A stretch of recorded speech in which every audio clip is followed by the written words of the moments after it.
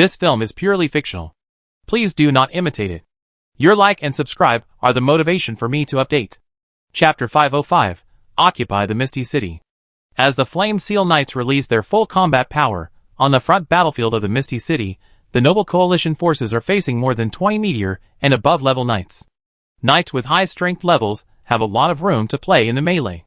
They don't have to fight with tough guys like Gushin and Ivan, but can swing the sharp blade in their hands at weak knights. Even though the Noble Coalition had been trained to attack strong enemies in small teams. When the enemy's strength reached a certain level, a small team of 5 or 6 people was not enough. They were like wolves entering a flock of sheep, and like cutting melons and vegetables. They killed a large number of them in a short time, dealing a heavy blow to the Noble Coalition. Fortunately, Gushin, Ivan and others reacted, quickly crossed the battlefield, and came to Ural and other Silver Moon level soldiers, which prevented the loss from further expansion. Ural, since you have such power, why did you let the outpost camp, watchtower and flame fortress fall? If you didn't do this, how could you enter the Misty City so quickly? If you didn't do this, how could you be careless and not continue to increase your troops? Ivan, Ural, the two had fought many times on the border, and now they were fighting together, under the collision of powerful forces. The soldiers fighting around them avoided them. Ivan suddenly realized that this was the other party's plan, based on his understanding of Ural. This border earl of the kingdom of Trisha has always wanted to become a border marquis, or even a duke. Perhaps it would also be in the interests of the other party to clear out the other noble territories in Watchtower. Unfortunately, it is still uncertain who will win or lose this battle. Ivan stepped forward, and wind elements lingered around his body. As a Silver Moon Knight who practiced both magic and martial arts, he had many tricks to use in battle.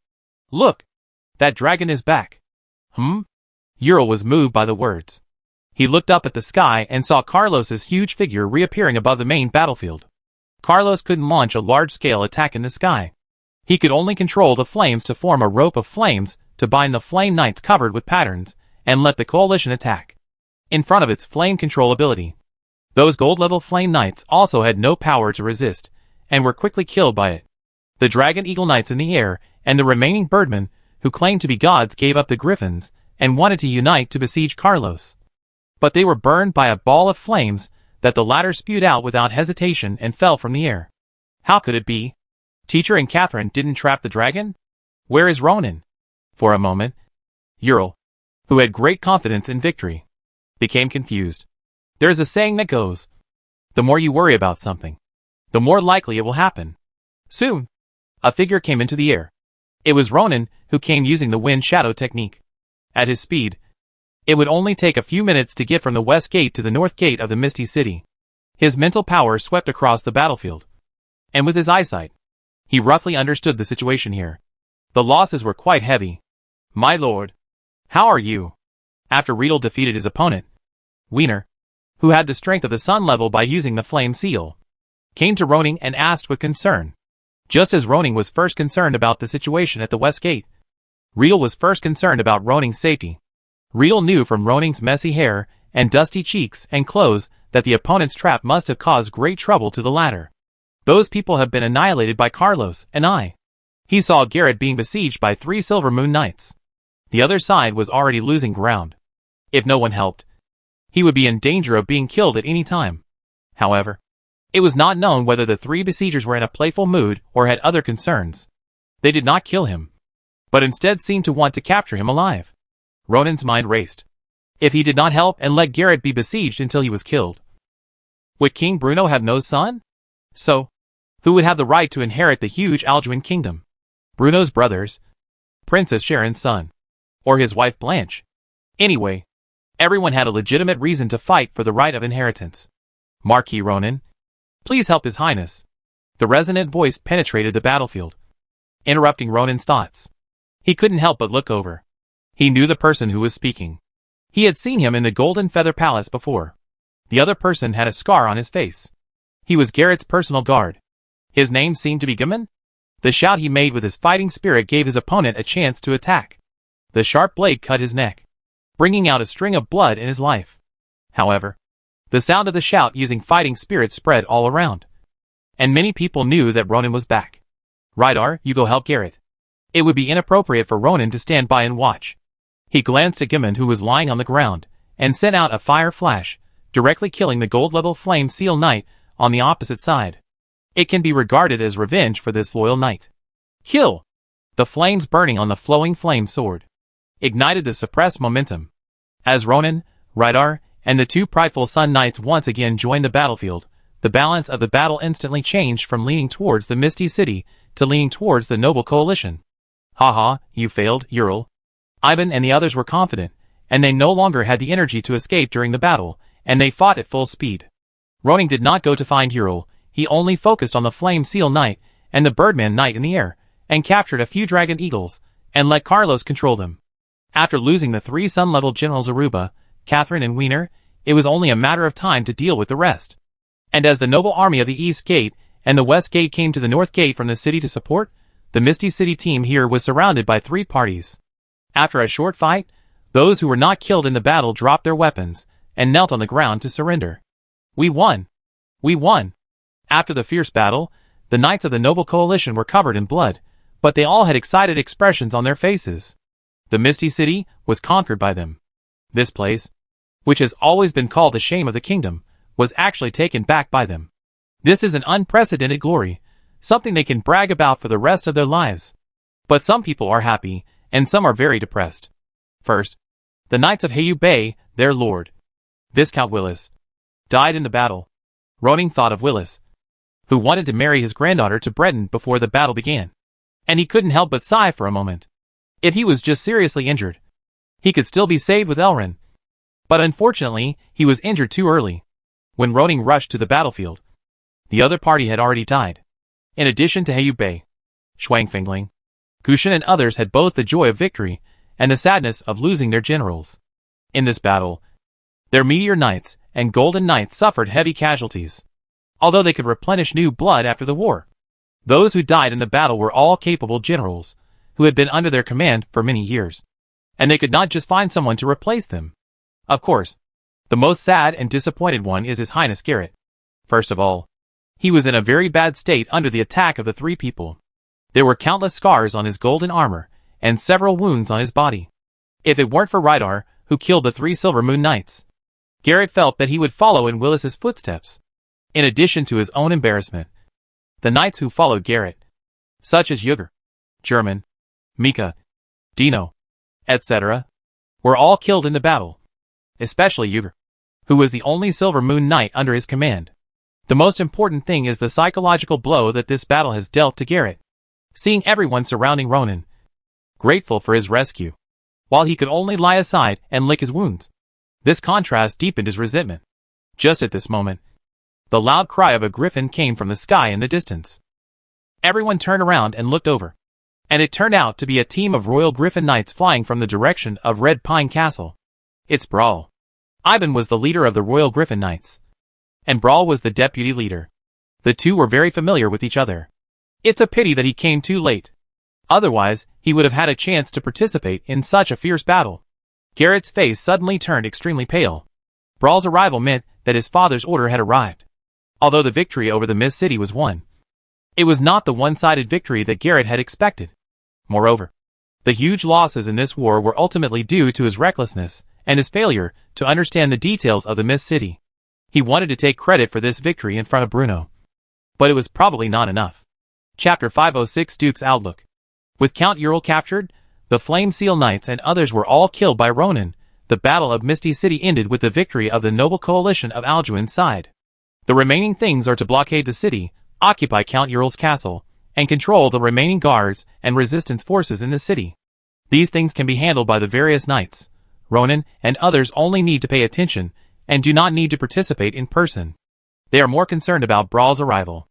In fact, Brawl was also very shocked. He set off in the middle of the night after receiving the letter from His Majesty the King. Although the night flight was a bit slow, he still arrived at Red Pine Castle in the afternoon.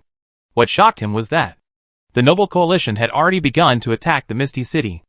And when he just flew to the Misty City, the battle was actually over, and the winner was actually the Kingdom of Alduin. It seems that it is not difficult to capture the Misty City. Marquis Ronan, this is the letter from His Majesty to you. Brawl handed Bruno's letter to Ronan. His Majesty also brought congratulations on everyone's victory on all fronts. I didn't expect that you have even captured the Misty City. Everyone laughed. Indeed, the progress of this war was a bit fast. Ronan tore open the letter and read it in front of everyone. He was curious why a letter was sent to him alone, instead of to Garrett. After he finished reading, he looked at Garrett. It turned out that there were so many twists and turns. Garrett seemed to feel Ronan's gaze. The two looked at each other. Ronan saw evasion in the other's eyes. He smiled slightly and said, "Your Majesty expected that we would take over the Misty City. So after we took over the Misty City, we should not continue to march to the kingdom of Trisha, but stay in the Misty City first to prevent the other side from counterattacking." Everyone nodded. Haiwan can no longer attack. We have to transport the Viscount's body back to the territory. The speaker was Edmund, Willis's son-in-law, and the leader of the Haiwan Knights. In addition to the death of Viscount Willis of Haiwan in this battle, Nicola, the meteor-level deputy leader of the Knights, also died in the battle to protect Willis. 2 meteor knights died at once, and Haiwan suffered a huge loss. Viscount Willis sacrificed his life for the country. Please tell us the date of the funeral. We should go there to pay our respects, Ronan said. Edmund nodded solemnly. I will convey your intention to William. After that, he led his men to transport the bodies of Willis, Nicola, and others back. However, the Knights of Heiau Bay did not completely evacuate. As the victorious party, they had to leave people to share the fruits of victory. Unfortunately, the master was not there. Although Edmund was Willis's son-in-law and the leader of the Knights, he could not represent the Heiau family. He could only rush back to the territory as soon as possible and ask Willis's son William or other members of the Heiau family to come. We also need to reorganize, Count Ivan said in a deep voice. Ural's counterattack was too sudden, and each of us suffered great losses. Your Majesty told us not to continue the march, which was correct. If anyone suffered less losses in this battle, it was only the noble army responsible for attacking the east and west gates. At this time, a knight came to Gushan and whispered a few words. Then Gushan looked at Ronan. Ronan, my knight is bleeding badly, but he should still be saved. I need the help of your magician, Mr. Elrin. Ronan nodded. Just go to Elrin. He is very keen on saving lives. After the victory of the war, Elrin basically saved people on his own initiative. Ronan never objected to this approach of increasing the impression of the nobles and increasing Elrin's own influence. After a brief communication, Brawl brought Ronan to Garrett. Your Highness. Brawl bowed slightly. His Majesty asked you to return to the Golden Feather Palace immediately. He has something to see you about. Brawl knew the hidden truth. However, in order to protect the face of the royal family and Garrett himself, he did not say it clearly. You want me to go back? What about the affairs on the front line? Garrett's face was not very good. He also wanted Elrin to help him with treatment, but he couldn't bring himself to do it. Brawl replied, the command of the front line will be temporarily handed over to Count Gushan and Marquis Ronan. His Majesty has already explained it in the previous letter. The Misty City was breached under my command. I washed away the shame of the Alduin family for decades. Now that we have just won, my father wants to remove my command? Garrett said stubbornly, go back and tell my father that I don't agree. He knew that once he went back, it would be difficult for him to go to the battlefield again. In the next battle against the kingdom of Trisha, he would probably have no chance to command Ronan again. Brawl knew Garrett's temper, and he was no match for him. If he had to force it, he could only ask Ronan for help. Ronan didn't waste any words, and directly handed Bruno's letter to Garrett. His Majesty also gave me an order. If you don't cooperate, I will let Carlos send you back. Garrett looked at the words on the letter, and his anger surged. It turned out that in Bruno's heart, he had unknowingly become an immature and unstable child, and he was really upset by Ronan's weak tone. A shadow passed by, and Garrett couldn't help but look up. The figure of the dragon made him uneasy. Garrett took a deep look, and then snorted coldly. Matt, help me go back to Red Pine Castle first, and then go back to Golden Feather City. In the end, he chose to compromise. He was not worried that Ronan would really let the dragon deal with him, but he was worried that if he didn't compromise, Ronan would tell others that he replaced Gushan as the commander. Ronan took Bruno's letter back. Your Highness, go back and recuperate. Leave the attack on the kingdom of Trisha to us. Garrett remained silent, and walked away quickly with the help of his knights. Ronan put the letter away. At Bruno's request, Ronan did not tell Gushan and other nobles about Garrett's seizure of command, but he could keep the letter. The noble coalition left a part to clean up the battlefield, and the rest took down the Misty Castle. More than 30 years ago, there was a rumor that whichever side occupied the Misty City would be the legal heir of the Orlan Empire. It's not that this city was once the capital of the empire, but in the battle between the two countries, it was gradually given this meaning. Of course, as the defeated party, the kingdom of Alduin would not mention this. As the castle was taken, the nobles held a simple dinner, eating and drinking while talking about the achievements of each family. Basically, how many enemies were killed, how many meteor knights, how many golden knights, how many people were captured, etc. Among them, Ronan's record was the most dazzling. Single-handedly, plus a dragon, killed General Aruba, who had been famous for a long time in the kingdom of Trisha and became a knight of the prideful sun. In addition, there were 2 silver moon knights, 5 meteors, several golden knights, etc. In addition, Rydar also killed a sun knight, 3 silver moon knights, which should also be attributed to Ronan. In other words, in one battle, Ronan killed 2 sun knights, 5 silver moon knights, and several meteor and gold knights. Other nobles may have exaggerated their achievements, but Ronan's achievements are seen by everyone, real achievements. This achievement is too important, so important that they dare not question it. Ronan, I think I have to congratulate you in advance. Brawl suddenly laughed. What? Ronan asked with a smile. Brawl said, at the last ceremony, His Majesty wanted to confer you the title of Duke, but because of your lack of military achievements, you were finally conferred the title of Marquis. He paused, looked around at the nobles, and everyone understood. Ibn smiled and said, in this battle of the Fog City, Ronan, Retta and the dragon played a very important role. Such a record is enough to make up for the previous gap. This time, no one should have any objections. Right? Congratulations. The nobles and knights stood up one after another. Whether they were sincere or echoing, they all congratulated. Ronan couldn't refuse. So he picked up the wine glass and started drinking with everyone. He hadn't even warmed up to the position of Marquis yet. And he was about to become a duke? Ronan would fight with Bruno. But whether he would be made a duke in the end would depend on Bruno's opinion. After all, the last time he was made a duke. Although the objections of others played a big role, the key still lay in Bruno's will. Chapter 507 Reaction. Dragon City, the royal palace of the kingdom of Trisha. Since Tamriel's death, there have been bloody incidents in this palace, and there has also been a period of chaos. However, after Taro balanced the forces of all parties and secured his throne, this place has become as lively and solemn as before. It seems that nothing can be seen from the outside, but there have been huge changes inside. The country of Trisha, on the surface, seems to be ruled by King Taro, but in fact, in addition to Taro, the rulers are also the 2 founders of the Sacred Storm organization, namely Thranduil and Flame Wing. In fact, Taro was able to ascend to the throne, which was due to the contributions of the latter 2. At this time, the palace was filled with sorrow.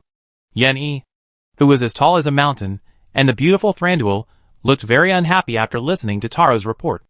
Aruba, Catherine, and Wiener were their hard-trained subordinates, and in order to convert them, these 2 people put in a lot of effort. Real effort. This, Ronan, is indeed our biggest worry, Yen-Yi said in a deep voice. They originally wanted to rely on the killing array and the sudden siege to kill Ronan and the dragon. But they didn't expect that in the end. Not only did they fail to kill the other party, but all their people were buried on the battlefield. And no one escaped. Thranduil analyzed.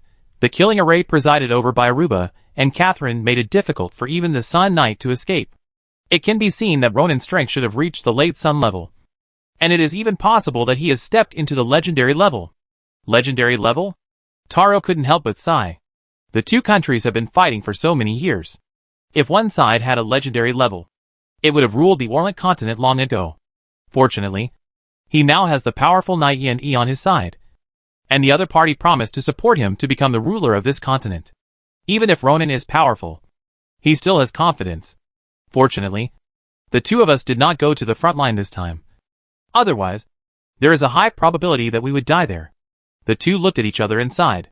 Yen-Yi, I am afraid that only legends have a chance to kill Ronan now. Thranduil suggested, you should stop using your hard blood to baptize and brand others. There is a high probability of failure when the Flame God and the Storm God transform apostles. almost 1 in 10. But for certain talents, in order to make the transformation go smoothly and succeed, Yin can condense his blood and sweat to activate the flame emblem, so that the transformation will be 100% successful. The only disadvantage of doing so is that Yin Yi's strength will drop rapidly during this period of time. In order to quickly expand his power, Yin Yi did a lot of such things, which also caused his strength to gradually retreat to the level of the early stage of Jiayang. In the past, they thought that no one could threaten him, so it didn't matter. Now that Luo Ning has appeared, they have to be cautious. But if he wants to recover to his prime, it will take at least 2 or 3 years if he relies solely on rest without external help. Fortunately, no outsiders know his secret, so Ronan will not rashly come here to challenge him. I'm ready to stop, he said, and thought of someone. But if I can win him over, he will be the last person I will devote my efforts to. Thranduil nodded slightly. Garrett is indeed a good seedling. With the flame seal, his ability will increase sharply. What I value most is his identity, which can stir up the situation in the kingdom of Alduin and give us more time. What they lack most now is time, especially when Flame Wing still needs to recover. Your Majesty, I think it is very suitable for you to handle this matter. Thranduil looked at Taro, who was sitting on the throne. In a sense, Taro and Garrett are very similar. The difference is that the former does not have as strong a talent as the latter. When Taro heard this, a complex expression flashed across his brows. Although the two people in front of him were not interested in the kingship, they only wanted to run the so-called Holy Court. But he did not know whether introducing Garrett would threaten his position. However, he also admitted that in the current situation, it was indeed a good choice to win over Garrett. Don't worry. You too. I have already arranged this matter. Of course, if Lord Thranduil can give me some support, maybe the progress will be smoother. Oh! Thranduil was a little surprised. What plan do you have? Tell me about it. Taro showed a mysterious smile and immediately told his plan, causing Thranduil to nod. Okay, you can contact them. The three of them then discussed the issue of the border war, and they were surprisingly consistent on this point. They decided to arrange envoys to the kingdom of Alduin to request a truce, and at the same time, they would gather troops in various cities near the border. If the other side still attacked, they could also resist step by step and slow down the other side's progress. The purpose of everything was to buy time for them. As people from the Crescent Continent, Yin and Thranduil knew the power of a truly strong person, who could definitely destroy a country by himself. As long as there was enough time, they could train more powerful knights. Even if they were attacked to the Dragon City in the end, they could still turn the tide. On the other side, in the Golden Feather Palace, Bruno criticized and educated Garrett severely, and arranged several teachers to follow him around to teach him how to become a qualified crown prince. Garrett did not argue, but lowered his head and silently accepted his father's blame. Only at the end, he slowly raised his head and looked at Bruno. Father, if Ronan wants to usurp your throne now, do you have a way to resist him? Bruno knew it in his heart. 2 blazing suns, a giant dragon, and several meteors, the Silver Moon Knight. Even if he could really destroy Wushan territory and Moonlight Valley, with his ability, he could still come to Jinyu City to kill him openly, instead of assassinating him. The kingship is not about fighting and killing. Bruno sighed. If it's all about strength, your Uncle Ferenz is a Silver Moon Knight, and Andrea is also a Silver Moon Knight, and I am only a silver level. In front of them, I have no power to resist. But at least, if they betray, I and my knights can fight against them. Bruno did not deny this. To be honest, Ronan is really strong now. In terms of force, he has no good means to control the other party. It is very unlikely that the other party will betray the kingdom, or even kill him directly as the king. After all, Blanche is the other party's wife, and when they have a child, he is still the child's grandfather. Without a sufficient and legitimate reason, the two sides will not turn against each other. Although the Misty City has won, the battle between Gregor Land and the Scarlet Front has not achieved any results, and is still in a stalemate. Gregor Land is the front line in charge of the Gregor Principality of Ferenz, and it is against the Principality of Balaton, and the Scarlet Front is the front line in charge of the Principality of Vera of Andria, and its opponent is the Principality of Blackthorn. Among them, Screaming Island bypassed the North Sea and arrived at the port of the Principality of Vera to assist in the battle. Bruno looked at his son. Choose a place. I will let you serve as a military advisor to assist Ferenz or Andrea in the next battle, and let you hone your skills. It would not work to leave Garrett in Golden Feather City. Sending him to Misty City would increase the probability of friction with Ronan.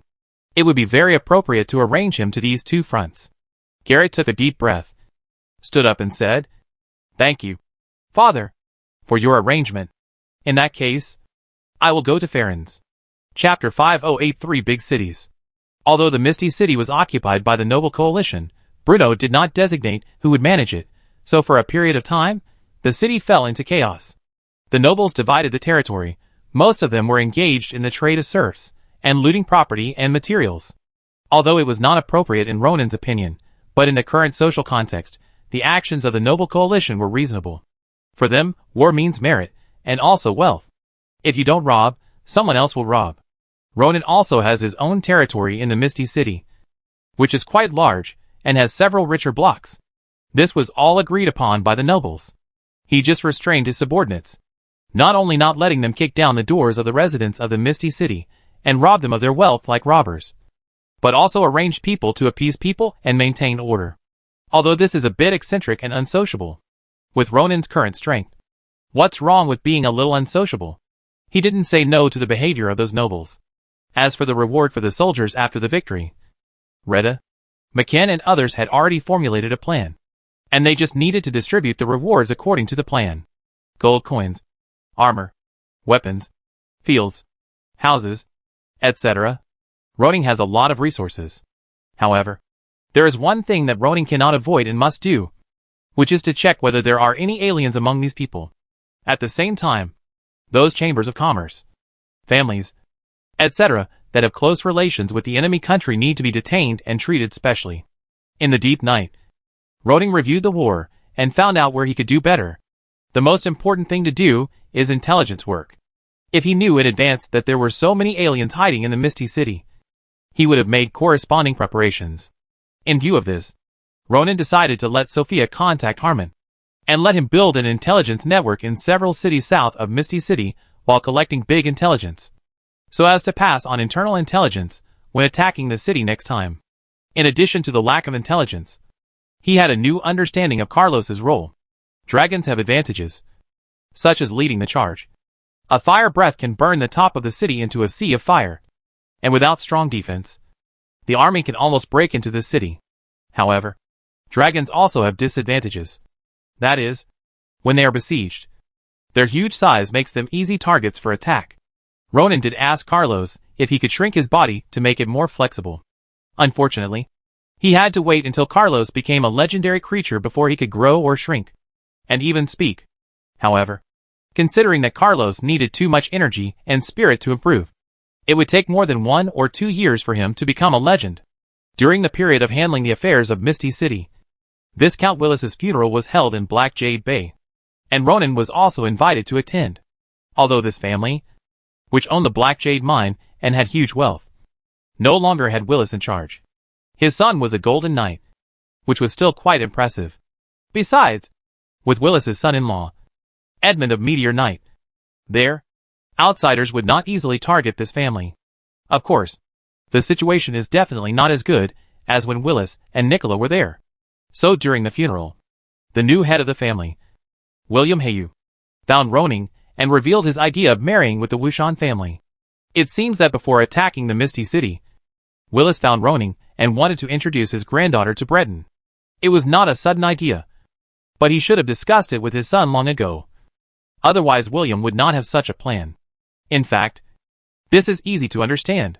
Let's not talk about Lulans, the long-established Marquis of Thunder. Now that he has regained his strength, the Wushan family is destined to enter the big stage. More importantly, Ronan, the new Marquis of the Kingdom, who is also the Knight of the Sun, who has a series of titles such as the Dragon. With the two of them, the Wushan family will surely become a giant in the future. Being able to marry such a noble is in line with the expectations of all nobles. In fact, many nobles have already climbed the gate of Wushan Castle, but Willis was the first one to find Ronan. Ronan had no choice but to meet William's daughter Lilia. This 16-year-old, relatively quiet girl is indeed talented in magic, probably at the same level as Irene, and now she is about to break through to become a high-level magician.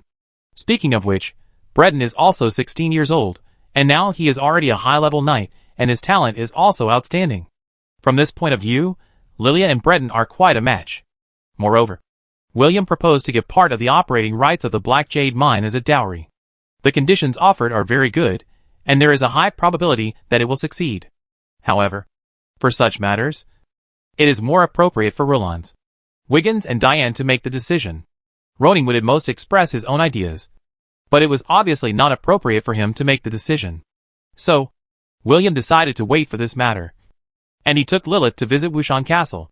Time passed quickly, and in the blink of an eye it was mid-September.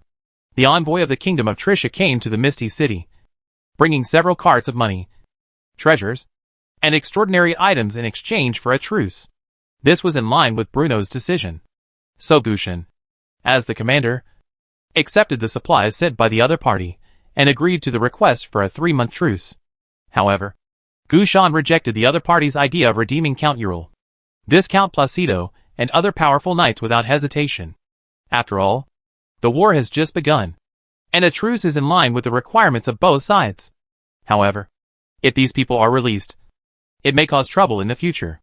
Don't let Ural go for a little money, and eventually a noble will be killed by the other party on the battlefield. This is too much of a loss. Although it is a truce period, defense cannot be relaxed. Many nobles returned to their territories, but left their teams in Misty City. Ronan was no exception. Misty City was now the bridgehead. He arranged for Retta to be here, and asked him to monitor the watchtower. Carlos was speeding in the sky, taking Ronan back to Moonlight Valley. A short absence is better than a new love. Ronan had been away for nearly half a month, and Blanche missed him every day. Sometimes she really wanted to ride a griffin to the front line. However, she also needed to take care of the affairs of Moonlight Valley. After thinking about it, she gave up. It would be better to go to Wubei territory if she had that time. As a marquise, it is her right to inspect her husband's territory. And this is also allowed by Roning. Now that Roning has returned, the two of them can't help but have a good time. After a lovemaking session, Roning hugged Blanche to rest, listening to his wife telling him about all kinds of messy things in the territory. And his mood was unprecedentedly peaceful. Roning, Ginny sent a letter, saying that Uncle Simon's steam train and ship have made progress, and the construction of Wubei port is faster than expected. It is estimated that it will be put into trial operation by the end of this year, and it will be officially completed in May or June next year. Blanche snuggled in Roning's arms and said with a smile, "Oh, by the way, Wubei City has also begun to take shape, and the number of people working and living there has reached 100,000. According to what you said, now Purple Thunder City, Moonlight City, and Wubei City have all reached the level of 100,000. This is really gratifying." Luo Ning was a little surprised. "I remember that there were not many foreign population inputs to Wubei City. How could there be more than 20,000 people? The entire Wubei territory already has more than 200,000 people. The grain harvest has been good in the past 2 years, and the population has grown very rapidly. The net population growth in Wubei territory alone has exceeded 30,000 people." Blanche explained, "Wubei territory now has 2 large labor bases. One is the coal mine in Swamp Town, which requires a large number of workers, and the other is the construction of Wubei City. If there is a demand for labor, it can attract people to these 2 places to make a living. So Wubei territory is not without foreign population input, as you said." Roning couldn't help looking at the other party, and said in surprise, "Not bad? How do you know so clearly?" "I'm working hard." Blanche stuck out her tongue, and said proudly, "In addition to practicing magic, I will go to Wubei territory when I have nothing to do. I want to know more about your past, and learn how you manage the territory, so that I can promote it in Moonlight Valley." "Not bad. You really deserve to be my butler." Ronan smiled and leaned down, and began a new round of exploration, "to reward your hard work. I will work harder today." "Ah. No. It's enough tonight." "How can this be enough?" For a while, the room was full of spring. Chapter 509 Changes in Wubei Territory. With the end of the Battle of Misty City, the 2 kingdoms fell into a short truce. In order to reward the nobles who made outstanding contributions in the war, Bruno scheduled a celebration banquet at the end of the month. The location was not set at the Golden Feather Palace, but at the Misty Castle. This place was a place he had fought in his youth but failed to capture, and it was also the biggest regret of his father, King Alduin IV Klinsman, before his death. Now that the city was captured by Alduin, as the contemporary king, it was naturally necessary for him to come here. The celebration banquet is a reward banquet. I believe that the nobles who attacked the Mist City will receive generous rewards. Among them, the most interesting one is naturally Ronan. Many people speculate that His Majesty the King will give this young noble, who has just become a marquis, a higher title. Just as Brawl and others said that day in the Mist Castle, in their eyes, Ronan is already the next Duke of the Kingdom of Alduin. Ronan was also very much looking forward to the celebration banquet after receiving the invitation letter. Becoming a Duke can bring him a great improvement, let him get one step closer to the legend, and make him more confident in the next battle with the alien race. However, these are all speculations by outsiders. How to reward Ronan for his performance in this war depends on Bruno's ideas. But Ronan will not wait for arrangements. He asked Blanche to go back to Jinyu City. In name, it was a visit to her mother's home. But in fact, he had two expectations.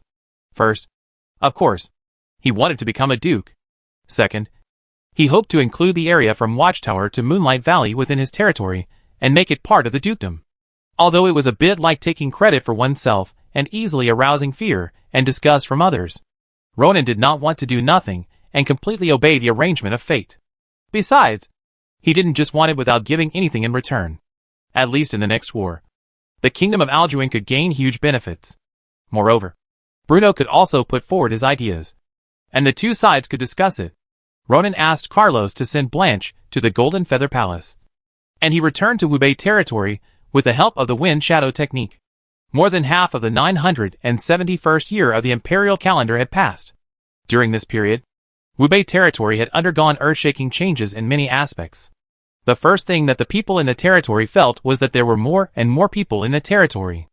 Even the mountain town, which was once a remote place, now had large and small caravans coming and going, purchasing the paper produced here and selling it outside. Although parchment still has a high status in Wishan territory, many people have begun to use this convenient and easy-to-use forest paper. Apart from other things, the cost is much cheaper than parchment. This also reduces the cost of books a lot, making the circulation of knowledge much cheaper than before. In addition to the large population, the reputation of several major industries in Wubei territory is also growing. The first is coal mines.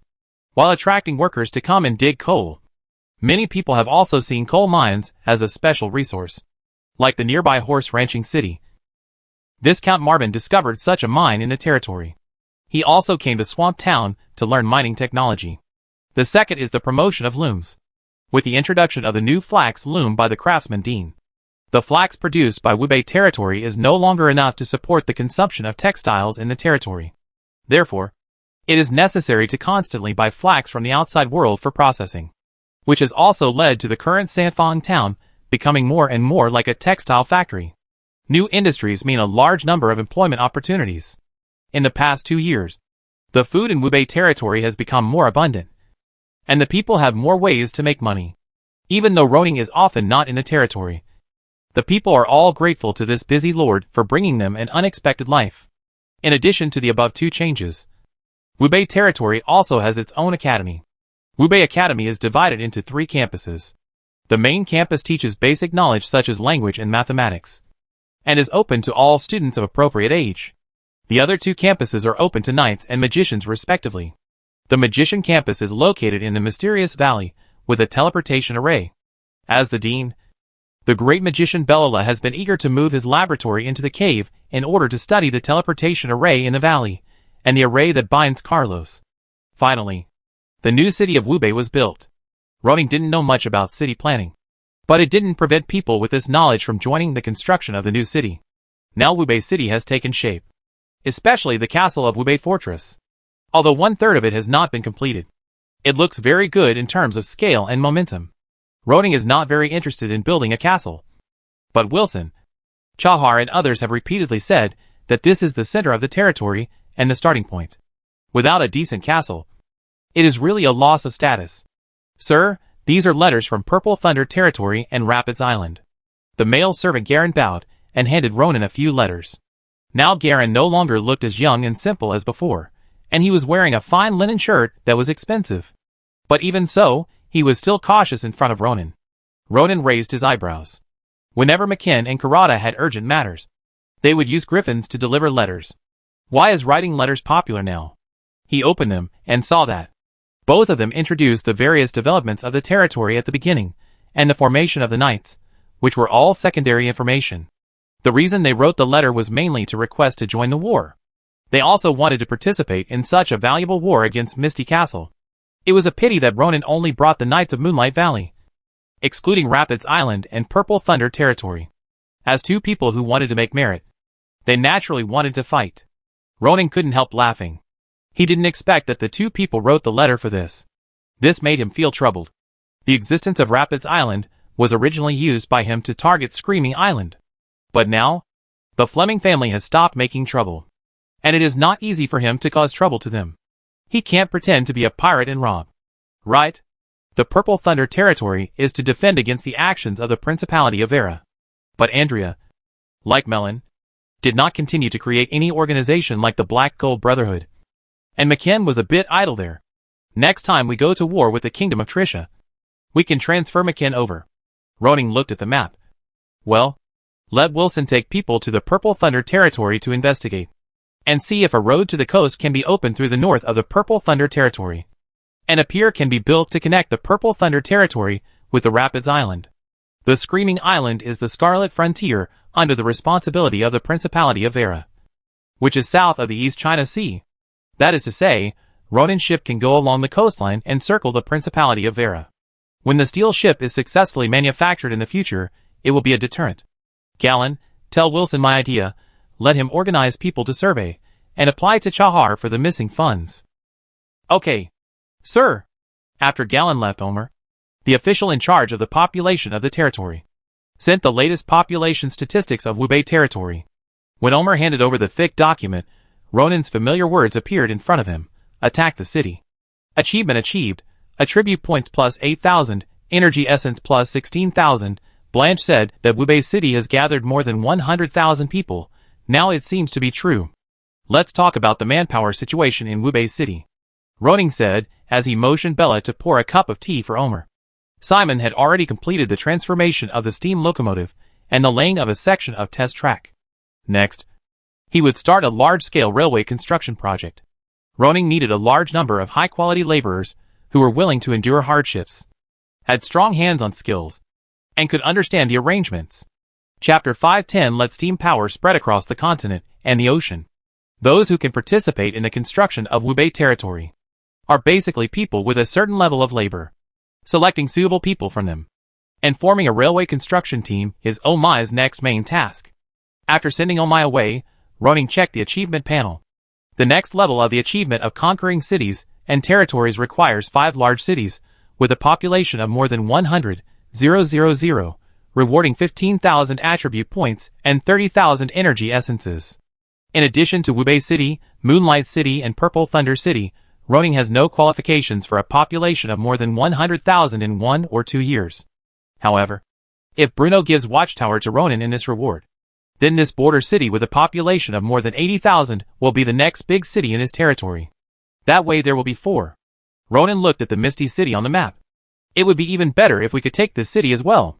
Count Ural's Misty City is a big city, with a population of more than 100,000 in the main city and the surrounding towns. If Ronan becomes the Lord of Misty City, he only needs to transfer 20,000 people from Misty City to Watchtower, and he can quickly complete this achievement. At that time, Zilei's attribute points had exceeded the breakthrough required, which could make him a legend. After Blanche revealed my idea to His Majesty the King, he will definitely talk to me again.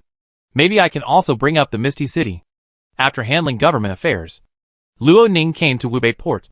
This port, which has been under construction for nearly 2 years, is now nearing completion.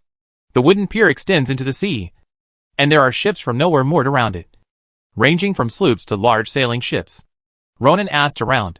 Some of these ocean-going ships came from the Principality of Gistana, some came from the more distant Principality of Ferensburg, and basically went to the Principality of Vera for trade. They had heard rumors that the port was being built in Wubei territory, so they stopped to take a look when they passed by. This also confirmed the views of Ronan and Viscount Vittorino at the time. As long as Wubei port was built, business would be inevitable. To the north of the dock, Wubei territory built a steam locomotive factory and a shipyard for Sheeman. Although it was a bit crude, it was convenient for Simon and Carlos to work. Haha, Ronan, you're here. It was already autumn, and the temperature at the seaside was low, but Simon was shirtless, working, drinking soju, in a very good mood. I heard that you returned to Wubei territory, and I knew you would come. Come on, and see my masterpiece. He led Ronan all the way north, and came to a huge, leveled area, where 400 or 500 meters of rails were laid, and one section was curved, which could achieve turning. Seeing this familiar track, Ronan was a little dazed, and subconsciously thought that he had returned to the original world. Well done, Simon. You are the most powerful engineer I have ever seen. Simon lit the coal in the combustion chamber and started to boil water, and said with a smile, "This is all thanks to you and Sophia. I am just responsible for the transformation." Although he said so, seeing the big guy in front of him, Simon's eyes were full of satisfaction. I am amazed at the power of this thing after it is started. But the disadvantage is also obvious. The startup time is a bit long. Simon said, I mentioned this to Sophia, and she plans to add a magic array diagram of flame-like column in the combustion chamber, so that the startup time can be greatly shortened. Ronan nodded. Yes, but this can be used as a technical attempt before the railway is promoted. We don't need to rush to update the technology of steam engines. Ronan also thought about internal combustion engines, but that thing was too complicated and too sophisticated. He didn't know where to start. Maybe he could come up with a concept and leave it to future people. For now, it is enough to promote steam locomotives. The two talked while waiting for the steam engine to start. After about 10 minutes, Simon saw that it was almost done, so he released the brake. With a sharp puff, the steam from the boiler swirled around the front of the train, and the chimney of the front of the train continued to emit billowing black smoke, which intertwined with the steam, forming a spectacular scene of the industrial age. The steam train started smoothly. Luo Ning couldn't help but feel a sense of accomplishment in his heart, which was no less than winning a war. This sound is so beautiful. Simon couldn't help but say, when I first heard the sound of the steam train starting, it's no exaggeration to say that my scalp almost exploded. The steam train was accelerating, but Simon obviously had experience. He released the brakes before he reached the halfway point, and quickly closed the steam valve to release the steam, slowing down the speed of the train. After passing the small curve, it came to a steady stop. How is it? Simon clapped his hands and asked with a smile. Ronan gave a thumbs up. It's close to the train I imagined. Simon patted the hot body of the train proudly. The nose is a little small now. I'll make a bigger one when I have time. It will be more powerful. Ronan nodded and said, You can do all this. If you need materials and money, write a list to Chahar and let him arrange it for you. But there is one thing to pay attention to, he emphasized. No matter how powerful it is, the wheels and tracks must maintain the same standards. Don't wait until the locomotive is built. But it can't run on the laid railway track, with the power to formulate standards. No matter where the railway is to be built in the future, it is necessary to follow this set of standards. This is actually another kind of land. Simon laughed and said, Don't worry. I won't be stupid enough to build a locomotive and ask you to lay hundreds of miles of railway again. He obviously didn't realize the importance of standards. Well, I asked Omer to collect suitable employees 2 days ago. Our first railway from Swamp Town to Wubei Port will probably start construction soon. At that time, you, the chief mechanical engineer, will be needed to preside over the work. Simon was not opposed to this job at all. Perhaps it was due to excitement, or perhaps it was a little drunk. He said proudly, My eyes are the ruler. If there are any unqualified places in the railway specifications, I can find them at a glance. If ordinary people say this kind of words, it is indeed a boast. But the one who said this was the Silver Moon Knight. His observation is very sharp, and his mental strength is much higher than that of ordinary people. He can really tell whether the level, slope, and other aspects meet the requirements with his eyes alone. Although I believe you have such ability, you still need to train more apprentices for me. Ronan smiled and drew a big circle. Our railways will cover the entire Orient continent, and even the Crescent continent. You can't expect one person to complete such a huge project. Right? Hiss. Simon took a breath, and the railways to various places appeared in his mind. Such a scene made his scalp numb. No wonder Sophia said you have great ambitions. You can tell from the railway alone. He couldn't help but drink a sip of soju. I can see that you will definitely be the master of this land in the future, and will bring a huge change to the world. Ronan teased. It is said that people who can make things are not good at speaking. I think you are different. I am not good at boasting. But I will still tell the truth. Simon took Ronan to the next venue. Come on, future master. I will take you to see the steam-powered ship. I believe that its future track will also be spread all over the ocean like the railway. Chapter 511 Marriage. After nearly 2 years of expansion, the permanent population of Wubei territory has now exceeded 200,000. And with the expansion of Ronan's influence, coupled with the reputation of Elrin, Rydar, and others in the outside world, and the endorsement of Belora, more and more outstanding people have the idea of coming to Wubei territory to seek opportunities. Today, this place is no longer like the original Shanlin town, where it is difficult to even find a literate person. As long as Ronan needs it, it is not a problem to form a clerical team of 100 people. Therefore, there were many new faces among the officials and knights that Ronan did not recognize. He took advantage of the time he stayed in Wubei territory to get to know these new people in a cursory manner, and then inspected several major industries in Wubei territory to guide the future development direction. In this process, Ronan also realized that his energy was limited, and it was impossible for him to grasp every detail. When the scale expanded to a certain extent, he should control the direction of development. Therefore, he decided to hold a large-scale meeting in the territory every year. The meeting was tentatively attended by the governor of each city, the head of the knights, and major officials.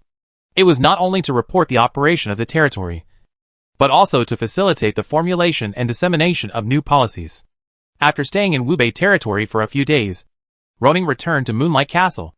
At this time, Blanche, who had gone to the Golden Feather Palace, had returned. How is it? What did your majesty say? Blanche had a smile on her face, and it looked like there should be a happy event. Father is full of praise for you. She smiled and said, he said that it is my blessing to marry a man like you, and asked me to cherish you and give birth to a child for you as soon as possible to continue the bloodline of the Wushan family. Ronan helplessly spread his hands. We have been doing this, but there is no movement yet. But Blanche, I found that you have become naughty, and you know that I am not asking about this. Haha. Blanche smiled and sat in Ronan's arms. His Majesty agreed. He said you are the strongest in the kingdom of Alduin, and you have killed 2 enemy generals for the kingdom, with outstanding military exploits. It is not difficult to be promoted to Duke. Ronan nodded slightly. From your tone, I can hear that there should be a but? Yes. Blanche sighed. Father said that he will discuss the matter of being conferred a duke with you in detail after you arrive at the Misty Castle. I wanted him to tell me what was involved, but he didn't tell me. The duke must be a little different. Those who can sit in this position are mostly people with close ties to the royal family, such as brothers, like Andrea of the Principality of Vera. Although he is of a different surname, his spouse is the aunt of His Majesty the King. He ascended to the throne of the Duke after years of bloody battles, and the efforts of several generations, as well as the support of His Majesty Klinsman. Ronan now basically has the conditions: marriage with the royal family, military victory, wealth accumulation, and strength blessing. However, this does not mean that Bruno will give the title of Duke to Ronan without any hesitation. He will definitely discuss some cooperation content. In the final analysis, it is still a matter of interests. Thank you for your hard work this time. Ronan hugged Blanche's waist and stroked her hair with a smile. What's the hard work? Carlos is much faster than the Griffin. From Moonlight Valley to Golden Feather City, I can run back and forth several times a day. After all, it is an 8th level monster. How can a Griffin compare with it? Speaking of which, Ronan has accumulated more than 20,000 energy essences, which is enough to upgrade Carlos to the 9th level. However, in the Battle of Misty City, he saw the limitations of the dragon, and after much thought, he still felt that it was necessary to add a legendary level to his side. According to Sophia, there is a qualitative leap between legendary and prideful sun. In the past, it was said that 3 Silver Moon Knights have a chance to beat a prideful Sun Knight, but 3 prideful Sun Knights will definitely not beat a legendary knight. Moreover, with Carlos' current strength, it is completely enough to attack the city. Therefore, Ronan decided to use these more than 20,000 energy essences on Rydar first. After Ronan and Blanche had a good time together, they went to find Carlos. There should be no siege in the short term. Now Ronan no longer relies on the dragon to travel between places. With the wind shadow technique, his speed is not bad. So, He asked Carlos to return to Wubei territory to help Simon with welding. Oh no! To make railroad tracks. With the dragon's ability to control fire, it will definitely help the railway project between Swamp Town and Wubei City to be completed as soon as possible. A dragon who was imprisoned and autistic was not at all opposed to such an arrangement, and he was devoted to this creative work. And Carlos was still happy to do it. Soon, the end of the month arrived. According to Bruno's arrangement, a celebration banquet for the frontline soldiers would be held in Misty Castle. Ronan brought Blanche to Misty Castle one day in advance. There were not many nobles who came to Misty Castle this time. They were basically all nobles who participated in the war. It is worth mentioning that Ronan did not find Garrett in Misty Castle. Through Blanche, he learned that His Royal Highness the Crown Prince had gone to the Principality of Ferensburg to help his uncle Ferens fight against the Principality of Balaton. This was probably Bruno's decision after the other party violated his orders. But it didn't seem to hurt Garrett's face at all. After all, the Battle of Misty Castle had just ended, and the other party went to a new battlefield without stopping. It can be said that they were fighting for the kingdom. I believe that some people who know the inside story will not publicize Garrett's things. Haha. Ronan. Come! Gushin, as the border commander, was arranged to host the banquet after Bruno arrived. Almost all the nobles have arrived. Your grandfather is also talking in the hall. You are the only one missing. As he spoke, he also greeted Blanche beside him. I thought I came early enough, but I didn't expect to be the last. Ronan smiled and said, It seems that everyone is very interested in this celebration banquet. When Ronan arrived in the hall, he immediately attracted everyone's attention. Even Roland's nodded in appreciation with great satisfaction. This is his sad place.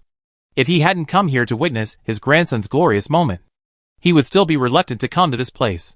After a short reunion, Ronan received an invitation from His Majesty the King. Only when he was on his way, Lilens found Ronan. I didn't expect that. With just one battle, your achievements have surpassed my level for most of my life. Lilens patted Ronan's shoulder, and the two of them strolled on the lawn. Your Majesty asked you to come over this time, for the promotion. Right? Ronan nodded, and told him about asking Blanche to go to the Golden Feather Palace. In this regard, Roland's eyes were full of relief. There were fewer and fewer things he could instruct Ronan on. I wanted to tell you something, but now it seems that there is not much to remind you, but there is one more thing. He paused. During the negotiation, even if he is the king, your father-in-law, some things should be insisted on. Roland smiled and said, In the more than 200 years since the establishment of the Kingdom of Alduin, there has never been a Sun Knight, not to mention that your subordinate Retta is also a Sun Knight. This is your capital, and your confidence. Don't worry, Grandpa. Ronan knew that Roland was worried that he would be bound by something. After all, both of them wanted to give the surname Wuxian the title of king. By the way, the Heyu family recently contacted me regarding the matter between Breton and William's daughter Lilith. Wiggins and Diane both thought it was a good idea. What do you think? Luo Ning was a little surprised. He did not expect William to be so fast. He thought for a moment and said, The Heyu family has a rich heritage. They not only control the Heyu mine, but also have unique forging technology. Now that Viscount Willis has died in battle, their family has lost its pillar and is inevitably coveted by outsiders. The marriage between the Wuxian and Heyu families is beneficial to both sides. I have also seen that Lilith. She is indeed talented in magic and is worthy of Breton. Lu Lan smiled and said, So, do you agree? Ronan nodded slightly. I have no opinion. But the most important thing is to see what Breton thinks. If he agrees, he will listen to our arrangements. Lu Lan smiled and said, Breton is a more honest child. He doesn't have as many ideas as you. Ronan couldn't help but smile bitterly. Why does it sound like you are saying bad things about me? Am I not honest? Chapter 512 The Duke of Conqueror. The study of the Lord of the Misty Castle. Count Ural built this place very luxuriously. It doesn't look like a war fortress at all. Bruno looked at every statue and every painting in the hall carefully, as if he was playing with a treasure. The more he looked, the better his mood became. As the knock on the door sounded, the guard announced that Ronan was here. He put away his thoughts of watching and sat down on the sofa in the living room of the study. Your Majesty, long time no see. Ronan walked in and greeted politely. Bruno stood up, smiling and motioning Ronan to sit down. This is not the Golden Feather Palace, nor are we in the Alduin Palace. There is no need to be so formal. You can call me father. Father. Or father-in-law like Blanche. Okay. Father-in-law. Ronan shouted with a smile. Bruno nodded with satisfaction. Even though Ronan was the strongest man in the Alduin kingdom, he was always respectful to him, which was what he was quite satisfied with. I only knew about Garrett's stupid things when the war started, but it was too late to stop him at that time. Bruno said seriously, although you and him are unhappy, I still hope you don't mind. After all, we are a family, and I don't want you to be unhappy all the time. He didn't talk about the promotion right away, but eased the relationship between Garrett and Ronan with a little apology. I hope so too, Ronan said frankly, but your majesty, I am not responsible for the conflict. On the contrary, I have been restrained for you and Blanche's sake. Hearing this frankly, Bruno sighed. Sure enough, Ronan was still a little angry with Garrett. After returning this time, I asked him to go to Brown Forest to help Farron's fight against the Principality of Barton. At the same time, I also arranged several experienced teachers for him. I believe that in the near future, he will improve his attitude towards you. Please be more patient. Sure enough, it was Bruno's operation to keep Garrett away from the front battlefield. However, Ronan was skeptical about whether the other party's arrangement would have any effect on Garrett. After all, Garrett was no longer a child, but in his 30s, with a mature personality and work style. It was too difficult to change him in a short time. Next, Bruno talked about Blanche, the deeds of General Aruba who was killed by Ronan, and so on. After more than half an hour, the topic returned to the main business. I heard from Blanche that you want a duke title. I have the same idea, and I have thought of several titles for you, Bruno said, taking a piece of paper from the side and handing it to Ronan. This kind of forest paper is very good, but the yellow one is a bit ugly. If there is high-quality white paper, we may be able to sell a batch to the Golden Feather Palace. Haha. The white paper is still under development. If it is made in the future, I will send you a batch as soon as possible, Ronan said, looking at the titles on the paper. Duke of Guardian and Development. Duke of Shield of the Kingdom. Duke of Frontier Guardian. Duke of Sword of the Kingdom. Duke of Conqueror. Ronan smiled secretly in his heart. The titles that the other party thought of were all based on the consideration of the kingdom, protecting the kingdom, expanding the territory for the kingdom. Which one do you like? Bruno asked with a smile. Ronan held his chin and thought secretly. After a while, he said, how about the Duke of Conqueror? He explained, I will wear this title and travel to every city in the kingdom of Tricia. Ha ha ha, good. Bruno was very satisfied. If there really comes a day, the kingdom of Alduin can become an empire on the continent of Orland, then I will confer you the title of King of the Wishon family. This is both Bruno's promise and his test. Under the empire, it is normal to have subordinate kingdoms. Bruno wanted to see if Ronan would let him sit on the throne. Ronan smiled and said, Thank you, Your Majesty, for your grace. I believe that day will come. Becoming a king is naturally his goal. As for whether he can become the master of the empire, it depends on whether he has the motivation behind him. The two smiled at each other. Bruno continued, Okay, Ronan, the reward and title are settled. Next, we should talk about the distribution of benefits. He shrugged. Blanche said, You want to include the watchtower in your territory? To be precise, it is the watchtower and the Misty City. Your Majesty, Ronan explained, I want to make this place a bridgehead for my conquest of the kingdom of Tricia. Okay. Bruno actually agreed directly. He actually wanted Ronan to become a border duke, so that he could resist the invasion from the south. After all, although Ronan is strong, the enemy country is not weak either, especially from the intelligence. The Holy Storm organization is very powerful, and can produce a group of strong people in a short time. It is not easy to conquer the kingdom of Tricia. However, Bruno also wants what he wants. He changed his words here, Watchtower, Misty City, and even Grey Valley under Melanica's charge. I can assign them to your territory. But Ronan, becoming a duke also has responsibilities. He said, You need to conquer more territory for me. At least before you take down one of the enemy's duchies. I will not give you more territory. And when you take down Dragon City, I will give you a sufficiently large territory. If nothing else, at least let your territory become the largest duchy under the kingdom of Alduin. Ronan pondered slightly. For him, after becoming a duke and obtaining a new territory, most of the tasks on the achievement panel have a basis for completion. So before taking over a dukedom or conquering the Dragon City, whether or not to obtain a new territory is not so important. Relatively speaking, population is the main thing. Only with more people can the industrialization in the territory be smoothly promoted. Your Majesty, I can agree to your request, but I hope that after conquering the city, I can take away some of the people there. Of course, captives are like other items. They are all spoils of war, and I allow you the right to take some of them. Bruno was very satisfied with Ronan's answer. What he wanted was to expand the territory, to make Alduin's territory bigger and bigger, until it became like the former Orlan Empire, spanning the entire north and south. He naturally didn't want to give part of the territory to Ronan or other nobles every time he conquered a place. After this reward is over, unless there are particularly significant combat results, the next reward should be a long time later. Next, the two discussed whether to go to war after the truce, considering that after the truce period, there will be the New Year celebration, and then the winter and spring farming. Ronan suggested a conservative attitude. As long as the other side does not attack, we will not take any action. We will continue to move south in May or June next year. During this period, he will arrange the affairs of Watchtower and Misty City. Bruno listened to this suggestion. He couldn't help but sigh. Ronan, I am very pleased that the kingdom suddenly has a strong man like you. It's just that you appeared too suddenly and rose too quickly. I always worry that I will suddenly lose you one day. Bruno earnestly warned. The leader of the Holy Storm organization seems to be no weaker than you.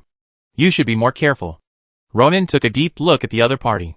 The loss Bruno mentioned seemed to be a worry that he would betray him. Don't worry, Your Majesty, Ronan said with a smile. As long as the kingdom can support me, whether it is the Storm Lord or the Flame Lord, it will not be easy to defeat me. Bruno nodded slowly. Of course, the kingdom of Alduin will definitely support you. Chapter 513, Impacting the Legend. The celebration banquet of the Misty Castle was held as scheduled. This was the king's reward to the victors of the war. From the dukes, marquises, to the unknown knights, as long as they performed outstandingly in the war and were nominated, they would be rewarded. Ronan simply counted. The number of honorary knights canonized in this battle alone exceeded 30. Those small nobles who responded to the war, although they did not get promoted, received generous money and material rewards. And the main team, such as Count Ivan of Schwangfingling and Viscount Hyuan who died on the battlefield, all received the camps they captured that originally belonged to the kingdom of Trisha as fiefdoms, just like the Watchtower. Of course, the most eye-catching person at this banquet was Ronan. As the Marquis of Moonlight Valley, he was promoted to the 4th Duke of the Kingdom of Alduin, the Duke of Conqueror, as expected by everyone. It is worth mentioning that this enthronement was very formal and grand. In addition to the oath, Bruno also prepared an agreement and explained the title of Conqueror to let the nobles participating in the banquet know that Ronan would fight for the Kingdom of Alduin and conquer a huge territory for the Kingdom of Alduin. In the early morning, the banquet was over. Rollans and Ronan were talking in the study, and the former read the appointment letter over and over again. Your Majesty is still very worried that you will have a change of heart. He smiled and said, whether it is the public announcement or this appointment letter, it emphasizes that you must be loyal to the Alduin family. You can't restrain me with strength, so I can only think of a way from a moral perspective.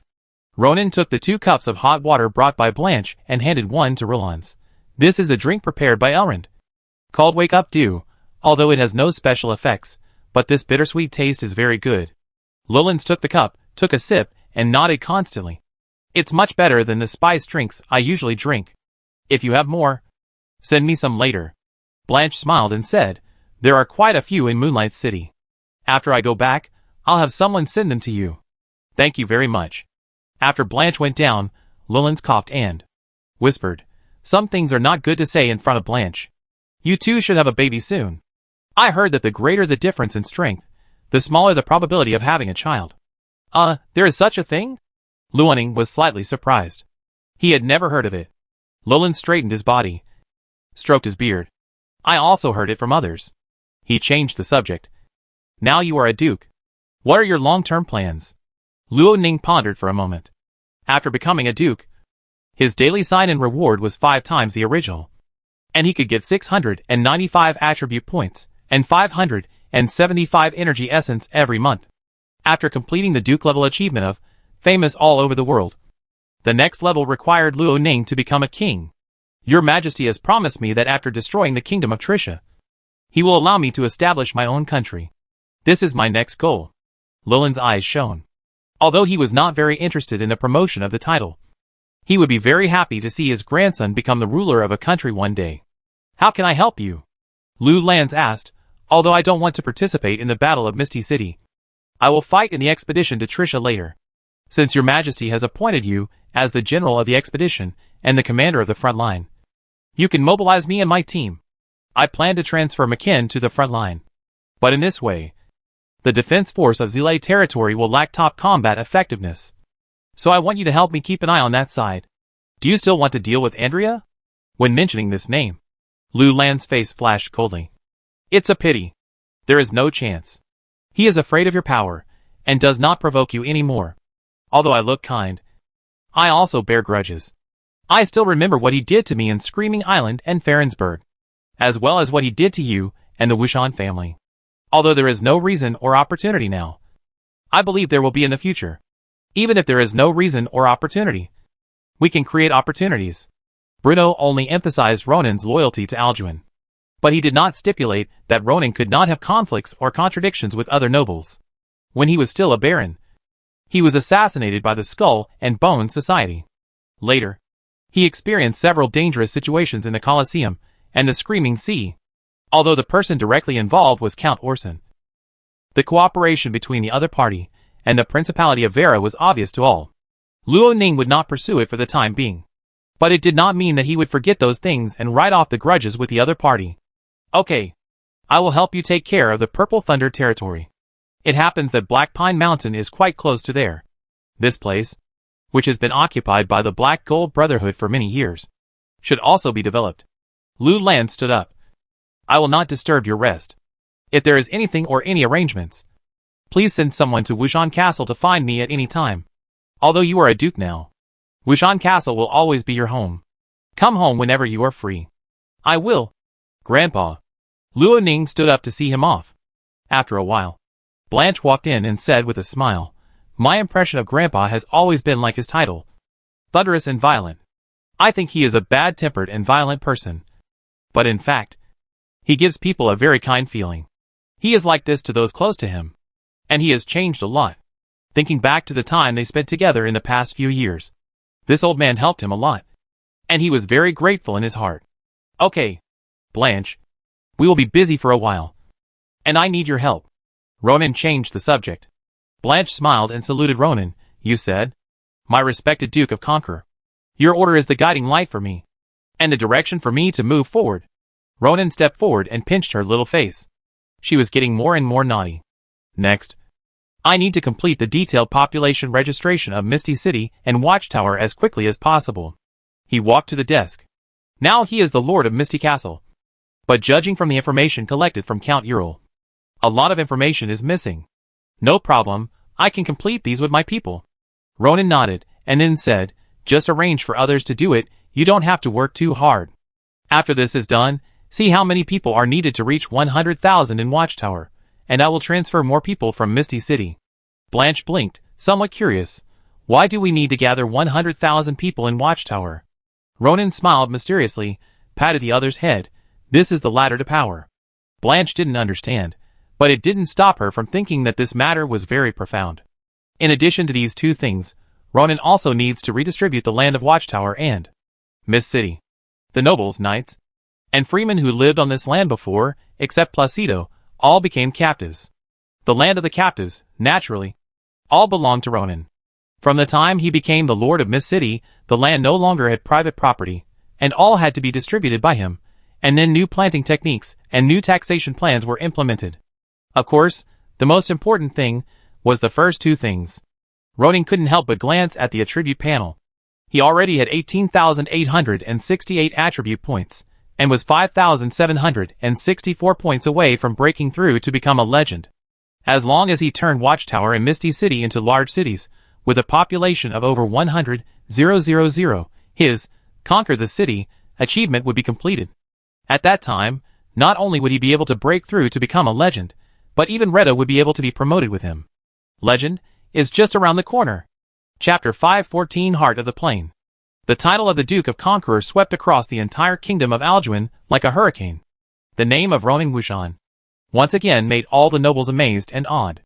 Gregor is the border of the Principality of Ferensburg, and it is fighting against the Principality of Balaton, which is under the Kingdom of Trisha.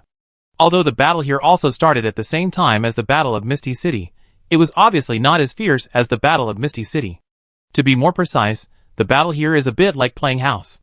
Today, a knight squad here is planning to fight, and tomorrow a knight squad there will fight when encountering a conflict. After fighting for a month, both sides did not lose a single camp, let alone the city. After arriving here, Garrett was not as active as he was in the Misty City, or perhaps he was in a bad mood and just gave up. Today, he got the first-hand news from Ferens. Ronan became the Duke. I know my father will make such a choice. Garrett leaned on the sofa with his head in his hands. His eyes looked very deep and a little cold against his high nose. It turns out that he compromised with Ronan again. Duke, and with the title of Conqueror. Did he really think that Ronan would conquer the kingdom of Trisha for him? He narrowed his eyes. Or did he really think that Ronan would give up the kingdom of Trisha after conquering it, and let the Alduin family inherit this supreme honor? Ferens laughed. I carefully reviewed Ronan's information and found something strange. Whenever he obtained a new territory or was promoted to a noble, his strength would increase greatly. This was Ferens' accidental discovery. Of course, he was not sure what the territory and noble rank had to do with strength. He was just purely curious at the moment. We can pay attention to whether he will be promoted after becoming the Duke this time. Promotion? Is he going to become a legend at the age of 20? Garrett shook his head. Ferens, my uncle, your point of view is really incredible. Ferens shrugged helplessly. This is my accidental discovery. Maybe it's wrong, but we can see. At this point, he changed the subject. How about it? How have you considered it during this period? Garrett sat up from his reclining position, and he let out a long breath. Only I can curb Ronan's ambition. For Odu. Because, for the kingdom, I want to give it a try. Hearing this, Ferens' mouth curled up, and he happily snapped his fingers. This is a wise choice. Garrett, one day in the future, you will be happy for making such a correct choice. Let's go. Take me to see him. He clenched his fists. I also want to see the power you have been promoting. To what extent can I become stronger? In the next month or so, Ronan shuttled back and forth between various cities in the dukedom, in addition to organizing some major affairs. The most important thing was to make personnel transfers. As his fame grew, professional knights and magicians from all over the kingdom of Alduin came to him. There were few magicians, so he asked Elrin to accept one as soon as he could, and further expand the production of magic potions, herbs, magic weapons, and spell scrolls. As for professional knights, in addition to background screening, he also asked McKinn to set up a training camp in Misty City, and let him and Retta train these knights who came to pledge their loyalty and conduct martial arts assessments. Finally, the right people will be selected and sent to other territories to serve in different positions. In addition, he also plans to establish a patrol team. This organization is limited to the selection of knights with griffins, and they do not need to be very strong, such as Tom, David, and other old men. Their work is not to fight, but to patrol in various territories to see if these new professional knights who follow him have any unusual performance, and finally form a file to submit to Ronan. At the same time, after he became the Duke, he also rewarded his subordinates. A large number of honorary knights were directly canonized, and at the same time, they were given rewards in terms of money and land. On November 11th, after being busy for more than a month, Blanche finally placed all the copywriting materials on Ronan's desk. At this point, Ronan's 7th level, Attack the City, achievement was officially completed, when the familiar words of attribute points plus 15,000, energy essence plus 30,000 appeared in his vision. He had completed the preparations for the impact of the legend. He closed the cover of the book with a snap, stood up and walked outside. Are you going out? Blanche saw Ronan's posture and knew that he was going to leave. I have something to deal with. I will be back soon. Ronan smiled and kissed him. You are tired these days. Take a good rest, he said, casting the wind shadow spell, and quickly left the misty castle. Blanche looked at her husband's figure disappearing in the night sky, and couldn't help being very curious. Where are you going? Even using the wind shadow spell? Ronan left the Misty City, and came to the Misty Mountains. Sophia said that being promoted to a legend would cause a huge sensation. In order not to alarm too many people, he stayed away from the city. The Misty Mountains stretched from north to south, separating the Misty City and the Principality of Farens, forming two battlefields. The howling of monsters in the mountains at night was heard one after another, which was an extremely dangerous area for ordinary professional knights. However, for Ronan, he didn't have to do anything, and the momentum he exuded could keep the monsters away. He opened the attribute panel, and after accumulating for this period of time, he already had 34,713 attribute points. Breakthrough. He put all the 24,632 attribute points needed for the breakthrough into it, allowing his knight and magician to reach the perfect state. Buzz. A huge energy of heaven and earth fell from the sky, and it seemed to have crossed another dimension and acted on Ronan. The blue wind and the red fire formed countless elemental rivers, rushing towards Ronan from all directions, and lifted him directly into the sky. At the same time, the space in front of him suddenly twisted and trembled, and actually tore open a space door. This is what Sophia called the plane gate. After passing through the plane gate, they arrived not at other planes, but at the plane heart space of the world they were in. Ronan's consciousness had spread into this plane gate, and a wonderful scene appeared in front of him, a brilliant starry world. At this moment, he seemed to be in the starry sky, deep, vast, and in the center of this starry world, a huge, sun-like dazzling ball of light occupied most of the field of vision. This is the heart of the plane. Two beams of light shone out from the heart of the plane, hitting Luo Ning's abdominal chi-si and brow si of consciousness. Bang bang, bang bang. In Luo Ning's body, Do Chi and magic power began to transform, becoming condensed, pure, sublimated at a speed visible to the naked eye. The power of the extreme element, and the extreme element of the fighting, and the extreme element of the law. These two extreme elements of power constantly flowed in Luo Ning's body, constantly strengthening every cell in his body and his spirit. With the continuous infusion of the extreme power, Ronan's senses reached an unprecedented sharpness. He could clearly feel the surge of every drop of blood in his body, the tension and relaxation of every muscle, and even every tremor in the depths of his soul. This was not only an increase in strength, but also a deep understanding and grasp of the essence of life.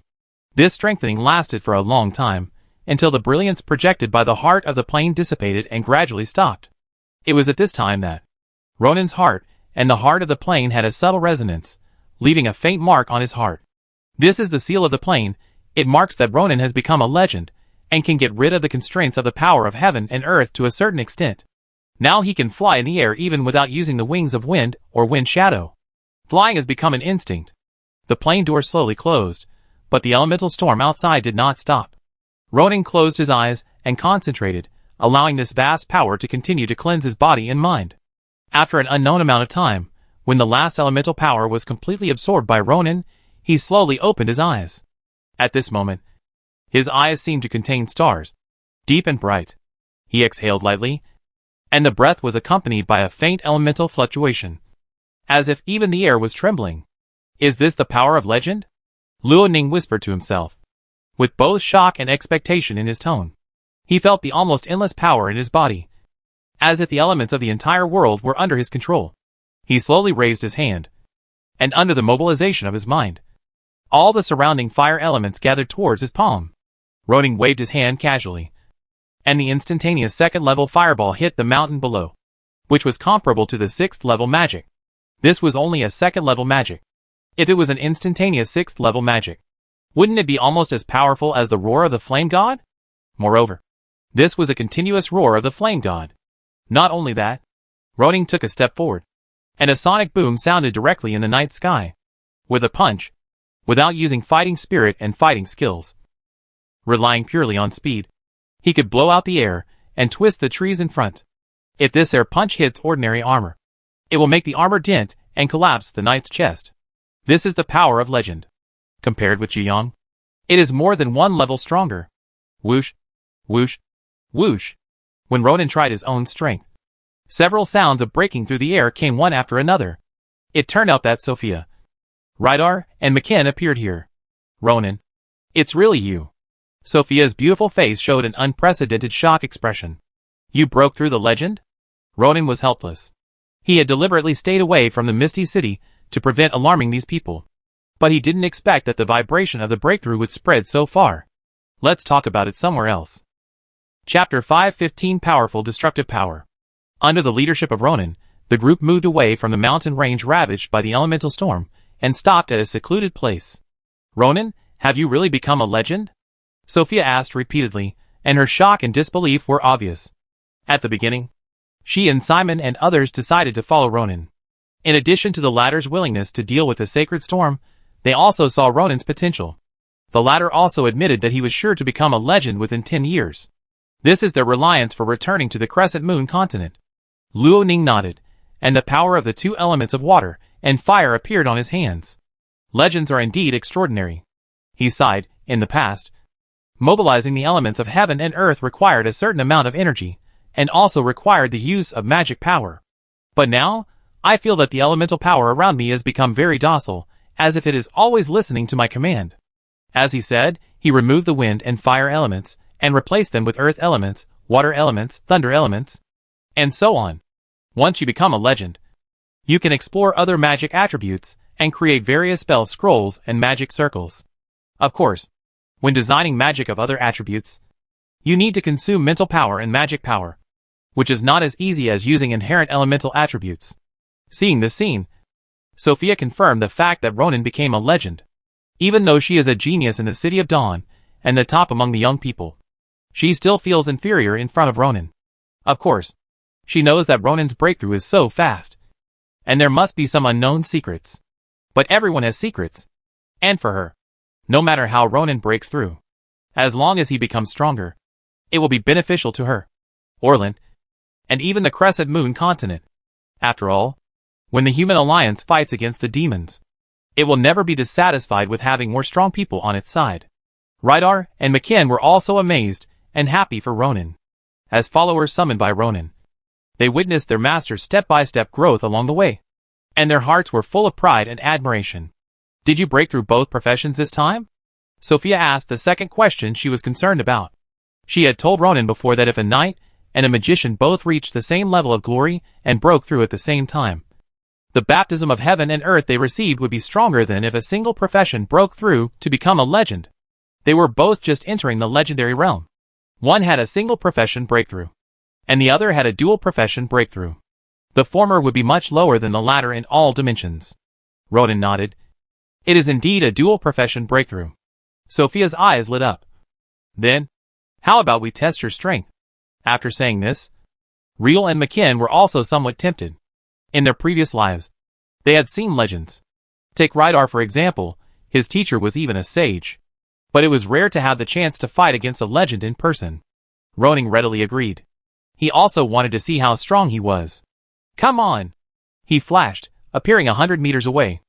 I am confident that I can survive your joint attack safely, so you don't have to worry about me. Use your strongest attack methods. Okay. The three of them concentrated and prepared to attack. They have a Sun Knight, a Mage, and a Silver Moon Knight. This lineup is a great match wherever they are. At this time, they joined forces to deal with Ronan. But they were worried. They didn't know how powerful the three of them could be. Sophia raised her hand to cast magic. The first magic she cast was the Fire God's Roar. She injected the maximum mental and magical power to make the spell as strong as possible. McKinn shouted loudly, and the surging fighting spirit was injected into the ground, breaking the earth. Then these broken pieces of soil were condensed and compressed into sharp stones. He swung his sword. These sharp stones carrying fighting spirit were like thousands of arrows, which could tear even a body of steel apart. The 8th level fighting skill, Sandstorm, can wash a person into a pool of blood. At the same time, Rydar had also used the Burning Heaven secret book to purify his fighting spirit. The pure fighting spirit combined with the heavy-hitting fighting skill with strong penetration, the single target attack power is more powerful than the combined power of Sophia and McKinn's moves. Ronan did not learn legendary spells or fighting skills, but when he held the Flowing Flame Sword, just like when he was promoted to Jiayang, the Flowing Flame Sword had a new ability. A fighting skill with super single target killing ability, Vacuum Dimension Slash. This is a fighting skill that combines wind and fire, which has the swiftness and sharpness of wind, and the burning and explosive properties of fire. Luo Ning was worried that this move was too strong, so he did not use it, but still used the Jiayang fighting skill, Heavenly Fire. It was different to use this fighting skill in the legendary stage. In addition to the qualitative improvement of Luo Ning's own fighting spirit, becoming the ultimate fighting spirit, the fire elements in the surrounding heaven and earth were instantly mobilized when he swung his sword to attack, which strengthened the power of this move. The skills of both sides collided in the air, and the hazy night was illuminated at this moment. At the same time, accompanied by a huge roar, it seemed that the whole world was shaking. The rumbling shock wave turned into a violent force acting on both sides. Luo Ning was fine, and the other three had to be forced to retreat. During this period, Luo Ning's Skyfire had completely suppressed the combos of the three parties, and he rushed towards the other party with the remaining strength. Danger! The three of them either launched Dochi armor, used Dochi barriers, or instantly cast defensive magic. Although they managed to resist without any danger, they were impacted hundreds of meters away. After a while, the surrounding world gradually calmed down. At the center of the collision between Dochi and magic, a huge pit was left, and the surrounding surface was also destroyed, spreading to the feet of both parties. Too strong, more powerful than a cannonball. Ronin couldn't help but be shocked when he saw the scene. The same move, the difference in power between Legend and Jiaoyang is too big. With such fighting power, let alone 3 Jiaoyangs, even if there are 5, Ronin is confident that he can deal with them alone. On the other hand, the 3 people who resisted this move were terrified. Sophia raised her hand to tidy up her messy hair. I have seen a lot of extreme power, and today I personally experienced its power. If it wasn't for Rydar helping to resist some of the remaining force, I would have been injured. Yes, too strong. McKin couldn't help but nod in agreement. The 3 crossed the battlefield and came to Ronin, expressing their admiration for Ronin's strength. My lord, I feel that with your current strength, the 2 gods behind the holy storm are no longer a threat to us. Perhaps we can be more aggressive in the future? Rydar suggested. After all, the longer the time drags on, the more so-called believers they will gain, and thus create more powerful people, which is not good for us. McKin's eyes also showed a light of desire for battle. Among the 3 people present, he was the only one who had not experienced a fierce war. He didn't use his strength, and he felt uncomfortable. We must fight. But don't be too aggressive, Ronin said, looking at the attitude of the royal family. It seems that we will have to shoulder the responsibility of fighting in the future. But the size of the knights in our hands is not large enough, and expanding the army is still the top priority. Although the longer the time is delayed, the more beneficial it is to the holy storm. The same is true for Ronin. Sophia, please help me contact Harmon to see if he has any way to obtain information about the strength of Yenny and Thranduil. Sophia was shocked. Are you going to behead? Ronin nodded slowly. Steady progress is just for our army. If there is a chance to behead, it can help us avoid a lot of losses. I will contact Harmon, which is what he has been doing. Sophia hesitated for a moment, and advised, from my personal experience, Yenny and Thranduil should be stronger than Mephisto. Mephisto is an 8th level magician, so Yenny and Thranduil are likely to be at the sun level. Even legends are not ruled out. Beheading has certain risks. Ronin nodded. I will consider it carefully. He looked at Mackin and said, Mackin, you take Sophia back to the Mist City first. Rydar, you stay. I have something to ask you. Chapter 516 Dual Legends. Sir, what do you want me to do for you? Rydar asked after Mackin and Sophia left. I'll help you improve your strength. Ronin smiled and looked at Rydar's panel. During this period of time, the other party has relied on self-cultivation and has improved his strength level to the sun level, 1083/20,000. The speed of cultivation is very fast. Ronin was not vague either, and directly injected more than 18,000 energy essences, raising the other party's level progress to perfection. At this time, he saw the information about the requirements for upgrading Redis qualifications. To upgrade Redis qualifications from Sun to Legend, it would consume 50,000 energy essences. He now had 52,775 energy essences left, which was more than enough. Follow me. Let's go a little further this time. Ronin took a step and flew towards the center of the Misty Mountains. This way, it would prevent outsiders from sensing the violent fluctuations of the baptism of heaven and earth again. My lord. You are? Retta was still immersed in the joy of the surge in power, and was a little confused about Ronin's actions. But the next second, he understood. Sir, do you have a way to make me a legend? He stepped into the air and followed closely with his fighting spirit. The speed of the Sun Knight flying in the air was not slow. But it was not as fast as Ronan, who had the flying instinct. The two flew for dozens of miles, one in front and one behind, and then stopped in the vast mountains. Sophia is right. I am the only legend, and there is a risk of beheading. But if you are here, the chance of success will be greatly increased. After receiving a positive answer, Riedel touched his chest with his right hand. Thank you for the gift. He had a good talent in his previous life. But the later he was, the slower his cultivation increased, especially after reaching the late stage of the sun. No matter how hard he practiced, he could not change the dilemma of stagnant cultivation. According to his teacher, Sage Lefo, the sun level was the bottleneck of Reta, and he could only wait for opportunities to break through. Unexpectedly, the opportunity came in the next life. Luo Ning's mind moved, and he consumed all 50,000 energy essences. Suddenly, the pure fire elements around rushed towards Reta, and the fluctuations of the baptism of heaven and earth came again.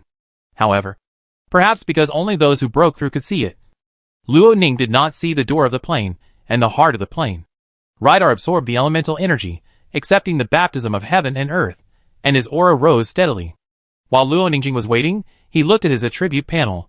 Level, 10 Legendary Knight, 0/40,000, 10 Legendary Mage, 0/60,000, Attribute Points, 24632, Energy Essence, 2775 to break through from Legend to Sage.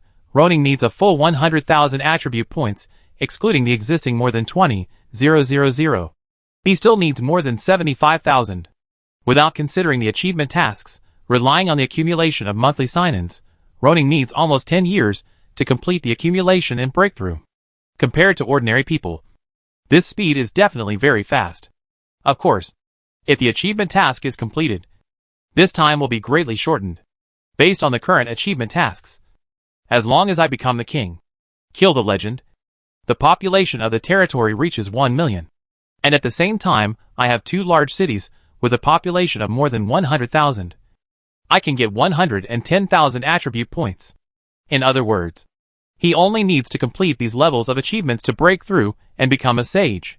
He focused his attention on the achievement of killing a legendary supernatural unit. Compared to the other achievements, this one is the most difficult. The reason is that legendary ones are quite rare.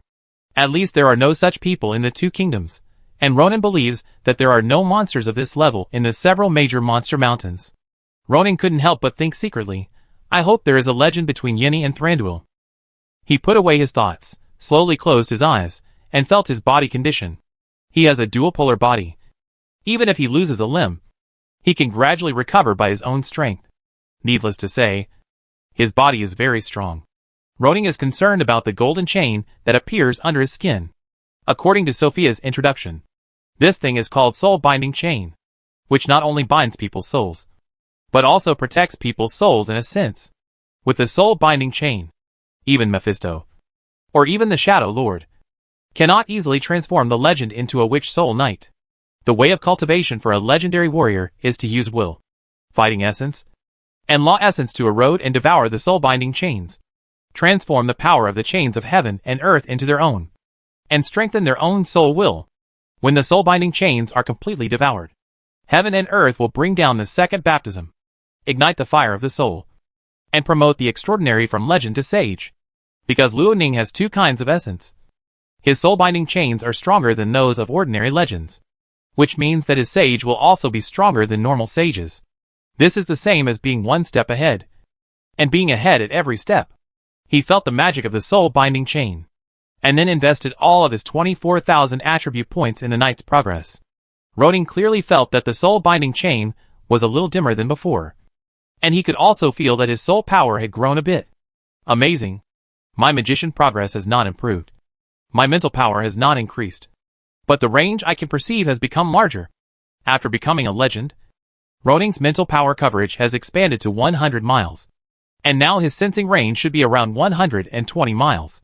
Now, even if he is in the deep mountains, he can sense the distant misty city, and even use his mental power to mobilize the elemental power there to form words. Moreover, compared with the time of the Grand Mage, he can now sense the strength of the opponent and the color of the elemental power in the opponent's body. For example, this earthy yellow silver moon level energy body It is obvious that it is McKin at a glance. Although it is not a soul transmission, it is much more convenient to have this ability. After this experience, Rydar has basically completed the baptism of heaven and earth. He opened his eyes, and a flash of red light flashed in his pupils, which was breathtaking. And his overall temperament was also sublimated. Thank you for the gift, sir. Rydal expressed his gratitude again. Ronan asked with a smile, how do you feel? Very powerful. Rydal clenched his fists, and his momentum surged. In my previous life, I didn't become a legend, but I fought with Elliot. I feel that with my current strength, although I can't guarantee that I can get out of it unscathed, at least I can be sure of survival. Elliot is a late legendary, relying on a special secret method, and can be on par with a sage. And Rydar's capital is the fiery battle formation. Did you gain any new abilities? Ronan asked expectantly. Sophia has legendary wind and fire magic, but no legendary fighting skills. Getting fighting skills from Rydar has always been one of Ronan's ways to strengthen himself. Yes. Rydar smiled and said, one is the fiery battle formation. I used it to gather the power of other knights, and finally perished with Elliot. Not bad. Ronan's eyes lit up. This is to strengthen the power of the group. If every knight team can learn the Flame War, the overall strength will be greatly improved. The second one is the Flame Void Slash. Rydal continued to introduce. This fighting skill allows me to temporarily abandon my physical body and transform into a flame to cross the void. Not only does it have super fast speed, it can also impact the enemy and cause devastating blows. This sounds like a very powerful fighting skill. Ronan said with a smile, come on, show it, and see how powerful it is. Rydal shook his head awkwardly. I didn't master this fighting skill in my previous life. It's completely new, so I have to learn it before I can use it. Okay. A trace of regret flashed in Ronan's eyes, but he quickly adjusted his mentality. With Rydal's qualifications, it shouldn't take long to master it. Come on. Rydal, let's practice and get familiar with each other's new power. Chapter 517, Fiery Battle Formation. Ronan and Rydar fought from the sky to the ground, and then from the ground to the sky, which lasted for a long time. In addition to the competition in fighting skills, the two also had a full-scale confrontation in close combat. Overall, although Rydar's combat experience is still higher than Ronan's, Ronan has gained stronger power by strengthening the two extreme forces, and has invested more than 20,000 attribute points, and has firmly gained the upper hand. If the two use their strongest killer moves to attack each other, Ronan should be able to win. It's not easy. Ronan and Rydal rushed back to the Misty City side by side. He couldn't help but sigh, since I summoned you. My overall level has been suppressed by you. Today I can finally reverse this situation. Rydal also felt a sigh. I have expected this day to come. Although I don't know much about your strength improvement. Your combat awareness and talent are the highest I have ever seen in my life. As long as the gap between our strengths widens, it is expected that you will surpass me. The improvement of strength can be achieved by adding points, but combat intuition and skills depend on one's own practice. After countless times of sparring, Ronan's level has reached a very high level. Rydar, after you go back this time, the news that you have become a legend will be kept secret for the time being. However, your fiery battle formation can be passed on, so that the knights in the Knight's Order can master it as soon as possible. Ronan instructed. The fiery expeditionary force in your previous life set out from the Orland continent, and headed to the Crescent continent to fight against the demon god. I guess you will experience such a situation again in this life. So let's train a stronger army as soon as possible, so that we can deal with it in the future. Rydar agreed with him. Although their current enemy is the Trisha Kingdom, and the Holy Storm Organization, their ultimate enemy is still the demon god, who has not been eradicated in the Crescent continent. Ronan is now a legendary, and he is destined to be unable to survive. He will either be assimilated by the demon god and become a minion, or fight back to seek a glimmer of hope. Ronan obviously chose the latter. Rydar introduced. The flame battle formation consists of 3 people. Although their levels are not required to be the same, they are required to be in the same major level. Every 3 levels is a major level, such as primary, intermediate, and advanced. Then, there are many knights in my territory who meet the requirements of learning this formation. Yes. Rydar smiled and said, once they successfully master it, even if the number of knights under your command remains unchanged, they can achieve a sharp increase in combat effectiveness. High-level knights can temporarily exert the power comparable to that of bronze knights, and bronze knights can temporarily obtain silver level power. In simple terms, it allows knights to fight above their level. What do you need me to provide? Ronan asked. Rydar said, to master this formation, in addition to requiring them to undergo a lot of training, some medicine is also needed to transform their bodies, to help them develop tacit understanding more easily. Ronan had a headache. Is it a special medicinal material? That's not the case. They are all relatively common magic potions, and their rarity is definitely lower than the enhancement potion and awakening potion developed by Elrond. However, large-scale purchases require certain financial support. I thought it was something else. Ronan couldn't help laughing. As long as it's about money, it's not a big deal. I'll let Blanche and Chahar know. You can find any of them if you need it. This kind of investment is equivalent to national defense investment. In this chaotic world, it can't be saved. Thank you for your support, Riedel said gratefully. If everything is ready, give me half a year. I can definitely train the first batch of battle teams. Go for it, Ronan encouraged. In addition, after Harmon gathers information about the true strength of Flamewing and Thranduil, we will see if there is a chance to behead them. From the Battle of the Mist City, Flamewing and Thranduil obviously put Ronan on the kill list. Otherwise, Aruba would not have led so many people to besiege Ronan, and even use strongholds such as Watchtower as cannon fodder. Despite such deliberate planning, the two of them did not show up directly. There are only two reasons behind this. Either the other party felt that Aruba and his men were enough to deal with Ronan, and they did not need to do it themselves, or they were not sure of successfully killing Ronan, and they were worried about following Mephisto's footsteps, so they did not show up on the battlefield. Ronan felt that the latter possibility was more likely. So when he and Retta became legends, he thought about beheading these two people first to prevent the enemy from expanding, and then sharpen the army, while steadily advancing towards Dragon City. I understand. Retta thought for a while, and added, if we want to behead, since we are on the enemy's territory, we must be more fully prepared. Therefore, I suggest that your grandfather Lord Lillands, Simon, McKen, Petro, Placido, Malonica and others can be arranged to come in. Ronan pondered for a moment. These are all reliable people, no matter whether they will be useful after training. It is good to increase one's own strength. However, Simon has a heavy burden on his shoulders, and Ronan does not want to withdraw him easily. You go to prepare the necessary medicinal materials, and I will take care of these people. The next day, Retta asked the deputy leader to collect medicinal materials, and he and McKen began to divide the knights, and even all the knights under Ronan into groups of 3.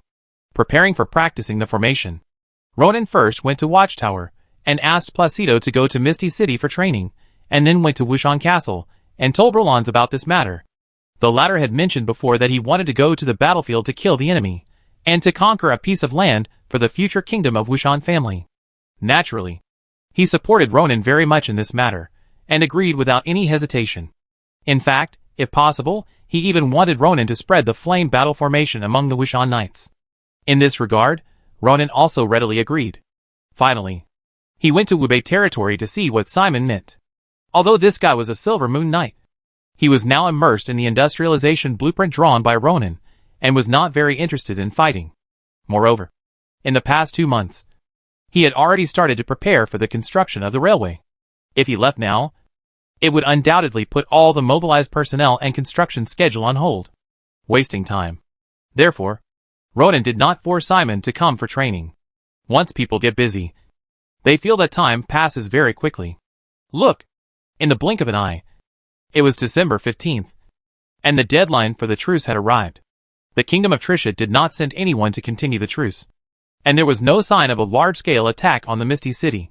According to the intelligence transmitted by Harmon, Ronan learned that the newly succeeded King Taro had only deployed heavy troops in the Earldom of Moor, a large city 100 miles south of the Misty City, and took a defensive posture. Since the other party had no intention of attacking, Ronan did not take the initiative to attack. On the one hand, it was due to the weather. After all, it was cold and unsuitable for a large-scale march. On the other hand, the New Year celebration will be in a dozen days, and there is no need for him to start a war in such a festive world. Moreover, the information brought by Harmon also contains an important piece of information.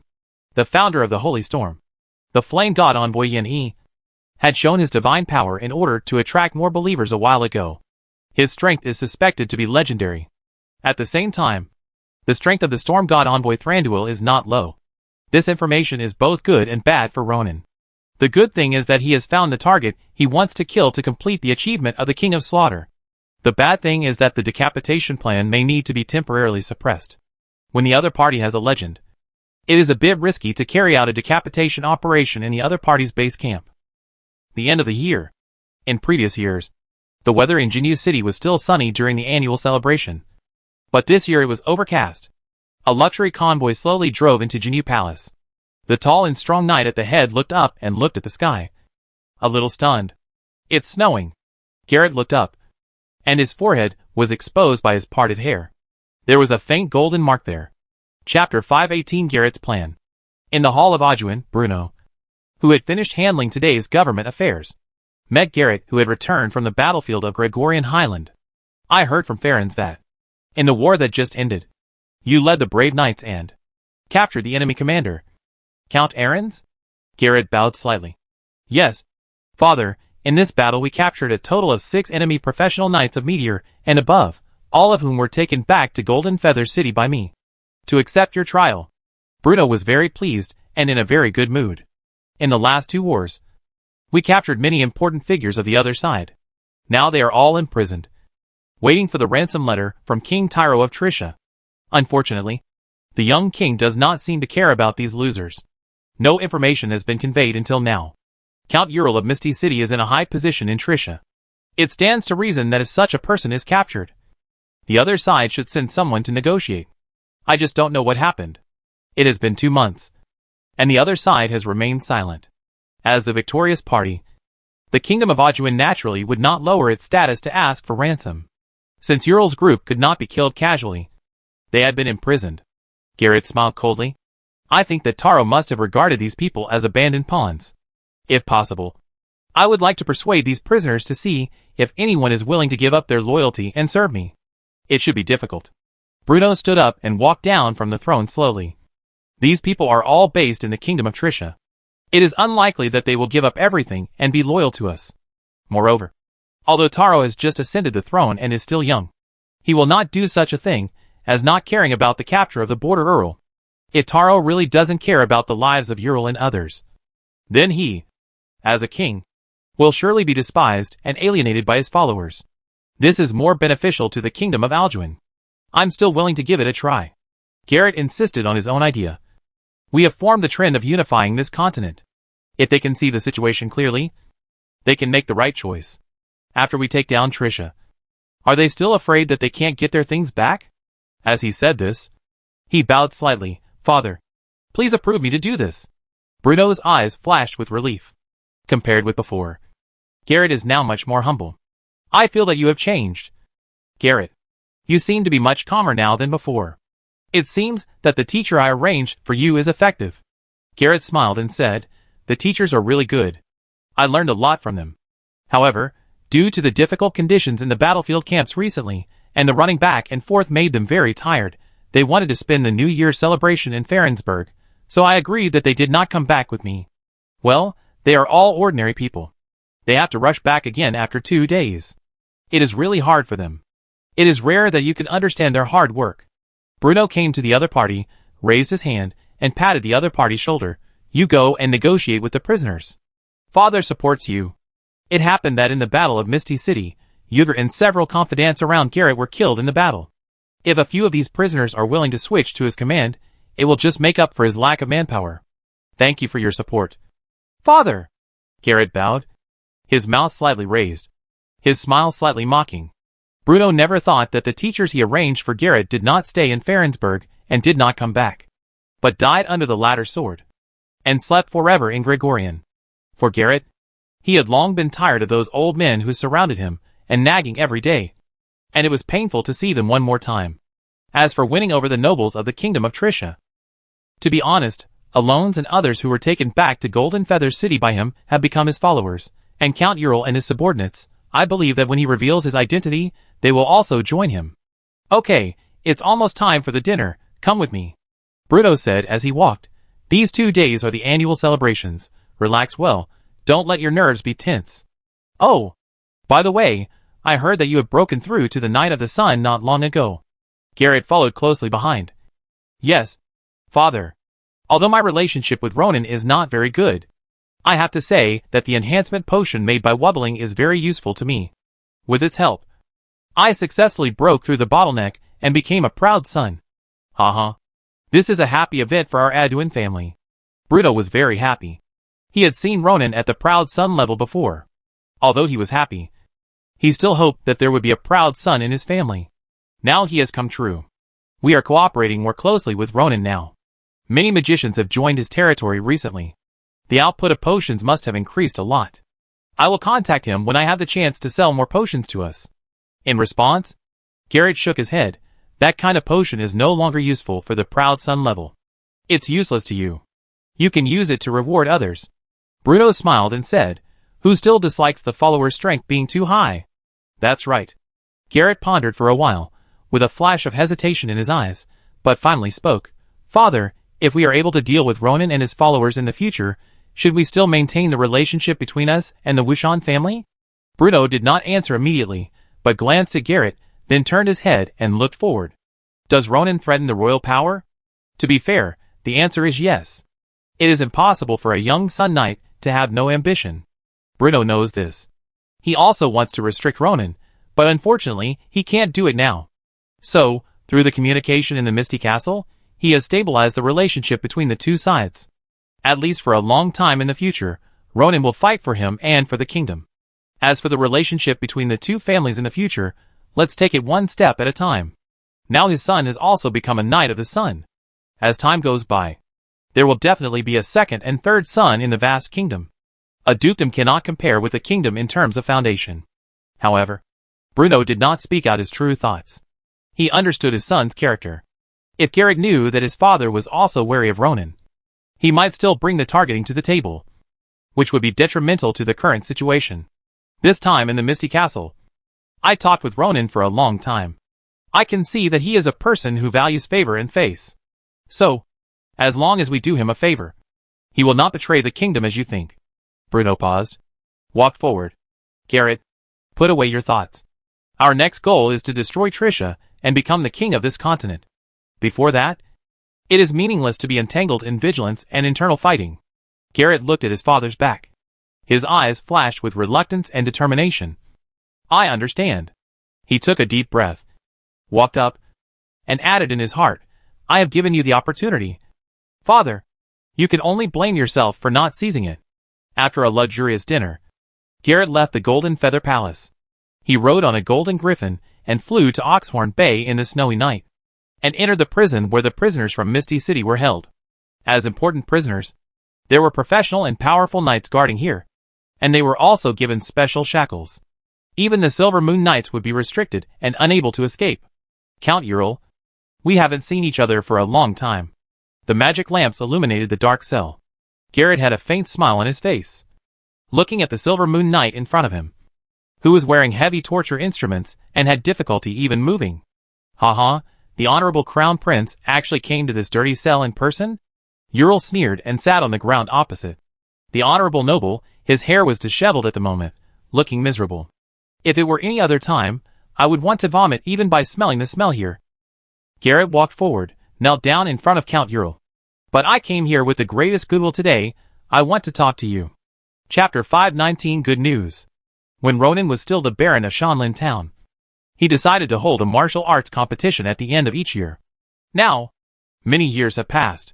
Although Ronan's team has been expanding, this activity has not stopped. However, due to the large number of people and the scattered distribution, Rydar and others decided to hold martial arts competitions according to the knights of each place. So at this time, whether it is Misty City, Wubei Territory, Zilei Territory, etc., they are all holding martial arts competitions in a lively manner. Ronan took Blanche to watch the finals at the training grounds of Misty City. From junior knights to meteor knights, it was very lively. I didn't expect Placido to be able to fight with Enel to this extent. I thought his meteor knight was fake. On the stands, Ronan commented on the battle below. As Sophia's personal bodyguard, Enel is not only a meteor knight, but also the chief magician. In the final just now, she relied on the use of these two powers to suppress Placido and win the final. Rydar smiled and said, "You feel this way. Mainly because when we attacked the watchtower, Placido had no power to resist us."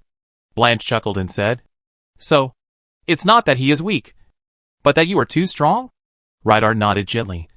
"Madam is right." Mackin stepped forward. "Sir, it's your turn to present awards to the champions." Ronan smiled and stood up, walking towards the podium below. In order to make the knights pay more attention to the competition, he also specially made gold, silver, and bronze medals for the top 3. After all, in some people's eyes, medals symbolizing honor are much more important than money. After the lively competition, there was an even more lively dinner. Ronan entertained some people and left early to return to his room. "Why did you come back so soon? The dinner should not be over yet." "Right?" Blanche asked in confusion while taking off Ronan's coat. "Of course not. Riedel likes to drink a lot. He is drinking with the knights now. When the knights reach the gold level, ordinary alcohol can no longer paralyze them. However, some people like the feeling of drinking, and will deliberately not dispel the alcohol. Just like Rydar, closing his nerves, making himself slightly drunk, but being able to stay sober when necessary, this is also a kind of enjoyment." Ronan smiled and hung his coat aside, hugging Blanche. "This is your first year to celebrate the new year outside. I was worried that you would be too bored, so I left early to accompany you." Blanche was a little touched, and took off her coat again. "Just think of me in your heart. It's better to accompany your subordinates when you have time. Future wars will still depend on this group of people to fight. And the conquered territories will also need these people to help govern. Now that we are back." "How can we go back?" He held Blanche horizontally. "I still like to accompany you well." Blanche put her hands around Ronan's neck and buried her head in his chest. "I want to. Too, but not tonight. To be precise, it will not be convenient for a while later." Ronan asked in confusion. "What's wrong? Is your menstrual period coming?" "But I remember, it's not at this time." "I have good news for you." Blanche raised her head and whispered in Ronan's ear, "I'm pregnant." "Ronan, we have a child." Ronan was stunned for a moment, then widened his eyes, and said in surprise, "Really?" Blanche hummed, "I feel the changes in my body." "Let me see." Ronan quickly put her on the bed, and gently placed his palm on Blanche's abdomen, and his mental power penetrated her body. In his perception, there is indeed a new life in Blanche's body. At this moment, he was surrounded by joy. "Ha. Good job, Blanche. You are awesome."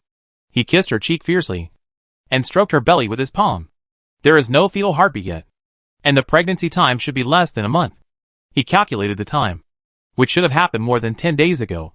If Blanche was not a high-level magician with good mental power, she probably wouldn't be able to detect it now.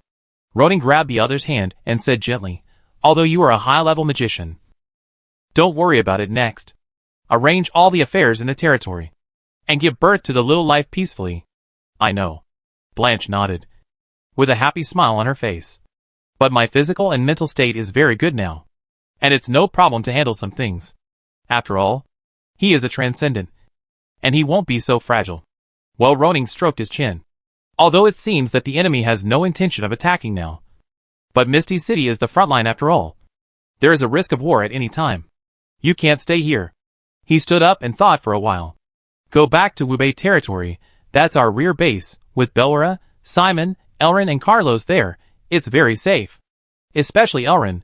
With this top doctor, any situation can be solved." Blanche blinked. "Is it unnecessary? I still want to be in the same place with you. I don't want to let you take risks." After 2 lives, Ronan was a father for the first time, and he was very nervous while excited. It was reasonable for him to care about Blanche's safety. "With my current strength, I can return to Wubei territory quickly even without Carlos. So don't worry about not seeing me. Moreover, I can also leave Misty City to Rydar and McKin. And I will stay in Wubei territory if nothing happens." "Well, everything is up to you." Blanche smiled and sat up, leaning on Ronan's arms. Nothing made her happier than the care of her loved ones. The next day, Ronan took Blanche away from Misty City. When passing Wushan Castle, he greeted Lilland, Wiggins and others, and sent them New Year's greetings, and also informed them of Blanche's pregnancy. Hearing such a happy news on the first day of the new year, Lulancy was very excited. When he heard that Ronan was going to arrange Blanche to rest in Wubei territory, for safety reasons, the old man wanted to send his knights there, but Ronan and Blanche persuaded him to give up. In the early stage, only the core group of people knew about the pregnancy, and sending a night group there would be too ostentatious. Since bodyguards could not be arranged, Lu Lanxi arranged a few maids who were handy, trustworthy, and experienced in taking care of pregnant women. In short, everyone was very happy about the new life in the Wuxian family. Even Wiggins was happy that he was about to become a grandfather. Ronan was also considering whether to tell Bruno about this happy event. Although the child was the fruit of his Aunt Blanche, it was also a testimony to the close relationship between the Ajuan and Wuxian families. I am afraid that even Garrett, who had a bad relationship with him, would like to see the child born smoothly. However, after some consideration, Ronan gave up the idea of writing a letter to notify Bruno. It's not too late to talk about it when we have a chance to meet. In the next few days, he spent his time arranging a residence for Blanche, servants and other tedious things. At the same time, after several days of running around and lobbying, Garrett finally persuaded the captives, including Count Ural, to become his followers. In the hall of Aljuan, Bruno listened to Brawl's report and nodded with satisfaction. We can give Count Ural and his group of people land, wealth and power. They are willing to follow Garrett, which is a wise choice. He smiled and said, "Go tell Garrett to bring new followers to the hall of Aljuan tomorrow. I will confer titles on these people." Chapter 520 Regicide. As the annual celebration came to an end, the festive atmosphere gradually faded. When the news that His Majesty Bruno was about to confer the title on the surrendered people spread, everyone focused their attention on tomorrow's ceremony. Conferring the title on the imperial nobility, this was a sign of the two countries going to war completely. The night of January 5th should have been a peaceful night, but it was destined to be an extraordinary night. Garrett, wearing his daily clothes, was walking in the Golden Feather Palace. In the eyes of the guards, the Crown Prince seemed to be in a very good mood. Perhaps he was happy to have several powerful followers. However, Garrett's heart, beneath his calm exterior, had already gone crazy. Ronan had become his nightmare. As he got stronger, he became more and more powerless. He knew that if he wanted to deal with Ronan, he had to do it as soon as possible. If he dragged out the time like Bruno did, Garrett didn't know how much Ronan would grow. Jiayong? No. According to Ronan's growth rate, it was definitely impossible to be Jiayong. Now the opponent could kill Jiayong and many silver moons and meteors by himself. And he might have been a legend by then. So, Garrett wanted to eliminate Ronan as soon as possible. And he wanted to implement this idea.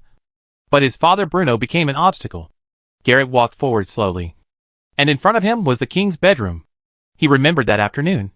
Farron's and he were basking in the sun and having afternoon tea. At that time, Farron's told him, "Your father Bruno is old. And there is something wrong with his mind. If you follow his plan, the kingdom will always fall into Ronan's hands. After all, as long as Ronan kills you, he will have the qualifications to seize the throne. You are also qualified." Garrett said so. "No, we don't. We don't have the talent and strength like him." Farron stared at Garrett. "But you are different. You are also the son now. As long as you take a step forward, you will no longer be afraid of Ronan. Only then will you not be assassinated, and be qualified to continue to lead the kingdom of Aljuan to become the only ruler of this continent." Garrett remained silent. In fact, on his way to Farronsburg, he had the idea of replacing him in his heart. It was just that the inner struggle was still stopping him, until the news that Ronan became the Duke completely overwhelmed him. "Your Highness!" In front of the king's bedroom, the guard bowed and greeted him. Garrett nodded and walked in without being stopped. He crossed the square and the corridor, entered the bedroom, and came to the corridor where Bruno's bedroom was. "Your Highness, why are you here so late?" Captain Philemon of the Royal Knights was waiting outside the bedroom, with a guard and 2 servants. "I couldn't sleep, so I came to talk to my father, Captain Philemon. Thank you for your hard work." Philemon smiled slightly. "This is what I should do. But His Majesty should have gone to bed. Do you need me to wake him up?" "Forget it." Garrett waved at him. "When he wakes up tomorrow, tell him something for me. I am happy to serve you." "Your Highness." "What is it?" Philemon didn't think much about it. He just thought that the other party had some confidential information that should not be heard by outsiders. So he trotted over. Garrett leaned forward slowly. "This matter is..." Puff!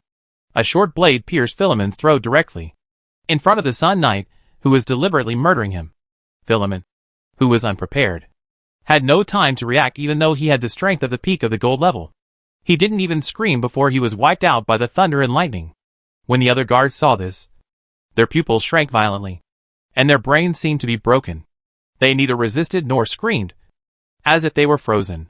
Garrett was not frozen.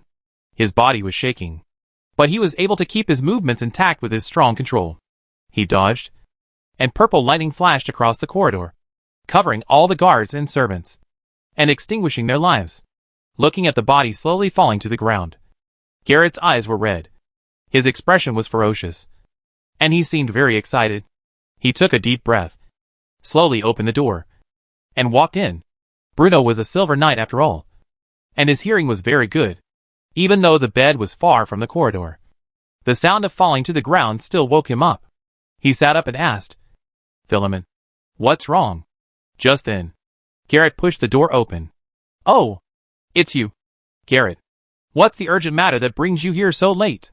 It can be seen that Bruno had no defense against his son. Even after seeing Garrett, he did not doubt why Philemon, outside the door, did not respond. "Father, I came here so late because I have something urgent to talk to you about." Garrett turned around and closed the door, blocking the bloody smell coming from outside. Bruno nodded, looking at the woman who was sleeping next to him and had woken up. "Kaya, go to the next room and rest for a while. Garrett and I have something to talk about. Although there is no polygamy system here, most nobles have lovers. This is a tacit understanding. Like Bruno's father, His Majesty Klinsmann died quickly in his later years. A large part of the reason was that he wasted a lot of energy on women. Although Bruno did not have that many lovers, he did have a few, and Kaya tonight was one of them." "Okay, Your Majesty." Kaya did not shy away from it. She got up and put on her clothes, and then walked out. But when she passed by Garrett, a cold dagger pierced her beautiful chest, and blood gushed out, staining the ground red. Bruno showed a horrified expression, and he also forgot to scream, just pointing at Kaya's body lying on the ground, his hands shaking constantly. You. Garrett didn't know whether he was completely relaxed, or he was so excited that he forgot his identity. He grinned and said, "Father, I gave you a choice that day, but you didn't follow my will." What? Bruno didn't react to what the other party meant by choice, but he finally reacted to the current situation, and shouted angrily, "Garrett, what are you doing?" "What?" Garrett's smile faded, and he took out a second-level dark magic shadow barrier spell scroll, isolating the sound in the room. "Father, I despair of your weakness and incompetence." He held a bloody short blade, and walked slowly towards Bruno. "Your kindness and indulgence towards Ronan are extremely stupid in my eyes. If I don't come out to stop you, the kingdom of Alduin will only be destroyed in your hands. You are crazy, Garrett."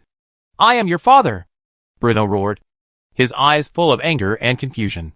He thought his son had changed these days, becoming calm and able to control his temper and personality.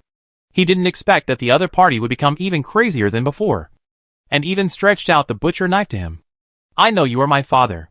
Garrett was unshakable, his eyes flashing with cold light. "I am not crazy either. Father, I am just doing what I must do."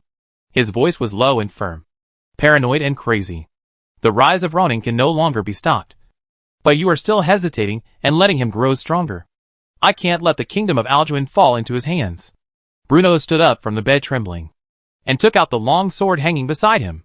The clear sound of the sword being unsheathed caused the temperature of the entire room to drop suddenly, becoming extremely cold.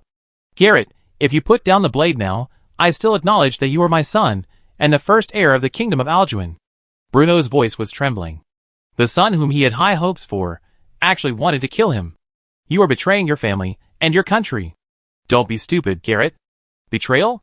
No, I am just saving the kingdom of Alduin." Garrett narrowed his eyes. "I remember you taught me the first sword practice. At that time, I thought you were the most powerful knight in the world, but as I grew older, I realized that you were too weak. This is the real reason why Farron's and the others did not obey you." He stepped forward, knocked the long sword in Bruno's hand away, and kicked him away. "Now I am the Knight of the Sun. Even at full strength, I can rival the legend." Bruno spat out a mouthful of blood, his face ashen. He had never expected that he would die in the palace, at the hands of his own son. "Wake up, son.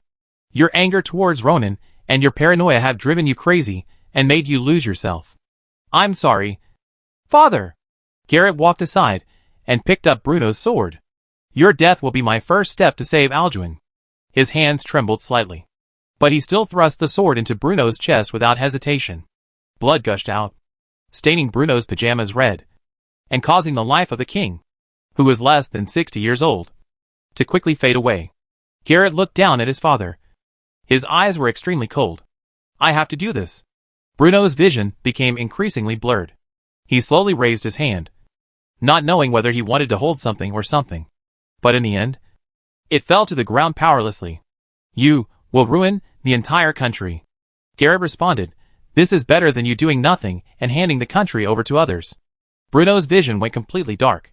Chapter 521 Assassination. The bloody smell filled the room. Go with peace of mind, father. Garrett drew out his sword, knelt down and raised his hand to touch Bruno's face, making the latter close his eyes. When he stood up again, the grief and anxiety on his face were gone, and only madness and determination remained. Now, he is no longer His Royal Highness the Crown Prince, but Alduin VI, the King of the Kingdom, the feudal lord followed and loyal by all nobles. No one will control my will anymore, no one. He clenched his fists, looked at the corpse at his feet. Now, let me give the Wuxian family the first big gift. Garrett laughed twice, then pushed open the door, and the bloody smell in the corridor filled his nose. He did not stop for a moment, and left the scene in a big stride. Although he was the first heir to the kingdom, after Bruno's death, the throne would be his. But this did not mean that Garrett dared to let the outside world know that he was the murderer of Bruno. Killing the king. Killing his own father. If such a thing spread, almost most of the nobles would not recognize his identity. At this time, as long as someone took the lead, the kingdom would immediately fall into turmoil. But he was the last person to see the king, and he could not clear himself of suspicion. Therefore, Bruno's death needs to be covered up. Your Highness. Outside the palace, the guards who saw Garrett coming out saluted him. Yes, Garrett responded lightly, and said as he walked, the enemy's recent movements are ordinary. Stand guard well, and notify them in time if you find any disturbance. The guards looked solemn. Yes, Your Highness. Garrett nodded, and then left the scene quickly. After an unknown amount of time, a strange cold wind swept through the palace, forcing the guards on duty to circulate their fighting spirit to relieve fatigue and coldness. What a weird weather. In the past, in January of the new year, the winter snow had long gone, but this year is really abnormal. Yeah, it's freezing cold, even colder than when it snowed. I wonder if tomorrow will be sunny. The guards were talking in low voices. Some of them looked up at the night sky, trying to judge tomorrow's weather based on the stars. What is that? Someone shouted in alarm.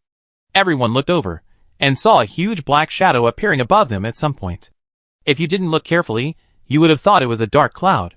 But this shadow seemed to have a beginning and an end. And it was obvious that it was not a dark cloud. A monster? How could there be such a big monster? No, Duke Ronan's dragon is this big. As long as it is a monster, there will be risks. The captain of the guard team immediately shouted, Go, notify Lord Brawl, and let the Griffin Knights be on alert. I'll tell the captain. Just as they were about to act, a black figure fell from the sky and landed directly in the yard. Assassin! The guards in the yard reacted very quickly, and drew their swords while exclaiming. But they were no match for the newcomer. Before they could make a move, their throats were cut by the cold blade, and they fell into a pool of blood. After dealing with the guards who blocked his way, the assassin entered the palace in a flash. Quick! Blow the horn! There's an assassin! The captain of the guard shouted frantically, and the piercing sound of the horn broke the tranquility of the winter night. Brawl's residence was not far away, and he rushed over immediately after hearing the sound. But when he just arrived outside the door, there was a loud explosion inside, and the fierce fighting directly punched a huge hole in the wall of one side of the palace. Not good. Brawl's face changed drastically, and he took a step and climbed up to the second floor through the hole. But what he saw was Philemon, who had lost half of his body, and the bodies lying on the ground. Your Majesty! Brawl rushed into Bruno's bedroom in panic, but saw a masked man in black walking out. The assassin's sword was dripping with blood, and there was no movement in the room behind him. Damn it! Brawl held the sword and rushed forward like crazy. The assassin raised his sword to block, and he easily blocked Brawl's attack, then raised his leg and kicked him, sending him flying. and he barely stopped after smashing several walls. Too strong. Brawl was shocked. He had the strength of the late meteor. Even if the Silver Moon Knight came, he could fight. But the man in front of him was too strong. He was no match at all. The Knight of the Prideful Sun? The assassin seemed to have no interest in Brawl. He jumped out of the palace through the hole, and saw a large number of knights gathered outside. When the knights saw the assassin coming out, they immediately launched fighting skills to attack. More than a dozen fighting skills illuminated the night sky, with a huge momentum. But the assassin only used one sword, and the red flame not only suppressed these fighting skills, but also severely injured the knight on the ground with its residual power. "Stay!" A loud shout came from a distance, and purple thunder rushed towards the assassin. "It's His Royal Highness the Crown Prince. The Crown Prince is coming!" All the guards were glad, because His Royal Highness the Crown Prince was said to be a Knight of the Sun, and he would definitely be able to take down the assassin. Unfortunately, the assassin easily took over the attack from a distance, and then he stepped into the air and disappeared into the high black clouds. Then, the black cloud flew towards the horizon at a very fast speed. When Garrett arrived at the palace, the people had already escaped. "Damn it! What's going on?" Garrett roared angrily, questioning. No one dared to answer. "Your Highness, come in!" Brawl's heavy voice came, and everyone was terrified. Garrett reacted and flew over quickly. "How is my father?" Brawl was in a mess, with blood hanging from the corner of his mouth. But the fear brought by reality has made him forget the pain. "Your Majesty, he is not well." "Damn it, how did you protect him?" Garrett pushed him angrily, then walked inside, looking so flustered that no one could tell. In fact, Brawl did not dare to look at his expression, because he was already in endless self-blame. Over the years, Philemon has been protecting Bruno closely, and he is another guarantee. In the past, Silver Moon Knights were rare, and even fewer were Prideful Sun Knights, so Bruno's safety had never been a problem. But now the situation outside has changed too much. Their security has not been upgraded, so His Majesty the King died in an assassination. "No!" Garrett's shrill voice sounded, making everyone's heart sink to the bottom, and they were all at a loss. The knights outside all had a seemingly absurd idea in their minds. The king is dead? Brawl raised his legs that seemed to be filled with lead, and walked into the familiar bedroom, just to see Garrett kneeling on the ground. Bruno's cold body was lying in front of the Crown Prince. The atmosphere was so heavy that it was hard to breathe. For a long time. "Who is the assassin?" Garrett raised his head slowly. His eyes were red, and his aura was so strong that it frightened Brawl. "He was masked." "I didn't see his face," Brawl said in a deep voice, "but he is very strong. Not only was my full-strength sword easily blocked by him, but the huge force that burst out instantly smashed through several walls." He paused, and said his guess. "I suspect that the opponent should be a Sun Knight."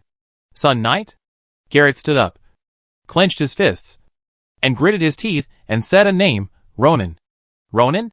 Brawl's pupil shrank suddenly. "Impossible. Your Highness. This person is definitely not Ronan. That is his subordinate Rydar." Garrett's voice was unquestionable. "Looking at the Kingdom of Ajuin and the Kingdom of Trisha. How many Sun Knights are there?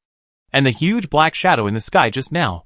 If it's not his dragon, what is it?" This. Brawl didn't know how to defend himself for a moment. But his intuition told him that the assassin was neither Ronan nor Rydar. Go, and invite my mother over," Garrett said in a deep voice. "Also, block the news, and no one is allowed to leak this matter." Brawl always felt that something was wrong, but he couldn't put his finger on it. He could only carry out Garrett's orders with guilt towards His Majesty Bruno, and self-blame for his own negligence. "The kingdom is going to change," he thought. Chapter 522 Multi-Party Collaboration. Although the assassination of the king caused a great stir, the good news is that those who knew the inside story were all members of the Royal Knights. After the Crown Prince issued a gag order, Breer gathered all the knights present and temporarily confined them in the name of secret training. However, the next day, Bruno did not confer titles on the surrendered imperial nobles as scheduled, which still made the ministers of the kingdom and the nobles who came to visit suspicious. Garrett had to let his mother, Queen Windsor, announce to the public that Bruno had injured his body due to excessive practice of fighting skills and needed to rest for a while, and delayed the matter for a few days. He informed Farrens of the successful assassination and began to implement the next plan. In fact, according to the normal process, Garrett only needed to announce that Bruno was assassinated, and he could successfully inherit the throne. The reason why he kept the death a secret was mainly to target Ronan. Wubei territory. After Ronan sent Blanche to live in Wubei territory, he stayed here, accompanied his pregnant wife, and learned legendary spells and fighting skills, and guided the construction of the railway. Although his life was leisurely, it was not boring. On this day, when he was discussing the direction of the second railway with Simon, a griffin's cry was heard in the air in the distance. Ronan looked over, and with his mental power and eyesight, he could see that the griffin was wearing protective gear made in Chishan town. It's Tom. Why is he back? Ronan put down the route map in his hand. Is there something urgent in the Misty City? Soon. The griffin landed in front of Ronan. After experiencing several wars and many affairs, Tom has become very capable. In the future, as long as his strength is improved, he will definitely become a general under Ronan. Sir, I just went to the academy to look for you. Madam said you were here, so I rushed over. Tom jumped off the griffin, greeted politely, and then went straight to the point. Something is happening in Moore City.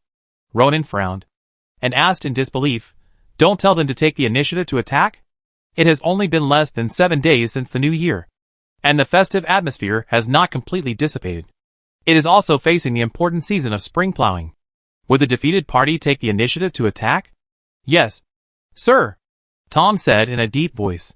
Commander Rydar doesn't know why they took the initiative to attack. But from the current investigation, at least 3 knights from Moore City have been dispatched. Although the speed of travel is not fast, they will be able to arrive outside the Misty City in 5 days.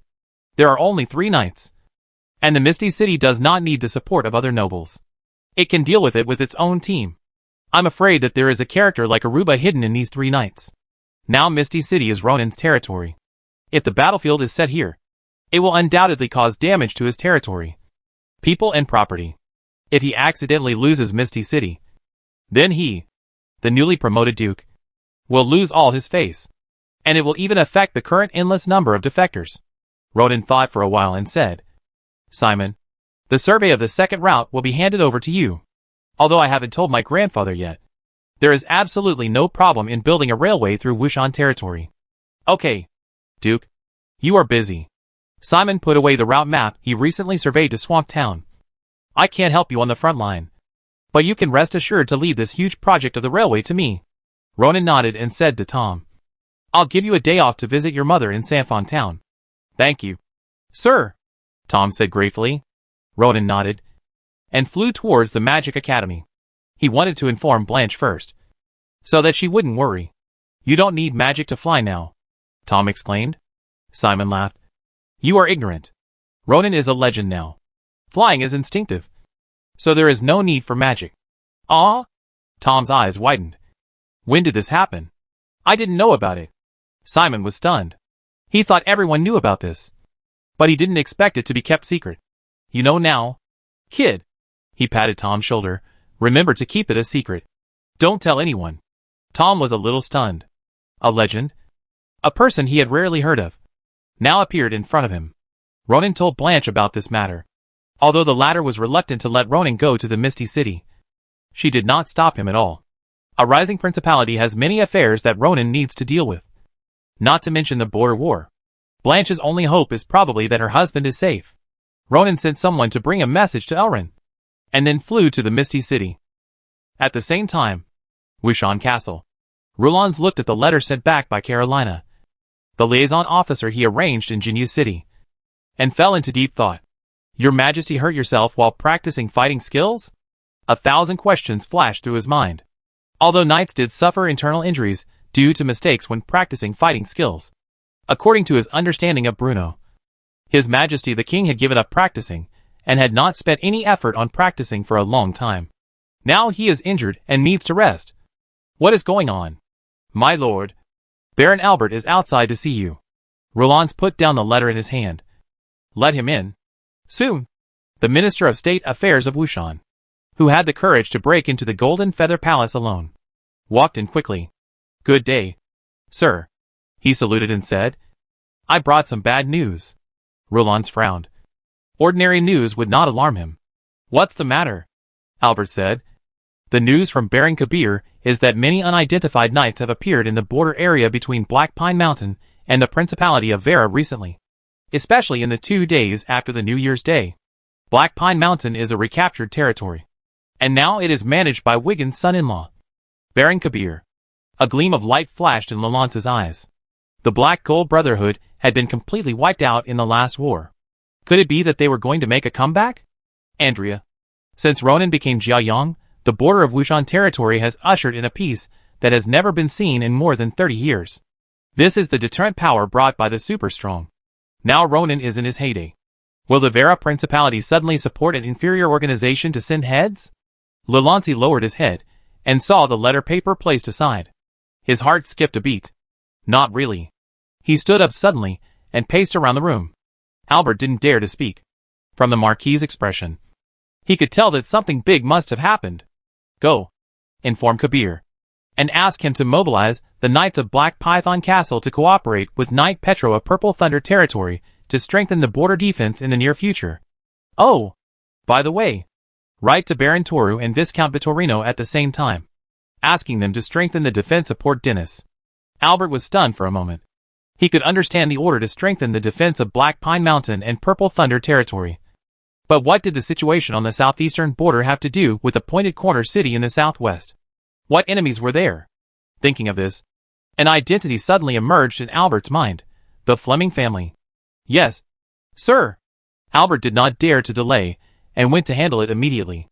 Lu Lance pondered for a while, and hurried to the study to write a letter to Roning, explaining his doubts about Bruno's self-injury, and also speculating about the abnormality of the border of Black Pine Mountain. Andrea would not be so stupid.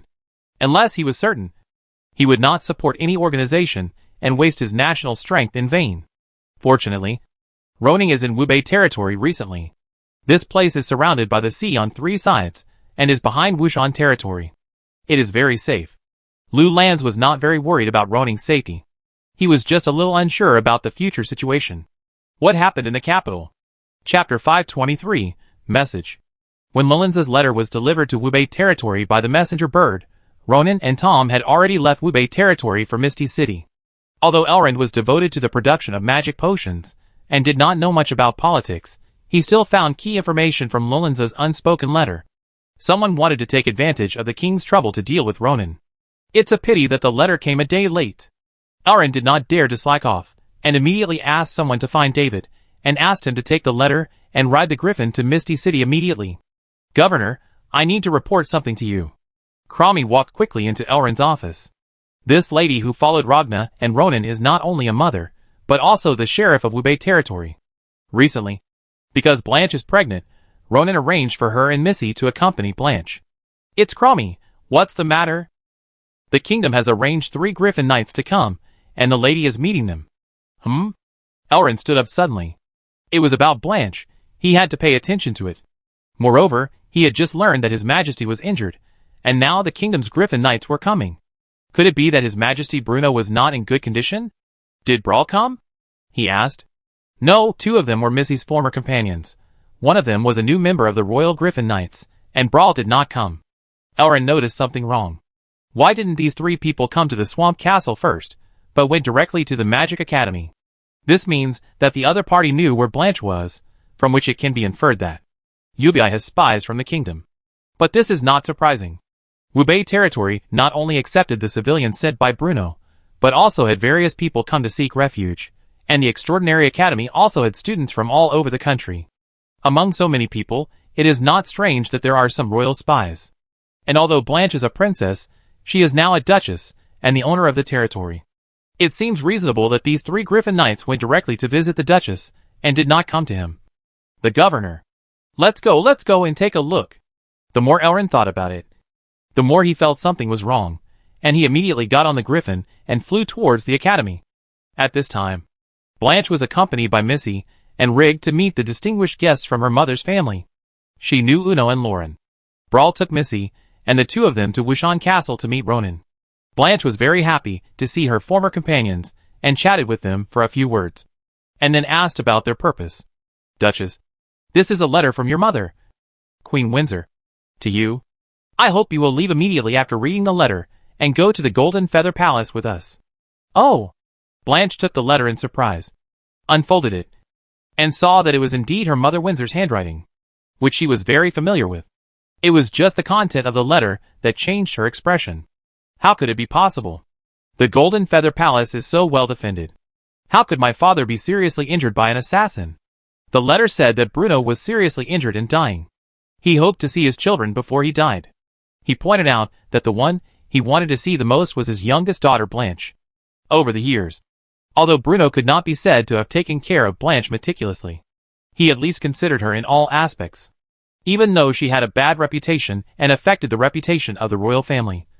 Her father had never been as harsh on her as Garrett. Moreover, in the marriage between Ajuin and the Wuchon family, it was Bruno's support that made her the Duchess today and have such an excellent partner. It can be said that Bruno, the father, has a high status in Blanche's heart, and she also respects him very much. So when Blanche saw the word seriously injured and dying, she was anxious. It is said that the assassin can fly in the air. When he came down from the air, the guards could not react at all. Udo said heavily, "He is very strong. Even Lord Brawl was defeated by him." Lauren also said, "Madam, the king is seriously injured. If it is convenient, you should go back with us as soon as possible. It is best to let the Elrin Magister go with you. Maybe his majesty can still be saved." Blanche's heart tightened, and she nodded immediately. "I will go to Elrin now." As soon as the voice fell, there was a hearty laugh outside.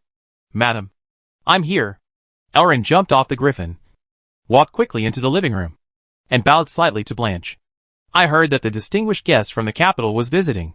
As the governor of Wubei territory, I did not fulfill my duty to welcome him. Please don't blame me." "Madam," Blanche said quickly, "Sir, I need your help." She told what Uno and others said, which made Elrin frown. "Your Majesty was assassinated?" he asked in disbelief. "But the information I got is that your Majesty just injured himself because he didn't control his fighting skills well. He just needs to rest for a while. Golden Feather Palace did say so to the outside world. But this is just a temporary statement to avoid panic." Uno said, "It has been 2 days since the assassination, and your Majesty has not shown up. I am afraid that this matter will soon be revealed." Elrin pondered and nodded. "No wonder it's not peaceful outside. I'm afraid they want to make some trouble by taking advantage of the king's trouble. From this point of view, it is very necessary to try our best to rescue Bruno, which is also in the interests of the Conqueror Dukedom. Okay. I hope the Lord of Light will protect your Majesty." Elrin turned to Blanche and said, "Madam, I'll ask Carlos to take me to the Golden Feather Palace. I'll take care of your Majesty. Your health is important, so you don't have to go with me." "No. I'm going." Blanche shook her head. "Carlos's flight is very stable, and it won't take much time. It's okay. But you?" Missy also whispered beside her. "Madam, the Duke said that it's best for you not to leave Wubei territory." Blanche's eyes were slightly red, and she hesitated for a moment.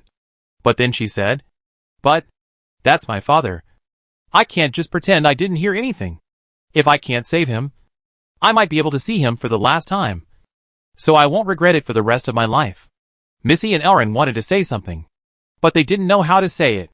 Indeed, as children, with their father on the verge of death, who would not go back if they had the conditions. Moreover, they were not omniscient and omnipotent. And the Golden Feather Palace was where Blanche grew up, not a place of dire straits. What risks would there be in going back? "Okay, I'll go with you." Elrin nodded. "I'll go find Carlos. You wait here. Captain Rigg, you arrange for someone to notify the Duke." "No need, Mr. Elrin," Bob said. "The Griffin Knights have gone to the various noble fiefdoms to inform everyone of this matter. They will gather in Golden Feather City soon. And Misty City is also within the scope of our notification." "No problem. You spread your message, and we spread our message." Elrin gave Rigg a look, and the latter understood. But they never expected it. Even Bob and others who came to deliver the message didn't know what practicing fighting skills hurt the body. Seriously injured and dying waiting for treatment, these are all false news. Auden v. His Majesty King Bruno has died long ago. Chapter 524 framed. In the Alduin Palace, Crown Prince Garrett stood in front of the throne. Before the formal succession ceremony was completed in front of many nobles, he was not suitable to sit on the throne. Below him stood several rows of people. In one row were the ministers of the kingdom promoted by Bruno, including Minister of Government Arsino, Minister of Justice Texas, and Minister of Finance, Minister of Commerce, Intelligence Advisor, etc. In another row stood the knights who followed Garrett. In addition to Matt, Lauzon and other old subordinates, the surrendered enemy Count Ural, Count Ahrens, and others were also in the list, and there was also a charming woman at the head. In addition, there are Duke Ferens, Duke Andrea and other nobles. At this moment, many people in the hall have solemn and serious expressions. During the 2 days when Bruno suddenly claimed to be injured, Crown Prince Garrett suddenly summoned them here to discuss matters. They always had a bad feeling. Everyone. I'm sorry. Garrett took a deep breath and said sadly, my father. Alduin V was not seriously injured due to training errors. It was very good that Bruno's death could be delayed for 2 days. During this time, Garrett had also completed his plan, and there was no need to hide it anymore. He chose to speak out now, which would be more conducive to the next step. What? What happened to His Majesty? Your Highness, we beg you to see His Majesty immediately. You and the Queen.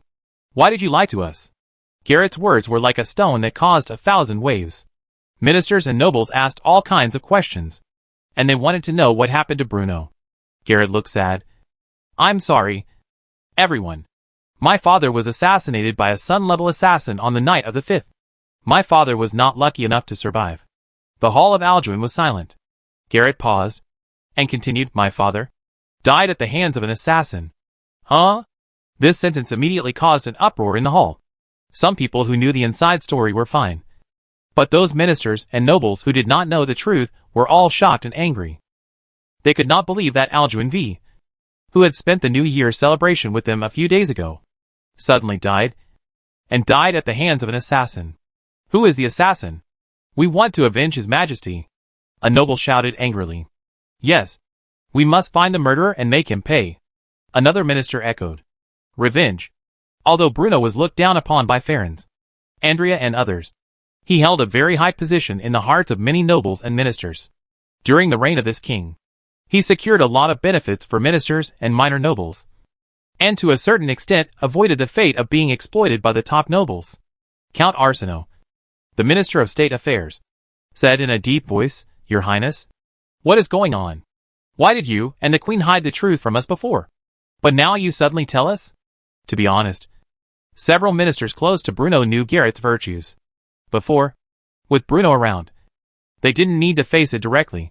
Now that Bruno is gone, they are afraid to be loyal to Garrett. That's what I'm going to explain next.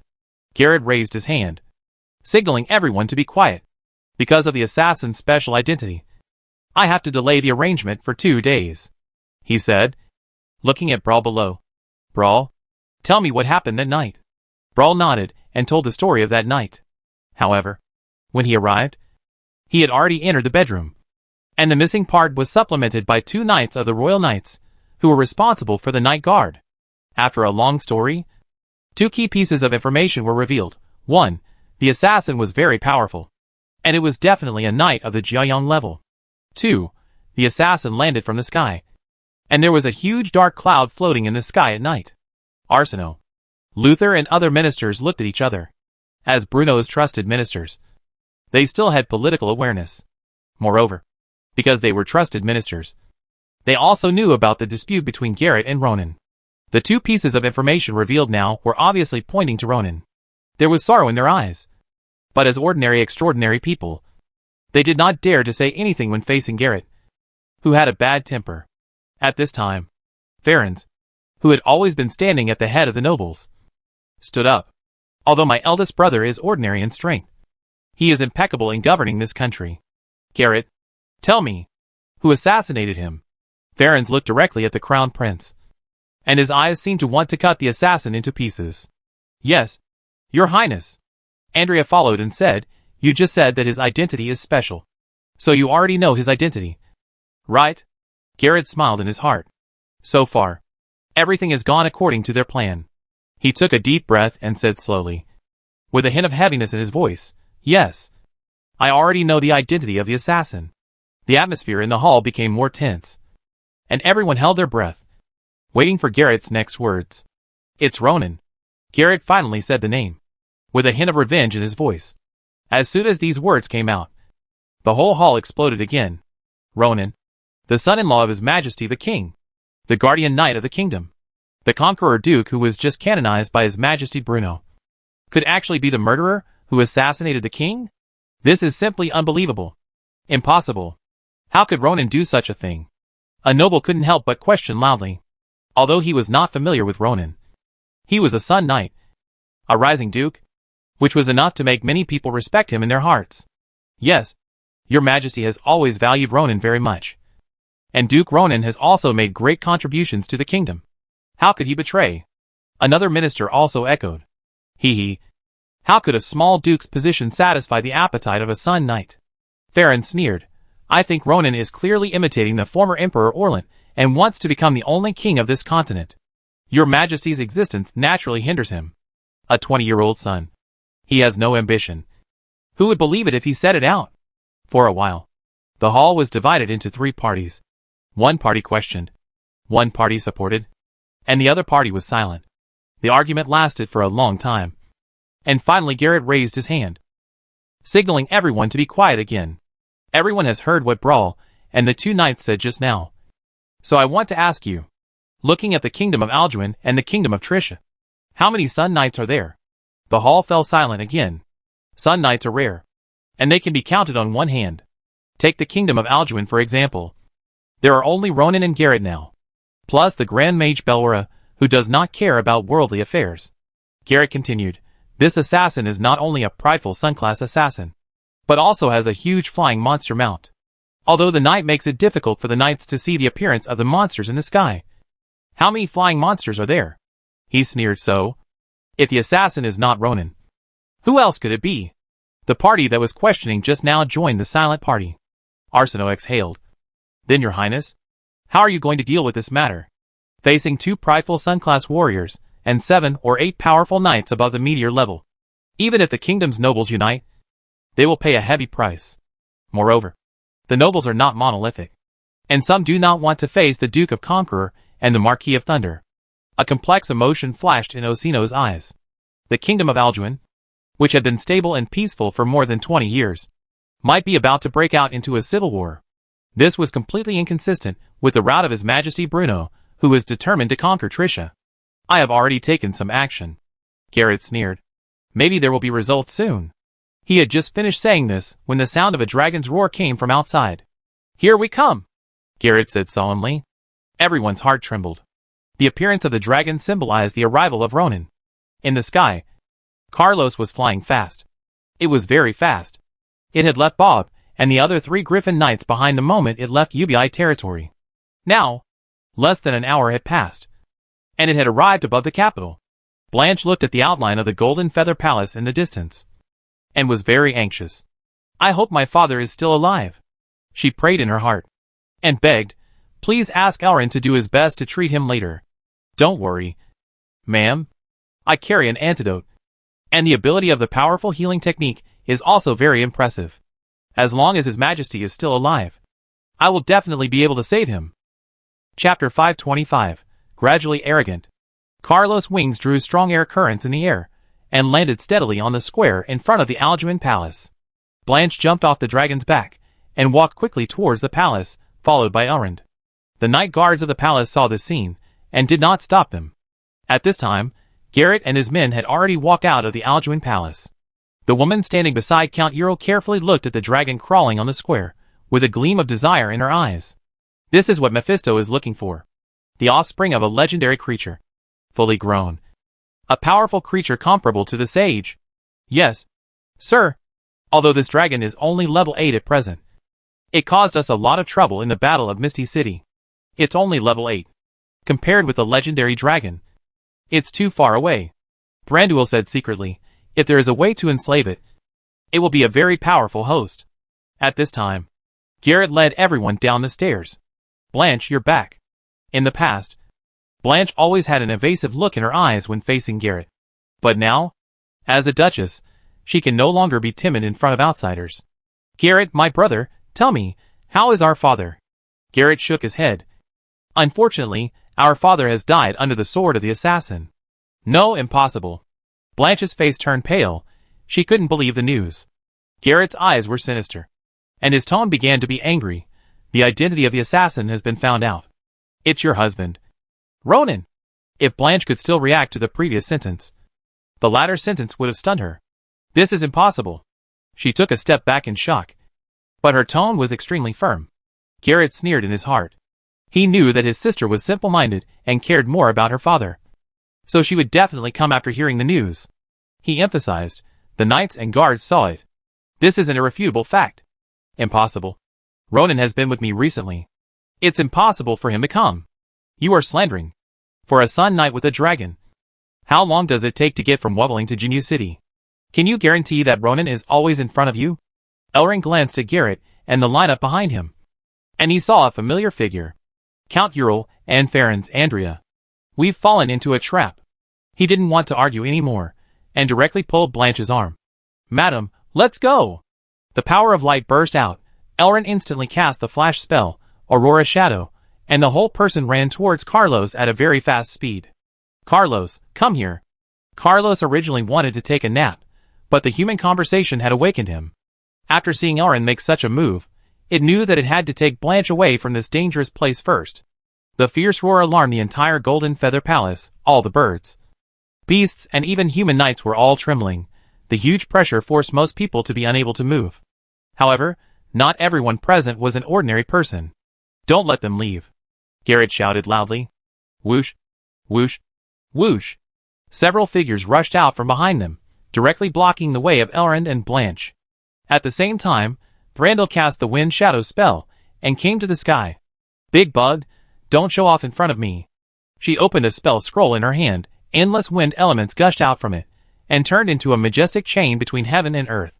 The chain seemed to be alive, like a huge python wrapped around Carlos's body and then bound, directly tied up his wings. Roar!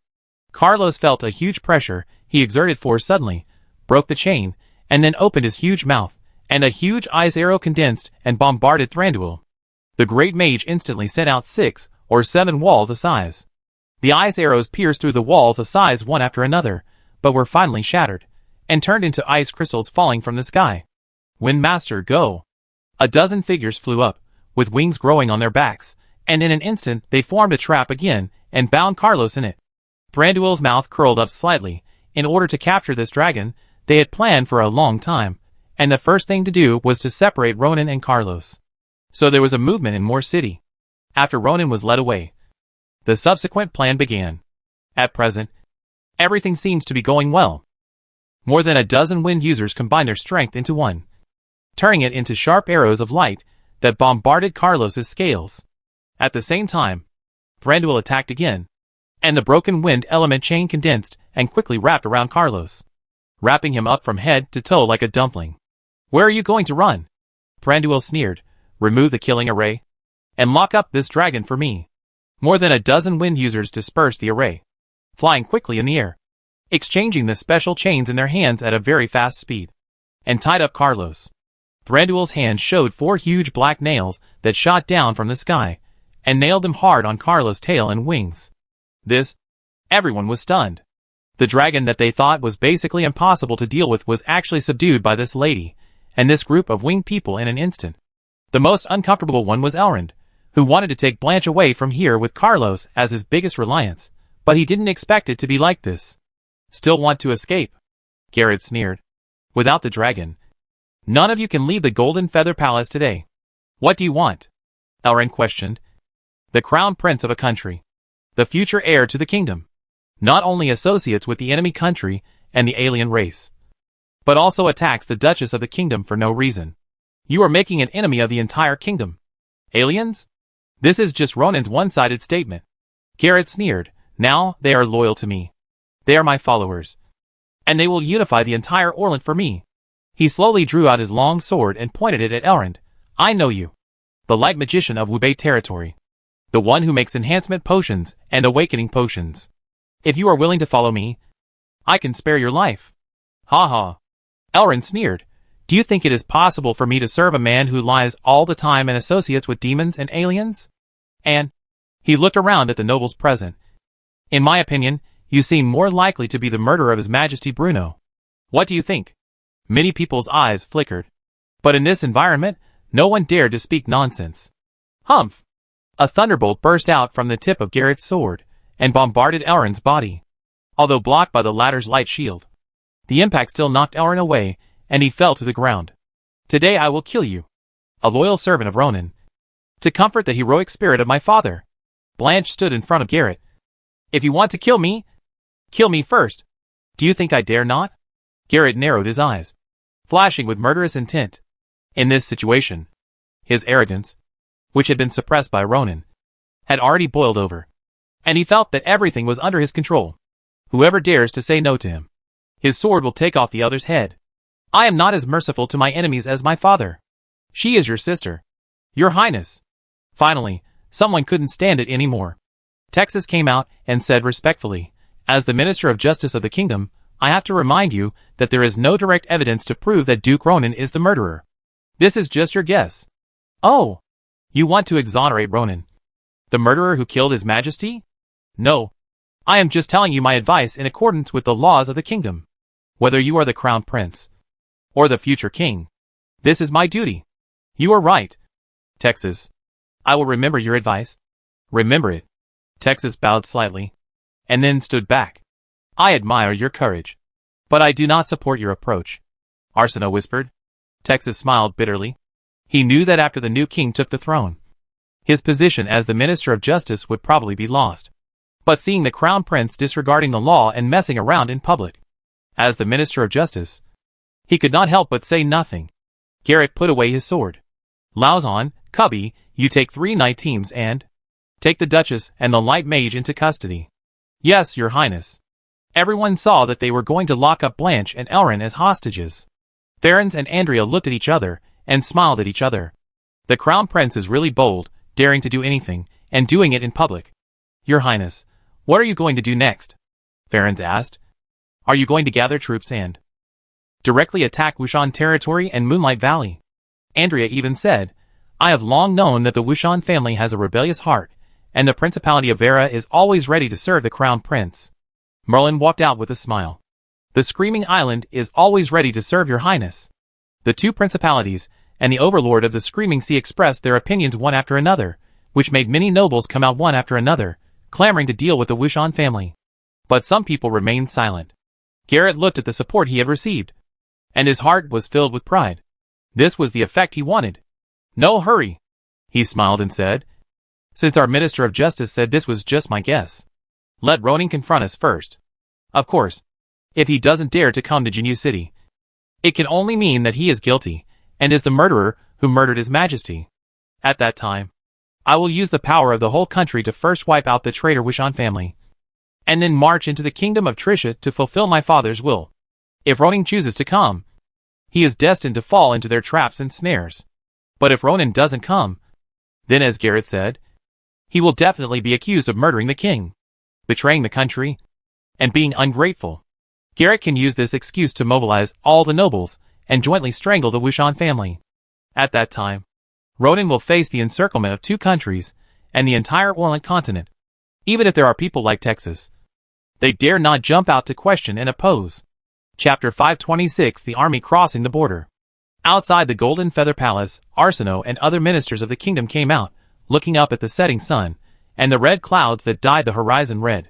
This scene is just like the current kingdom of Alduin, which has reached its old age. Arsino looked at Texas, the Minister of Justice beside him. You just jumped out to stop His Highness. According to his character, your future will be difficult. Texas spread his hands indifferently. My good friend Oak was arranged by His Majesty to be His Highness's teacher for a period of time. He didn't come back for the New Year celebration this year, and there was no letter, I'm afraid. You should think about yourself carefully. When His Highness officially inherits the throne, you may not be able to continue as the Minister of Justice. I've thought about it. Texas smiled helplessly. When I go back today, I will let my children and grandchildren go to the Principality of Justana, or simply go to Wubei territory for refuge. If something really happens, it won't lead to the extermination of the whole clan. Let's forget about going to Wubei territory, Luther said with a smile, looking at this situation. Ronan's treason is going to be confirmed. There will definitely be war there. We can seek the protection of Duke Varghese.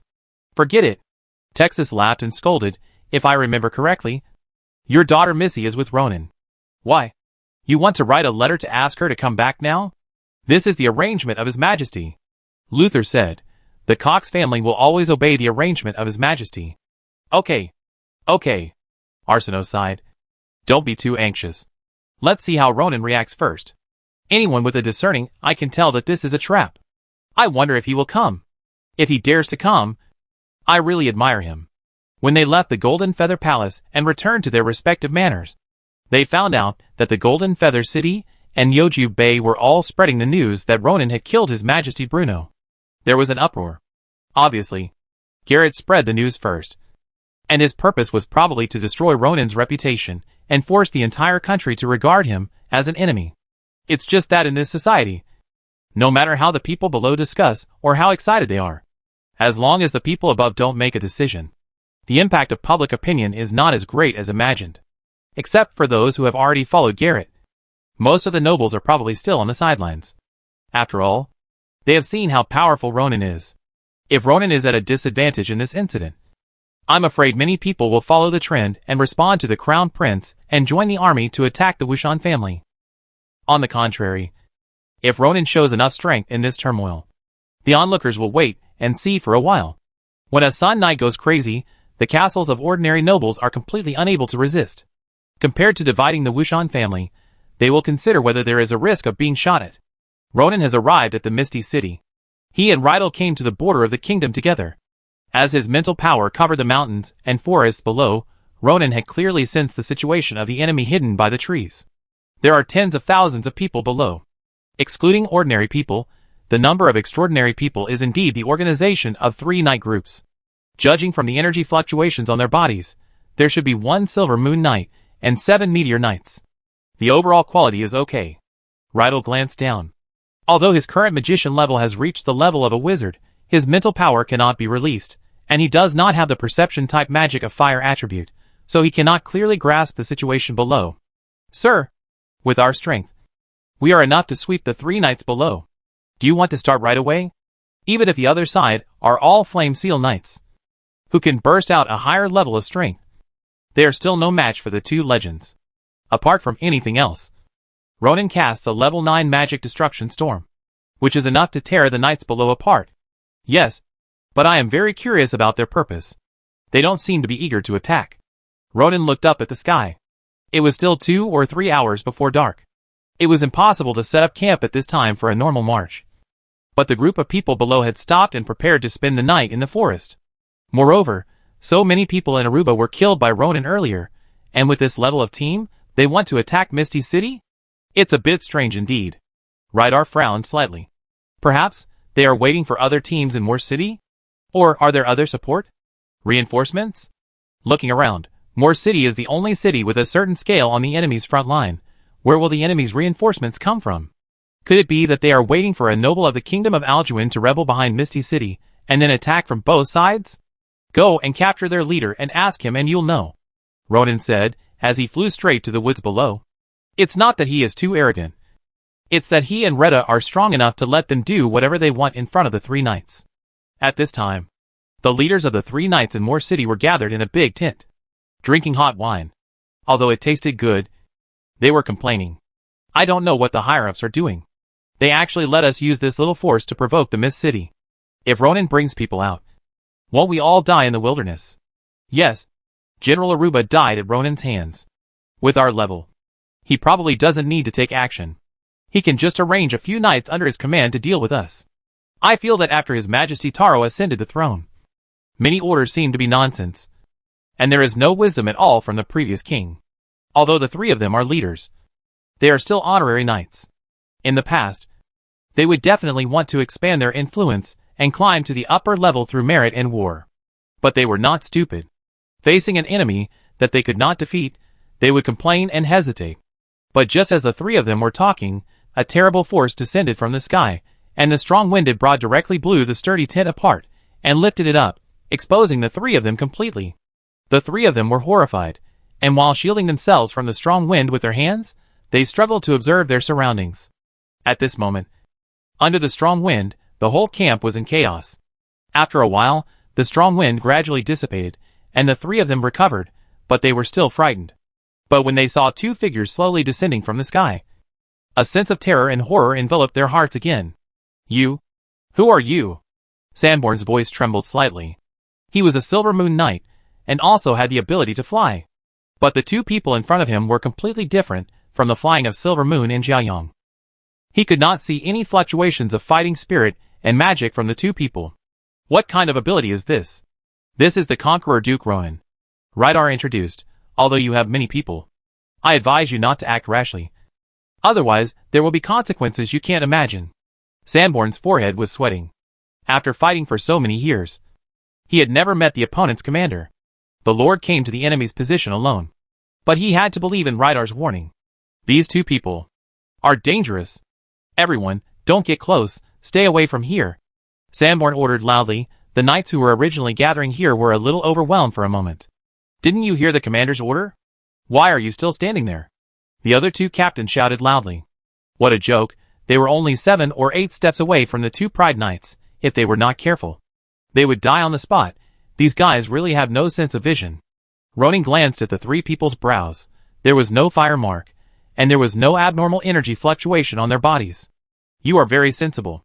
Ronan smiled and said, I really want to know, how do you plan to use these 3 knight groups to attack my Misty City?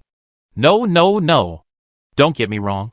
Your Excellency, we have no intention of attacking the Misty City. Yes, Your Excellency, we are just here to play. Ronan glared at the Meteor Knight, who said the last sentence. Your Excellency is in a good mood. I want to know your name. Katon. The Meteor leader hung his head and said weakly.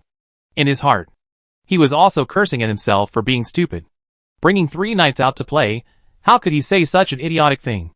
Has he no brain? Cardin is also a good name. Ronan said, since you said you are not here to attack my Misty City, then how do you explain your behavior of crossing the border?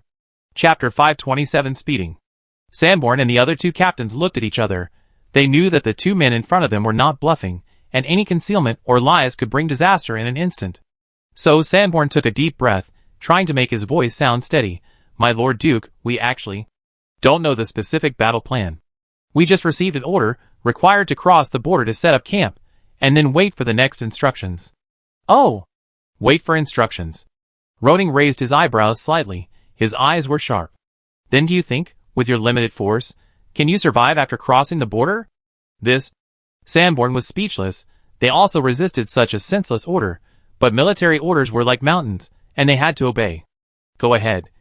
My patience is limited, Ronan said calmly. The 3 captains exchanged complicated looks. At this moment, they either died stubbornly or revealed some secrets. Finally, Sanborn spoke up. We did hear some rumors about your country. Some possible changes in the kingdom of Alduin, which will help us capture the Misty City. Changes? Ronan frowned slightly. What kind of changes would allow the 3 knights to capture the Misty City? Suddenly, his mind was disturbed, and his soul was throbbing as never before. Is this Carlos? He closed his eyes and sensed it.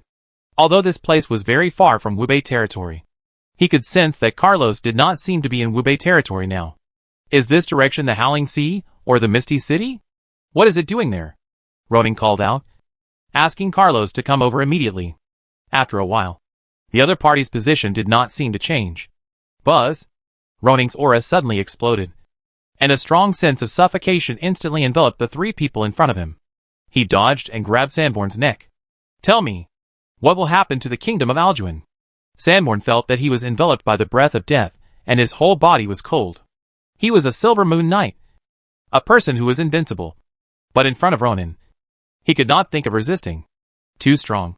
Too strong. I really don't know. Sir, our 3 knights have been at the border. We were ordered to be transferred here recently. We don't know many things. Cardin and another leader, Hagen, panicked, while hesitating whether to go up or not.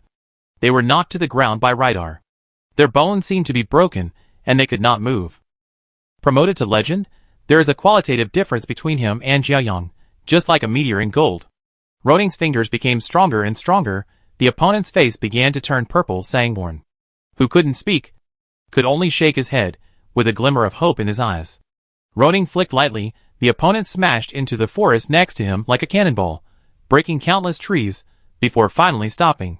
Sanborn, ignoring the pain in his body, knelt on one knee immediately, with no intention of running away. My Lord Duke, we really don't know the details. The higher-ups only let us cross the border, and didn't tell us anything about the follow-up. Ronan sensed Carlos's position, and the other party hadn't moved yet. Bound by the master-servant contract, the other party couldn't disobey his orders, which meant that Carlos couldn't move now. The only person who could make Carlos leave Wubei territory was Blanche at the moment. Is Blanche in trouble? Something may have happened to Blanche. I need to go back immediately. I'll leave the matter here to you. Rydar. If any nobles from the kingdom of Alduin want to attack the Misty City, I allow you to kill them directly. In addition, try to keep the battlefield outside the Misty City. I understand. My lord. Rydar bowed his head and accepted the order. Just, do you want me to go with you? He knew that Blanche was pregnant with the Lord's child, and compared to a city, the Lord's offspring was more important. You are too slow, you can't catch up with me. And, the Fog City cannot be lost. While speaking, he had already leaped out, so fast that it made a sonic boom. This is definitely not the prideful Sun class. Sanborn was extremely shocked. Sir, could Duke Ronan, could he be a legendary? Legendary? Hognay and Carden next to him were just thinking about waiting for Ronan to leave. If only Rydar was left, whether they should resist or not. After hearing this legend, they were stunned. Rydal retracted his gaze, although he was a little worried. But with the strengthening of Ronan's double extreme power, and his legendary knight progress was already halfway through. Such strength. No one in the entire continent could defeat him. After this time, I'm afraid the legendary strength will be revealed. You have a good eye. Rydal commented, although I'm the only one here now. I advise you not to have any crooked thoughts. Because, as he said, his body slowly floated in the air. Looking down at the three people, I'm also a legend. This, Sanborn's throat tightened, and his face was stunned and horrified.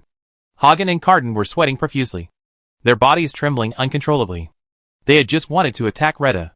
The Duke cherishes talents. Since you are not the minions of the Holy Storm, he will give you a chance to live. Just like Placido of Watchtower. Retta fell back to the ground. Now you have only two choices. Either surrender, or I will kill you all here. These few words made the three people unable to resist.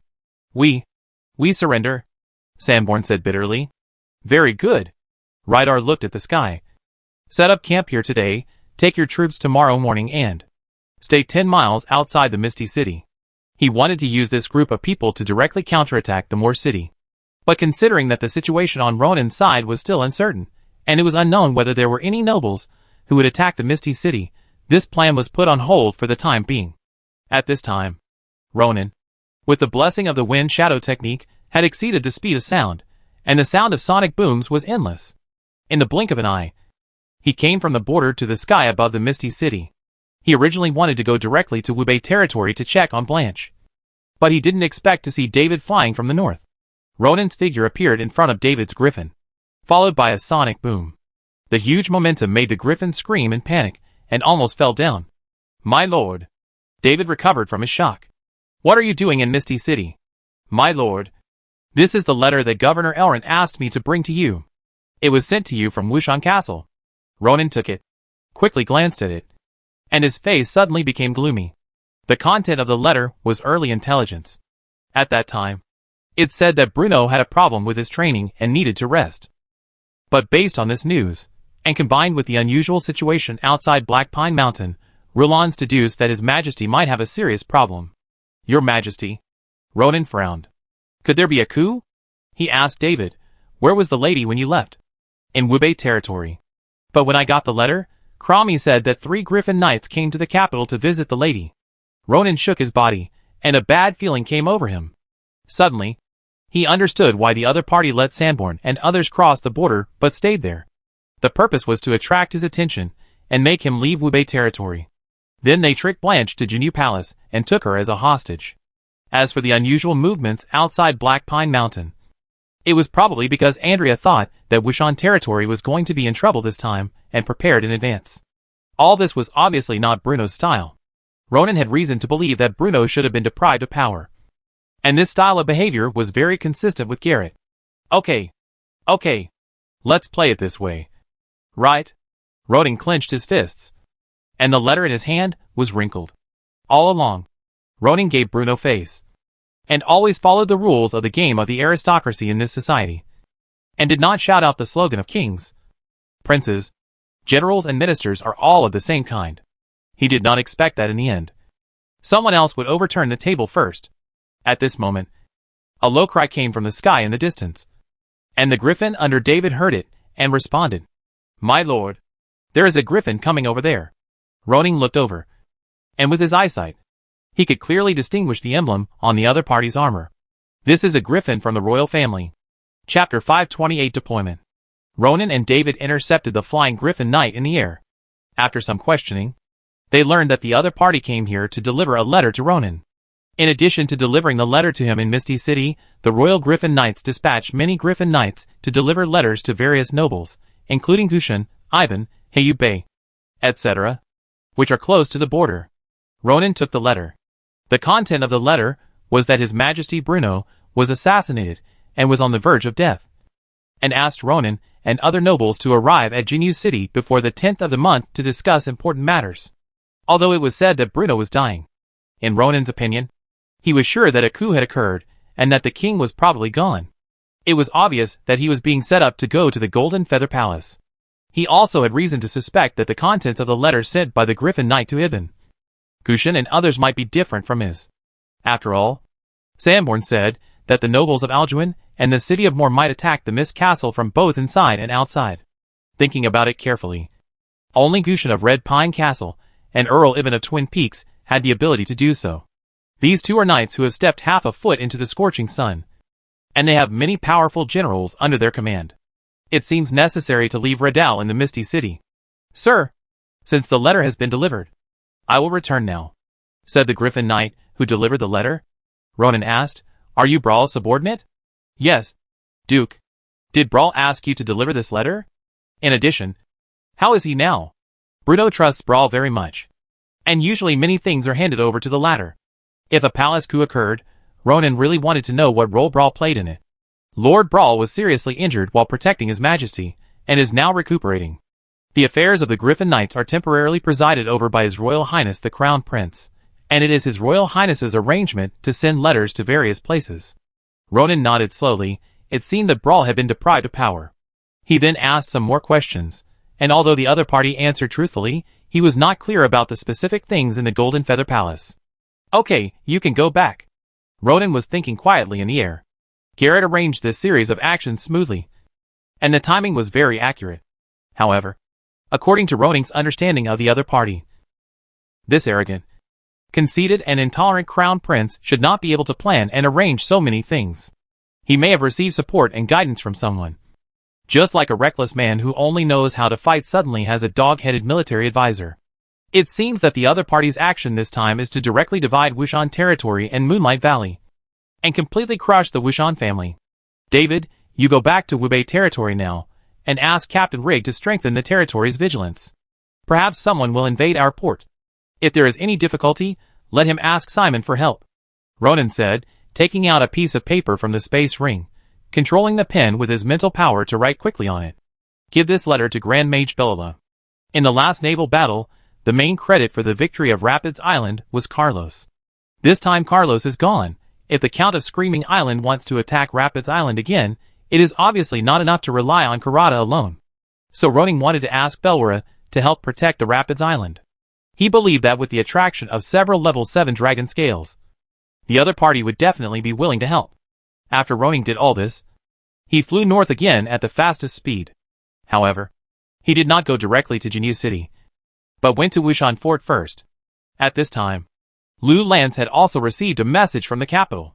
With his experience and association with the unusual movements on the border, he knew that the situation in the capital should have changed, and he was very anxious.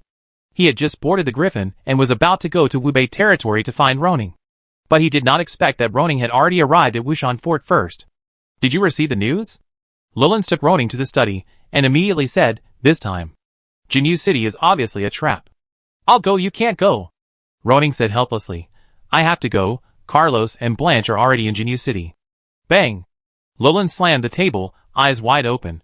"What? You said Blanche has returned to the capital?" The old man's face showed anxiety and panic. He paced in the room. "What should I do? Blanche is still pregnant. It's okay if His Majesty Bruno is here. If he's not here, will they do something to the child? No, we'll leave for the capital immediately.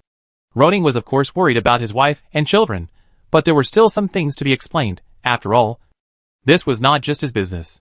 I am the one Garrett wants to seduce. Before I go, he probably won't do anything to Blanche. Ronan said, Grandpa, I came to you this time to ask you to mobilize all the nobles in Wubei territory. There may be a war of genocide against the Wushan family. And our enemies include Ferensburg, Vera, Screaming Island, and even the capital. What about the capital? Are you going alone? Lu Lan stared at Ronan closely. Your Uncle Graham's died in a conspiracy. I don't want to see my grandson die again in the conspiracy of the royal family after more than 30 years. Don't worry, Grandpa. I'm sure I can get out of this. Ronan was very confident. Now I have stepped into the legend. And I have a powerful killer move. Even if I am besieged by many people, I can escape unscathed. What did you say? Legend? Lu Lan was shocked. You have become a legend? Ronan smiled and nodded. Yes, Grandpa. So I hope you can stay in the territory with peace of mind, and take good care of the alert in the direction of the Principality of Vera and the Screaming Island. Lu Lan nodded slowly. He didn't understand what the concept of legend was, but he was very confident in Ronan. In that case, I will follow your arrangement. I have sent Melonica to Black Pine Mountain, but he is not enough to face the Principality of Vera. I will mobilize more people, he said, looking at Ronan seriously. Auden already owes our Wushan family. If this trip to Golden Feather City does not go smoothly, or Blanche, then we will overthrow his rule and establish ourselves as king, Ronan said firmly. Good. Lu Lan patted Ronan's shoulder. Be careful. Ronan said goodbye to Lu Lan, traveled through the night, and arrived above the Golden Feather Palace at a very fast speed. Through the connection of souls, Ronan could sense Carlos's current fatigue. As the distance shortened, they could also communicate with each other. Ronan realized that Elrond had also followed Blanche. His mental power swept across the palace, and he sensed Blanche's energy fluctuations in the Moon Shadow Palace. She looked pretty good. He also captured the power of light in the Moon Shadow Palace, which should be Elrond. However, compared with his heyday, Elrond's magic power has been greatly reduced, which should be a large consumption, although they are surrounded by people. Fortunately, they are all fine. Ronan finally let go of his worries. After speeding all the way here, his condition was greatly depleted.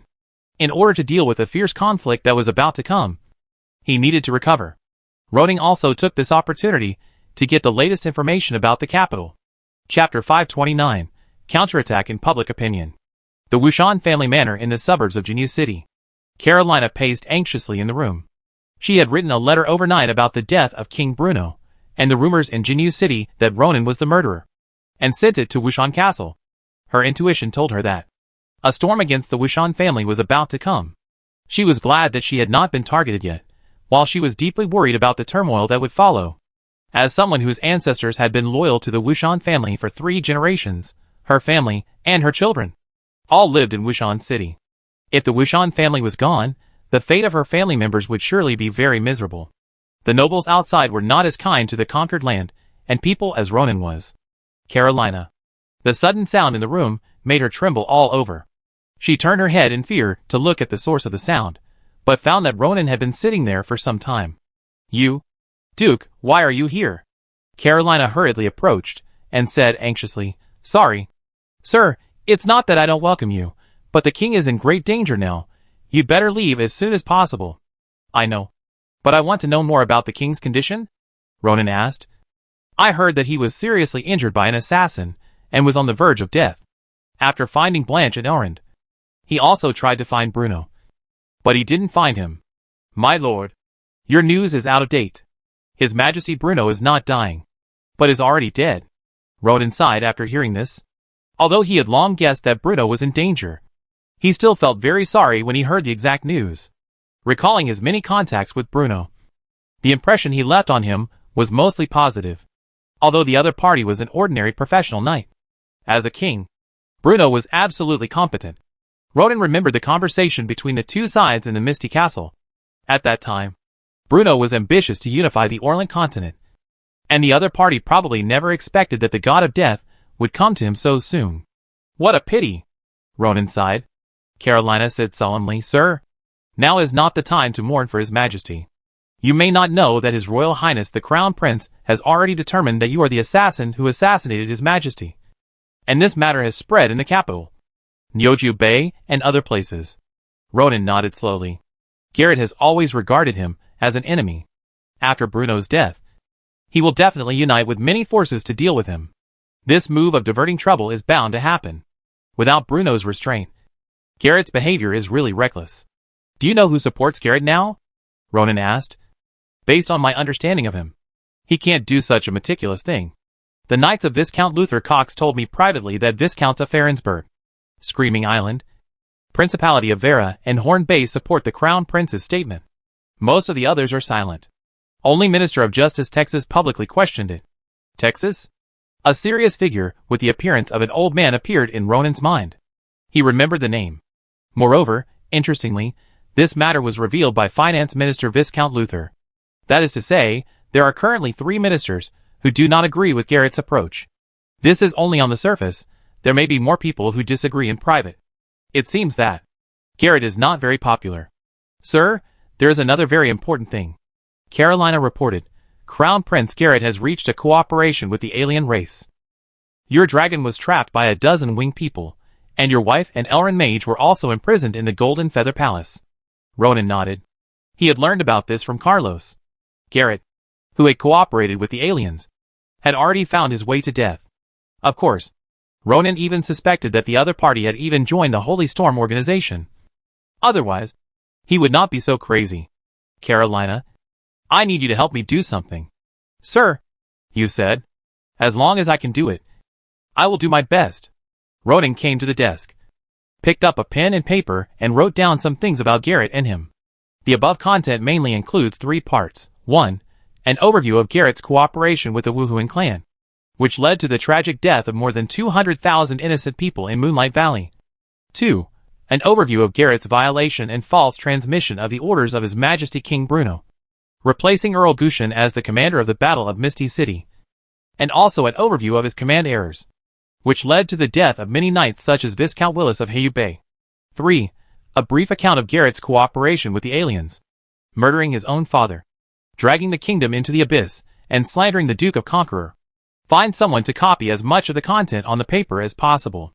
I plan to spread these papers all over the Golden Feather City and every corner of Nyoji Bay. Ronan's reputation has been ruined by Garrett, and it is impossible for him to hold a self-defense meeting. In this case, let's hurt each other. Carolina took the paper Ronan handed over, and a firm light flashed in her eyes. She knew that this was not just a simple task, but a life-and-death battle concerning the reputation of the Wushan family and Duke Ronan. Sir, I will copy as many as possible, and strive to have at least a few hundred copies tomorrow morning. Ronan nodded. Thank you for your hard work. With Ronan's current strength and influence, he already has a group of admirers in the kingdom. This time, Garrett's false accusation made him bear the crime of murdering the king. Even if the people once admired him, it is not easy to speak for a traitor. However, as Ronan spread the contents of the paper, it gave his supporters arguments and reasons to defend him. At the same time, based on Ronan's strong strength, the doubts about Garrett are more powerful. And doing so is actually a kind of momentum, paving the way for Ronan to overturn the table in public opinion. After all, Garrett murdered the king and colluded with aliens. Isn't it reasonable to overthrow the rule of such a person? Carolina acted quickly. She found all the clerks and people who could write in the manner and began to copy. Ronan began to meditate, recovering his mental strength and magic power to meet the head-on conflict tomorrow. Soon, the sun rose at dawn, and the night fell. In a few hours, Ronan not only restored his status to full, but also consumed all the 1,400 attribute points he had accumulated recently.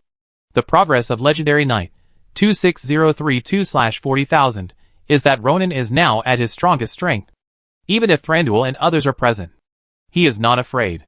This battle is a battle to establish prestige, and a battle to deter all villains. It is actually the truth that one punch is enough to prevent 100 punches. Only when those who are watching realize the absolute gap will they not easily join Garrett's camp. This will not only ease the external pressure faced by Wushan territory and Moonlight Valley, but also reduce wars and killings. and retain a certain amount of strength to deal with the aliens in the south. Chapter 530, Clone Shadow Technique. Carolina and the others worked hard overnight to copy 1,000 copies of Roning's accusations against Garrett. Although this number was not enough to spread throughout the entire Golden Feather City, it was enough as long as the right places were chosen. Roning had already thought of several places to place them last night, such as Nujialwin College, Nujialwin Port, Royal College, Trade Zone, etc. These places were either crowded and lively, or gathered with more advanced talents such as noble children, which had a very good effect on the spread and transformation of Roning's words. In the next less than an hour, Ronin threw out all the papers with accusations against Garrett. This novel way of spreading the news immediately attracted many people to watch. And they were also shocked by the words on the paper. No matter which world people are from, they have the nature of eating melons. Faced with such explosive news that was not blocked by the nobles, they immediately told the people around them. Although Ronin did not have enough time to observe the subsequent spread effect, but judging from the fact that someone immediately defended him in the Nujialwin College Square, it should be effective. After doing all this, Luo Ning hovered over the Golden Feather Palace, overlooking the luxurious building below. After just a few adjustments, he held his breath and concentrated, using his mental power and magic power to carefully draw complex, mysterious spell patterns. Low-level magic has only 3 or 5 spell nodes. As the magic level increases, not only are there more and more nodes, but also the trajectory types of spell patterns have increased from simple straight lines to curves, broken lines, dynamic curves, etc. And the difficulty of casting spells has increased accordingly. Nearly 2 months have passed since Ronin became a legend. With his extraordinary learning ability, he not only mastered Reda's Flame Void Slash, but also mastered the legendary magic clone shadow technique given by Sophia. At present, only Dragon Breath technique is still being learned. Clone shadow technique, as the name suggests, is to create a mirror image with the same appearance and breath as the original body, in order to confuse the enemy. However, it is different from the wind attribute sun level fighting skill of the same name. The mirror image created by this magic has 80% to 90% of the original body's combat power, and at the same time, as long as it is within the range of mental power, it can not only be remotely controlled by the original body, but also transmit everything it sees, hears, and feels to the original body. It is not as rigid as fighting skills, and it is only at the level of middle and high-level knights. At the same time, it cannot be too far away from the main body. Of course, this magic also has obvious disadvantages. After all, it is an individual condensed by extraordinary energy, and it can be regarded as a special energy in essence. Therefore, as long as the clone casts magic or uses fighting skills, this energy will decrease, and the strength that the clone can exert will also weaken. After a while, the spell pattern was drawn, the space trembled, and the wind elements quickly gathered. In the blink of an eye, a clone that looked exactly like him appeared in front of him. It started. The clone spoke in the same voice as Ronin. He didn't delay any longer. As soon as he finished speaking, he fell headfirst and dived rapidly towards the square of Alduin's palace below. Buzz. Above the square, a faint membrane was broken. Thranduil, who was resting with his eyes closed in the luxurious bedroom of Moon Shadow Palace, suddenly opened his eyes. Here he is, in the square in front of Alduin's palace. It seems that he wants to rescue the dragon first. Thranduil flashed and went directly to the air outside. Blow the horn, and gather at the square. Suddenly, a heavy horn sounded in the Golden Feather Palace, and countless figures rushed to the square from all corners. When Ronin's clone landed steadily in front of Carlos, Garrett's figure had already appeared in front. Ha! You're finally here. Garrett raised his head and laughed. I thought you would be so scared that you would even abandon your pet and wife. As he laughed, the guards who were guarding the dragon drew their weapons and surrounded Ronin and Carlos in the middle. The clone looked at the several huge nails on Carlos' body, which were emitting dark energy. It was they that blocked Carlos's actions. Otherwise, it could use its dragon breath to melt the chains that bound it, and it would be impossible to be trapped. Ronin controlled the clone to pull out the nails, but Garrett stopped him. I advise you not to do this. It takes a lot of fighting spirit to pull out these black nails, and in the process, it is enough for me to kill you. The clone stopped moving, and he looked at Garrett, his eyes full of anger and contempt. I didn't expect that you, as the crown prince, would actually kill your father. Your Majesty's respect and expectations for you are in vain. Garrett sneered. Don't struggle in vain, Ronan. Now everyone knows that you are the murderer of my father.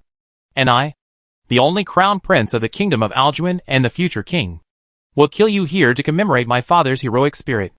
As he spoke, the flame mark on his forehead flashed suddenly, and fiery red lines, like flowing magma, appeared on his face, as if he had a special tattoo.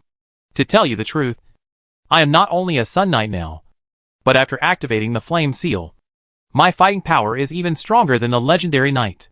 He tightly grasped the long sword in his hand. The blade flashed with cold light, and the tip of the sword pointed at Ronan. How is it? Are you scared? The expression of the clone was very cold, and his eyes were a little sad. Feeling sad for him. As the crown prince of a country, it would be fine if he cooperated with the alien race. But he actually joined the other party, and accepted the power of the alien race. The Flame Seal Knight, although his thoughts and behaviors are not transformed like the Soul Knight, will gradually sink as long as he uses the power of the Flame Seal. And the nightmare power he induces will also form nutrients that nourish the devil invisibly. I'm scared. Ronan controlled his clone and said, I'm afraid that if I don't pay attention, I will use too much force and send you to hell. Ignorance. Arrogance. Garrett's face darkened. What he couldn't stand the most was Ronan's confident expression without any fear. Today, not only you, as a traitor to the kingdom, your father, your grandfather, and your entire Wushan family will be buried with you for your actions. Just as the two were confronting each other, Thranduil also rushed to the square with her elite team. This was the first time she saw Ronan in person. Judging from his momentum, he did not seem as strong as she imagined. Along with him came Farrens, Andrea and many other nobles, who received the message and rushed to the capital. Many of them clamored to kill Ronan to avenge Bruno, but many of them remained silent. Ronan saw the nobles, who had been negotiating cooperation with Moonlight Valley a while ago and using dispatched workers to earn money in Moonlight Valley. When they met Ronan's eyes, they were a little embarrassed and nodded imperceptibly. The clone's eyes finally fell on Thranduil. He asked, The Storm Envoy has arrived at the Golden Feather Palace. I wonder where the Flame Envoy is now. Thranduil's voice was very pleasant, even a little charming, and combined with her beautiful appearance, she had a great appeal to the opposite sex. But her words were very overbearing. Do you think it is necessary to use the flame seal to kill you? The clone nodded without comment. Unfortunately, the ending may disappoint you. At the same time, Ronan's real body had already flown quickly towards the Moon Shadow Palace. Before he took action, he noticed that there were a large number of people guarding the Moon Shadow Palace. Even Thranduil was there. In order to prevent the other party from taking Blanche and Elrond as hostages when rescuing them, Ronan used the clone to lure the enemy. Thranduil lived up to expectations, and really led people away from the Moon Shadow Palace, leaving only a few people to guard Blanche and Elrond. In any case, now it is important to send Blanche out of this troubled place. Ronan does not want his wife, and the fetus in her belly to encounter any accidents. Chapter 531. Are you satisfied?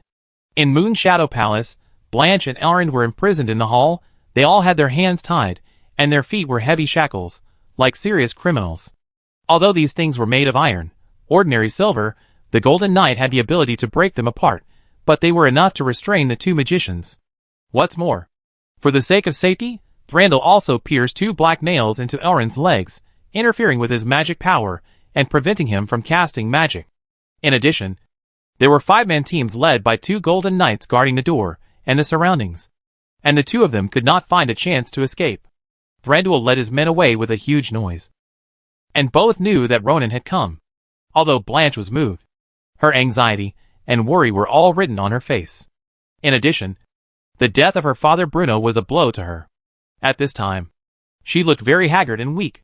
She put her hands on her chest and prayed, Ronan, will he be okay? Elrond comforted, Don't worry, ma'am. The master's strength is unfathomable, and he will be fine. Just as the two were talking, Ronan fell from the sky and landed in the yard. The huge speed drove the fierce airflow to spread around. Who? The 5 knights guarding here shouted subconsciously, and then drew their swords one after another. Unfortunately, when they saw Ronan, they did not move a step. Ronan's sight swept over the 5 people like a hawk. The instant wind tentacles bound their legs and strangled their throats, like a python. The 5 people could only stare at the horrific scene in front of them with wide eyes. They could not even make an extra cry for help, and were strangled to death. The noise outside startled Blanche and Elrin inside. Under their gaze, the door of the hall was pushed open, and Roning's figure appeared in their sight. Elrin smiled with relief. With Roning here, he no longer had to worry about Blanche and her unborn baby. To be honest, he had been worried about this matter since the trap. If something really went wrong, how would he face Roning? After Blanche saw Roning, her body couldn't help but tremble. She really wanted to rush over and hug him tightly. But the shackles restricted her movements. "Ronan, you are finally here," she sobbed. Ronan flashed to the other side, and tore the bracelets and shackles into pieces with a casual pull, and then hugged Blanche into his arms. "Don't be afraid. It's okay," Blanche cried out. "But, Father is dead." Ronan gently patted the other's back, and comforted him softly. I know.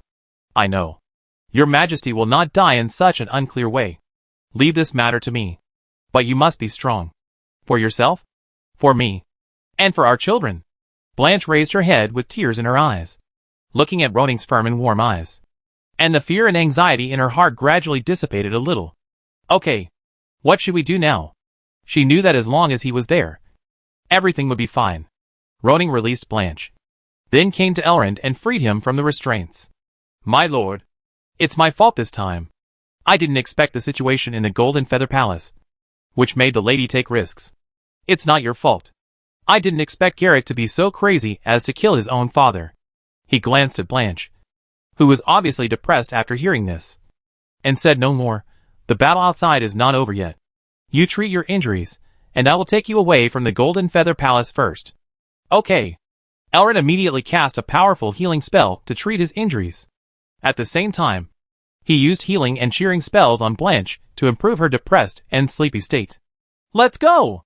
Roning picked up Blanche, and used his mental power to control Elrond, and took the two of them to fly towards the manor of the Wushan family. "My lord, you seem to be stronger?" Roning nodded slightly. "This is the power of legend." Elrond's expression immediately became wonderful. "They want to unite to deal with you. I'm afraid there is no chance of winning." Soon, Roning returned to the manor. Perhaps it was too much mental pressure, or perhaps it was too tired. Blanche had already fallen asleep in his arms. After Ronan settled her down, he asked Elrond to stay in the manor to look after Blanche, and he returned to the sky above the Golden Feather Palace with several powerful healing spell scrolls. Since the people guarding Blanche and Elrond had been killed by him, the hostages had been rescued, and Garrett and others had not noticed it yet. At this moment, Garrett and Ronan's clones were fighting together in the square in front of the Alduin Hall. Garrett put away the fire seal, and did not use his full strength right away, while Ronan's clone was trying to delay time, and also save energy as much as possible. The two were only competing in swordsmanship. At the beginning, Garrett's swordsmanship was suppressed by Ronan, and he was eager to attack but couldn't find a breakthrough for a long time. However, after several rounds of fierce fighting, the power of the clone was gradually declining, and Garrett also gained the upper hand. "I thought you were so powerful, but now it seems that you are just SOSO. Garrett laughed wildly. "Well, I'll show you my full strength." As soon as he finished speaking, he activated the flame seal, and his strength and speed soared. Bang!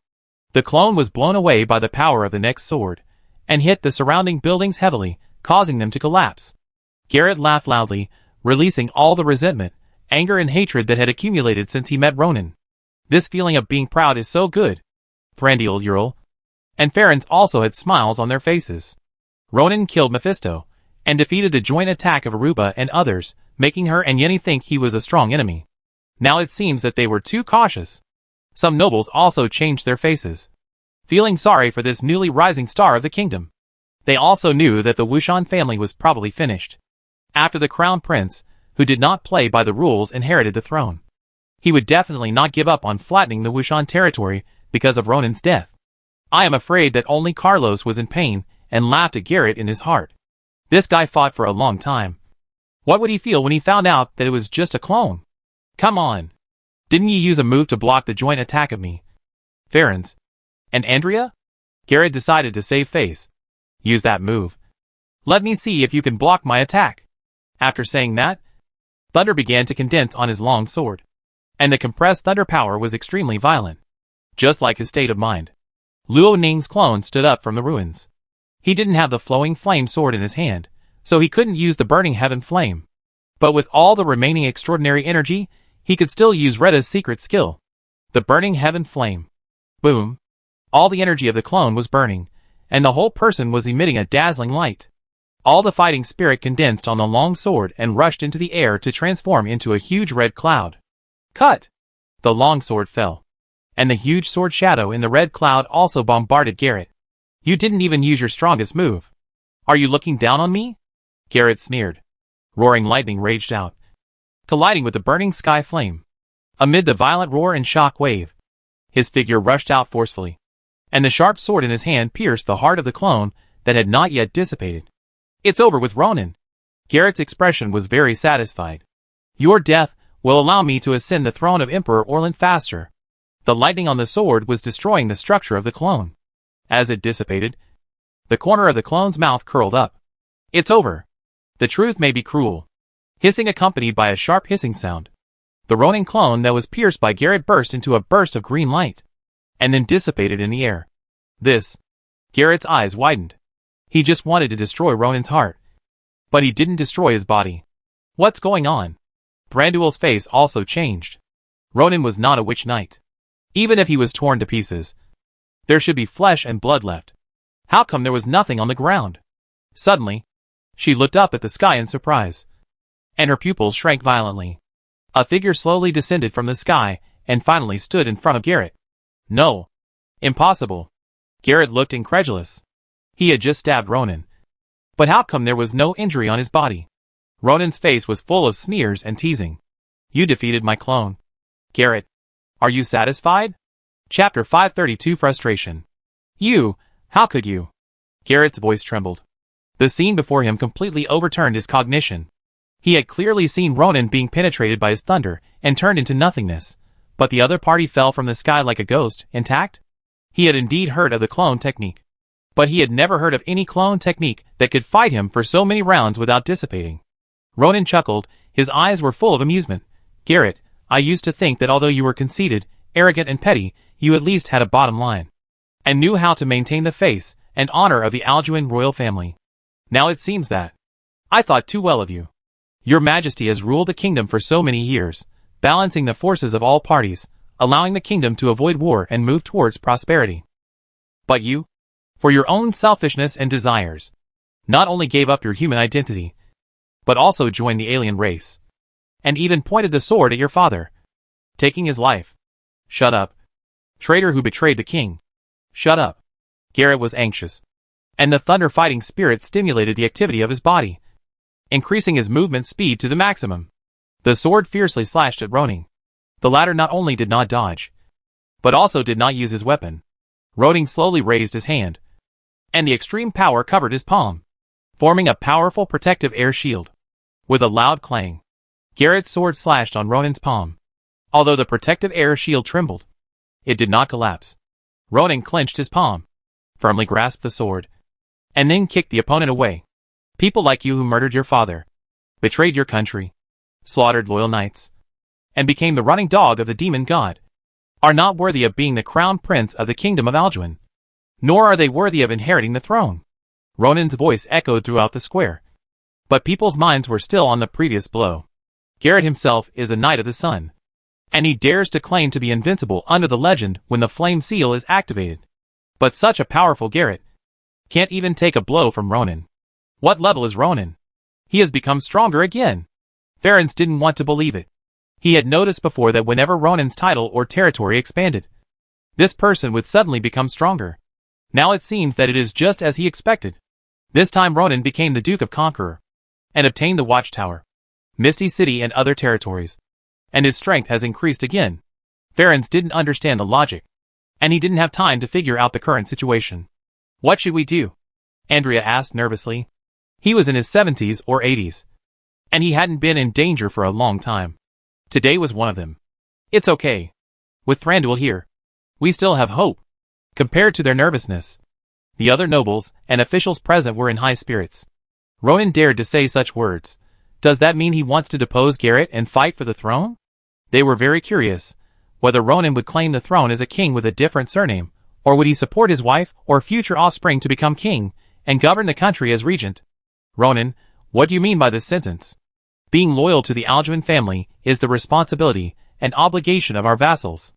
Viscount Melon of Screaming Island stood up and accused, although you don't like His Royal Highness the Crown Prince, you have no right to accuse and slander His Highness. According to the law, you should be sentenced to death by hanging. Ronan looked over, and his eyes flashed with cold light. He didn't say much, and instantly used the 6th level fire dragon devouring magic to attack the opponent. You dare! Myron was very anxious. It was too late for him to take out the scroll to resist. Seeing that the fire dragon was about to swallow him, Thranduil flashed to the front and propped up the thick wall of size with both hands to block the fire dragon. The huge roar and tremor accompanied by the violent shock waves swept all around, causing the weak nobles and knights around to fall to the ground one after another. Myron was still in shock. Ronan, you are crazy. You dare to openly attack the nobles of the kingdom. Ronan sneered. Over the years, the pirate gangs supported by Screaming Island have robbed many noble merchant ships. Does Viscount Myron think that no one knows? Haha, I haven't settled the grudge with you for ordering Patridge to attack Rapids Island. For this reason alone, I can declare war on you and the Fleming family behind you. You. Myron was shaking with anger. Generally speaking, he would tacitly not mention such things. He didn't expect that Ronan would speak out publicly. You are slandering me. Garrett stood up by supporting himself on the ground. He was breathing heavily. The anger in his heart had been suppressed to the extreme. He originally thought that he would be able to crush Ronan after he was promoted to Jiayong and obtain the Flame Seal, but he did not expect this result. I don't believe it. He suddenly roared and charged at Ronan again. Ronan dodged and punched him in the face. Bang! Garrett was knocked out. But at this moment, Ronan chased him and punched him again at the foothold. This punch, I'm hitting you for your father, the innocent and unjustly dead Majesty Bruno. Garrett in the air didn't have time to adjust his body shape, and was hit again. Ronan did the same thing, and caught up again. This punch, I'm hitting you for your sister, my wife Blanche. This punch, I'm hitting you for Philemon and other loyal and respectable knights, who died innocently at your hands. This punch, I'm hitting you for Willis and other nobles and knights who died in the Battle of Misty City because of your recklessness. The last punch, for my Wuxian family, and for myself. Bang! Bang! Bang! Garrett didn't stop in the air until the last punch, and then he fell into the floor. At this moment, his face was swollen, and he completely lost the heroic demeanor that a crown prince should have. Ronan's fists were not lethal, but this series of actions repeatedly rubbed Garrett's dignity on the ground. The fire seal between the crown prince's eyebrows flashed wildly, and dense lines spread all over his body, making his momentum rise steadily. Go to hell! With his angry roar, a huge shadow made entirely of lightning appeared behind him. The shadow waved a huge fist, carrying the anger of its master, and raised his fist to smash Ronan. At this moment, the sky and the earth seemed to be replaced by a purple color, and boundless lightning raged around. Those exquisite and expensive buildings were all torn into pieces by lightning, flying everywhere. And some knights, who did not have time to dodge, were also turned into charcoal under the attack of lightning. Ronan waved the flowing flame sword in his hand forward, and the sky fire turned into flames all over the sky, which enveloped all the purple thunder, and then swallowed it forcefully, crushed it, and then defeated Garrett and the thunder phantom behind him. The rumbling and violent collision sounded like thunder, and everyone was bearing the impact of this collision. They only felt like a lonely boat in the sea, and any wave would overturn them. Too strong. How could Ronan be so strong? With such strength, even if there are dozens or hundreds of knights, they can't do anything to him. Everyone was trembling in their hearts. From today on, they will get to know Ronan again, understand his strength and terror. At the same time, they also had questions in their hearts. If Ronan really replaces the Ajuin family, what should they do? The fierce shock wave gradually dissipated after a long time, leaving behind the devastated square and the ruined Ajuin Hall. This sacred place that symbolizes power and status will no longer exist after today. Also disappeared Garrett, who should be buried under the ruins. His Royal Highness the Crown Prince is dead? Chapter 533 Backstab. After the fierce battle, the onlookers had been driven far away, and there was only one man and one dragon in the center of the battlefield. Ronan had taken advantage of the shock wave to pull out all 4 black nails on Carlos' body, and was using a powerful healing scroll to relieve his injuries. Although Carlos had several large holes on his body, The dragon's super physique and recovery ability would heal in no time. Ronan, he killed His Royal Highness the Crown Prince? A young noble asked in a trembling voice, his eyes full of fear. It is impossible to survive such a fierce attack. Right? In this way, the throne of the kingdom of Alduin will really have no heir. Ronan's mental power swept across the ruins, sensing that Garrett was not dead underneath, and his heartbeat was very strong. He still had the strength to lift the ruins. He was probably waiting for an opportunity to launch a sneak attack. In fact, he deflected the attack a little at the last moment, which saved the other party's life. It's not that Ronan was merciful, but he didn't want or dare to kill Garrett. It's just not the right time yet. After all, his accusation against Garrett was one-sided, though more reasonable, but there was no direct evidence. He turned his gaze to the beautiful woman who had been standing by and watching. Why, how long are you going to be a spectator? Thranduil's mouth curled slightly, clapping her hands lightly, and floating to the front of the crowd. She didn't seem to be very panicked. I didn't expect that a young legendary like you would appear in this land with thin and chaotic elemental power. It's amazing. These words of praise, with a hint of contempt, fell into the ears of the people around, like thunder. Legend? Oh my god, legend? Legend above the scorching sun? A fierce discussion broke out in the crowd. It seemed that since the death of Emperor Orlin, there had not been any legendary figures on this continent. Ronan actually became a legend? Ference, Andrea, Melon and others looked gloomy. They had originally wanted to kill Ronan before he reached a height that they could not match, but they did not expect that the other party had already reached that height. They killed Bruno, and also freed Ronan from his restraints. The latter wanted to turn around and deal with them next.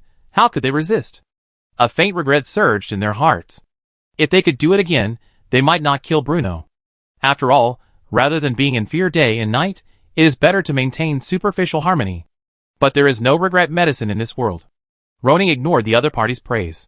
On the way to Jinyu City, I was thinking, it is impossible for Garrett to come up with such a series of strategies with his wisdom. If my guess is correct, from letting Brett assassinate His Majesty the King, to taking advantage of the unusual movement in the City of Mist to transfer me away from the UBI territory, and even the slander against me later. You were in charge of all this, right? Thranduil glanced at the ruins, then at Ference and others in the crowd, and finally turned her gaze to Ronan. She laughed. Yes, all this was my plan. As soon as she said this, Ference, Andrea and others suddenly widened their eyes. Isn't Thranduil openly admitting that the person who killed Bruno was Garrett? You know, it's one thing to do it or not, and it's another thing to let others know about it. No. No. No. Fear flashed across Duke Ference's face. He didn't expect this situation to happen. According to the previous plan, this matter shouldn't be told. Ronan was also a little surprised. He just wanted to see if he could get the other party to admit it. He thought for a moment. What was Thranduil's purpose in doing this? In fact, for the Sacred Storm organization, they came to the Orlan continent not to bring rule here, let alone peace. For the demons, stability is unnecessary. Therefore, their biggest goal has always been to create wars. In the context of chaos, they use the entire society as a nursery to cultivate more wind users and fire knights. They use their power to restore the power of the demons that were severely injured 1,000 years ago. For Thranduil, Garrett's dignity, the noble's face, etc., are not things she needs to consider. Facing Ronan today, Garrett's role is limited.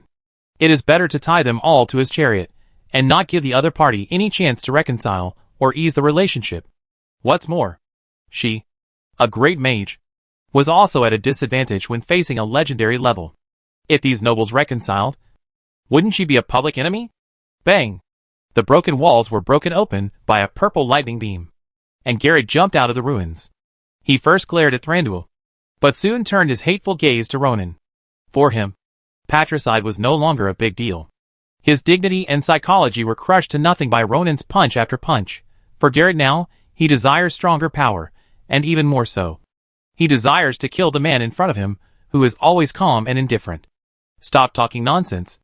Thranduil, just use whatever means you have. Even if I die, you may not be able to escape, Garrett said coldly. Ference, Andrea, Myron, Lao Shan, and all of you nobles, all listen to my orders and launch a siege on Ronan. Anyone who dares to retreat will betray the kingdom of Alduin. After this matter is over, I will settle accounts with you family by family." After saying this, all the silent nobles became restless. They looked at Garrett, then at Ronan. It was not easy to offend either side, but the crown prince asked them to choose between the two. Ronan glanced at everyone. "You have all heard that King Bruno died at their hands, as the Duke of Conqueror appointed by His Majesty himself, and the guardian knight of the kingdom of Alduin. I have the responsibility and obligation to avenge His Majesty." He paused. "Now, please leave here. Everyone who has nothing to do with it. I guarantee in the name of the Wushan family that if Garrett causes trouble for your family because of this matter in the future, I, the Duke of Conqueror, will always provide protection for you and your descendants." After a short silence, someone finally stood up. Ronan remembered that this should be Baron Danny from Ent County above Moonlight Valley. "Duke Ronan, please avenge His Majesty. If there is any material need, Ent County will fully support you." Garrett turned his eagle-like eyes to Danny, looking for death. The sharp lightning attacked, and Danny felt cold all over.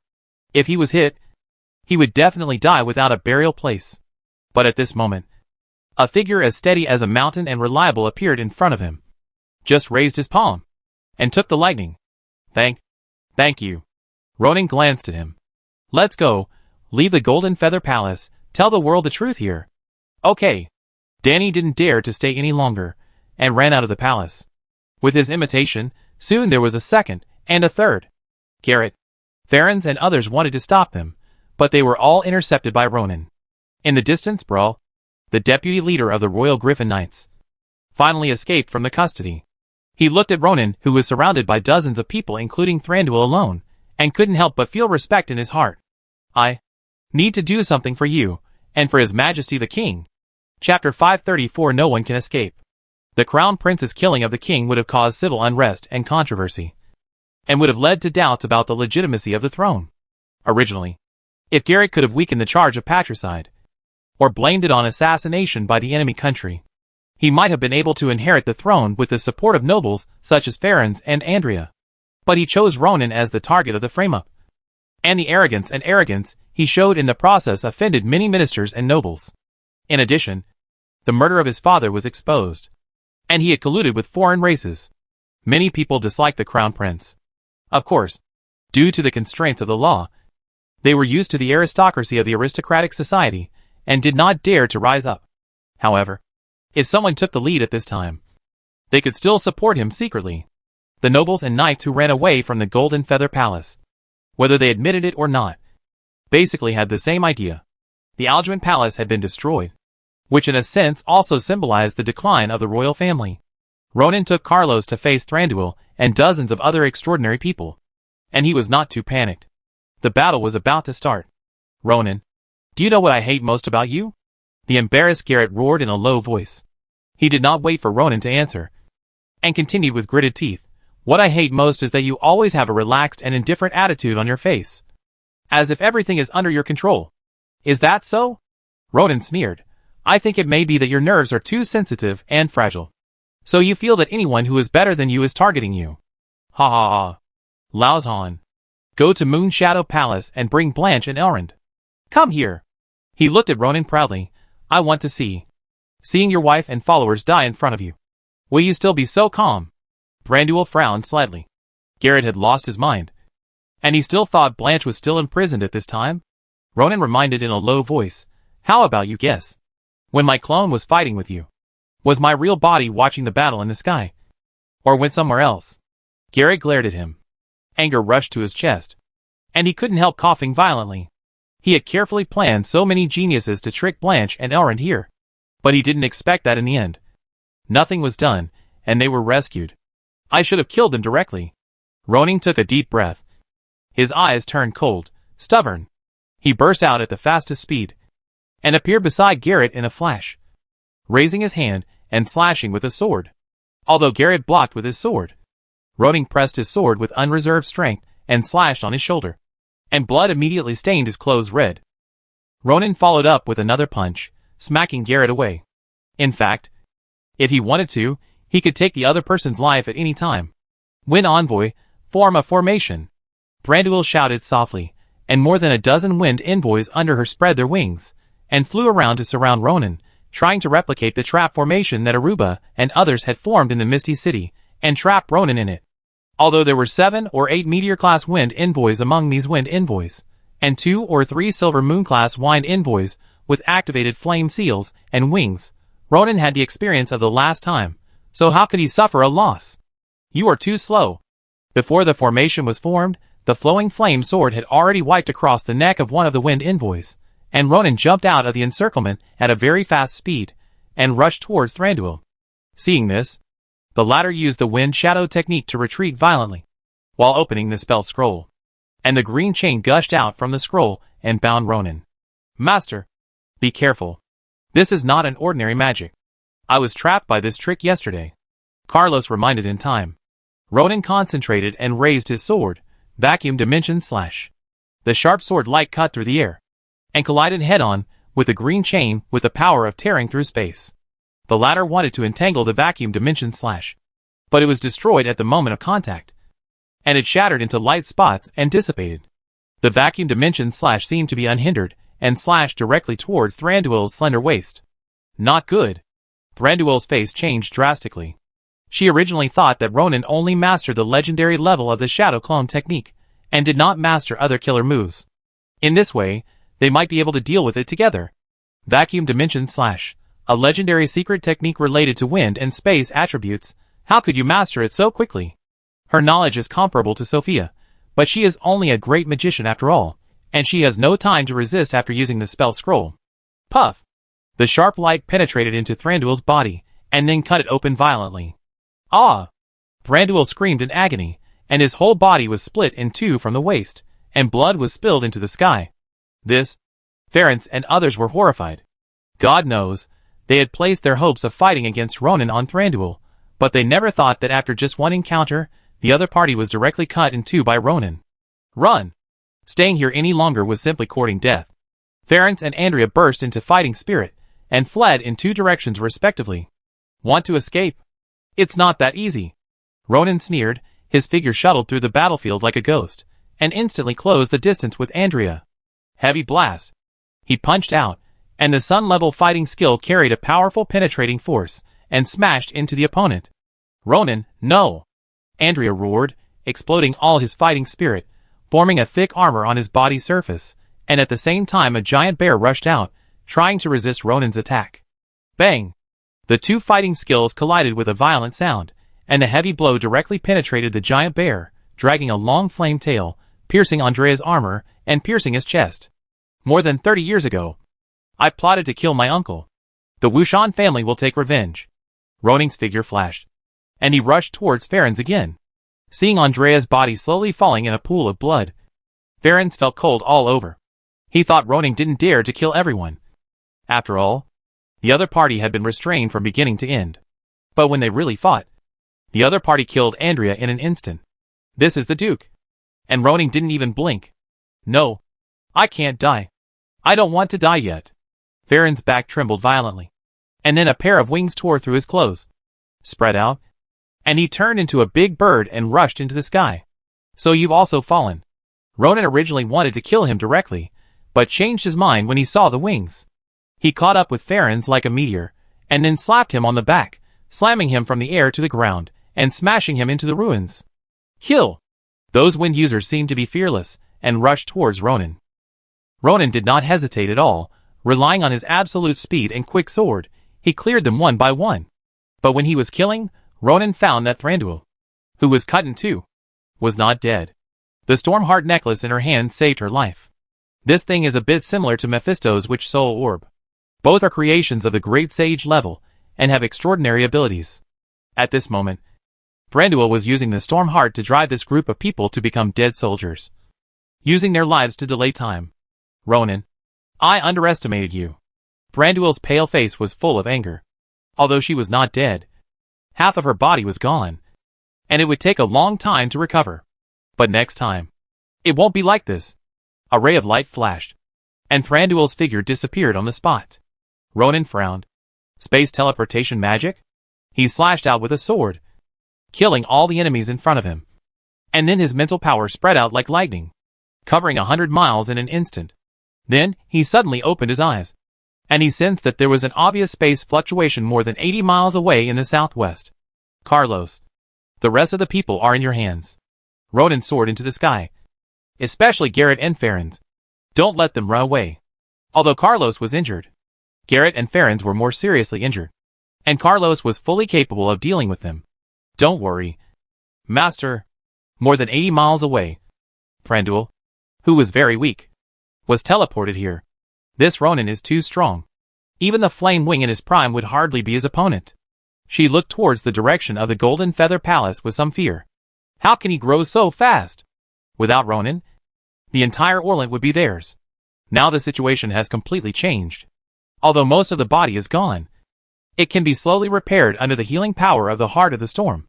The most important thing now is to restore the magic. Hide your body, and go back first. But just as she closed her eyes and meditated, she felt a dangerous aura enveloping her. Thranduil raised his head suddenly, and then his beautiful eyes widened. Ronan appeared in the air in front of her. Surprised? Accident? Chapter 535 Epilogue. No, this is impossible. Thranduil lost her previous calmness and became like a crazy woman. How could you possibly track my whereabouts? Ronan slowly landed from the sky not far in front of him. The great mage can use his mental power to sense the surroundings. You came from the Crescent Continent. You wouldn't have forgotten this, right? Thranduil knew this, but she didn't understand. The average legendary mage's mental power sensing range is only more than 30 miles, and the stronger ones can reach 50 miles, which is already very good. She teleported more than 80 miles away for safety reasons. How could the other party still sense it? You? Don't kill me! Thranduil's voice was trembling. How high-spirited she was when she followed the order of Storm Lord Threst to cross the Storm Sea and come to the unknown star continent to do business. She never thought that she would fall into such a desperate situation. Thranduil tried to squeeze out a charming smile. As long as you don't kill me, I can do anything. A woman with only half a body said charming words. This scene was terrifying and weird no matter how you looked at it. Ronan sneered. Are the followers of the demon god afraid of death? The followers of the demon god are exactly the same as humans. Thranduil saw that Ronan did not take action immediately, and thought there was hope, and continued to seduce. Not only are their personalities the same, but their body structures are also the same, compared with your wife. Snap!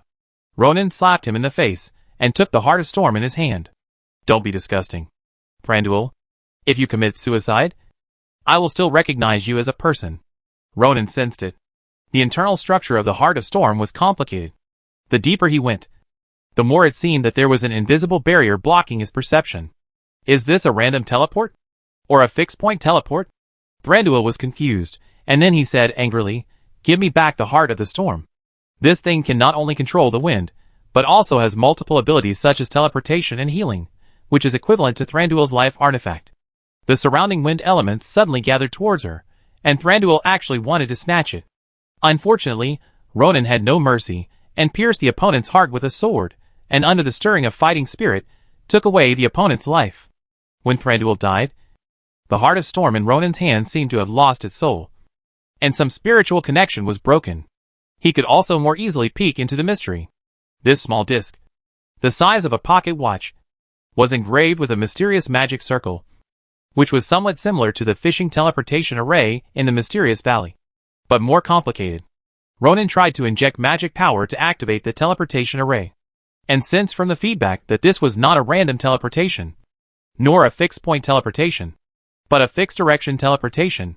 The distance of teleportation is divided according to the magic power consumed by the activation, and the maximum should be 100 kilometers. Thranduil should be in a bad state due to serious injuries, and perhaps he also wanted to retain a certain amount of magic power, so he only teleported more than 80 miles. Underestimating the enemy and being careless cost her life. Ronan took off the other party's space ring, and after a mental inspection, there was only 5 or 6 cubic meters of space inside. In addition to some personal clothes, there were some magic crystals, and 5 8th and 9th level spell scrolls, like the wind serpent chain she often used. This 9th level magic was one of them. Ronan put away the space ring and the Heart of Storm, then instantly released a flame beam, and watched the flame burn Thranduil's body clean before leaving. In this way, the turmoil in the capital came to an end, and the next step was to consider how to deal with Garrett. Ronan did not kill him. On the one hand, he did not want others to say that he did not recognize his relatives. And on the other hand, he also wanted to hear Blanche's opinion. Now that Bruno is gone, the only crown prince is the murderer of his father. After Garrett's crime is tried, the succession of the kingdom of Alduin will be the first problem to be faced. Bruno has one son and two daughters. In the case that his son cannot inherit, according to the law and custom, his brothers and nephews should inherit. However, Bruno's two brothers, Jesus, are dead, and Ferenc has become a foreigner and betrayed the country. Naturally, he and his son have no right of inheritance. So in the end, it can only fall on the two married daughters, the eldest Princess Sharon, and the youngest Princess Blanche. But no matter how it is inherited, this crown cannot be worn on Ronan's head according to the normal process, which is inconsistent with his goal. Ronan wants to be a king, but he is not obsessed with power. After all, as a conqueror duke, he already has extremely high power. Becoming a king can promote his strength. The reward for the achievement mission, famous all over the world, is 30,000 attribute points and 60,000 energy essences. This will greatly improve the strength of him and his followers. Moreover, after becoming a king, the problems of population in big cities will be solved, and Ronan may even be promoted from a legend to a sage in one fell swoop. He couldn't miss such an opportunity to strengthen himself. Well, I have to think about it carefully. When Ronan killed the Wind Envoy, Thranduil and others, the Golden Feather City was also boiling. Originally, they all thought that Ronan was the executioner who killed His Majesty Bruno, but after seeing Ronan's indictment of Garrett's crimes, many people were shaken. And when Baron Danny and other nobles escaped from the Golden Feather Palace, and said in horror that His Royal Highness the Crown Prince Garrett had killed his father, collaborated with the enemy, and committed treason, public opinion was immediately in an uproar. Although we don't talk about if the father wants the son to die, the son must die. In every family, the father's status is very high, especially the father with a noble title. Patricide is a great evil, let alone when it happens to the crown prince. At this moment, the streets and alleys of the Golden Feather Palace are all discussing the dramatic changes in the palace. Some uneasy elements in society have realized that the kingdom is about to change drastically, and began to take to the streets and scrupulously killing, burning and looting. Chaos soon spread in the city. At this time, the royal knights were temporarily seized by Garrett because of the killing of Philemon.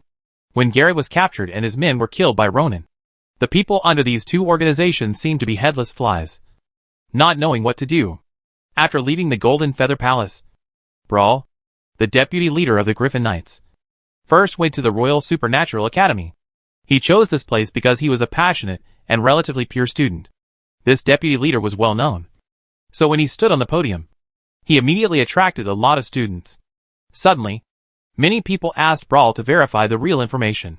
Brawl did not hide anything and told everything that happened on the night when His Majesty Bruno was assassinated. Although he was truthful, he neither defended Ronan nor exaggerated Garrett. But when he finished his description, all the students were sure of one thing: Ronan had nothing to do with His Majesty's murder, and it was Garrett who wronged Ronan. At the same time, when they learned that Ronan had become a legendary knight and a legendary magician, the direction of this matter changed completely. Those young people who had regarded Ronan as an idol immediately became his fanatical supporters. Now that their idol was wronged, these fanatical supporters naturally could not stand idly by. So, they gathered together, went to the streets, and came to the door of the Golden Feather Palace, shouting Ronan's name loudly, and also constantly demanding that Garrett be tried. In such a scene, I'm afraid if Ronan put on the crown and declared himself king, they would probably agree with both hands without even thinking about it. Chapter 536 Joint Signature.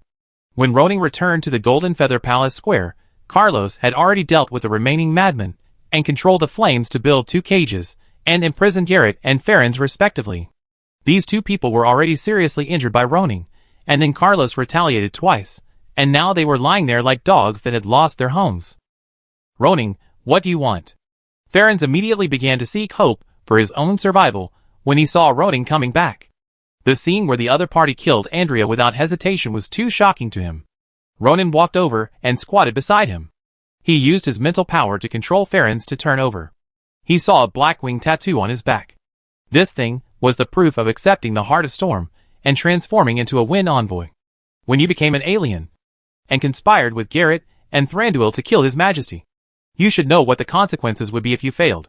No. No. No. Ronan. As long as you are willing to give me a way out, my Principality of Farensburg will be loyal to you from now on, and even support you to become the new king. Ronan looked down at the other party with some disdain. Although what the other party said was true, if he really let the other party go in exchange for support, wouldn't he be associating with a foreign race?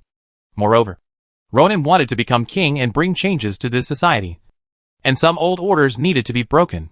For example, if he wanted to develop industry and improve productivity, the prevailing slavery would bring considerable constraints to his plan. Using war to destroy the old class and replace it with new people would help him implement a series of policies. In addition, Ronan also thought it through.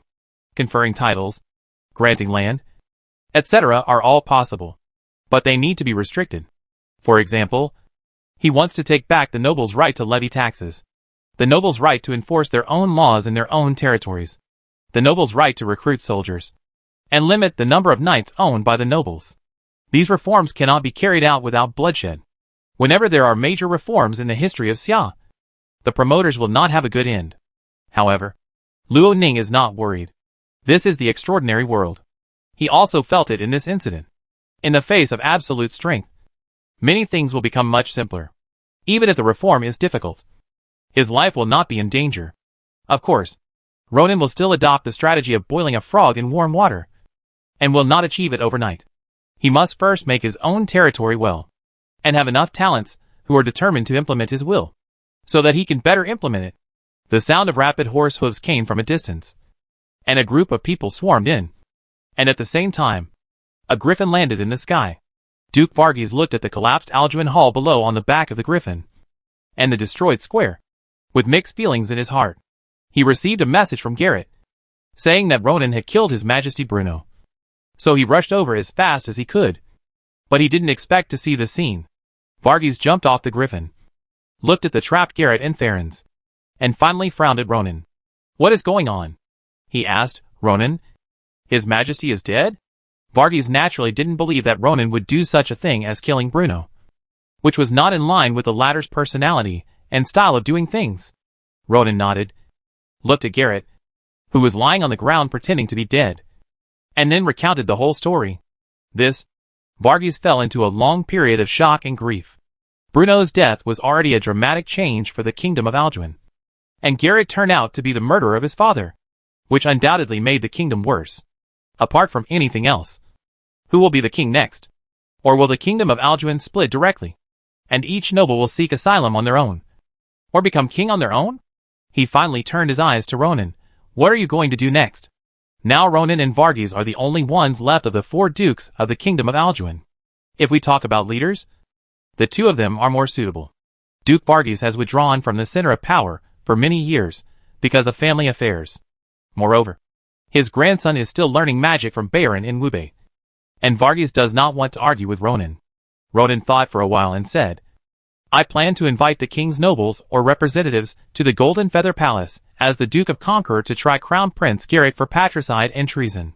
Of course, if you are willing to sign with me, that would be the best, he added. Varghese pondered for a moment, then nodded. Okay, let's do as you say. He looked at the escort officer who came with him and said, Kane, you must return to Justana immediately. Inform Commander Neeson of what happened here, and ask him to strengthen the defense level of the border with the Principality of Farensburg. Ronan nodded secretly. Are you afraid that Farensburg will attack your territory? The behavior of aliens cannot be thought of with ordinary people's logic. Varghese explained, now that Farens has been captured, his principality, without a leader, the country will surely fall into chaos, and it is not uncommon to launch a surprise attack on Justana. He reminded, the same is true for the Principality of Vera without Andrea, and they may even fall directly into the arms of the enemy. Andrea has been causing trouble at the border for a long time. Ronan said, however, my grandfather has already led a team to deal with border issues. It is not necessary to use the entire power of the Principality of Vera, so there should be no problem. Even if the country's power is used, it is impossible to gather in a short time, and Ronan is not worried about this. While the 2 were talking, the ministers of the kingdom, who had heard the news, watched from a distance and did not approach. But they were talking privately. Although the situation changed too quickly. Anyone with a discerning eye could tell who would be the boss of the kingdom of Alduin in the future. In the future, the kingdom will probably belong to this young conqueror duke. Arsinoe sighed. He still remembered that it was he who accompanied Bruno to discuss the canonization of Ronan as the Baron of Rapids Island. Minister of Justice Texas shook his head. In fact, according to the law, after the Crown Prince and Farrens and others lost their inheritance rights, the first in line should be Princess Sharon, who married Count Ivan of Schwangfingling. In addition, the wife of Duke Varghese is your Majesty's aunt, and their son also has the blood of Alduin and the right to inherit. This is the truth. But they looked at Ronan. Would he be willing to give up? Ronan and Varghese ended their conversation. And then the ministers of the kingdom came closer. Arsinoe said, "My lords, on our way to the Golden Feather Palace, the entire capital was in chaos. Now that the kingdom is facing such a situation, only the two of you have the power to quell the chaos." Ronan and Varghese looked at each other. They didn't bring any troops with them. It was impossible to suppress the chaos of a city by one person. "Where are the guards and garrisons?" Varghese asked. "They should stick to their posts." Arsinoe looked at Ronan with hesitation. Ronan understood, and thought that the garrison officer must have participated in Garrett's action to besiege him, and died under his sword. As for Brawl, let him lead the Griffin Knights and the garrison first to restore order in the city. Ronan suggested, with his influence in the capital, he must know many people, and it will be easier to arrange. There are two other things that need your help.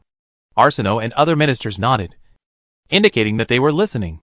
The Duke and I have discussed that we need to convene a meeting of the kingdom's nobles to discuss the handling of the Crown Prince's affairs. I hope you can help convey this notice. The second thing is His Majesty's funeral. Please hurry up and arrange it. It is best to hold it during the noble meeting. Varghese nodded. Just do as Ronan said.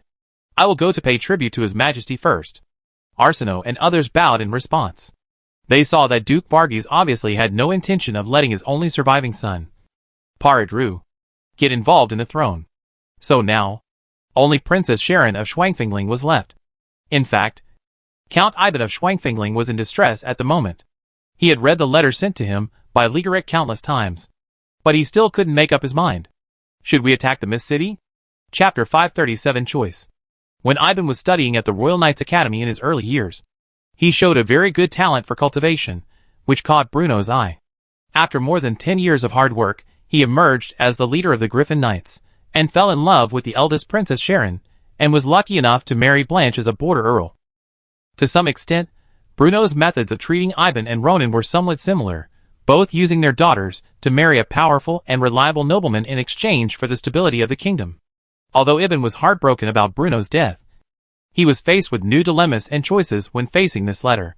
In his opinion, if Ronan was really the murderer, Garrett should have facilitated his coalition with Gushan and others to encircle and suppress Misty City. Instead of doing what he did now, he let him cooperate with the enemy team of Moor City, and even promised to confer him the title of Border Duke after the success. Ivan was a little ambitious, but he was not as reckless as Garrett, especially when facing a strong enemy. If Ronan is really a traitor to the kingdom, then we need to be extremely cautious in dealing with such a powerful enemy. Ivan! At this time, a beautiful noble walked in hurriedly. Her appearance was similar to Blanche, but more mature. Ivan stood up quickly. Didn't you go to Hayu Bay for a trip? Why did you come back suddenly? But when he saw Sharon's red eyes, he knew that the other party might have learned about this through the Hayu family. Did my father get assassinated? Ivan hummed and handed Garrett's letter to him. Garrett said that Ronan did it, and asked me to take down the Misty City. Woo! Sharon burst into tears after reading the letter, and Ivan had to comfort her. How could this happen? She said sadly and incredulously. Garrett told William that my father was just seriously injured and dying. I thought he still had a chance to survive. Although Garrett clearly stated in the letter that he had concealed the truth from other nobles, so that the credit for conquering the Fog City could be left to Schwangfingling alone, so that the Delancey family could become the Border Duke. But no matter how Ivan looked at it, it seemed inappropriate. This arrangement was too strange. Normally, shouldn't they unite with Gushan, William and others to attack the traitor's territory? Sharon cried for a long time, wiped the tears from her face, and then asked, Ivan, what are you going to do? Ivan pondered for a moment, and finally said, Your Majesty's misfortune is as sad as you are. But we must calm down. Misty City is guarded by Retta. It is too difficult for me to cooperate with an enemy country that I don't know at all. It will inevitably bring greater losses to Schwungfeng Ridge. Moreover, there are many doubts in your brother's plan. I can't just believe his one-sided words. Although Garrett said in the letter that Ronan would definitely be killed in the Golden Feather Palace, Ivan was assured to attack Misty City. But in Ivan's view, the risk of this matter is still very high. Thinking back to the time when Aruba led so many people to surround and kill Ronan, they were killed by the latter. Where did Garrett get 100% confidence? What if he attacked Misty City, and Ronan happened to escape successfully? Would the opponent's anger be directed at him? Although Ivan was confident that he could beat the average Sun Knight, he had no confidence at all when facing Ronan. In addition, Ibn had a conflict with Garrett when he was in the capital in his early years. Although Sharon's mediation and his active compromise later improved the relationship between the two sides. But Ibn was deeply touched by Garrett's jealousy, vengeance, arrogance and other personalities. And he always had an unreasonable wariness against him in his heart. Sharon nodded. She knew that her husband was always cautious. In that case, then you should accompany me to the capital first, she said. I don't want to miss even the last time I see my father. Ibn nodded. He also wanted to go to the capital to see for himself what was going on. After Sharon went down to clean up, he called the garrison officer Bramer. You go and arrange for someone to go to Misty City to find Retta. Tell him that there may be unusual movements in Moor City, and let him be on guard. If Ronan was killed, his action would be insignificant. If Ronan escaped, his reminder to Retta would be equivalent to improving the relationship between the two sides. At least it would prevent Ronan from venting his anger on Schwungfeng Ridge. When Retta received this message, he knew that no one would join Sanborn and others to besiege Misty City. He had analyzed that there were not many people who had close relations with Garrett in the entire border, and the most recommended one was Count Ibn of Schwangfingling. Now that Ibn revealed this information, it was clearly the other party's statement. And according to the person who sent the intelligence, Ibn was already on the way to Golden Feather City with Sharon. McKen, our time has come. Rydar came to the outside of the city and found McKen, who was in charge of guarding Sanborn and other captives. What do you mean?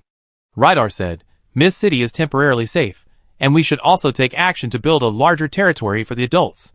McKen suddenly realized, and then immediately became eager to try. After the battle with Purple Thunder, he had not experienced a battle for a year. He was eager to prove his strength again. And this time the opportunity finally came. Sanborn said that there are not many soldiers guarding Moor City now. You can leave the commander of this battle to me. With just one knight group, I can capture Moor City. Rydal nodded. He trusted McKen's ability. Okay, I will give you a knight group. And let Sanborn take a captured knight group to fight the first wave of attack. At the same time, I will also accompany you to prevent the Holy Storm from causing trouble there. In this way, under the arrangement of the two, Sophia and Inala were responsible for the defense of the Mist City and the custody of the remaining two captive knight groups. Rydar and McKen led the team to attack the Moor City. If this large city with poor defense but a prosperous population can be captured, it will undoubtedly bring a great improvement to Ronan. At the same time, after Ronan dealt with the matter of the Golden Feather Palace, he asked Carlos to take Garrett and Ferens to the manor for custody. Ronan, you're back. As soon as he entered the room, Blanche rushed over. Seeing his state, he had obviously cried. The death of his father and the betrayal of his brother would be a blow to anyone who experienced such things. Ronan stroked his back. Although this is a very sad and unfortunate thing, you must be strong and take care of your body. I believe that His Majesty is still alive, and he certainly hopes that the little life in your belly can be safely conceived. I understand. Ronan. Blanche took a deep breath. But every time I think of how good my father was to Garrett, but ended up with a tragic death, I feel sad for him. He raised his head. Did you kill Garrett? Ronan saw hesitation and entanglement in his eyes. I'm afraid Blanche wanted Garrett to die, but was hesitant because of the blood relationship. No. Ronan replied, I plan to summon the nobles of the kingdom to the Golden Feather Palace to try Garrett. There is a high probability that he will be sentenced to death. By then, with the support of various forces, even if he is not sentenced to death, it will not be much better. Ronan looked at his wife. No matter what, Garrett cannot inherit the throne of Alduin. Blanche, do you want to be the queen? Queen? Blanche was stunned. She had been immersed in sorrow and had not thought about this question. Now that Ronan mentioned it, I realized that the surname Alduin no longer had a male heir. Blanche buried her head in Ronan's chest. If you need me, I am willing to do it. She paused. If I were to choose, I would just like to help you with some small matters when you need to, and live a quiet life when you have nothing to do. Chapter 538 Countermeasures. Dragon City. This city, which is more prosperous than Golden Feather City, has been shrouded in dark clouds since the unexplained death of Trisha V, the king of Tamriel.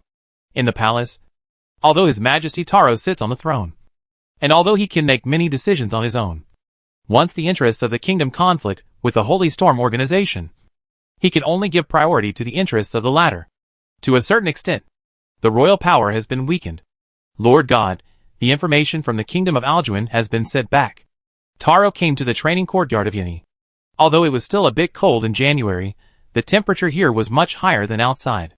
At this moment, Yin Yi's body was constantly flashing red light, like a ball of fire that was constantly radiating heat. The closer he got, the hotter it was. Yin Yi restrained his arrogance and stood up. Your expression is wrong. He walked forward. What's going on over there? Taro's expression was indeed not very good. Back then, he was obsessed with power and thought that he could dominate the entire continent by ascending the throne and with the help of the Holy Storm. But this beautiful dream only lasted for a few months. And then, he was increasingly at a disadvantage in a series of defeats. Now Trisha has not only lost its border, but also lost the core members of the Holy Storm.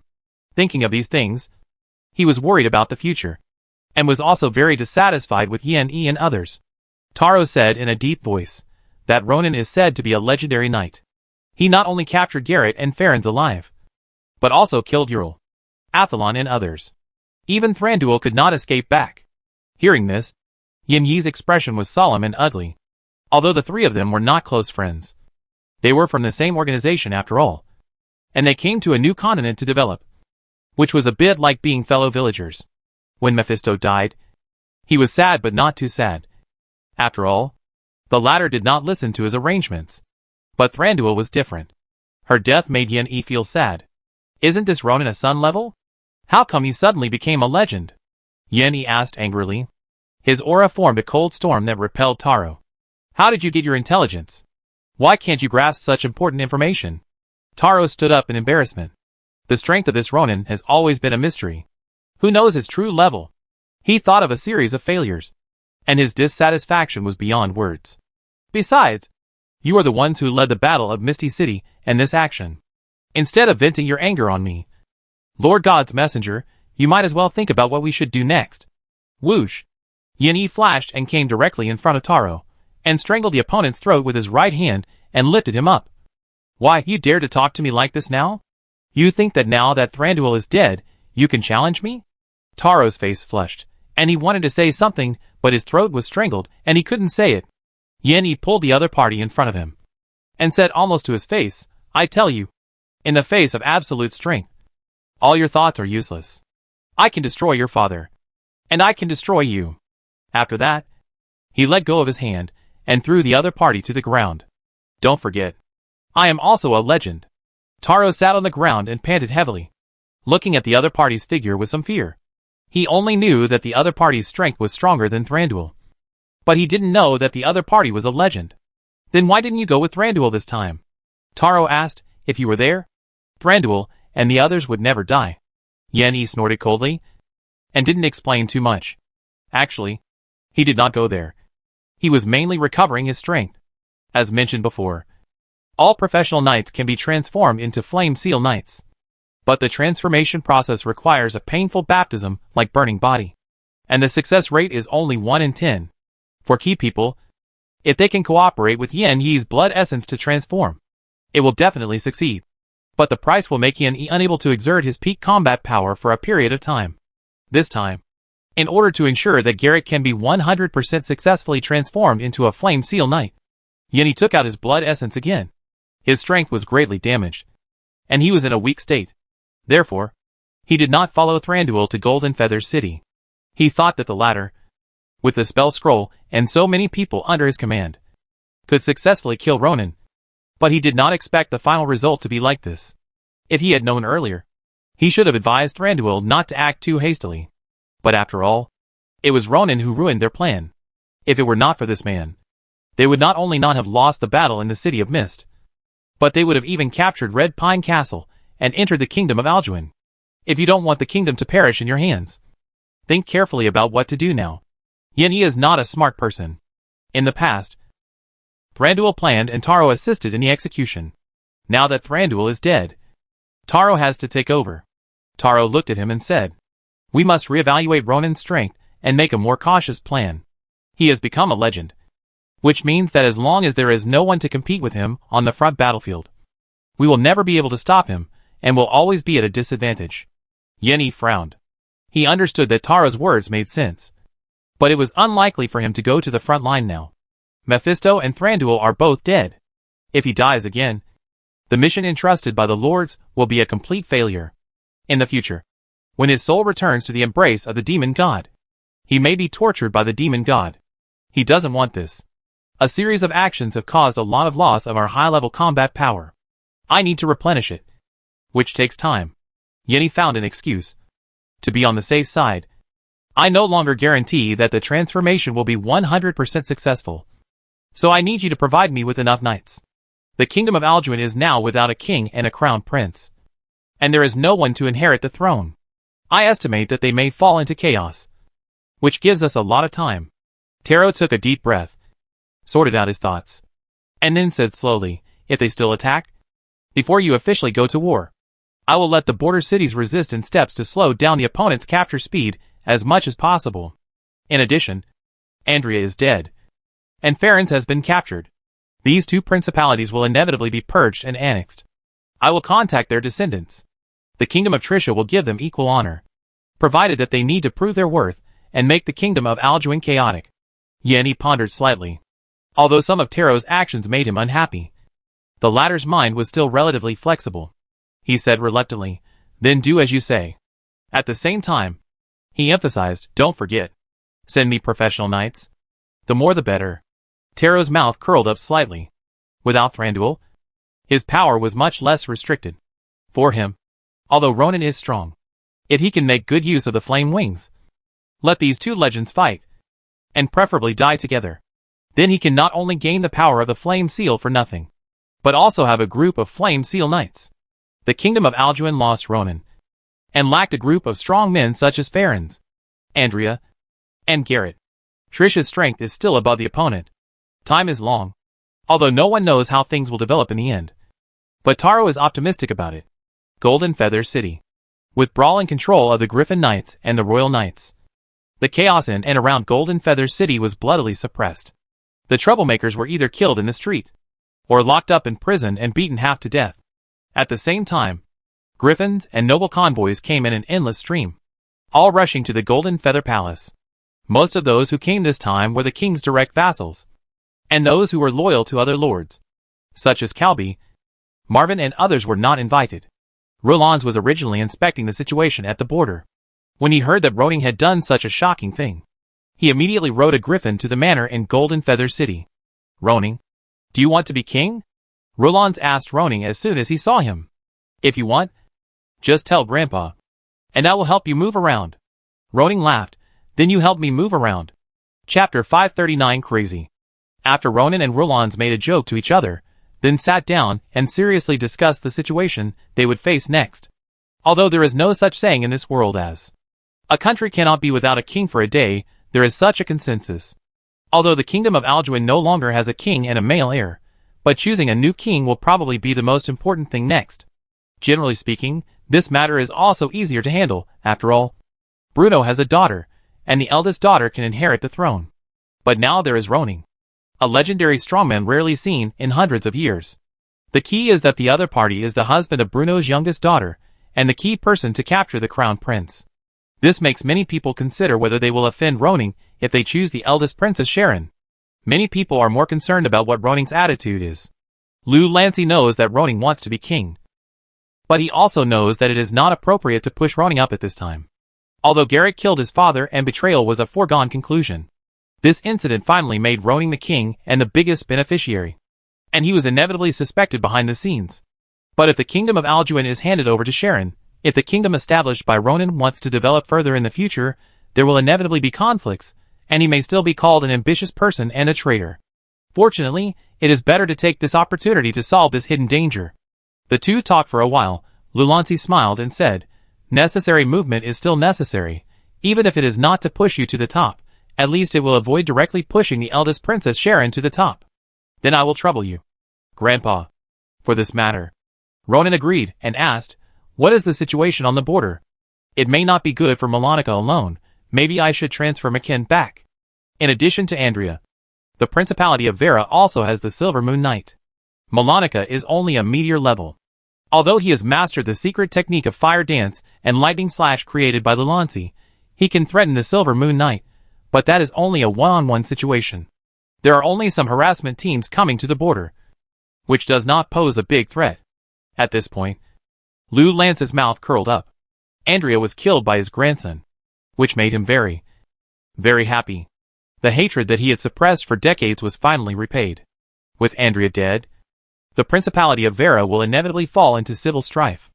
I don't think anyone can organize people to attack us at this time. Lulancy analyzed. I guess what they are most anxious to do now is how to resist the next liquidation. Right? Luoning thought of something after hearing this.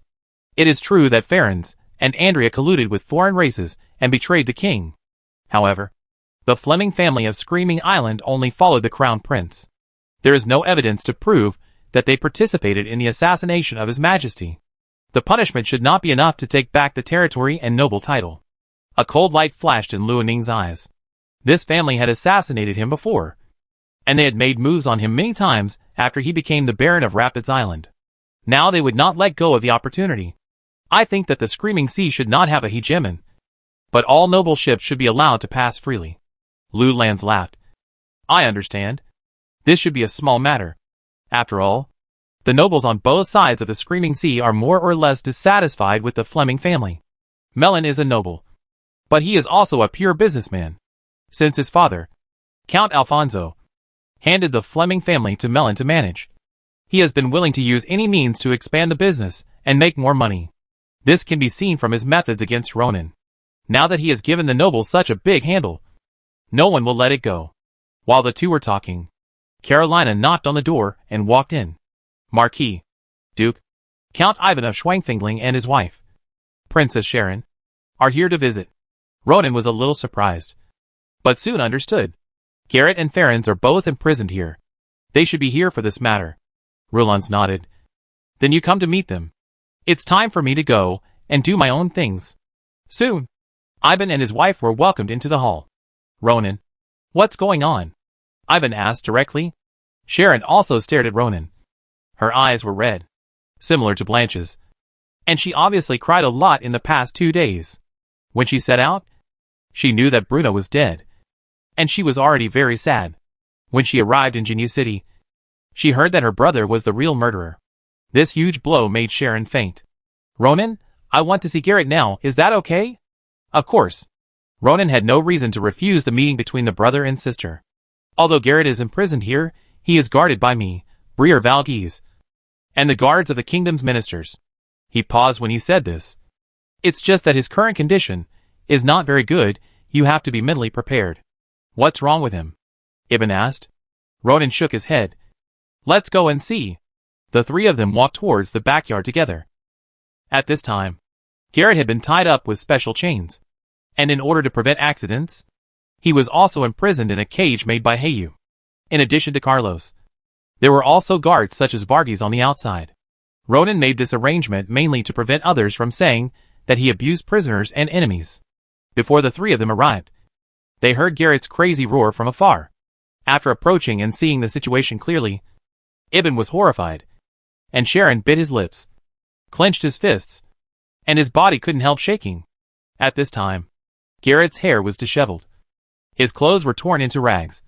His face was covered with dirt, saliva, his crotch was wet, and he couldn't stop laughing wildly. He was already crazy.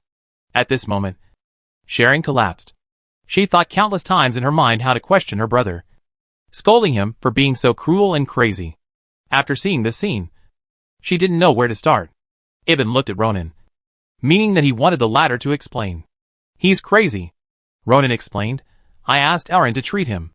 Although the magic can calm him down for a short time, he will fall into a crazy state again after the time is over.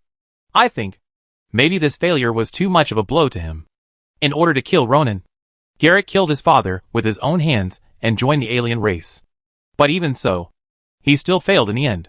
He couldn't bear such a failure, and couldn't bear his own disgrace. After a night of detention, he completely lost his mind and fell into a state of madness. Sharon's body shook, and she couldn't bear the blow after all, and fell into Ibn's arms. Ronan quickly asked the servant to take the two to a room to rest. Blanche, who was recuperating in the manor, came to visit her sister after hearing that she was here. The two sisters didn't meet often, and this time they were able to get together to talk about their sorrows, which could also ease the grief in each other's hearts. Ronan. Ibn tilted his head, motioning Ronan to follow him out. What's wrong? I have something to talk to you about, Ibn said, and walked out first. Ronan glanced at the sisters in the room, and then followed them out. The two of them came to the courtyard corridor, one after the other, and sat down face to face. How are you going to deal with Garrett? He asked. With his current state and the things he has done, can he still inherit the throne? Ronan was a little surprised. He didn't expect Ibn to be the first outsider to talk to him about the throne. He didn't know the other party's attitude. What do you think? Ibn looked at him deeply. He wanted to see Ronan's attitude first, but he didn't expect the other party to kick the ball back. It is estimated that both sides have the same mentality. The throne is still a little attractive after all. The kingdom of Alduin has been established for more than 200 years, and there has never been a case of patricide to seize the throne. Not to mention that he has been with aliens and betrayed mankind. Ibn was silent for a while, and then took the initiative to say, such a person is not suitable to lead the kingdom of Alduin. Chapter 540 Ibn's Ambition. When Ibn left Schwangfingling, he had never expected that Jinyu City would be in such a chaotic situation now. However, after all, he had been a border earl for many years, and soon realized the opportunity. Garrett had committed such a serious crime, there was no chance for him to ascend the throne again. Even if someone supported him, the nobles headed by Ronan would definitely oppose it. He was keenly aware that this was an opportunity. Without Garrett, Ferenc also lost his qualifications, and the throne would actually fall into the hands of his wife. The Delancey family actually has a queen, with his strength to challenge the prideful Sun Knight, and after so many years of living in the border, he has a very good relationship with famous and powerful nobles such as Gu Shan. It should not be a problem to support Shueluin to take the throne. But he also cares about Ronan's attitude. Although Wubei territory has only been developed for a few years, Moonlight Valley is in a stage of reconstruction. Ronan is too strong. Although the Silver Moon Knight is not as good as the prideful Sun Knight, as long as there are more people, the prideful Sun Knight will not dare to mess around. But the legend is different.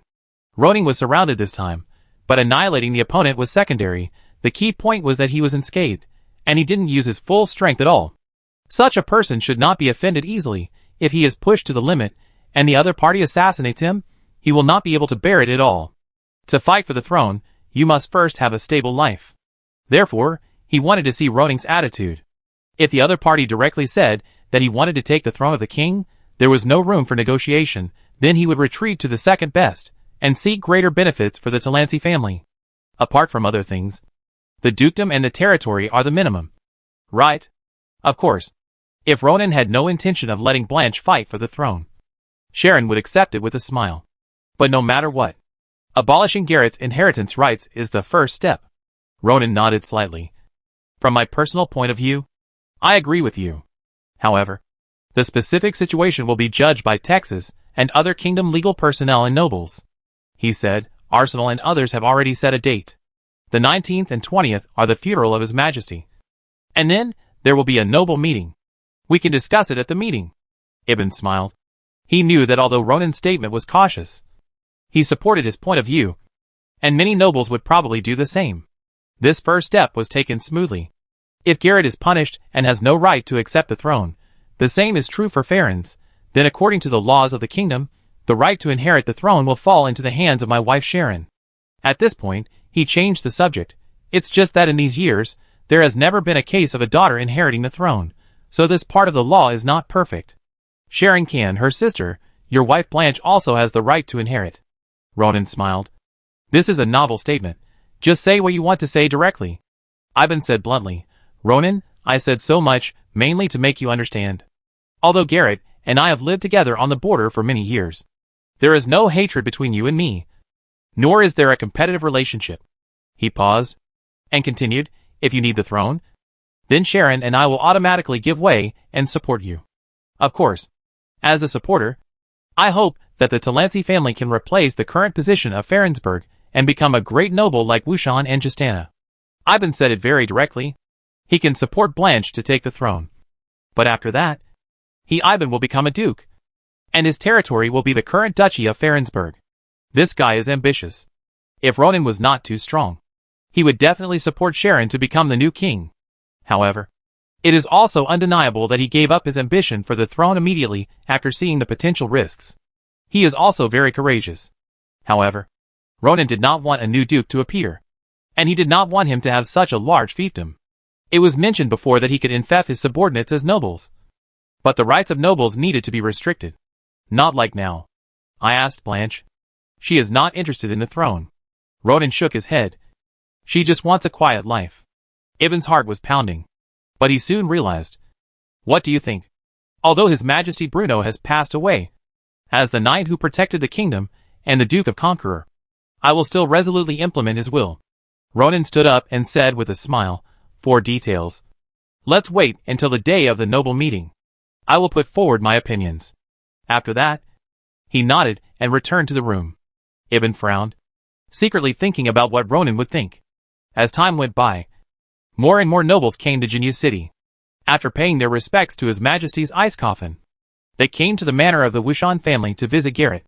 Fortunately, the people responsible for guarding Garrett came from various families, and outsiders would not think that Garrett's madness was a trick used by Ronan. During this period, Roland was walking around, and many nobles gave him face. But they gave Ronan face even more. Everyone outside knew that what the Marquis of Thunder said was very likely what Ronan meant. In addition to Wushan Manor, Iban's manor was also visited by nobles of all sizes. According to the laws of the kingdom, Sharon will be the next king. If Sharon insists, Ronan has no reason to stop her unless he kills her. But Ronan is a legendary strongman after all, and he wants to deal with Garrett on similar charges. He is not shameless and follows Garrett's path. The capital is in turmoil, and the same is true for Farensburg and the Principality of Vera. One of their lords was imprisoned and faced trial, and the other was killed directly, but no one dared to speak for him. The families of the two knew what this meant.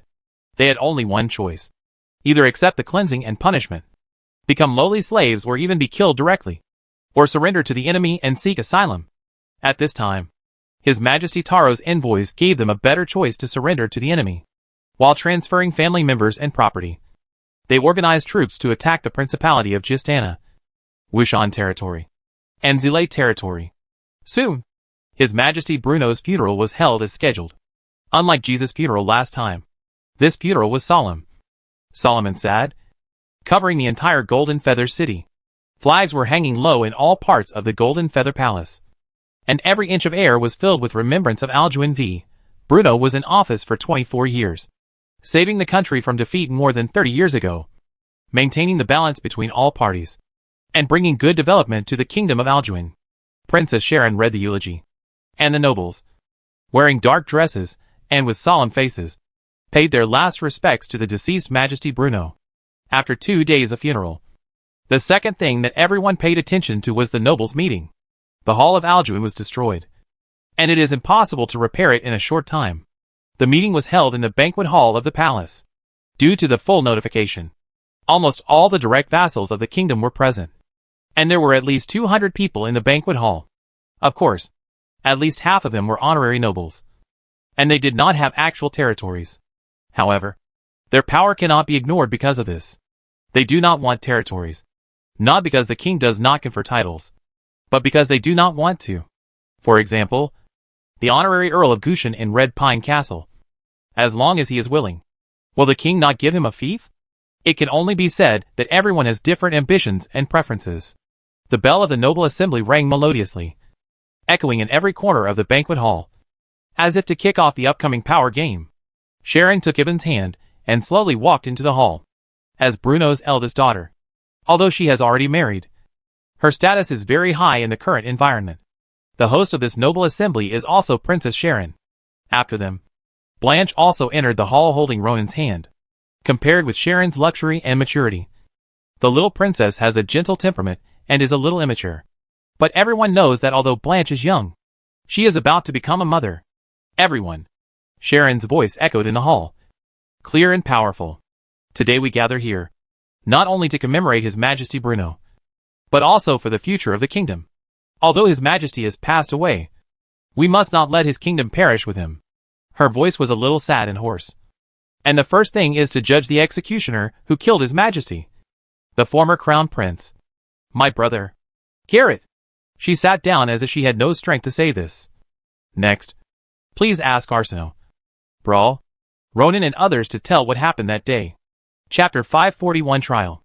The first thing the nobles did was to try the crown prince Garrett, who had murdered his father. And the first step was for the person involved to tell his story. For this reason, in addition to the nobles present, the knights who had experienced the assassination that night also came to the banquet hall as witnesses, and told their stories one by one.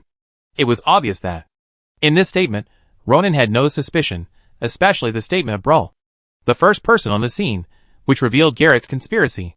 It took more than an hour for everyone to finish the process of presentation. The next step was for the nobles to express their opinions on what kind of punishment Garrett should receive for patricide. This was a lively session. Voices rose and fell in the banquet hall, and even quarrels broke out. The nobles had mixed opinions. Some advocated severe punishment and death penalty to commemorate the deceased majesty. Some believed that he should be treated leniently.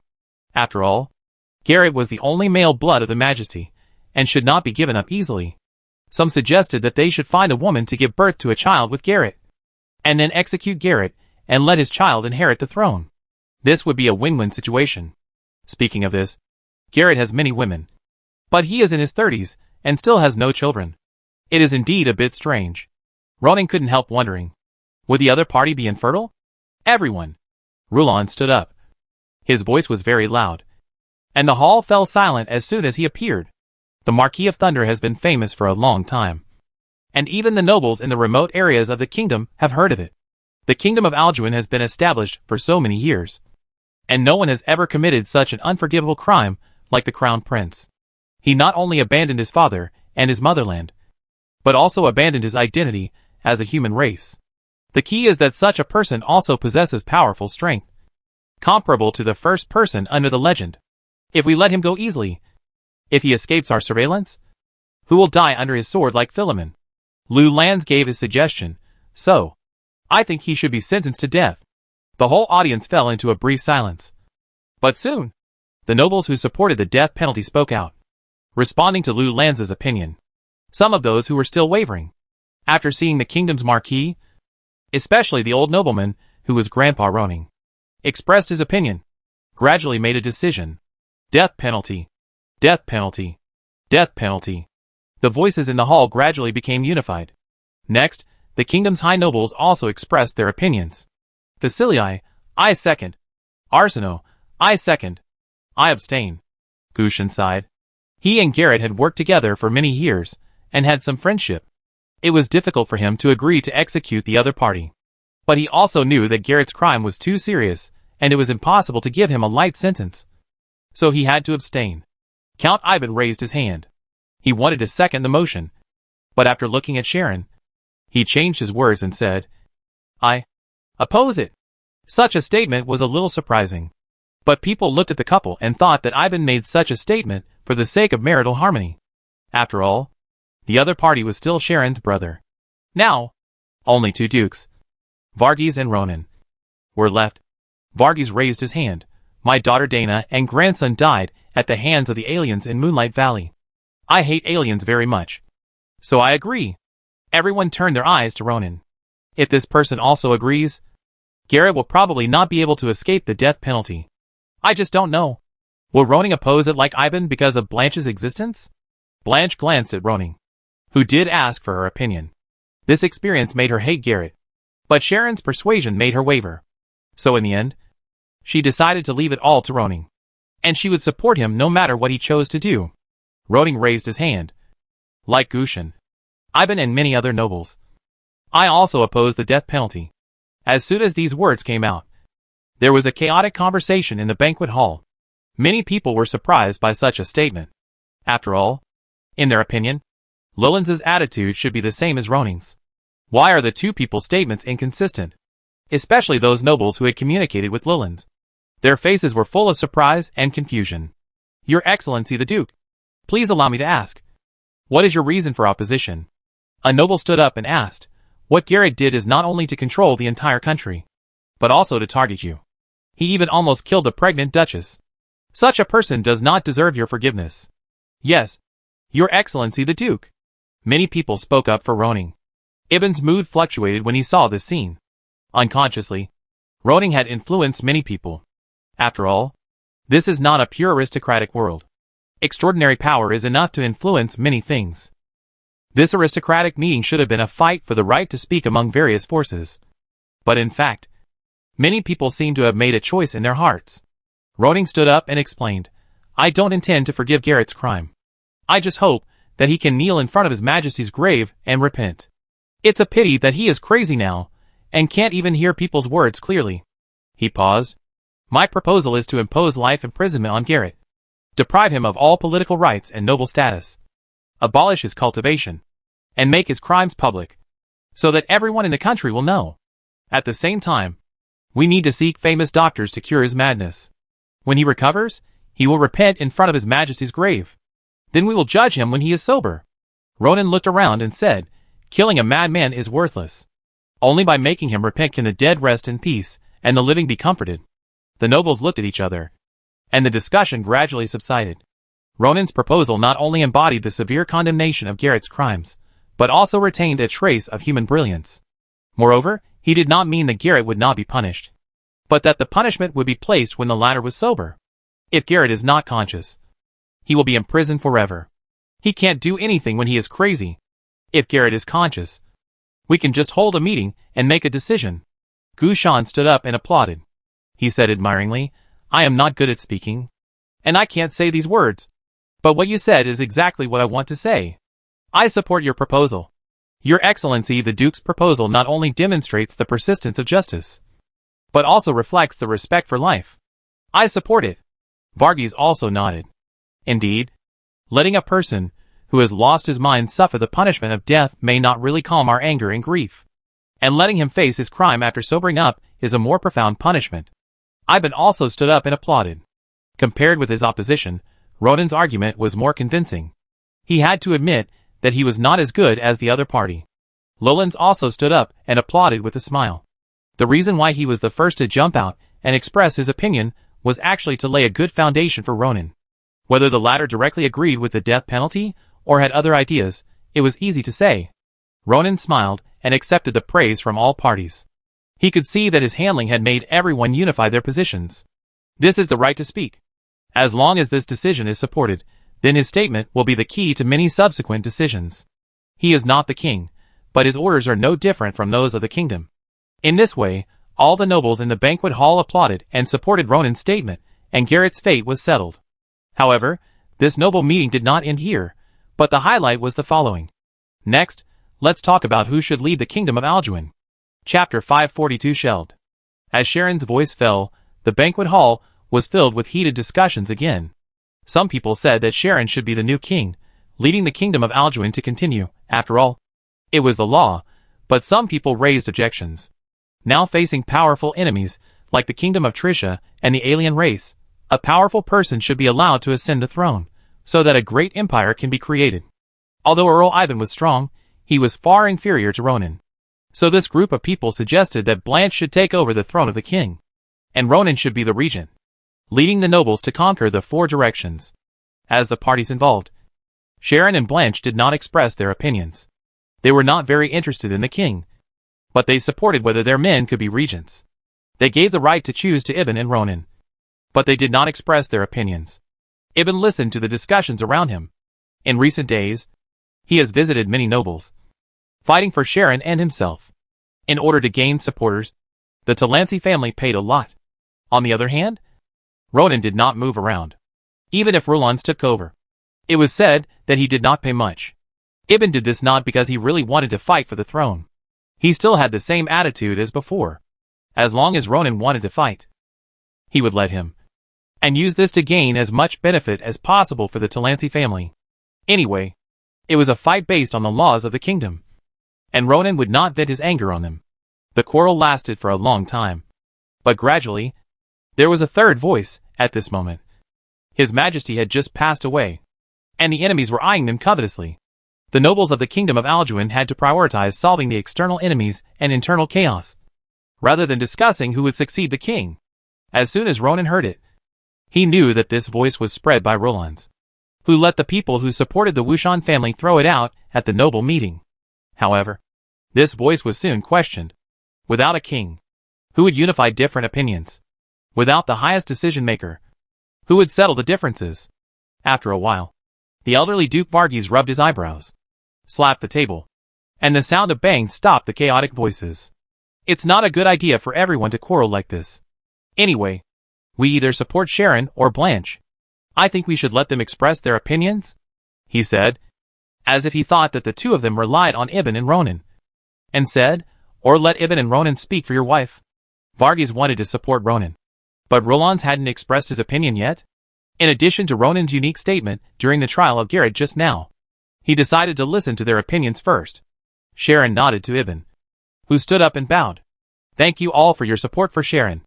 As the eldest daughter of His Majesty, she is indeed the first to inherit the throne from a legal perspective. Ibn was the first to admit this. But then he changed the subject, but for the future of the kingdom. I think some people's opinions are reasonable. The legendary Duke Ronan can lead us further. He looked at Ronan and said, so, why don't we listen to Ronan's opinion first? Ibn treated Ronan very carefully. He couldn't offend Ronan as thoroughly as Garrett did. His current approach, although he passed the buck to Ronan, was also a helpless move under the entanglement. Ronan smiled slightly. Ibn not only brought up the law, but also acknowledged Sharon's rationality, and at the same time gave Ronan a way out, so that the latter could back down no matter what he said. But Ronan didn't want to follow the other party's words. Thanks to many people for their support for Blanche, and for their affirmation of me.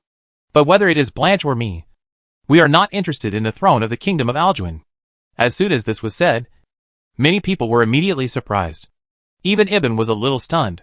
What does this mean? He said this in public. Does Ronan really want Sharon to ascend the throne? His heart was pounding. He thought to himself, do I really have to be the regent? Ronan took out a piece of paper and said slowly, when His Majesty Bruno made me the Duke of Conqueror in the Misty City, he asked me privately, which was to lead the nobles of the kingdom of Alduin to conquer Trisha and establish a great empire belonging to Alduin. At the same time, in return, he allowed me to choose the territory after taking over the Dragon City and establish my own kingdom. This is the contract I signed with His Majesty. As he said this, he handed the paper in his hand to Varghese beside him. The latter was surprised, because this matter was a private matter between Ronan and Bruno, and no one outside knew about it. Varghese took it and read it, and nodded. This is indeed the handwriting of His Majesty, and it also signed the names of both of them, pressed the handprint, and stamped it. As he said, he handed the contract paper to Gu Shan on the side, and then passed it down in a series. At this time, many people's expressions became exciting. So Ronan is going out to work alone?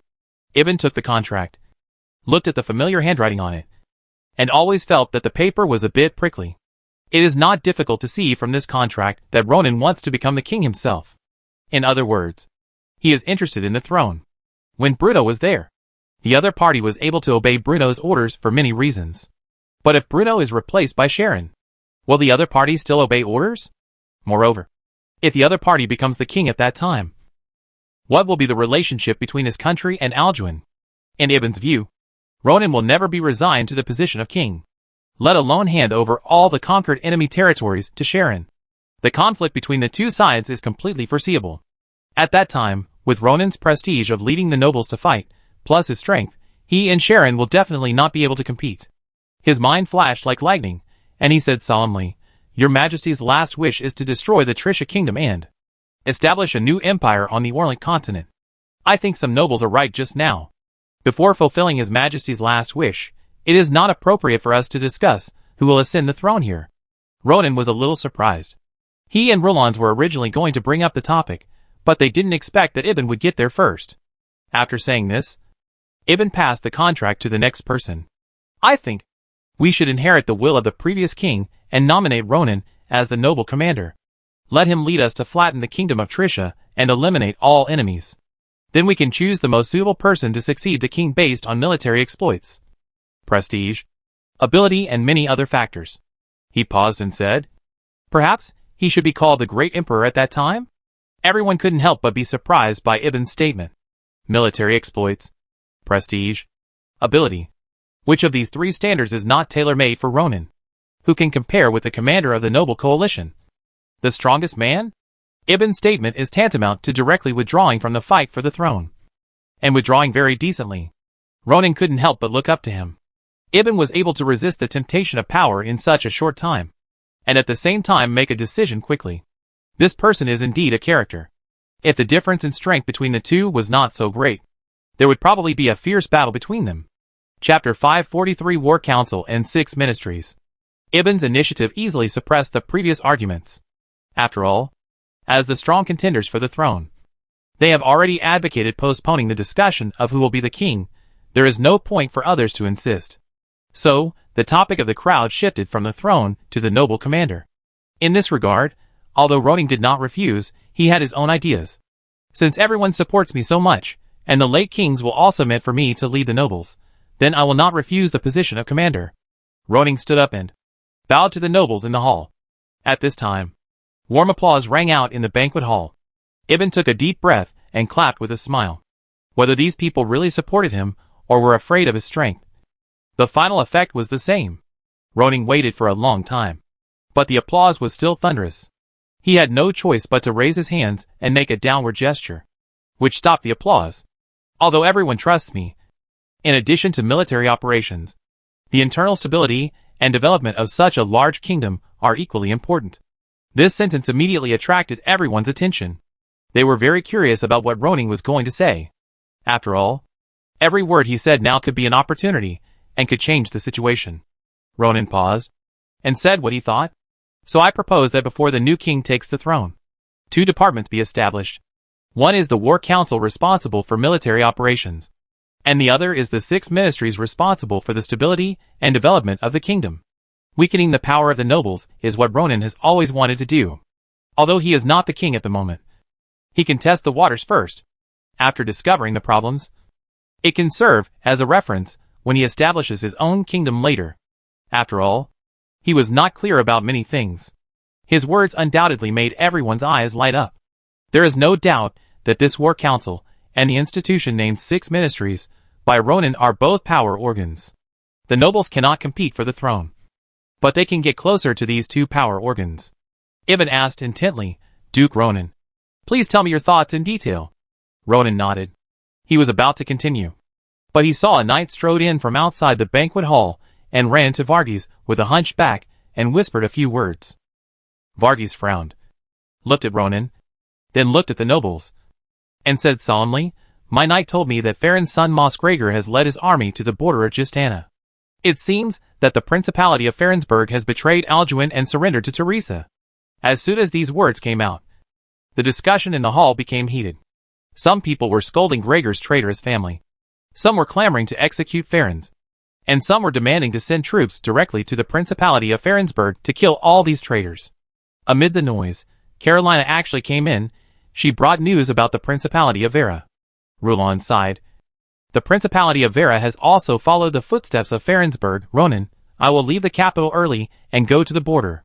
Andrea was killed by Ronan, and it is foreseeable that the Principality of Vera will rebel directly.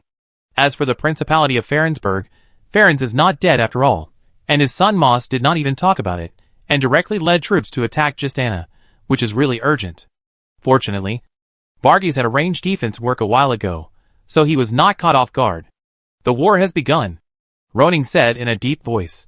As the commander of the coalition forces, I now appoint Varghese, Rulons, Ibn, and Gushan as members of the War Council, and together with me, they will be fully responsible for the conquest of hostile forces. These 4 people, plus Ronan, are nobles of the kingdom at the level of Earl and above. Except for Gushan, they all have their own fiefdoms and are very powerful. When they heard Ronan call out their names, except for Rulons, they were all curious about what this was for. I plan to let Duke Vargas lead the western nobles to attack Varensburg. Marquis Rolands will be in charge of the Principality of Vera. Ibn and Count Gushin will lead the central nobles to attack the Principality of Blackthorn. And I will lead the nobles in the Golden Feather City area to attack the Kingdom of Trisha and the Principality of Inging head-on. The War Council actually presided over the military operations in 4 directions, and reported the results to Roning, who would then command them. Vargas and the other 4 had no objections, especially Ibn. In his opinion, this was Ronan's disguised agreement to the conditions he proposed at Wuxan Manor. Although he and Gushin were in charge together, the latter had never been interested in the territory. In other words, when they conquered the Blackthorn Principality, this territory would most likely be the duchy of the Talansi family. Ibn took the lead in expressing his opinion. I have no objection to Duke Ronan's approach, but I don't know who the central nobles led by Earl Gushin and I are? Ronan smiled and said, we can discuss this in detail later. I haven't determined the specific list. In principle, I respect the wishes of each noble. You can mention it to anyone you want. But in order to balance the forces, I may make some adjustments. Ivan nodded. It seems that today's meeting will not be over in a short time. Next, they discussed the issue of military operations for half a day, and then turned to the 6 ministries. This is also where many people are more interested. After all, the War Council was appointed by Ronan, and they can't get any benefits. But do the 6 ministries have a place to intervene? In fact, Ronan did not intend to appoint officials from the 6 ministries. The 6 ministries I envision are the Ministry of Personnel, the Ministry of Revenue, the Ministry of Rights, the Ministry of War, the Ministry of Punishments, and the Ministry of Works. Next, Luo Ning talked about the main responsibilities of each department. The Ministry of Personnel is responsible for the selection, assessment, appointment, removal, and promotion of officials in the kingdom.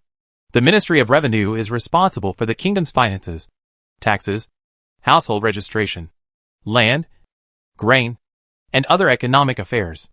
The Ministry of Rights is responsible for the kingdom's etiquette, education, and foreign diplomacy. The Ministry of War is responsible for the kingdom's military, security, military management, and military supplies. The Ministry of Punishments is mainly responsible for judicial trials, prison management, and the formulation and revision of laws. The Ministry of Works is mainly responsible for the kingdom's engineering construction, water conservancy, and transportation. In fact, in addition to the 6 ministries, there are other departments such as the Supervisory Department. But due to limited conditions, there is no time to divide them in detail. Each department has a minister, 2 deputy ministers, and 6 principals. The minister and deputy minister of each department will be led by the existing ministers of the kingdom and nobles with outstanding abilities. And I will be responsible for coordinating the relationship between the departments, listening to the opinions and work reports of each department, and ensuring the stability of the kingdom. Luo Ning looked around. Now, I need everyone to nominate and elect the right people to take on the responsibilities of these 6 departments. Although it is an election, considering the degree of turmoil and the difficulty of implementation, the former ministers of the kingdom will definitely be in the first batch. For example, Texas, the Minister of Justice, must be the Minister of Justice or the Deputy Minister, and Luther, the Minister of Finance, can work in the Ministry of Revenue. Of course, there is no need to be afraid even if there is chaos. Chaos is inevitable for reform. Once the reform is deeply rooted in the hearts of the people and Roning corrects the chaos, the people behind will accept it. This is one of Roning's goals. In addition, he also wants to use the 6 ministries he has established to arouse competition among the nobles, and then cooperate with policies such as the enfeoffment order in the future to strengthen the authority of the king and weaken the power of the nobles. Moreover, at this time, he was the commander-in-chief, gained power and status, and ate meat, so others must have some soup. Right? The deterrence of strength has a great impact on all parties, but the influence of power on everyone is equally important. He gave away some power, which was not to disperse his authority, but to let more people maintain his authority for the dispersed power. After Ronan finished speaking, the nobles looked at each other. They had never seen such a practice, and at the same time, they were thinking about why Ronan did this. But for this question, they had no time to think about it in detail. They only knew that Ronan's proposal provided them with a new stage, a place where they could show their talents and influence in addition to military affairs. The nobles began to secretly calculate how to occupy seats under the framework proposed by Ronan. The big nobles must have set their sights on the minister and the deputy minister, while the small nobles had no chance of these two positions. So it should be okay to have a chief. Right?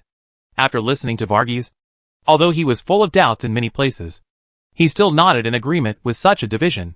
The six-department system implemented by Duke Ronan divides the kingdom's affairs more finely. If it can be implemented, the efficiency of the kingdom's operation will definitely be greatly improved. Ibn pondered for a while, and then asked his question, Duke Ronan, as a member of the War Council, I wonder if I can participate in the election of 6 department members. Of course, Ronan said, even if you are too busy, you can also recommend your followers or others to participate. However, each noble can only have 1 seat in the end. Ibn smiled, I understand. Arsinoe frowned. He is the Minister of Government Affairs. According to Ronan, part of the government affairs and financial work are concentrated in the Ministry of Revenue. In the end, he and Luther actually became competitors. But think about it, they often argue about many things. He couldn't help but look at Ronan. This young man is not only unmatched in combat power, his ability to govern the territory and even the country can be seen from the proposal of the 6 ministries to check and balance each other. Arsinoe said in his heart, although Ronan is not the king now, I am sure that in the future, there will be only one king on the Orient continent, and it will be him. Some sharp-minded people also noticed that although Ronan did not take over the identity of the king, he actually listened to the reports of the 6 ministries and coordinated the relations between the parties. This is what the king should do. I suddenly propose this system, and you may not fully understand it. So I suggest that you go back and digest it first. 2 days later, you will participate in the election with the positions you want in your heart, and everyone will vote publicly. The nobles heard this and nodded in agreement. In the next 2 days, they also need to contact various parties and canvass votes for themselves. Next, the topic returned to the issue of how to divide the noble teams led by the 5 leaders of the War Council. This was something that had to be decided as soon as possible. After all, Varensburg and the Principality of Vera had already taken action, and they could not slowly elect their candidates like the 6 ministries. Immediately, under the chairmanship of Ronan, the nobles in the hall were divided one by one. Except for some nobles, who wanted to follow their familiar counselors to participate in the war, others did not have many opinions. After all, with such a division, each noble was closer to the battlefield, and the loss would be smaller. Time flew by, until late at night, the noble meeting of today ended. However, the nobles' private affairs have just begun. The next 2 days will be the most active time for them. Ibn and Sharon sat in the carriage and returned to their bedroom. Sharon sighed. Although I hosted today's noble meeting at the beginning, it became Ronan's home court later. Ibn came back to his senses from the election affairs. He smiled and hugged him. Don't worry. We have to understand that in this world, strength is the final word. Not to mention that Ronan is not only strong in strength, but also has other good abilities. Well, you are right, she agreed. Garrett wanted to compete with such a person, but he really didn't choose the right opponent. If he could be quiet, considering that Ronan did not take over the throne in this situation today, he would never seize Garrett's throne.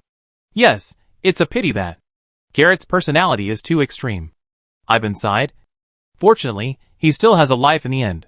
Although his cultivation was abolished and imprisoned, we can take care of him, so that he can have food and clothing for the rest of his life. Sharon broke free from his embrace. Looking at the night sky outside, there were only a few stars. Perhaps this is a good thing for him, and for the kingdom of Alduin. Even if Ronan becomes king in the future, his descendants will still have the blood of Alduin. Chapter 544 Power Division. In the next 2 days, the nobles in Jinyu City moved around very frequently. Even if they didn't know each other, they would visit 1 or 2 people through their remote relationships for votes. However, the selection ultimately depends on the comprehensive strength of the nobles. Connections, wealth, and strength are the most important. No matter how much some small nobles covet the position of the head of the 6 departments, their comprehensive strength is there, and it is useless to move around. So some of the brave ones came to Wushan Manor to visit Liu Ning, hoping that he could set up more departments and let them work for the kingdom. The visit of these people is not only to seek benefits for themselves, but also to submit their allegiance to Ronan in disguise. After all, in the near future, even if this young strong man does not inherit the throne of Alduin, he will establish his own country. The 6-department system that Ronan is currently promoting will definitely be implemented in his own country in the future. So this group of people showed up in front of Ronan at this time. And they will have the opportunity to seek an official position in Ronan's kingdom in the future. If you do nothing now, it will be too late to do something when the time comes. Ronan did not reject the visit of this group of people. He would say a few more words to those he knew, and just go through the motions with those he did not know. During this period, he asked Carolina to inform McKin on his behalf, and asked him to return to the Purple Thunder territory to work with Malonica and Petro to plan the encirclement and suppression of the Principality of Vera. At the same time, he asked Carlos and Elrin to return to the UBI territory to cooperate with the navy trained by Reese and Karada to attack the Screaming Island. The territory of the Screaming Island is very large, mainly because there are many islands. Although Ronan has Patrick as an insider, he wants to swallow all the islands in one go, and time is a problem. So, he selected several viscounts and barons from the list of visitors, and sent troops to Screaming Island together. Roland was not idle either. The encirclement and suppression of the Principality of Vera by Wuxan territory would definitely affect the whole body, so while he was considering the candidates of the 6 departments, he asked Wiggins to issue a conscription order on his behalf, and the nobles of all sizes in Wuxan territory would go all out to attack the Principality of Vera, until the other party's territory was completely occupied. Naturally, there were more than one battle. Several small-scale conflicts had broken out on the border between the Principality of Justana and the Principality of Ferensburg. Since Ferensburg was stronger than Justana, the latter was at a disadvantage in these conflicts. Varghese did not care about the affairs of the 6 ministries. After convening, the nobles assigned to him to hold a meeting on the Western Front. He hurried to the territory. The Western Front was not only against Ferensburg, but also against the Principality of Balaton, outside the Brown Forest in the southwest. Duke Varghese was under great pressure. Before leaving, the 5 members of the War Council discussed that Ronan would rush to various battlefields in the form of mobile support. Now he is equivalent to a nuclear weapon, with a strong deterrent force, and can be moved wherever it is needed. Of course, Ronan's frontal war must also be steadily advanced. After all, if he occupies Dragon City as soon as possible, he can also establish his own country as soon as possible. As for the territory included in his country, it is naturally the territory covered by the 3 large cities of Moor City, Banks Forest, Lakeside City, 5 small cities, and more than a dozen small towns between Misty City and Dragon City. Oh, by the way, there is also Dragon City, the capital of the Kingdom of Trisha, which should also be included in Ronan's territory. I think no one would object to this approach. 2 days passed in a flash, and on the morning of the 3rd day, the same banquet hall was more lively than 3 days ago. The sound of campaigning, the sound of counting votes, the sound of applause were endless, and there were even scenes of people blaming each other for the fierce competition for the position of leader, making their faces red and their necks thick. One day was too short, and it was impossible to finalize the list of personnel for the 54 positions, so the meeting was held for 3 consecutive days, and finally it was barely finalized before dark. Ronan looked at the list, and there were many people he was familiar with. For example, Minister of State Arsino. He ran for the position of Minister of Personnel this time, and got the position as expected. And Luther, the former Minister of Commerce, is now the Minister of Revenue. Randall, the Minister of Rights, is the great-grandson of Belola. Brawl, the Minister of War, the former vice-head of the Griffin Knights. Texas, the Minister of Criminal Justice, is the former Minister of Justice of the Kingdom. And the only one Ronan did not know was Coben, the Minister of Works, who was supported by Count Ivan and was a minister from Schwangfingling. Let's look at the deputy ministers. They basically all have the background of the Earl family. Only when they reach the level of chief officials do the viscounts and barons of the kingdom appear. Although Ronan did not let anyone compete for the position of minister, he secured the position of deputy minister for Wilson in the Ministry of Personnel. In addition, the Ministry of Revenue has Albert recommended by Roland as the deputy minister, and the Ministry of War has 8th Victor Snyder, who was supported by Duke Varghese when he left. The selection of these 6 positions is actually a gorgeous division of power. Next, it depends on how these officials can get the kingdom running again. Luo Ning also took this opportunity to observe the process carefully, when he continuously optimizes the department structure when establishing the kingdom in the future. He also needs to consider the rulemaking and responsibilities of other departments. In addition, another important thing he has to do is to let the Ministry of Rights plan the work in education, and start to roll it out when the war is almost over.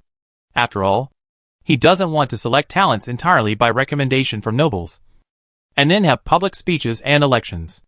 Of course, the education he promoted was not a pure imperial examination system, but a modern curriculum, such as language, mathematics, engineering, etc., selected through examinations. Therefore, the Ministry of Rights also needs to standardize the rules of examinations across the country, unify textbooks, etc. Minister Randall, as the highest manager of the Silva Magic Chamber of Commerce, has taken on a big job. Late at night, after Ronan sent Brawl away, he lay on the sofa a little tired. Blanche came over and rubbed his shoulders and massaged his scalp. "How is it? Do you feel tired?" "Well, it's more tiring than the fight with Thranduil and others that day. As the deputy leader of the Griffin Knights and the honorary Earl of the Kingdom, Brawl's interpersonal relationships are good. But it is still not enough to become the Minister of War. The reason he was able to get the position was mainly because Ronan gave him a very positive evaluation during his speech, which led to his narrow lead over Bobby. The Ministry of War is responsible for the kingdom's military, security, military management, and military supply. Brawl will not be in charge of military affairs and military management for the time being. He is also good at security work, but he doesn't know much about military supply. So he came to consult Ronan. The kingdom has abundant supplies. Now that wars are going on everywhere, it must support all sides. The supply of supplies is a big deal. Ronan was going to call a meeting between the Ministry of War and the Ministry of Revenue to discuss this issue in depth. "Tell Carolina for me tomorrow, and ask her to write a letter to Wubei territory, and let Ronan prepare to serve under Brawl." Although each noble had only one quota in the 6 ministries, Ronan was no exception. But this did not prevent him from inserting some of his own people in. Of course, he was not appointed as a minister or a person in charge, but just learned something from them. Ronan had been in charge of the coordination and supply of materials in Wubei territory, Moonlight Valley, and the frontline Misty City, and had considerable experience in this area. Ronan asked Ronan to assist Brawl, both to help the latter, and to let Ronan get more involved in the kingdom's affairs, and to reserve trustworthy people for the future kingdom. "Who will be responsible for the material problems in our territory?" Blanche asked while massaging Ronan's scalp. "That's a problem." Ronan thought for a while, and said, "Let David do it. He has been with me for a long time. He has become strong at the end of last year. He worked under Ronan a while ago. It should be no problem to let Pearson assist him." Blanche nodded slightly. "David is familiar with Wilson, Chahar and others. It is relatively simple to let an old man mobilize materials from various places." "Okay, I will let Carolina notify them tomorrow." Chapter 545 Occupy Moor City. McKen led the Knights of Sanborn, cooperated with the troops of Misty City, and took this enemy city near the border at the cost of almost 0 casualties. At this time, they had already captured the Lord's Castle, and stood on the highest tower of the castle, and could overlook the entire outline of the city below the mountain. The city is located on the main road from Dragon City to the border Misty City. Whether in wartime or peacetime, there is never a shortage of merchant teams passing through here to Misty City, which has also boosted the economy of Moor City, making this baronial city rich. Apart from anything else, the urban population of more than 100,000 can prove everything. Although I heard that the economy of Moor City is not bad, this castle is still a little bit lacking, and it is more than 1 level lower than the Misty Castle. Rydell smiled and nodded. As a supporter, he did not contribute much in this war, giving McKen a chance. After all, the Misty City is the focus of the 2 countries' competition. It was a big city in the imperial era. Ural is also a border earl, so his castle is naturally more magnificent than this one. Sanborn, as a surrenderer who is more familiar with the enemy, also explained the reason. It turns out that the Baron of Moor City has been exploited by Count Ural for a long time. Although the city's economy is good, the agreement signed in the early development was very unfriendly to Baron Moore, which also led to a lot of money falling into Count Ural's pocket. The few people talked about the situation in Moor City for a while, and Rydell began to make arrangements for the next step. "Placido, you take people to occupy the surrounding villages tomorrow. I think the agricultural economy of Moor City is good, and there are many farmlands outside the city. These must be harvested intact. This is your first time to act alone. Remember to tell your soldiers not to harm the people, destroy their houses, or plunder their property. These are the things that the adults are concerned about. Don't make mistakes." "I understand, Commander," Placido said in a deep voice. since joining Ronan's army. Placido was a little surprised at how Ronan's army managed not to rob at will. You know, in previous wars, when the noble army conquered a place, it would basically bring chaos for a period of time, plundering property, robbing women, killing people wantonly. These are all common occurrences. It was the first time he had seen an army as disciplined as Ronan's. Not only did they not destroy things at will, but they would even lend a hand to civilians who were injured. Placido didn't understand at first. Were they here to fight or to do good deeds? However, as he understood Ronan's governance strategy in the territory, he roughly understood it. It turned out that the Duke regarded the conquered places as his own territory, and the people living there were all his subjects. In order to restore order and production in the territory as soon as possible, the less poisonous things should be done. After all, how much money can ordinary tenants or even civilians have? It is not as much as the rewards given by Ronan after the war. McKen, take people to interrogate the surrendered nobles. Keep the useful ones, and demote the others as prisoners. In addition, arrange people to count the population of Moore City and maintain the law and order here. McKen grinned. Okay, leave it to me. But unfortunately, Tom's griffin appeared outside the castle. After seeing Rydar and others, he immediately landed. Commander, you are so fast. I didn't expect that it has only been more than 10 days. And Moore City has already been taken. As for Ronan's personal bodyguard, although Tom's strength is not high, his status is not low.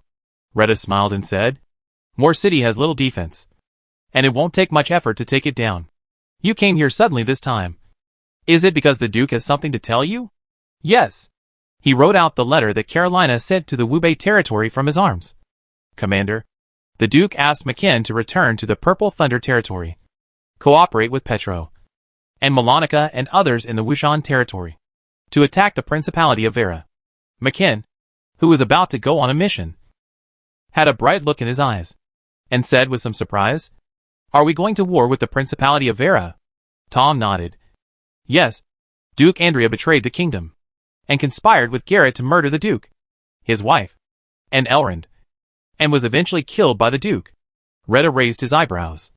The Lord dared to kill the Duke, which shows that something big happened in the capital. Tom, what news do you have? Tell us all. Placido was a little shocked. In his opinion, Ronan was really brave. He even killed the Duke. But then Tom's words completely stunned him. Not to mention Placido, even Retta and McKen were shocked. In just over 10 days, so many earth-shaking events had happened in the capital. Duke Ronan is actually a legend. Until this moment, Placido learned this information. He was a little excited. He actually became a follower of a legendary strongman. It was really wise to surrender at the beginning. Sir Tom, is the Duke now the king of the kingdom of Alduin? Placido asked quickly. No. Tom said admiringly, Your Excellency always keeps your promises. Even though His Majesty Bruno is dead, Your Excellency still fulfills the duties of the Conqueror Duke. He will follow the agreement with His Majesty and build his own country after conquering Dragon City. Tom's eyes were full of admiration when he spoke. This is the throne. If the Duke wants it, he will definitely be able to sit on it. But he gave up. What kind of courage is this? He is determined to be a man who keeps his promises. No, he will use the Duke's deeds to teach his children, so that his descendants will also become such people. The Duke's courage makes me surrender. Placido also praised. Rydar and McKen nodded at the same time.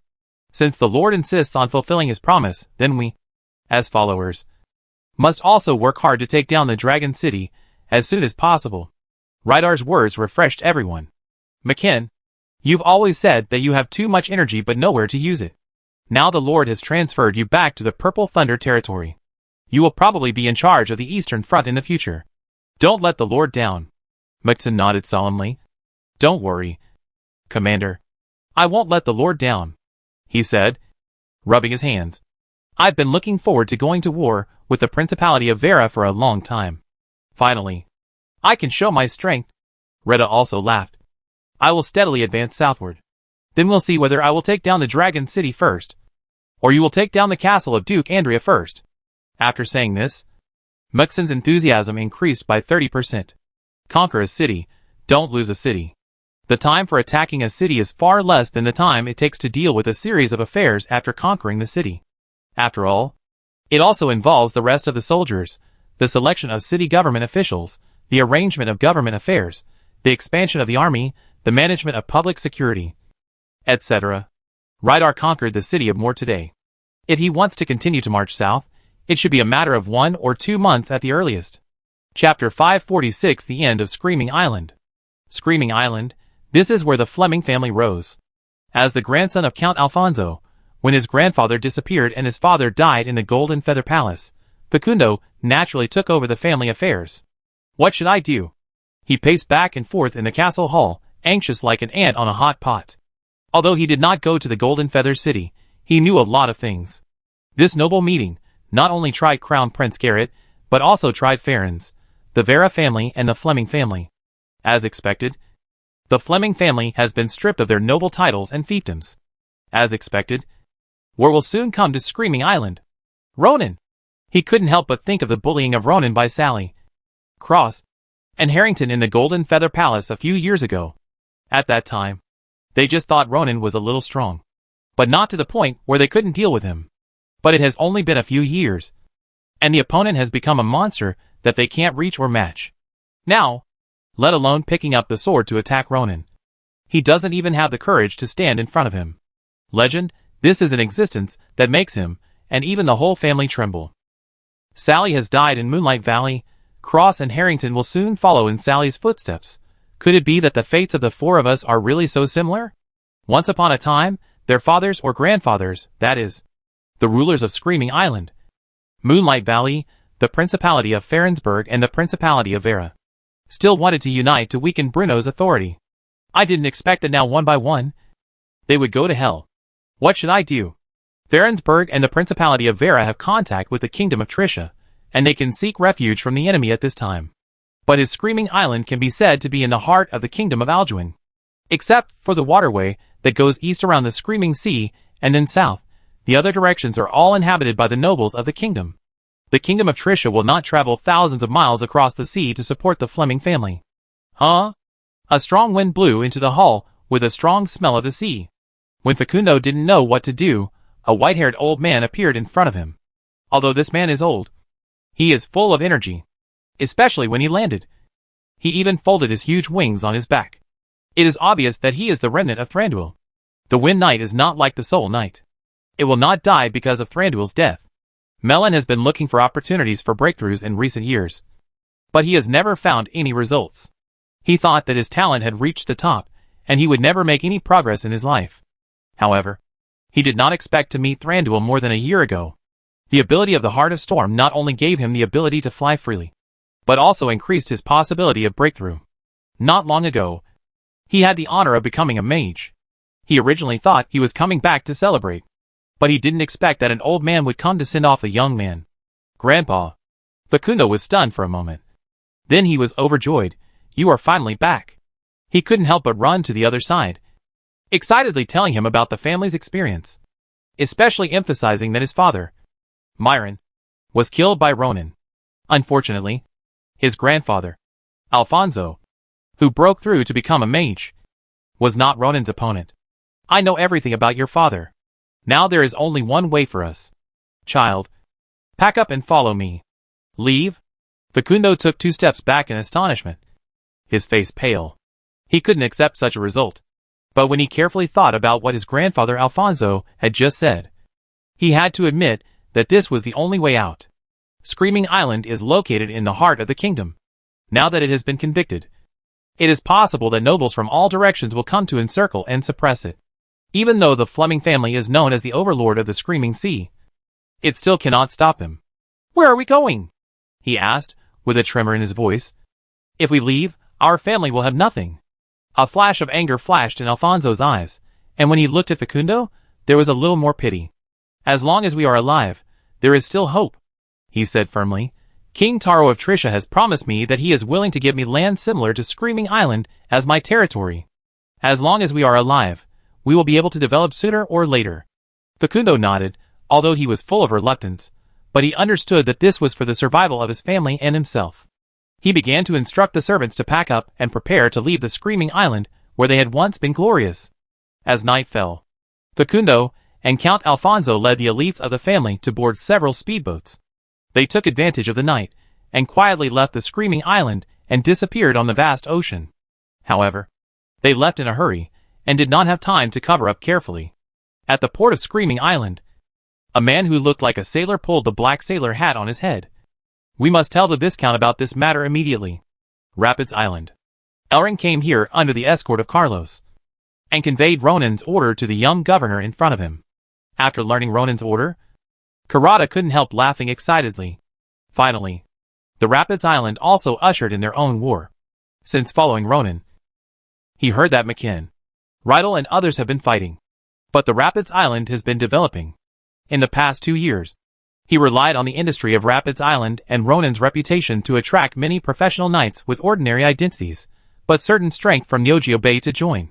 Now the Navy on Rapids Island not only has 2 fully staffed knights, but also has 10 warships. The soldiers have long been tired of daily training. Whenever the Duke's victory news comes, they clamor for when it will be their turn to fight. Now, the opportunity has come. Listen. Go and gather all the captains to the port hall, and say I have a combat order to announce. Okay, Governor. Karada looked at the sea with expectation, and his eyes seemed to reach the Screaming Island. The shocking change in the capital had a huge impact. But as a follower of Ronan, Karada realized that this was an unprecedented great opportunity. As long as he firmly grasped it, he would definitely change his fate. Lord Elrond, I'll go and get busy first. Karada said respectfully. It's time for Patrick to show his value. In the last war, Viscount Crescent Island was captured and turned against. Karada decided to let the other party turn against him at the most appropriate time in this war against Screaming Island to achieve the greatest effect. Elrond nodded in response. Go ahead. I'll be in Monroe Flowers Manor these 2 days. Just send someone to notify me when you leave. In this war against Screaming Island, Karada is the commander. But Elrond and Carlos will also accompany him to deal with the magic cannons of Screaming Island and Count Alfonso, who has not shown his strength. Since you and the dragon are here, it's time for me to withdraw. Beola received Ronan's instructions, and has been here to assist in the recent visits. It's a pity that the enemy didn't come, and he waited in vain for these days. Please do as you please, Lord Earl. Elrond bowed slightly. I've been bothering you recently. Belora smiled and said, What's the point of bothering me? It's a pity that Ronan gave me a few dragon scales for nothing. He really wanted to return to the cave in Wubei territory to continue his magic research, but after hearing about the dramatic changes in the capital, as the Lord of the Amethyst Earldom, he still needed to return to the territory to guide his great-grandson Randall's next course of action. In fact, it was very simple. It was nothing more than the sentence follow Ronan to get me to eat. Chapter 547 Promotion. As anxious as Facundo, there was also Flame Wing, one of the 3 giants of the Sacred Storm. He originally thought that the kingdom of Alduin would fall into chaos for a period of time due to the loss of the king, and there might even be a battle for the throne. But he still underestimated Ronan's influence. Not only did the battle for the throne not happen, even the chaos only lasted for less than half a month. Now, the kingdom of Alduin has not only returned to normal, but many nobles are attacking Tricia as if they had taken stimulants. Although he and Taro actively instigated the rebellion of the Principality of Ferensburg and the Principality of Vera, and delayed the troops of the Principality of Justana and Wuschenling. However, the frontal city of Moor was defeated. The Principality of Blackthorn faced the noble coalition of Schwangfingling and Red Pine Castle, and the pressure was also very great.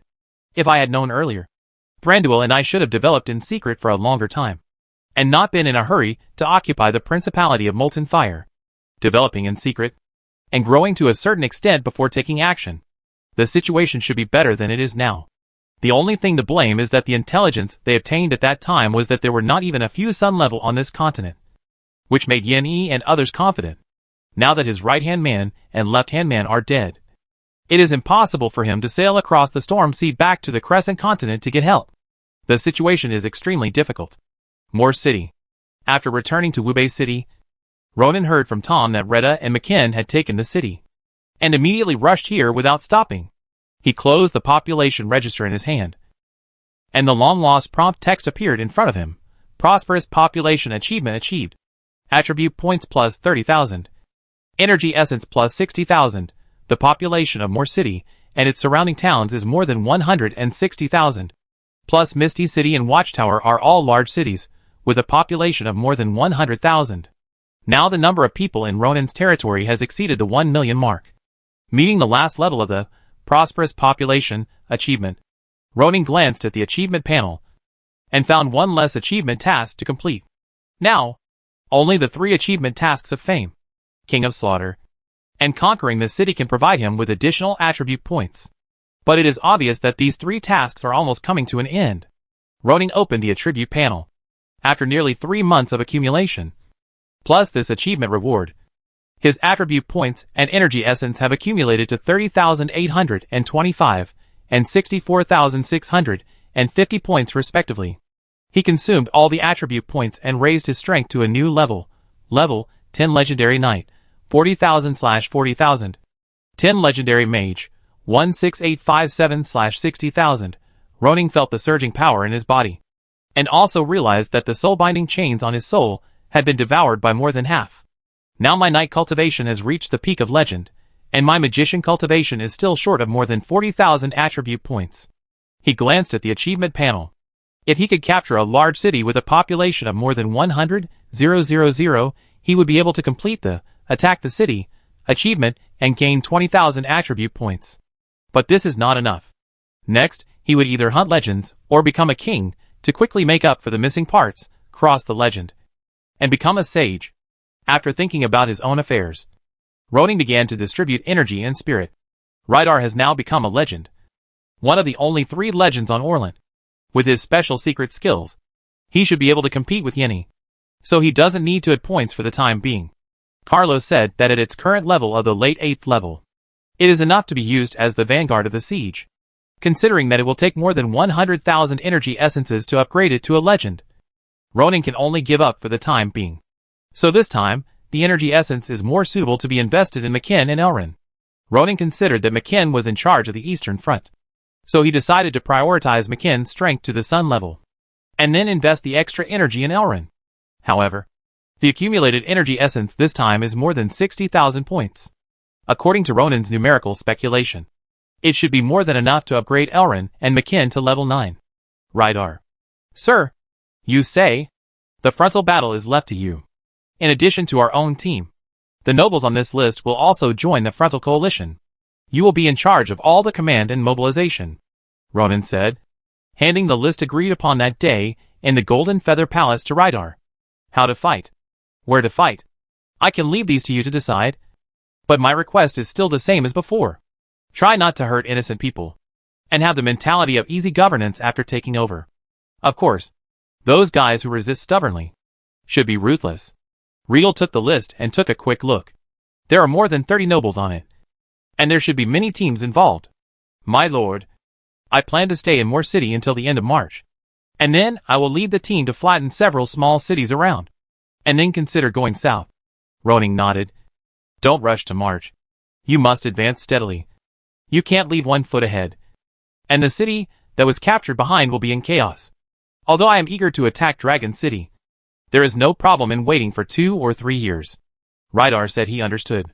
In fact, 2 or 3 years is not a long time to fight and stop, reorganize military affairs, and take over new territories. If the opponent resists fiercely, when the impact on logistics and military is large, 2 or 3 years may not be enough. Ronan actually wants to attack and develop at the same time, bring his governance methods to wherever he goes. During this period, UBI territory also brought out a group of new officers, who will successively serve as the political officials of the new territories and bring Ronan's governance philosophy. There is one more thing I want to mention. Ronan pondered for a moment and said, starting from the next battle, we can allow the nobles of the enemy country to surrender and be loyal to me, but I will only allow them to retain the property in their respective castles, and all the fields and properties they are involved in will belong to me. In addition, no matter they are viscounts or earls, as long as they surrender to me, they will all become ordinary free people and only enjoy remuneration. Rydar raised his eyebrows and said with a smile, then Placido is really a lucky man. Although Placido did not have a title, he was still the governor of Watchtower and managed the affairs of the city. Ronan did not take back much of the Carmen family's land and property. His surrender occurred during a special period, so it is necessary to deal with it in a special way. Ronan smiled and said, however, when we establish a new country, The situation where the nobles have land all over the world must be changed. Even if I confer titles on the nobles later, I will limit the size of the nobles' territories. And the land also has power. Rydell was secretly shocked. Ronan could say this, and it was obvious that he had considered it in his mind. Your Excellency's doing this is contrary to the current aristocratic class, Rydell reminded. Although you are powerful, the policies must be implemented by people at the grassroots level.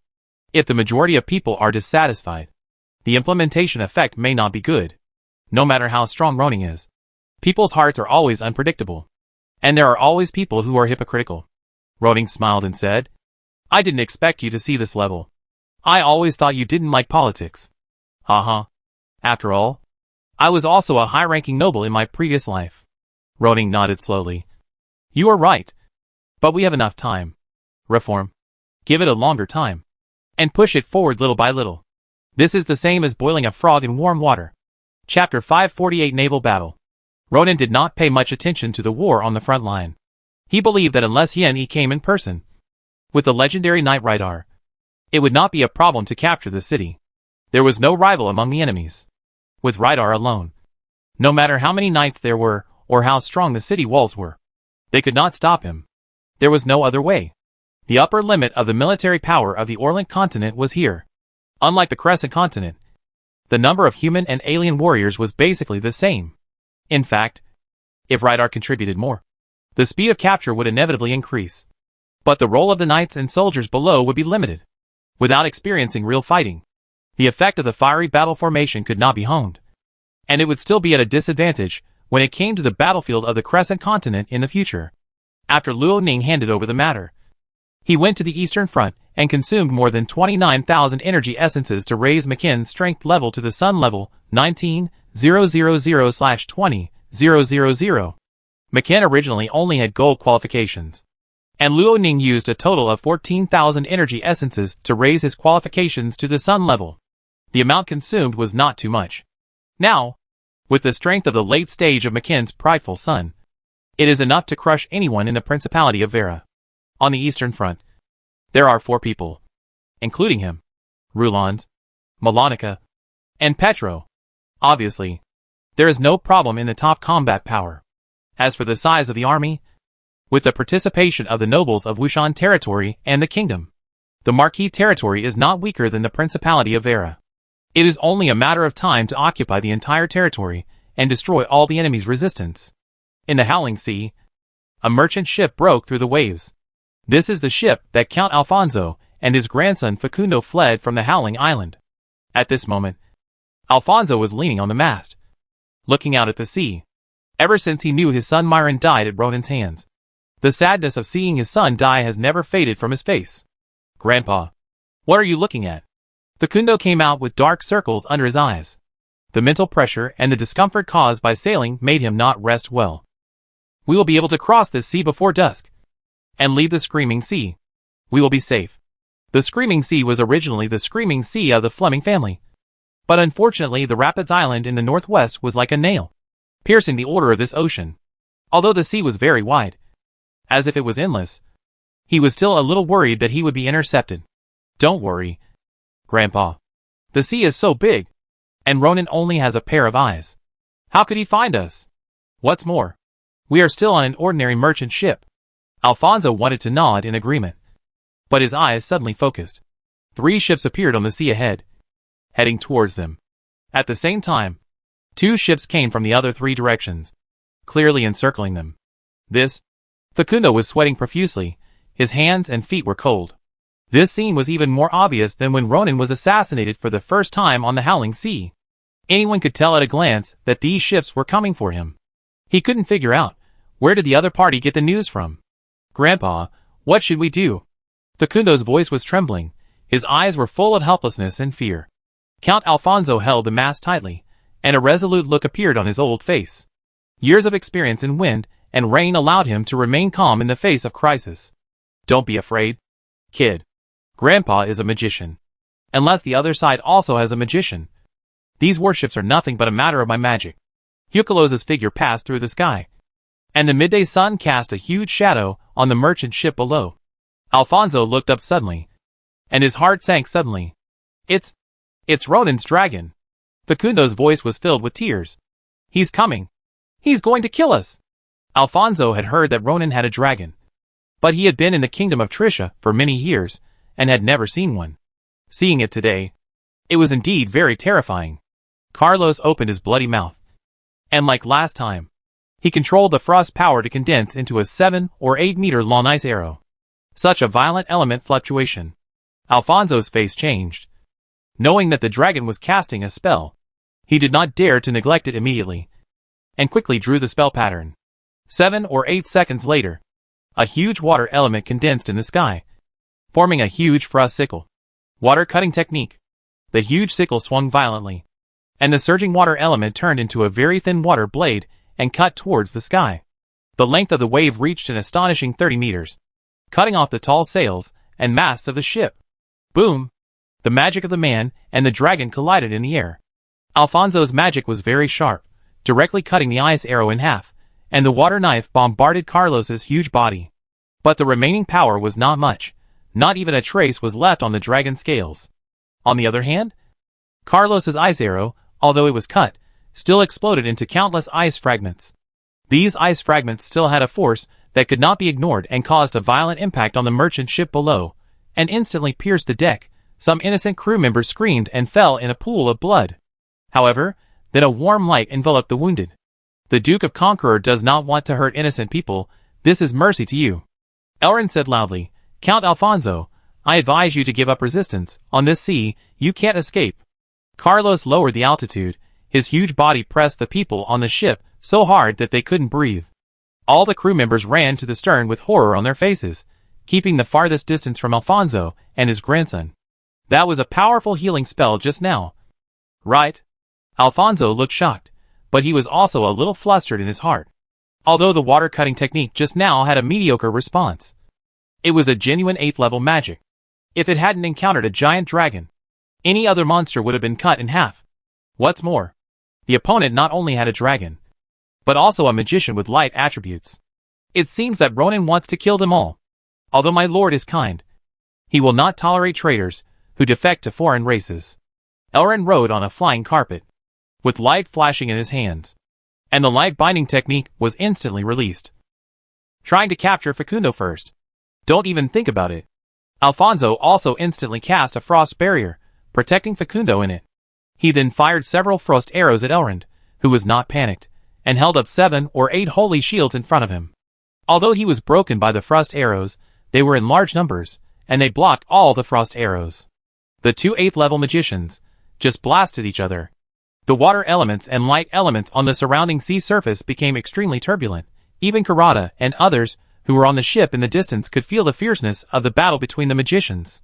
However, as both of them are magicians, Alfonso has the water attribute, and fighting at sea is advantageous to him, so he is clearly in the upper hand. Elrond is not good at fighting. His damage-type magic is effective against low-level enemies, but when he encounters opponents of the same level, he can only perform a few moves at the beginning, and spend most of the rest of the time on defense. Carlos hovered in the air. If Elrond hadn't said that he wanted to test the opponent's level alone, he would have taken action long ago. Light attribute, sure enough. It's still a little lacking. Alfonso's mouth curled up slightly. As long as he could break through Elrond and the dragon, he still had hope of escaping today. Secret technique, Feng Shui Tornado. Alfonso suddenly mobilized his mental power and magic power, and suddenly huge waves rose on the sea surface, and these waves were pulled by the invisible wind, and instantly rose hundreds of meters. Ha ha ha, originally. This move required me to condense the water flow, but on the sea, there is inexhaustible water here. Alfonso laughed loudly, and huge waves rushed in all directions, and the whole sea surface boiled. Be careful. Although Karada and others watched from afar, they also felt the danger of this attack, and immediately shouted to all the crew members to be careful of the next impact. The captain and sailors also took action, controlling the ship to prevent it from capsizing. Elrond's body was shining with light, using light explosion to resist the impact of the water flow, while controlling the flying carpet to increase the altitude. Even Carlos was surrounded by this sudden secret technique. Let's go! The pattern on Alfonso's back lit up, and huge wings grew out. He picked up Facundo, and took advantage of the interval between the riots to shuttle between the waves at a very fast speed, and escape from this dangerous place. He didn't expect this move to kill the enemy. Bang! But before they had gone far, a foot kicked Alfonso. The huge impact directly smashed the opponent to the sea, and Facundo in his hand was also thrown out. Who is it? Alfonso hovered on the sea, looking up nervously. Count Alfonso, this is the first time I meet you. Ronan slowly landed in front of the opponent from the air. Where are you going to escape to? Chapter 549 Valuable Intelligence. Ronan was just watching the battle quietly in the sky. He also wanted to see how far Elrin could fight with all his strength. Unexpectedly, Alfonso's fusion magic of Feng Shui gave the opponent a chance to escape. So he couldn't help but take action and quit and kick the opponent. The waves on the sea were still surging, but Alfonso could no longer care about the sound of the waves. Ronan's voice and appearance occupied all his energy at this moment. Strong and unshakable. This is the only feeling Alfonso has. He doesn't need to ask who the other party is anymore, because the answer is obvious. Haha, I didn't expect that one day Alfonso, would be captured by a legendary master. Duke Ronan, you really think highly of me. Don't get me wrong, I just went to Rapids Island to find Elrin, and I just happened to pass by here, not for you. Ronan was not deliberately attacking the other party. After he gave some points to Macken, he came with the remaining 30,000 energy essences to give some points to Elrin, and happened to encounter a naval battle. Alfonso frowned. I really want to know. Who did the Duke bribe to know my whereabouts so accurately? Ronan looked at the sea far behind him. And Alfonso also looked over. The two ships there were flying the yellow crescent flag of the Hunter family. And it was Viscount Partridge of Crescent Island. Ronan smiled and said, Viscount Partridge is actually quite loyal. But your son Melon went too far. Speaking of his son, Alfonso's eyes were full of anger towards Ronan.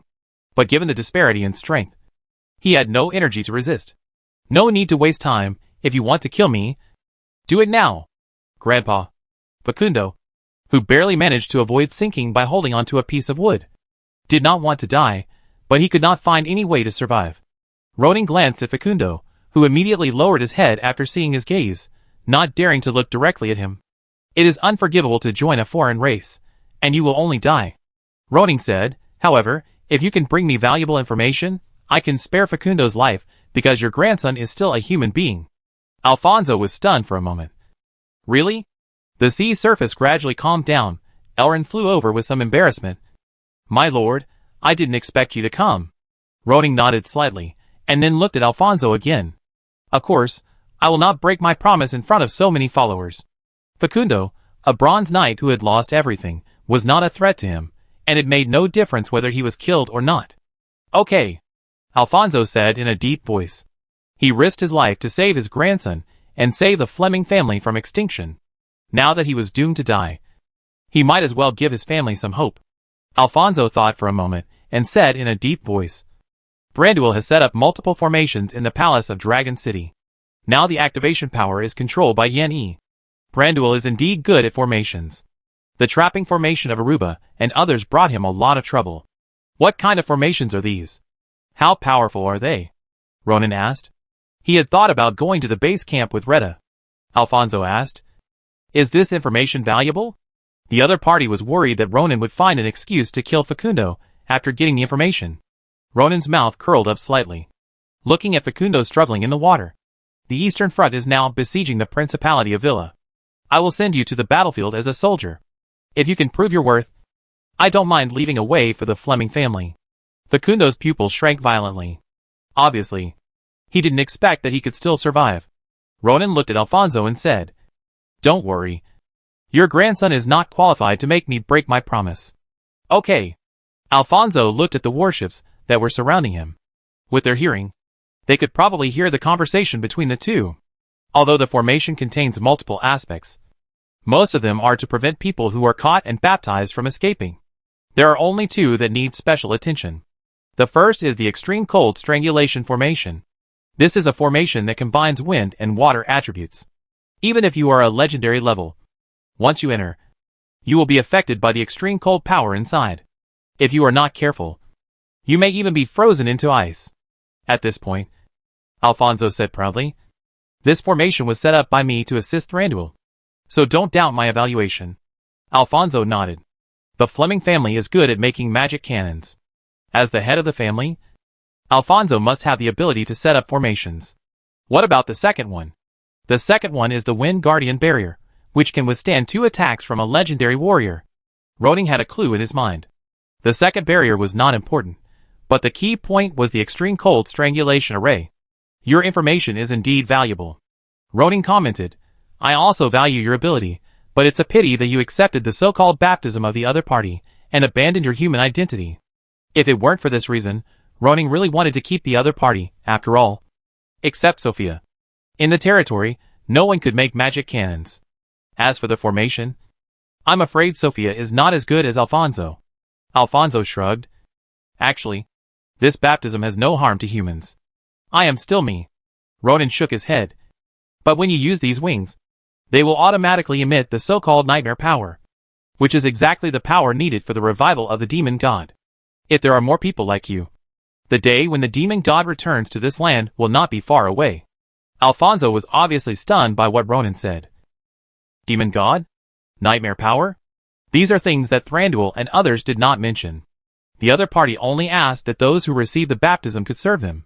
Now thinking about it carefully, perhaps there is indeed an unknown secret behind it. Alfonso's face changed several times, finally sighed helplessly. The choice he made in pursuit of stronger power now hurt himself instead. He looked at his grandson, flew over and touched his head. Live well. Kid, don't be like Grandpa and your father. Grandpa. Facundo choked up. Alfonso looked at Ronan and said, I have another important piece of information. I hope that after hearing it, Your Excellency the Duke can guarantee that your subordinates and your dragons will not murder my grandson's life, nor will they destroy Facundo's strength. Ronan frowned slightly. The other party made this request after hearing that Garrett's cultivation was abolished. A dying man can still consider so much for his grandson, which touched Ronan a little. Go ahead. Alfonso said. Yenny once boasted that although he only had the strength of a mid-level legend, he could summon power infinitely close to that of a sage with a flame emblem. Ronan's eyes narrowed. Mephisto has the Witch Soul Orb. Thranduil has the Heart of the Storm. Yenny should also have his own special item. This flame emblem is probably his item. In the recent battles, Yenny's top combat power has been greatly lost, but he is making up for it. It's just that there are not many Silver Moon Knights, and it's impossible for him to create more Sun-level Flame Seal Knights. So the Noble Coalition has the advantage. Alfonso added, but if you want to kill the opponent in advance, I advise you to make more preparations. After all, with Yen Yi's personality, he probably won't leave the Dragon Palace. Ronan nodded. His knight progress has been perfected. Does this mean that he is infinitely close to the sage level? However, the flame emblem mentioned by Alfonso does need to be treated with caution. Fortunately, he did not rush, and he was making steady progress. Your information is very valuable to me. Carlos. Take his grandson Facundo to Macon. Carlos groaned, and a huge mist came out of his nostrils. Grandpa. You? Facundo was in a very complicated mood. He wanted to die with his grandfather, but he didn't have the courage. Go! Alfonso waved his hand, and a wave dragged Facundo up and landed on Carlos' back. Carlos was a little unhappy. He threw Facundo down with a casual shake, and then flew away with his claws. Alfonso didn't say much about it. As long as he survived, it was good. He turned to look at Ronan, drew the long sword from his waist, and put it on his neck. Duke Ronan, I hope you keep your promise.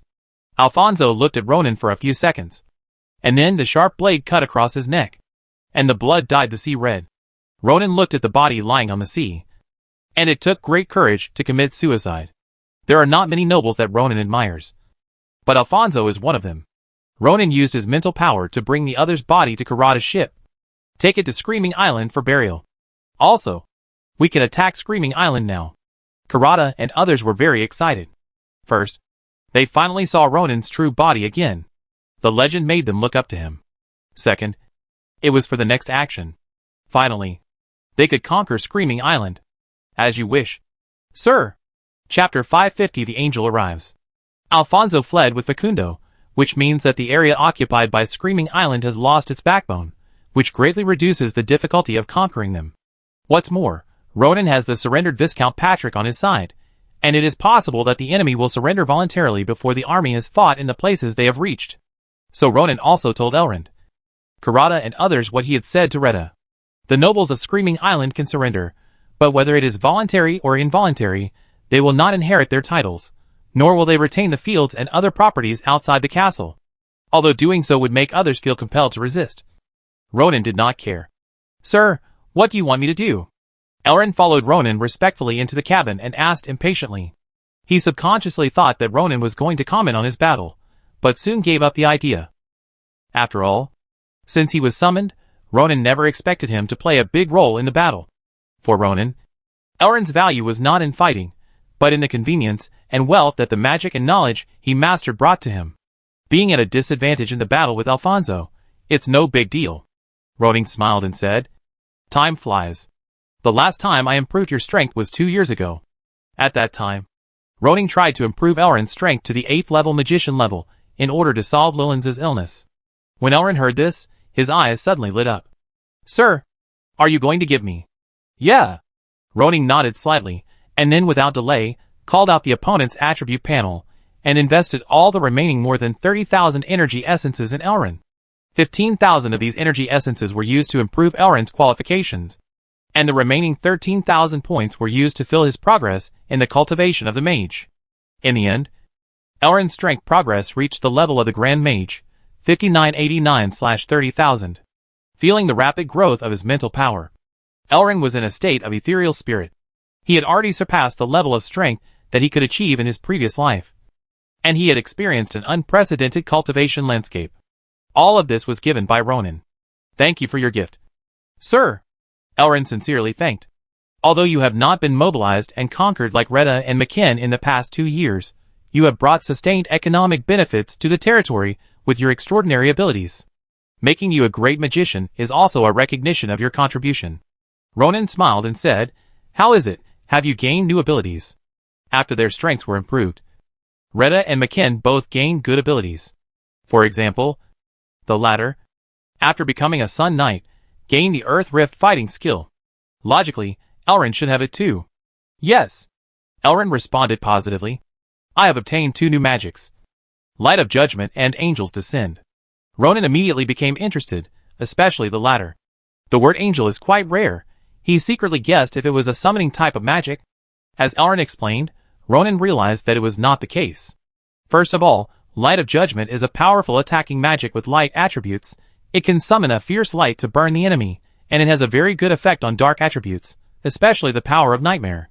Secondly, the angels descended not to summon angels, but to draw the power of light to arm Elrond, greatly enhancing his purification ability, and also giving him powerful melee ability.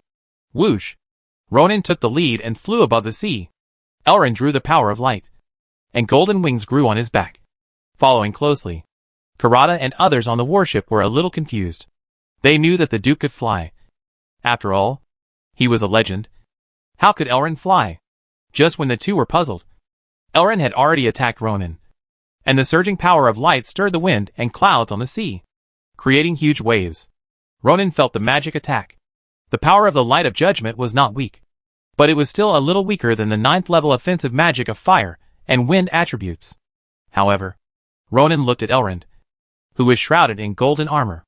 After transforming into this form, the latter had the melee ability equivalent to that of a peak Silver Moon Knight. This was a huge improvement. 5 minutes later, the two fell back on the deck. Elrond reported, although this magic effect is good, it consumes at least 1/3 of the magic power for each use, and it only lasts for 5 minutes. It is already a huge improvement for you. Ronan commented, "You are not yet adapted to the knight's battle. You can learn some skills from Karada and others. When your melee combat ability catches up, combined with various magic, your overall combat power may not be worse than that of the Sun Knight or other great magicians." In the previous battle, Elrond's melee combat was basically unsystematic and full of flaws. This is inseparable from the fact that the opponent was a magician in his past and present lives. Elrond nodded, knowing in his heart that Ronan's suggestion was correct. If he had the current strength when he accompanied Blanche to the Golden Feather Palace, he would not have been helpless in the face of Thranduil and others. "I will, sir," Elrond said solemnly. "Sooner or later, I will be able to wear armor like Retta and Macken, and go to the battlefield with you." "Uh-huh." Ronan couldn't help laughing. The other party might really become a melee mage. "Then let's start with the Battle of Screaming Island. I hope you can take down the main city of Screaming Island and give it to me as soon as possible. Screaming Island is located in the center of the Screaming Sea, and its land area is larger than that of Ubet territory, and there are several cities on it. The largest of them is the Blue Sea City, the birthplace of the Fleming family, and a large city with a population of more than 100,000.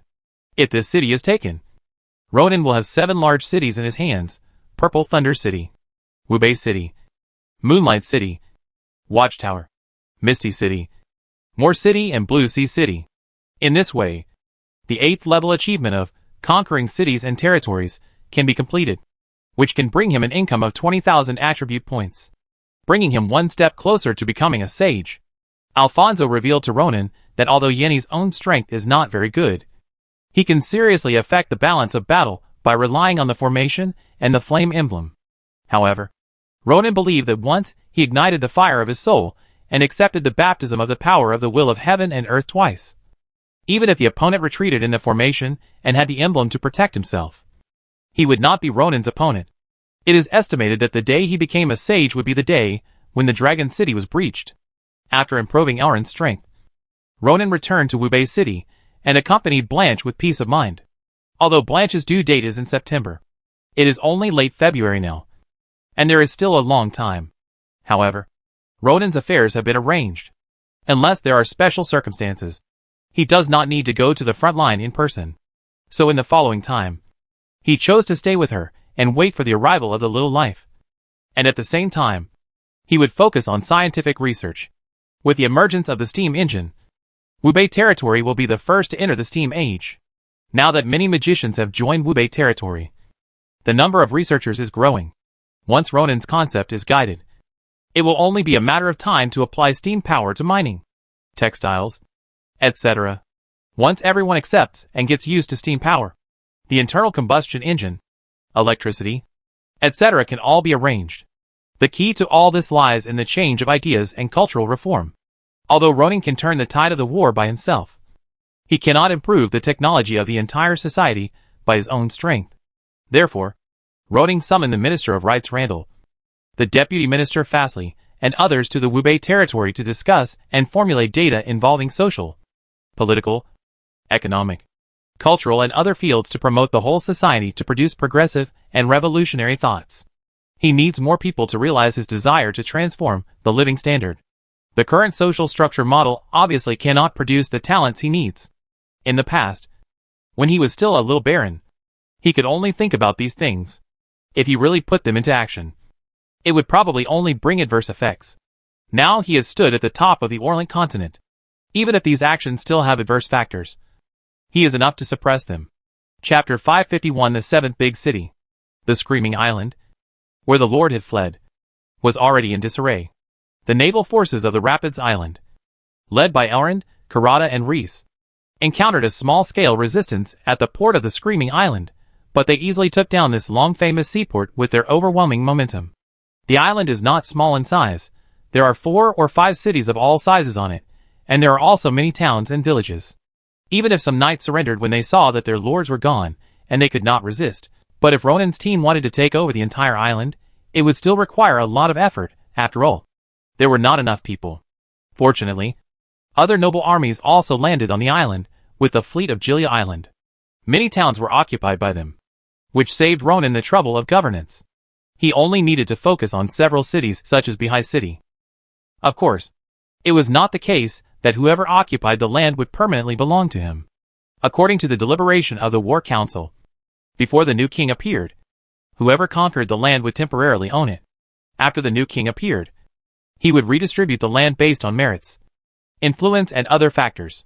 Under such a policy, many nobles took the attitude of plundering whatever they could, and plundered the occupied villages, towns, and cities to the extreme, and transferred all the property that could be transferred to their own territories.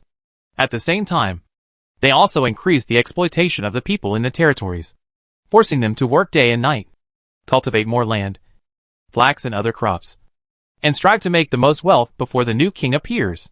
Of course, Ronan would not be so desperate.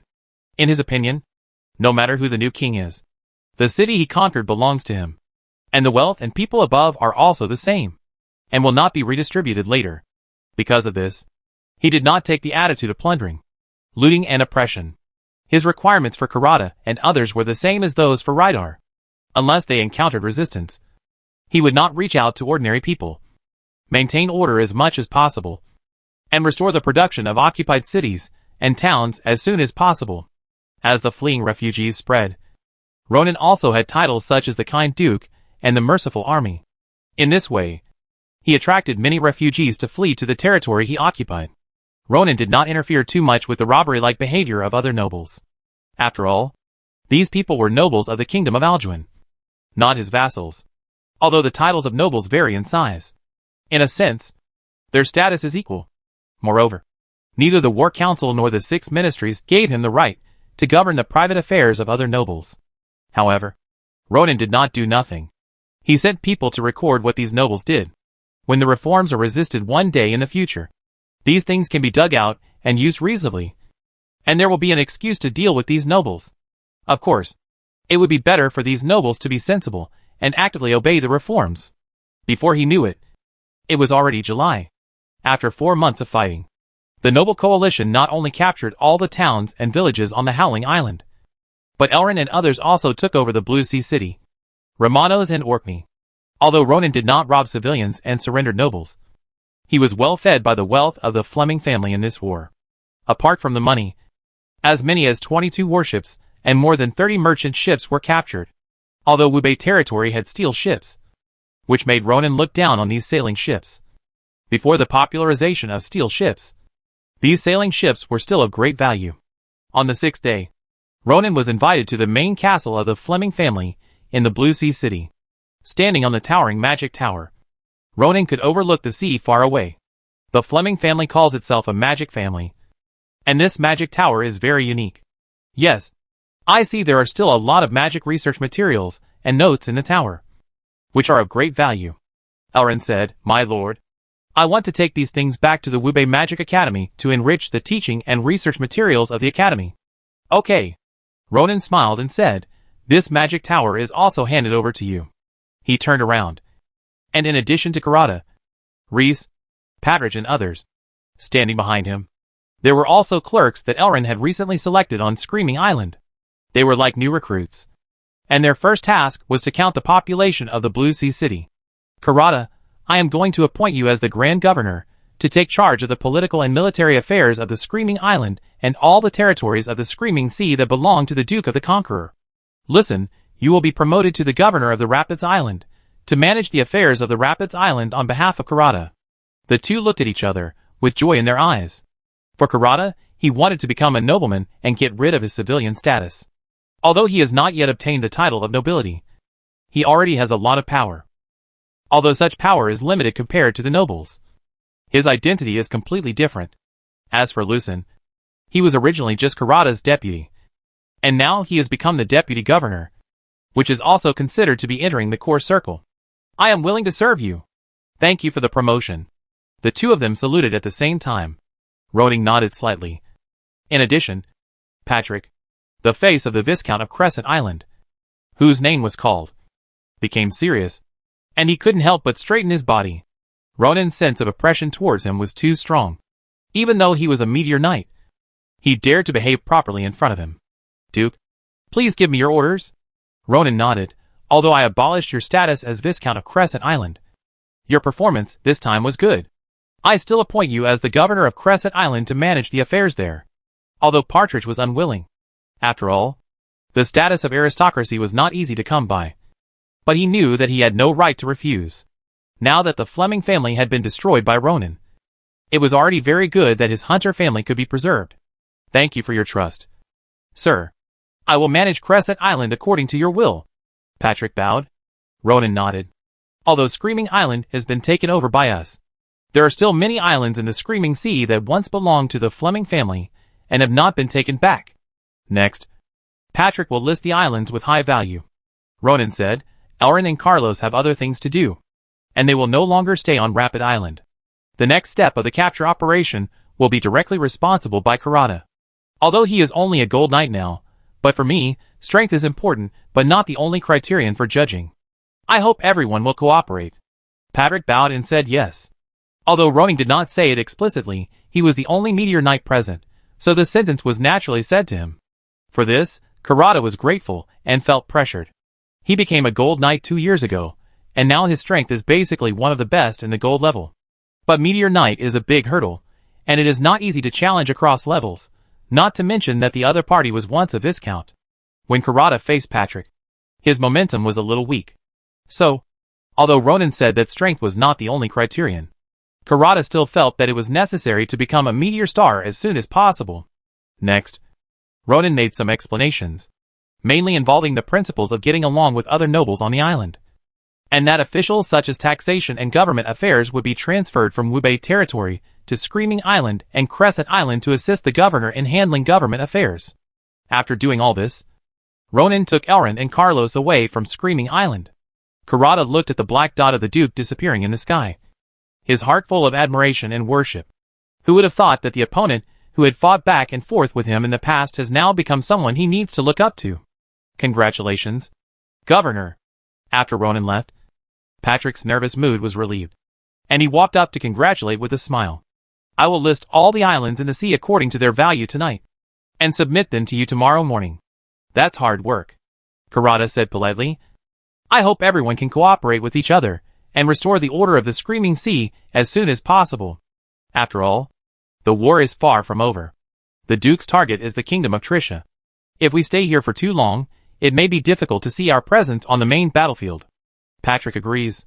The Screaming Sea is just a minor fight. If he wants to regain his former status, he needs to fight again, like he did when he was young. The battlefield of the Kingdom of Trisha cannot be without his presence. Kurata also thinks so. Chapter 552, Flame and Extreme Cold. On the way back, Ronin opened the attribute panel. All the towns occupied by Kurata and others on the Screaming Island provided Ronin with a population of more than 300,000, including the central city of Bihai City with a population of more than 190,000. After just receiving the results of the Bihai City census, the 7 large cities with a population of more than 100,000 required for the achievement of conquering cities have been met. This time, he received a reward of 20,000 attribute points and 40,000 energy essences at one time, plus the accumulation of the past 4 months. Now he has 23,220 attribute points and 42,650 energy essences. Ronin glanced at the updated content of Conquering Cities on the achievement panel. The next level, which is also the last level of this achievement, requires Ronin to own a megacity with a population of more than 500,000, and to be rewarded with 50,000 attribute points and 100,000 energy essences. That's a lot of rewards. Looking at the 100,000 energy essences, Ronin calculated, this is almost enough to upgrade Carlos to the legendary level. After Carlos became a legendary creature, it was no longer as obscure as it is now. At that time, it could control the size of its body. At that time, it will not be so huge that it can only show up in the first wave of the siege. With a small size, it will not crush a group of friendly troops when it lands, and it will have more opportunities to play. A city population of 500,000 is a huge challenge. Feeding 500,000 people is not a problem. But 500,000 people can be gathered in a city to live, which involves all aspects. The problem of firewood should be solved after the coal mining volume increases. The transportation of food and vegetables can be transported from places like Swamp Town after the railway line is built. The most important thing is the construction of urban facilities and the provision of jobs. Wubei City has used the new ideas provided by Ronin and Sophia in regional division, drainage, building structure, and drainage system design, and has the foundation to become a super large city. However, there is still a lack of jobs. Luoning can't let all 500,000 people farm, and there are not so many fields outside for them to farm. In addition to farming, even if there are many rich people in Wubei City, bringing a large number of servants, butlers and other service jobs, it still cannot meet the demand for jobs for 500,000 people. Therefore, it is still necessary to develop more industries and create more jobs. Now that the textile factory in Sanfang Town has been initially established, part of the clothing industry can be transferred to Wubei City in the future. In addition, civil engineering, catering, entertainment, primary processing of medicinal materials, spices, jewelry processing, etc., can all be considered.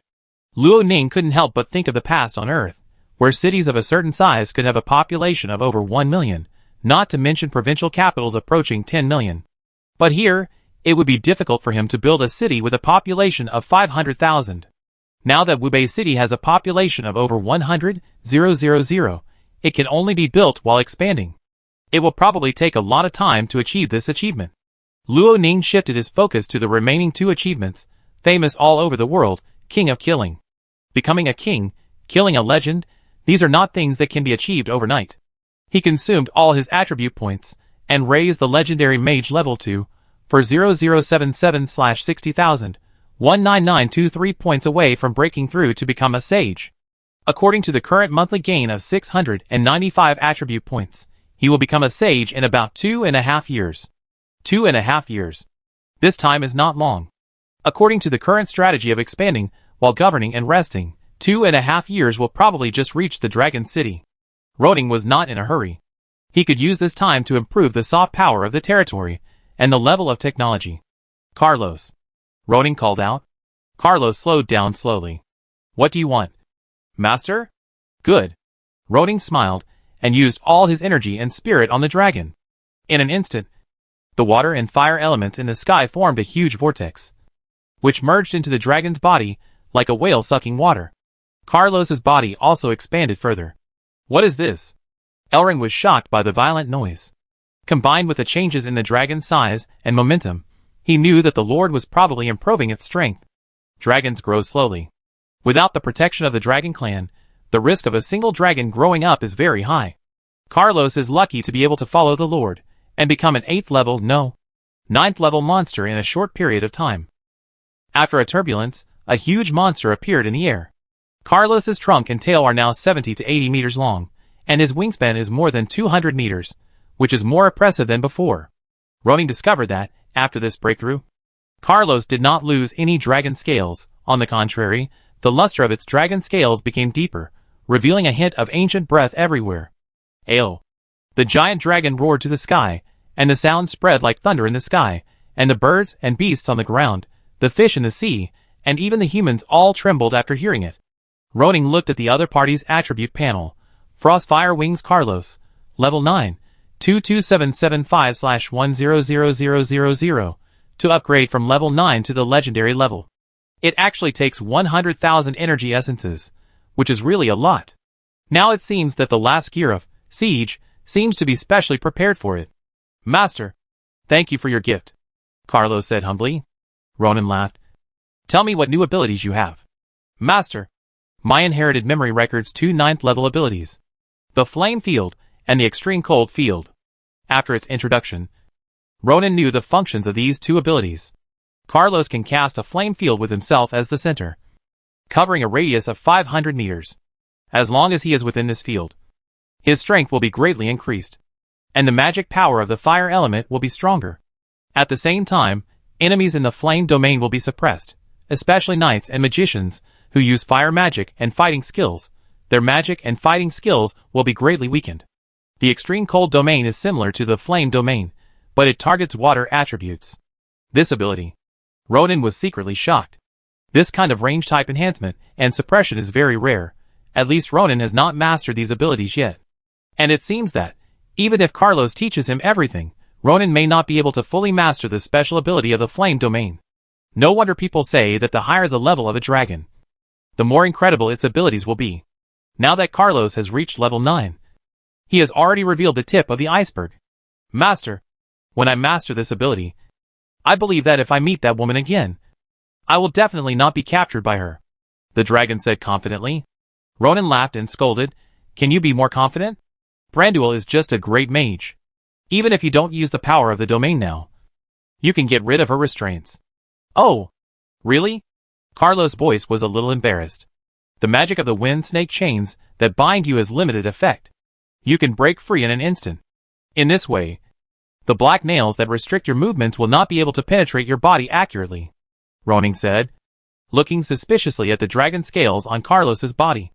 With the opponent's current defense, can the black nails still penetrate? However, Yen Yi is used to using the fire attribute, with the suppression of Carlos's flame field. If Ronan and Yen Yi's decisive battle is advanced, his chances of victory will be much greater. Chapter 553, Railway Laying Situation. Swamp Town, this was once the territory of Baron Layson Shan, and it has begun to transform since it came into the hands of Ronan. Dense population, newly built long streets, busy streets. After the development of Swamp Town in recent years, it is no longer the small town that relied on black buffaloes for survival. The development of swampland, new water conservancy, coal mining, and the railway construction project that started at the beginning of the year have not only brought a huge population to the people of Wubei territory, but also attracted people from surrounding cities such as Herding City and Green Territory to come and work. The gathering of people has led to the development of business. And even the catering industry has taken shape. During this period, the people of Swamp Town benefited a lot. They made money that they never dared to think of before. Most people no longer have to worry about food and clothing, and dare to buy some hoes, pigs, sheep and other private property. In fact, not only Swamp Town, but also Shanlin Town, Sanfang Town, and Black Soil Town have their own industries, which also bring good employment and wealth to the local people. It is also because of this that Liu Ning, who has not appeared in public in front of the people for a long time, can gain a reputation that is in full swing. After all, the people of the territory can live their current lives thanks to the Lord. At this time, in the woods 30 miles away from the coal base, a newly laid track went straight through the woods and led to the distance. The rails, sleepers, gravel roadbed, etc. were all available. And further away, Carlos's huge figure overwhelmed a large area of trees. He was controlling the super high temperature flame to weld the rails. With his current mental strength and magic power, he could weld many rails at the same time. And the efficiency was quite good. In fact, when steam locomotives first appeared, there was no welding technology. The rails at that time used riveting technology, which was slightly worse than Carlos's welding. Duke, we started laying the railway in April. Now more than 4 months have passed, and the total length of the railway is about 30 miles. Mechanical Chief Engineer Simon was holding a blueprint to introduce the situation to Ronan. We are roughly here now, and it is about a few miles away from Black Soil Town. Ronan took the route map. This was the route that Simon and his recruited assistants spent 2 months to survey. It went directly from the coal base in Swamp Town to the vicinity of Wubei Port, passing Black Soil Town along the way. At the beginning, under Ronan's suggestion, the route was slightly deviated to the west, and it had an arc. This was done so that a station could be built near Haida Town and Sanfang Town in the future, which would facilitate the transportation of food, ceramics and fabrics in these two places. The speed is a bit slow, Ronan said. Simon was as if he was facing a great enemy. Duke, our speed is not slow. After all, everything is starting from scratch, and there is no object to learn from or refer to. It is already very good to lay out these 30 miles in more than 4 months. Ronan pretended not to hear it. The entire route is more than 100 miles. Can the speed of laying it later be increased? He put down the drawings and looked at Simon. Blanche is about to give birth, and many nobles will come to me to congratulate her. I will also take this opportunity to show them your achievements. I believe that someone will be interested in this big guy in the future. And the railway will also go beyond Wubei territory. Ronan can't guarantee whether other nobles will build railways, but there will at least be a railway leading to the large iron mine in Wushan City. It takes a year to lay the more than 100 miles of railway in Wubei territory. So how long will it take to lay the hundreds of miles from Wubei territory to Wushan City? Therefore, Ronan said that the speed is a bit slow.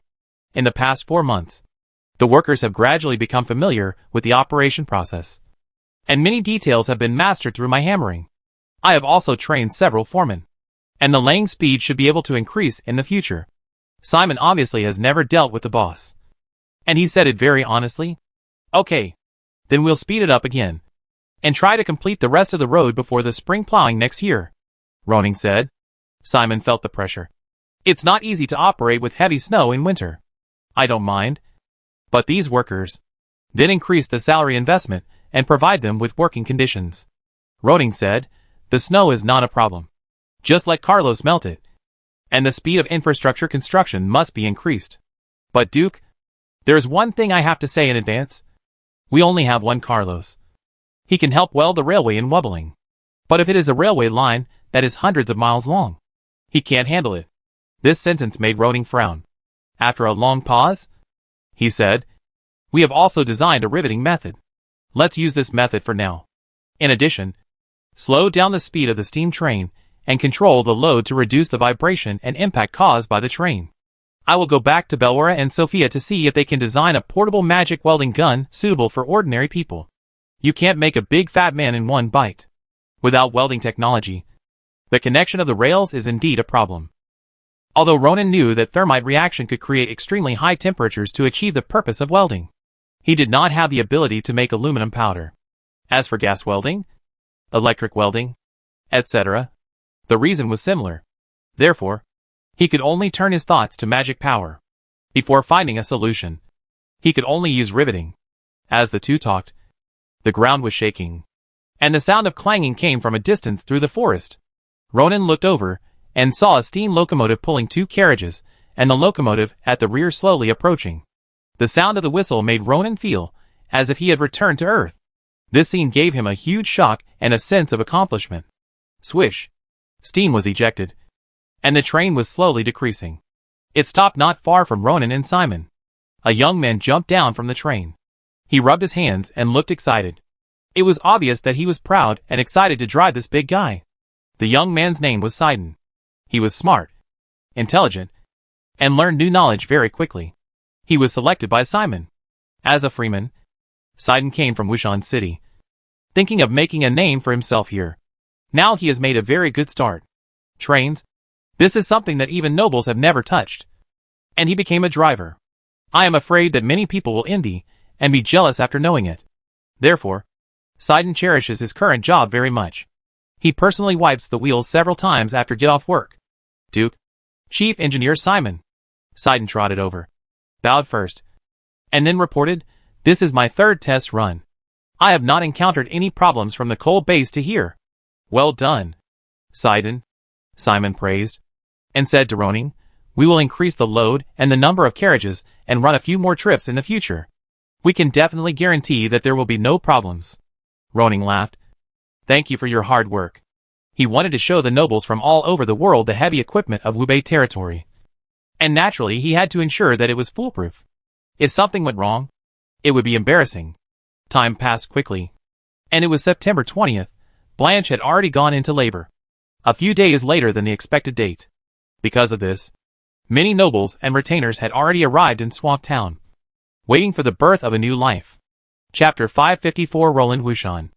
Although the Swamp Castle was expanded twice by Galen, it was still too small, and could not satisfy the rest of the nobles who came.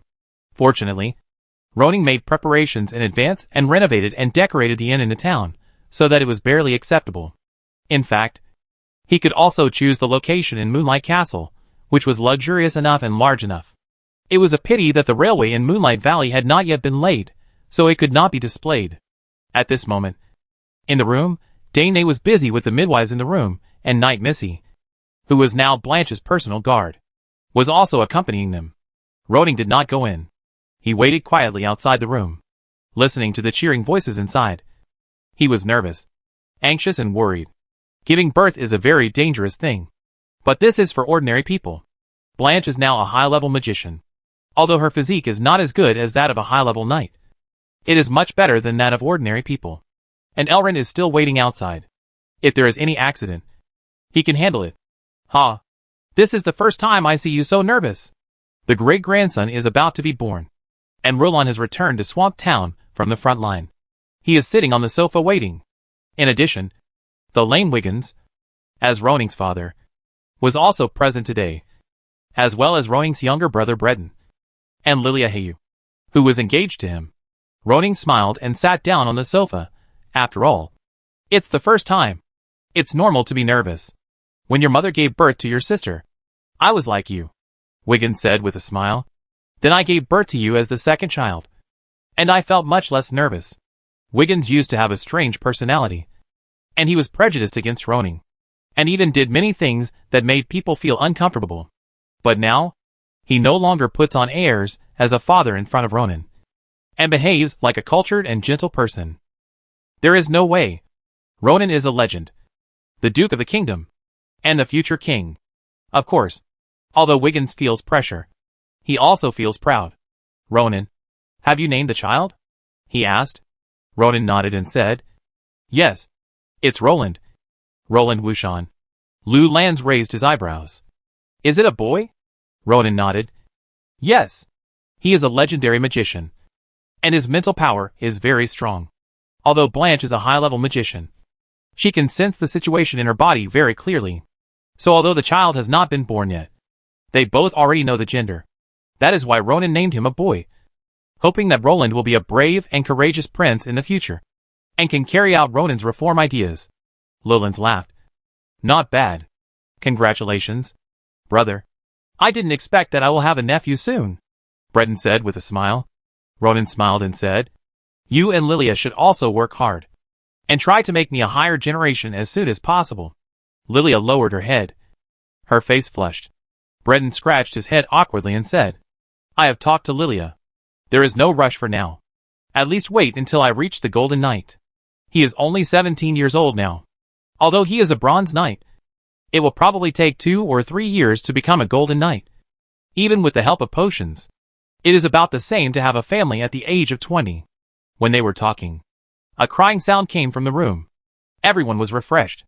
Luo Ning stood up and ran to the door. After a while, the door slowly opened, and Diane came out with a smile on her face, holding a newborn baby in her arms. Congratulations, Luo Ning. It's a healthy boy. Luo Ning breathed a sigh of relief. His face filled with joy that was hard to conceal, and he held the child in his arms in a hurry. At this moment, he actually felt unreal, and his mind suddenly remembered a familiar sentence before the time travel. Child, when you were born. The whole. Luo Ning shook his head, threw away the messy thoughts, and carefully looked at the little man in his arms. At this moment, he was closing his eyes, and his mood was very stable. Roland, Breton and others also came over. Ronan handed the child to Roland and walked into the room. He gently held Blanche's hand and said tenderly, Thank you for your hard work. Blanche smiled, and her long golden brown hair was wet with sweat, but her face was full of happiness. The birth of a new life soon spread throughout the swamp castle, and even the entire swamp town. The nobles who came to congratulate walked into the castle one after another, expressed their congratulations to Ronan, and also presented the gifts they had prepared for a long time. The long-awaited banquet finally officially began. Although there were a variety of Western dishes in this reception, the Chinese dishes that Luo Ning had loved to eat in recent years were also served, in addition to the prepared white wine, etc. Although many dishes looked strange in the eyes of the nobles, after eating them, there was an indescribable sense of freshness. The lively atmosphere lasted for a whole day.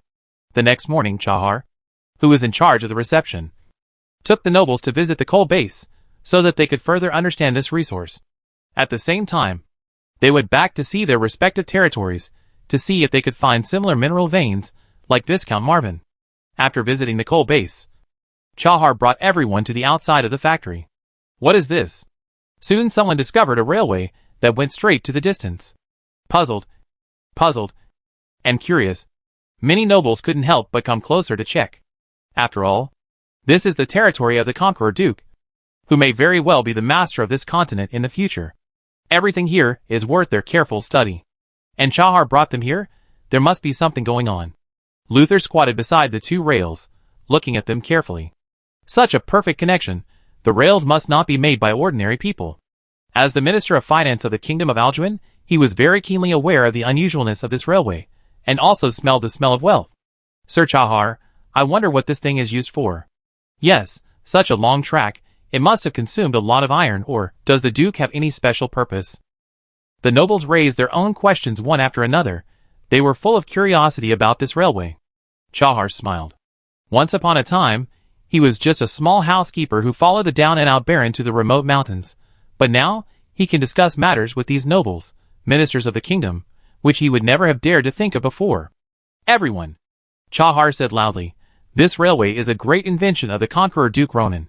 When he mentioned Ronan who made him famous, his tone was very passionate. It will completely change the way we transport goods and people, making our territory more closely connected and more prosperous. The nobles looked at each other. Although they were very familiar with the word prosperity, they were still unfamiliar with the concept of railways.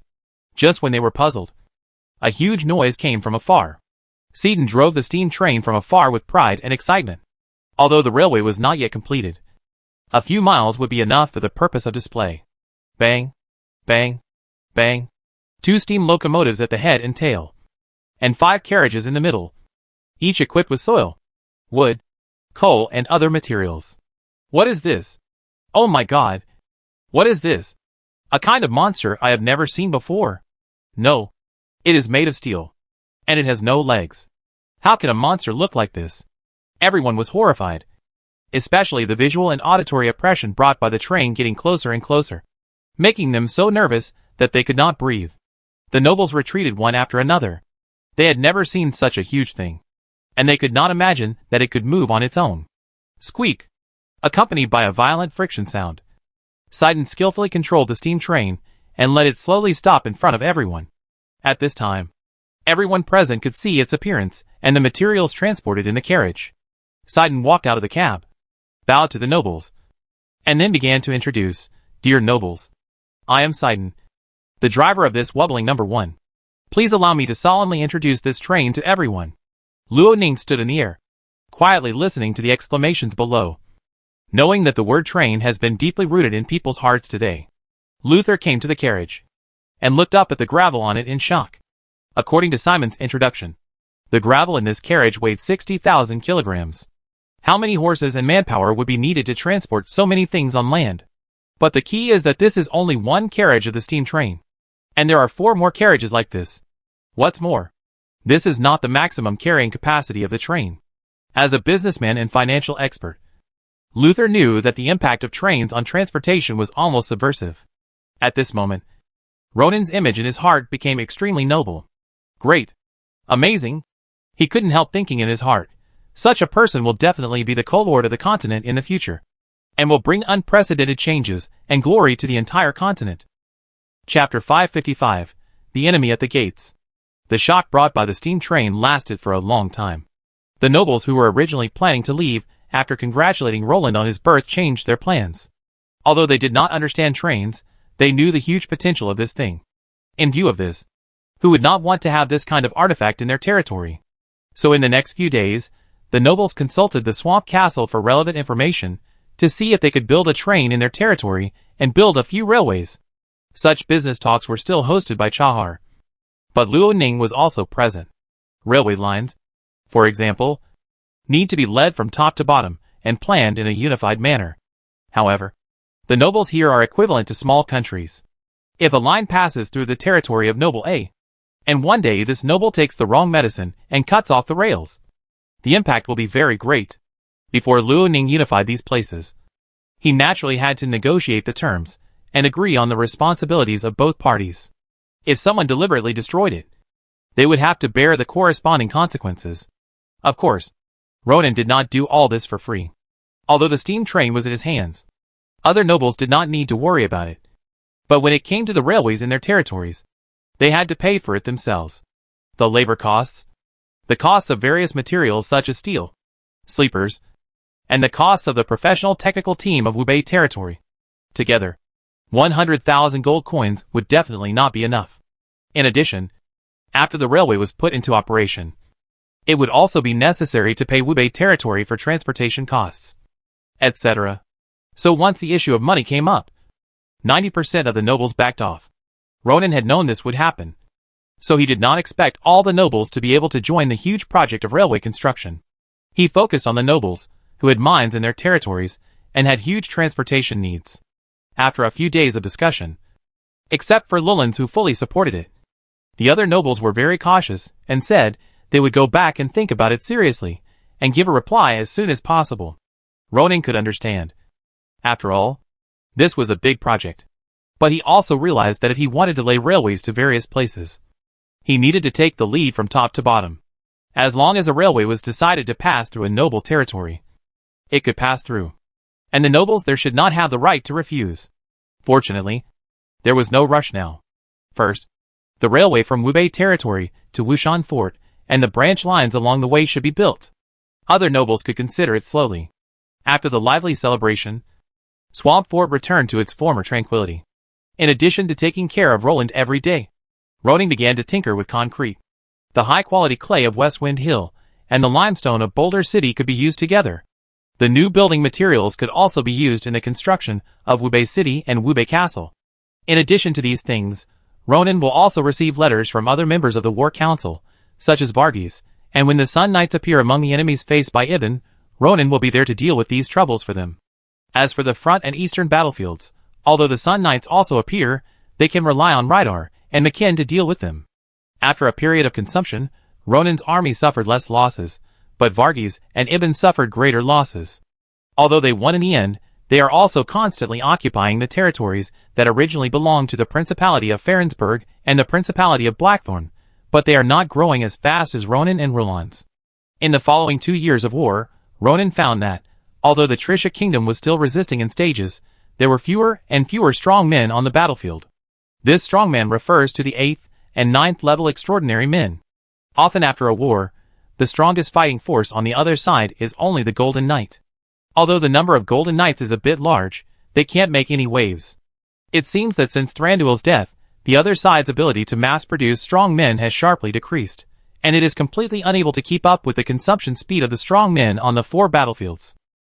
Above the city of Bacchus, Ronan and Rydal stood in midair, watching the fierce battle going on below. The strength of the Flame Seal Knight, on the opposite side, should be close to the meteor level. Rydal pointed to the battle group on the lower right and introduced, however, "We only need 1 gold knight, and 2 silver knights, to use the flaming battle formation to take him down." Ronan looked over, and saw that the 3 of them cooperated closely. And between their actions, there was always a sense of echoing each other. The special secret book of cultivation, plus the assistance of external objects, and a series of training, made them feel in sync. The 3 of them were besieging, and the enemy's Flame Seal Knight was already at the end of his strength. "That Golden Knight seems to be Joffrey." "Right?" Ronan asked. Rydar laughed. "Yes, sir, the 2 years of war have made Joffrey's strength advance by leaps and bounds, and now he has reached the late stage of the gold level. Next to him is Baburin. Although he has only become a silver not long ago, he has the potential to serve as a garrison officer, sheriff, and other positions. Joffrey and Baburin both came from the Wild Tribe, and to have achieved what they have today, it is a legendary experience. In fact, thanks to Ronan's resource allocation to his old subordinates to improve their potions, many people have grown up well in the past 2 years. For example, Ragna, Damon, Tom, etc. And the strongest among them is Karada, who is now a meteor knight. While the 2 were talking, the war below had ended. So far, the 3 large cities between Misty City and Dragon City to the south, 5 medium-sized cities, and more than a dozen small towns have all been taken by Ronan. South of Bacchus City is Dragon Avenue. At the end of this road of more than 60 miles is Dragon City, the capital of the Kingdom of Trisha. Ronan looked south from the sky and could vaguely see the outline of Dragon City. In fact, the intensity of the war in the past 6 months has not been high, mainly because the enemy's army has completely lost its morale. If it weren't for Taro's monetary incentives and the threat of their loved ones' lives, these people would have long wanted to drop their weapons and give up resistance. Even in Bacchus City, which is the bridgehead of Dragon City, the enemy's guard force is far less strong than the Battle of Misty City. "My lord, when are we going to attack Dragon City?" Rydar said with some anticipation. Ronan pondered slightly. Now his magician level has reached 57327/60,000. And it only takes 4 months to cross the legend and become a sage. 2 years have passed, so there is no need to rush. Before the spring plowing next year, Ronan said, it just so happens that the war in the Principality of Vera will end in September and October, and we can join forces at that time. Vera Castle was occupied by Rulons and Makin a year ago, and they continued to attack other cities to the east during this period. In addition to Makin, Karada's fleet has bypassed the Principality of Vera, and set foot on the land of Trisha Kingdom from the south, and now has occupied 2 small cities, with good results. Rydar nodded. "You are still as steady as ever about Dragon City." Ronan couldn't help but laugh. Now Harmon's intelligence system has spread all over Dragon City. Even if something happened in the palace, Ronan can accurately grasp it. In the past 2 years, he has been waiting for the opportunity for Yen-Yi to leave the palace, so that he can launch a blitzkrieg with Rydar and behead the other party. Unfortunately, the other party, whether timid or prudent, has not stepped out of the palace for 2 years, and has been guarding the formation. Harmon did not know much about Yen-Yi, so in order to avoid any accidents, Ronan gave up the radical strategy. Now this way of conquering a city and governing a city is not bad. Moreover, after the war lasted longer, The reputation of Ronan's arrogant soldiers and generals spread, and his prestige was established, which was at its peak. Although the war council is still there, both Varghese and Ibn have completely handed over the decision-making power. The operation of the kingdom of Alduin has unknowingly depended on Ronan's intentions. Chapter 556 Change and Waiting. 2 years is not a big change for the entire Orient continent, but it is a big change for Ronan's territory. The coal transportation railway from Swamp Town to Wubei City has been completed, and through continuous optimization and adjustment, the current steam locomotive has been greatly improved in all aspects. It is worth mentioning that the nobles who were shocked by the steam locomotive at the beginning rarely placed orders. Compared to the huge expenditure, most of them care more about how much money they have in their pockets, and how many gold coins they earn every year. Duke Varghese had an idea. After all, the Principality of Jistana had a lot of mineral resources. If there was such a railway, it would definitely increase income greatly. However, the Principality of Jistana was at war with Ferensburg and Balaton, and had no energy and budget to invest in this area.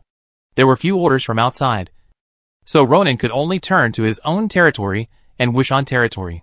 Now he has built a railway construction team. After completing the Wubei Territory Railway, he is building a railway connecting Wushan Castle and several mineral resources in Moonlight Valley to the outside world. During this period, the steel ship manufactured by Simon has also been launched. Today, Karada's steel fleet is composed of a steel warship and several warships. When it landed on the east coast of the Principality of Vera, even if it was attacked by a level 4 magic cannon, the steel warship did not suffer much damage. Today, this fleet has landed in the south of the Kingdom of Trisha, preparing to go upstream along the inland river and occupy the cities along the river. In addition to the changes in heavy industry, there have been significant changes in other areas. For example, the size of Wubei City has expanded several times. Although the settled population has not yet reached 500,000, it is not much different. For another example, due to the reform and popularization of looms, coupled with a large amount of raw materials imported from outside, there are many weavers in the city, as well as small workshops and even factories formed by cloth processing. In addition, ceramics, papermaking, grain processing, etc., have also gradually become famous and grown, providing many jobs internally and attracting many merchants from land and sea. Now the wars are still going on everywhere, and the economy is not going well. However, once it settles down, Wubei territory will undoubtedly become a focal city. Father, seeing Ronan coming back, Roland opened his arms and ran over crookedly. Hug me. Haha. Are you good at home? Ronan smiled and picked up the little one, and teased him in his arms for a while. Where's the lady? Bella, who is now the head maid, usually takes care of the children and serves Blanche. She hurriedly replied respectfully. Several merchants came to the royal capital. It is said that a large number of porcelains need to be ordered. Lady Diane invited the Duchess to go over and take a look. The royal capital is the Golden Feather City. Since Bruno's death and Garrett's imprisonment, many affairs of the kingdom have been managed by 6 departments. The effect was good at first, but when many people noticed that Ronan's main focus was not there, they began to make their own small moves. For example, they placed their own people in positions, allocated funds under various pretexts, etc., and the money reserves of the kingdom of Alduin were probably spent. Among them, the Ministry of Industry was the worst. Minister Coben didn't know how much supplies he had transported to Schwangfingling with his status and privileges. Due to the special status of Earl Ibn of Schwangfingling, Ronan turned a blind eye and did not interfere too much.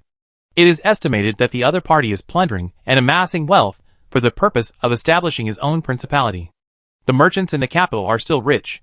Ronan sighed and then said, Go and tell Tom to come over.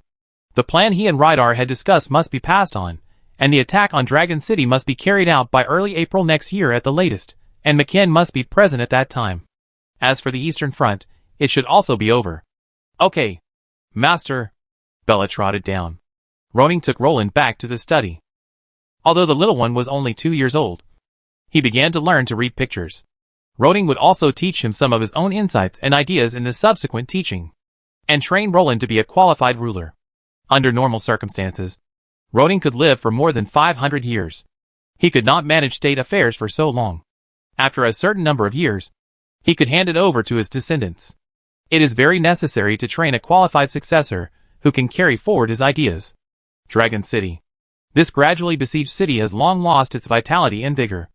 Everyone living in the city knows that the kingdom of Teresa is about to end. But before the end, Dragon City experienced the most bleak time.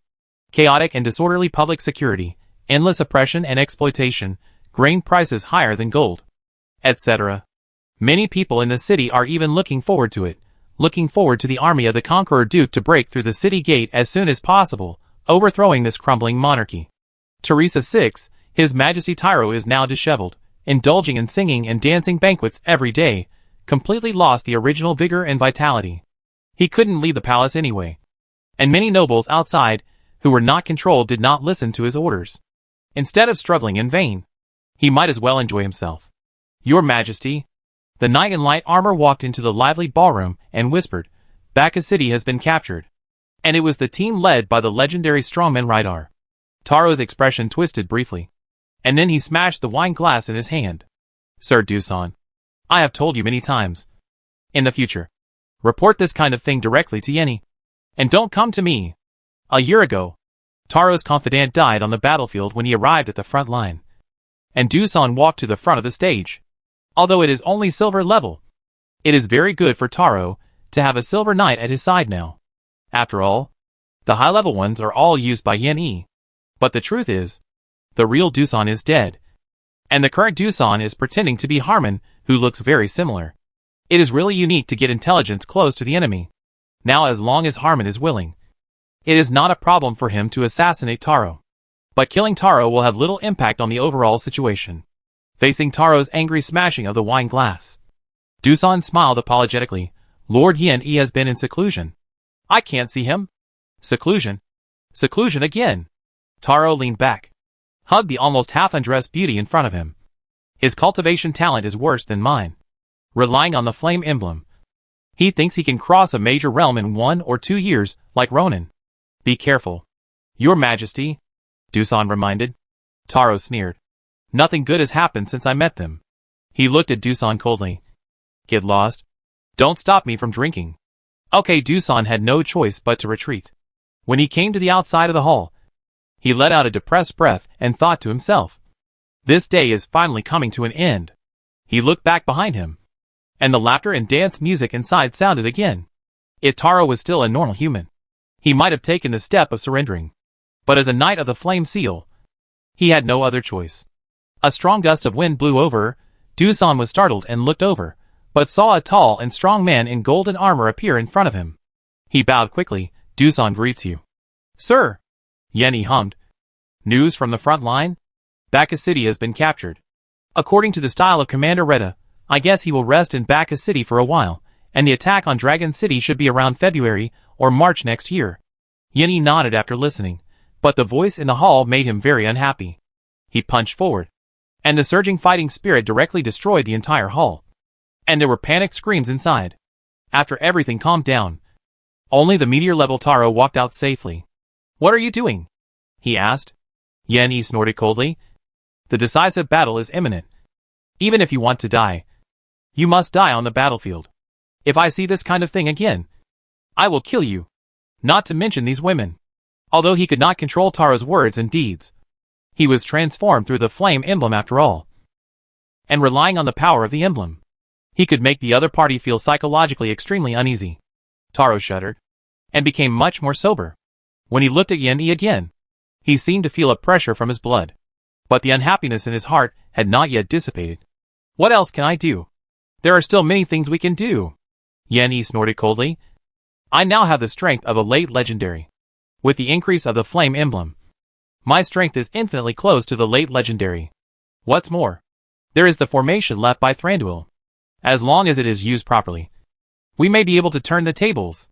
Dusan recorded this sentence calmly, and decided to pass it to Rydal quietly after returning. Yenny said. But he looked at Dusan. After Thranduil's death, Taro gradually lost his mind. Dusan was one of his smart subordinates. How many high-level Flame Seal Knights do we have in reserve now? Dowson kept bowing. Sir, we have 2 Blazing Sun Knights, 5 Silver Moon Knights, and 13 Meteor Knights including your Majesty, and more than 20 Golden Knights. This is our confidence. Yenny said. As long as the flame seal is activated, their strength will rise. Gold level can become meteor level. Meteor level can become silver moon level. Although Jiayong still cannot match the legend, it can still hold off one or two. At that time, as long as Ronin is introduced into the formation alone, he will be able to deal with it. As long as Ronin is killed, the Orlan continent will still be ours. Yenny stared at Taro. Unless you want to become a useless person who can't take care of yourself like Garrett. Otherwise, show your Trisha royal family's spirit. Taro's eyes flashed a few times. Although he knew that things would not be as simple as the other party said. This was his only hope. Unfortunately, although both sides were waiting, there was a huge difference in essence. Yenny and the others were waiting for Ronin to fall into the trap. But Ronin was waiting for the time to become a sage. Chapter 557. The Power of the Sage. When Ronin's army occupied Baka City and threatened the capital of Trisha Kingdom, except for the Eastern Front, the situation on the other two fronts was not as smooth as expected. In the final analysis, people were not united, each of them had their own ideas, and the progress was slow. Although there were nobles on the front battlefield, the nobles also had their own little calculations. However, due to Ronin's strong influence, and Retta's terrifying strength, the command of the team was firmly in Retta's hands, and the people below could only do what they were told to do, which was obviously different from Ivan and Varghese. Of course, the lack of unity is only one of the factors. The lack of powerful extraordinary people on the battlefield they are responsible for is also a key factor. Although Ronin established the War Council, he only promised to help when there were difficult characters on their battlefield, such as the Knight of the Sun, the Grand Mage, etc. Ronin would not easily help in other situations. Therefore, under the influence of these factors, the progress of these two fronts is not as good as the front and eastern fronts. Fortunately, they don't have any thoughts of competing for world domination. Otherwise, if they see Ronin about to attack the Dragon City and the Navy is flanking from the south, they might turn their guns around and come up with some new tricks. The information sent by Harmon soon reached Ronin's hands. Since Yen Yi was not in a hurry and was waiting for him to fall into the trap, Ronin simply did not rush and devoted himself to cultivation. The entire territory ushered in a short period of peace. Soon, for months passed in a flash, and the cold air swept across Wubei territory. Even with the sunrise, ordinary people still felt cold and did not want to get out of bed. "Why don't you sleep a little longer?" Blanche asked, curled up in the quilt and rubbing her eyes. "There is nothing urgent now." "Right." Since becoming a mother, the immaturity on Blanche's face has faded a lot, and she has a more immature look. In the past 2 years, as a duchess, she has participated in many things in the territory with Ronin's tacit consent, and has long become an indispensable management figure. Ronin kissed her gently, put on a coat casually and stood up. "You continue to sleep. I have something to do outside." Blanche sat up and stretched. Even after giving birth, her beautiful figure has not changed at all. "Forget it. I'll get up too. I have an appointment with Irene to go to the academy to guide a group of junior magicians today." She smiled and looked at Ronin. "Do you want to go together? You haven't seen Irene for a long time." "Right." Ronin shrugged.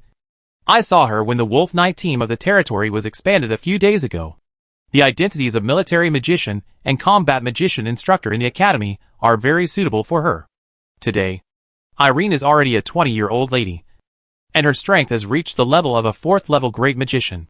She is a celebrity in the Magic Academy and the Knights of Wubei territory." Blanche rolled her eyes. "Did you cheat?" Ronin poked her forehead. "I think you should just get some sleep." After he finished speaking, he opened the window and flew towards the sea. Last time he broke through to become a legend in Misty City. He deliberately chose a place far away, but the strong fluctuations still attracted the attention of Rydar and Sophia. This time he broke through to become a sage, the movement would definitely be even greater. In order to avoid affecting the people in the territory, Ronin decided to do it on the vast sea. Soon, he stood above the vast sea. There were no islands or merchant ships below. He looked to the east. The end of this direction should be the Crescent Continent, Sophia's hometown. Begin the breakthrough. Ronin retracted his gaze and summoned the attribute panel. Although the 2,775 attribute points accumulated recently were not many, they were enough to complete the breakthrough. As he consumed 2,673 attribute points, the legendary magician level progress reached perfection. At this moment, the heaven and earth resounded. And the sea below also suddenly raised huge waves, as if to build momentum for the upcoming event. Ronan looked inward, and the soul-binding chains in the mana's space and the chi sea had disappeared. This was the sign of breaking through the legend and becoming a sage. At this moment, he suddenly felt a blessing in his heart, and he could not help but look up at the sky. The space rippled, stirred, and then a huge gap was torn open. Ronan did not see the scenery, nor did he see people or objects. Only the chaotic ocean of 7 colors. Elemental ocean. The power of the world. Somehow, Ronan knew the name of the ocean. Elemental power is the extraordinary energy formed by separating from the ocean. The nurturing of the heart of the plane and even the existence of this world are all dependent on it. These flowing colors in the elemental ocean are the world power above the elemental power. Only sages are qualified to mobilize and use them. When Luo Ning was surprised, a ball of fire suddenly lit up in his sea of chi and magic space. Although the flame was small, it was extremely bright. When Luo Ning was visualizing, he couldn't help but feel a burst of warmth. This is the fire of the soul. Luo Ning's breakthrough method allowed him to have 2 balls of soul fire at the same time. At this time, 2 vast forces descended from the elemental ocean. This power was ethereal, but extremely solemn and heavy. At this moment, an endless storm of flames rose in the surrounding space, and Luo Ning also felt that his body, mental power, and soul were constantly being strengthened by it. His body was rapidly shedding the body of Ji Yuan, and turning into the body of a sage. The body of a sage. It takes 1,000 years for natural death, and the strength of the body can be imagined. After a long time, this strengthening slowly stopped, and everything around him gradually returned to calm. Luo Ning slowly opened his eyes, and a gleam of light changed the color of the sea and sky. "This is the power of the sage," he exclaimed, while raising his fist and punching the sea. It was just an ordinary intermediate fighting skill, fire fist bombing. But his fighting spirit was mixed with the power of the world. With one punch, the sea surface below was sunken more than 10 meters. When it recovered, it raised a huge wave of 100 meters high. So strong, Luo Ning couldn't help but sigh. From Jiayang to legend is a qualitative change, and from legend to sage is even more so. After all, legend still uses his own power and the power of elements from the outside world, while sage can mobilize more refined and powerful world power, which is 1 dimension higher in terms of power level. With this power, even if the flame wing can summon the power of a near sage level with a flame emblem, I don't have to worry. A near sage is still not a sage. He cannot master higher level power, and it is very difficult to resist Ronan. However, he will not be careless. Before going to Dragon City, he still needs to get familiar with his current power. It's a pity that Sophia doesn't have any magic or fighting skills or secret techniques about sages. After all, when she left the Crescent Moon continent, she didn't think about becoming a sage and hasn't returned yet. Therefore, Ronan could only turn his attention to Carlos's flame field. He had been studying the special power of dragons for the past 2 years, but with little success. Now he has been baptized by heaven and earth again, ignited the fire of the soul, and is closer to the original power of the world. I wonder if he can make a breakthrough. Before he mastered new abilities, Ronan's strongest attack was the flame idol slash that he learned from Retta. With a thought, he briefly abandoned his physical body and turned into a flaming body that flashed through the air. The huge power distorted the space wherever it passed, and there seemed to be signs of being torn apart. Luo Ning couldn't help but think of the space cracks in the novel. But unfortunately, the fiery void slash had not yet reached the power to tear apart the plane space. Luo Ning's mind moved, and he sensed an abnormal fluctuation coming from the end of the sea. Deep and cold. Could it be the fluctuation of the storm sea? Luo Ning pondered for a moment, and then his figure streaked through the space like a meteor, running towards the distance. Chapter 558 The Name of the Country. Ronan had heard about the Sea of Storms from Sophia, and knew that it was a special area surrounding the Crescent continent. After the Storm King Firion died at the hands of the great sage Arion 1,000 years ago, the great evil power carried by his remains affected the surrounding seas. Since it was the time of the decisive battle with the Nightmare King, the strong men did not have the energy to clean up the pollution, and had to wait until the decisive battle was over to clean it up. It was a pity that in that battle, most of the sages died, and the remaining ones were basically recovering from their injuries, so the cleaning of the Sea of Storms was delayed again and again. Until now, the human race and the demon race have clashed again. And the situation has appeared again that neither side has the energy or conditions to solve the problem of the storm sea. After all, it takes a lot of energy to complete this matter. If the demon race takes advantage of the situation, the delicate balance is likely to be broken, and the losses will be huge. The main force must stay on the front line and maintain their condition. This is also the reason why they did not arrange people of the level of Jiayan or Legend to cross the storm sea, but let Sophia, an 8th level magician, lead the team. After Ronan became a sage, his speed soared to the extreme. Even Carlos might not even be able to see his back. Soon, he arrived at a place where the energy fluctuated violently. The sea ahead seems to be normal, but there is a black nameless flame burning on the bottom of the sea, and it seems that there are evil creatures wandering below. Ronan's mental power sensed everything clearly. He raised his hand and quickly performed the clone shadow technique, letting the clone fly forward. Soon, a faint force was eroding his clone, and Ronan felt that this force seemed to want to shake the mental power he left in the clone. The storm in the storm sea is not a storm in the ordinary sense, but a storm of the soul. It affects the soul, a person's consciousness. After a while, the mental power of the clone gradually dissipated, and the clone also twisted and dissipated on the sea surface. The storm sea has a huge impact on Sophia and others, but it has a limited impact on me. After Ronan experimented several times, his real body walked into the sea area, and the powers seemed to want to erode his soul and affect his consciousness. However, Ronan's soul had been baptized by the will of the two worlds, and was several times stronger than ordinary sages, and could not be shaken at all. Ronan looked to the east, and he seemed to be able to see a continent vaguely, which should be much smaller than the Orient continent. Now, as long as he wanted, he could cross the storm sea and reach the Crescent continent. But he did not do so. First, the affairs of the Orient continent had not been dealt with yet, and he could not leave. Second, his strength was not strong enough. Even the great sage died in the battle 1,000 years ago. He at least needed to wait until the great sage came before he dared to set foot. He would rather be steady than rush forward and disrupt the delicate balance currently maintained on the Crescent continent. After observing for a while, Ronan left the storm sea and began to return to his territory. The 975th anniversary of the imperial calendar. All members of the Wushan family gathered in Wubei Castle to enjoy the lively time. Ronan, after the capture of the Dragon City, you can establish your own country. Have you thought of a name? At the wine table, Wiggins and Ronan drank wine and asked a question that many people wanted to ask. Ronan drank it all in one gulp, and said with a smile, I thought of it. Let's call it Star Kingdom. Oh, I thought it was called Wushan Kingdom. Wiggins laughed. But you can decide on this matter, no matter what it is called. I am proud of you. His son became the king, which is something he can brag about wherever he goes. The knight can indeed use the name Wushan Kingdom, but this name has a strong family color, and Ronan wants a new order. As for the Star Kingdom, the name comes from the Star Continent, which was the name of the Orient continent 1,000 years ago. Now Ronan has named the kingdom this way, and he has also asked the Ministry of Rights to compile relevant history. When he goes to the Crescent continent in the future, he will complete the content of the countries and heroes that have appeared in the Star Continent.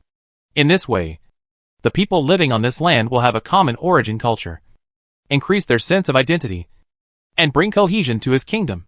Although this kind of thing may sound illusory and intangible, its influence is real and worth the effort of Ronan and related members. After the banquet, Ronan and Lulans took a walk in the castle. When you establish the kingdom, are you going to include the kingdom of Alduin in your territory? Lulans asked. Ronan frowned slightly, then shook his head. I haven't thought about it yet. At the beginning, it was said that whoever has the most influence, military exploits, and strength will inherit the throne. But I don't want to be called His Majesty King Alduin. Lulan smiled and said, You can be both my Earl of Wubei territory and the Conqueror Duke of the Kingdom. Then it shouldn't be a problem for you to be the king of both the Kingdom of Stars and the Kingdom of Alduin at the same time? Can it be like this? Ronan was stunned for a moment. Don't say it, this is really possible. But he thought about it again, then shook his head. Although this operation sounds feasible, it still lays hidden dangers for the future. If Ronan resigns and Roland succeeds, then Roland can also inherit 2 thrones at the same time? What if he goes to the Crescent Continent at that time, or has other things that prevent him from staying in the kingdom? Will it cause conflicts? Finally he made a decision.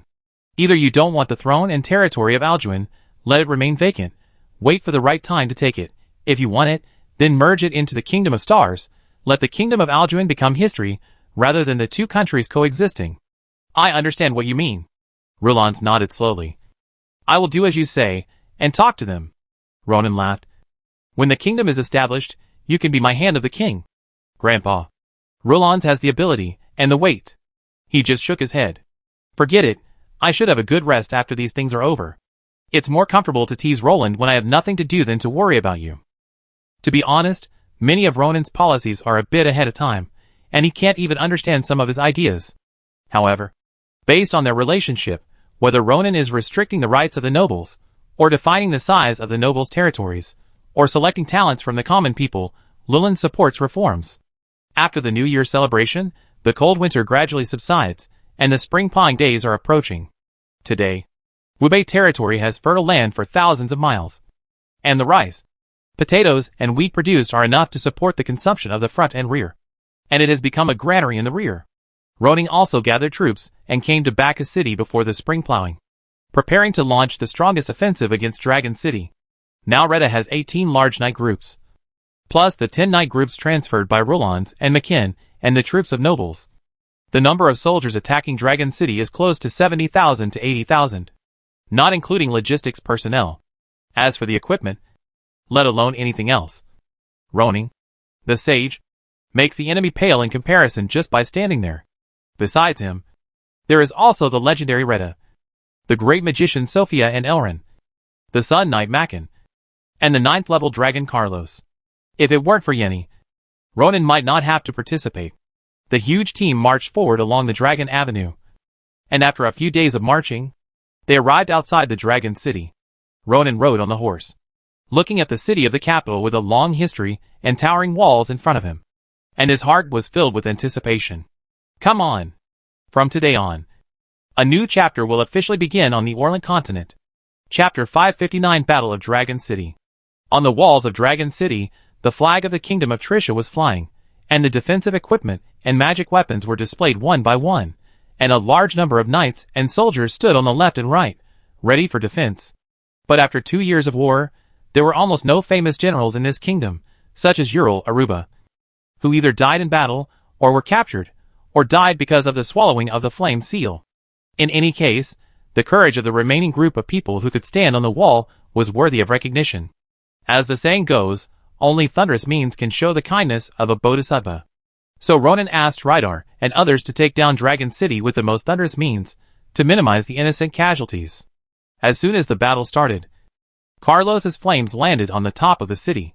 Its huge claws stepped down left and right, directly crushing the battlements on the city wall. Then came the powerful attacks of Sophia, McKin and others, all poured out at once. Although the opponent also used magic, fighting skills, and even magic cannons, and other means to bombard, turning the north gate of Dragon City into a bombing zone, but after several rounds, they were exhausted. Soon, the city gate was blown open.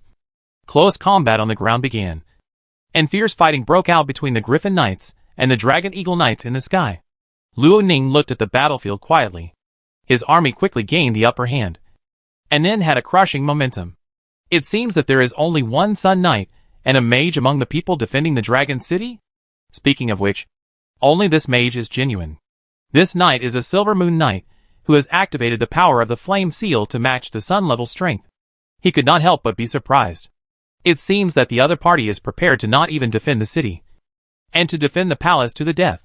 Rita said, although the palace has a formation, and has stored food that can last for decades. I can't understand why he thinks that relying on these can guarantee his safety. A palace, even if it is protected by a formation, they can be worn down by surrounding it. He is waiting for us to attack. Roning smiled and said, since Yan Yi has waited for so long, I will fulfill his wish. Rita was stunned. You want to take the initiative to attack?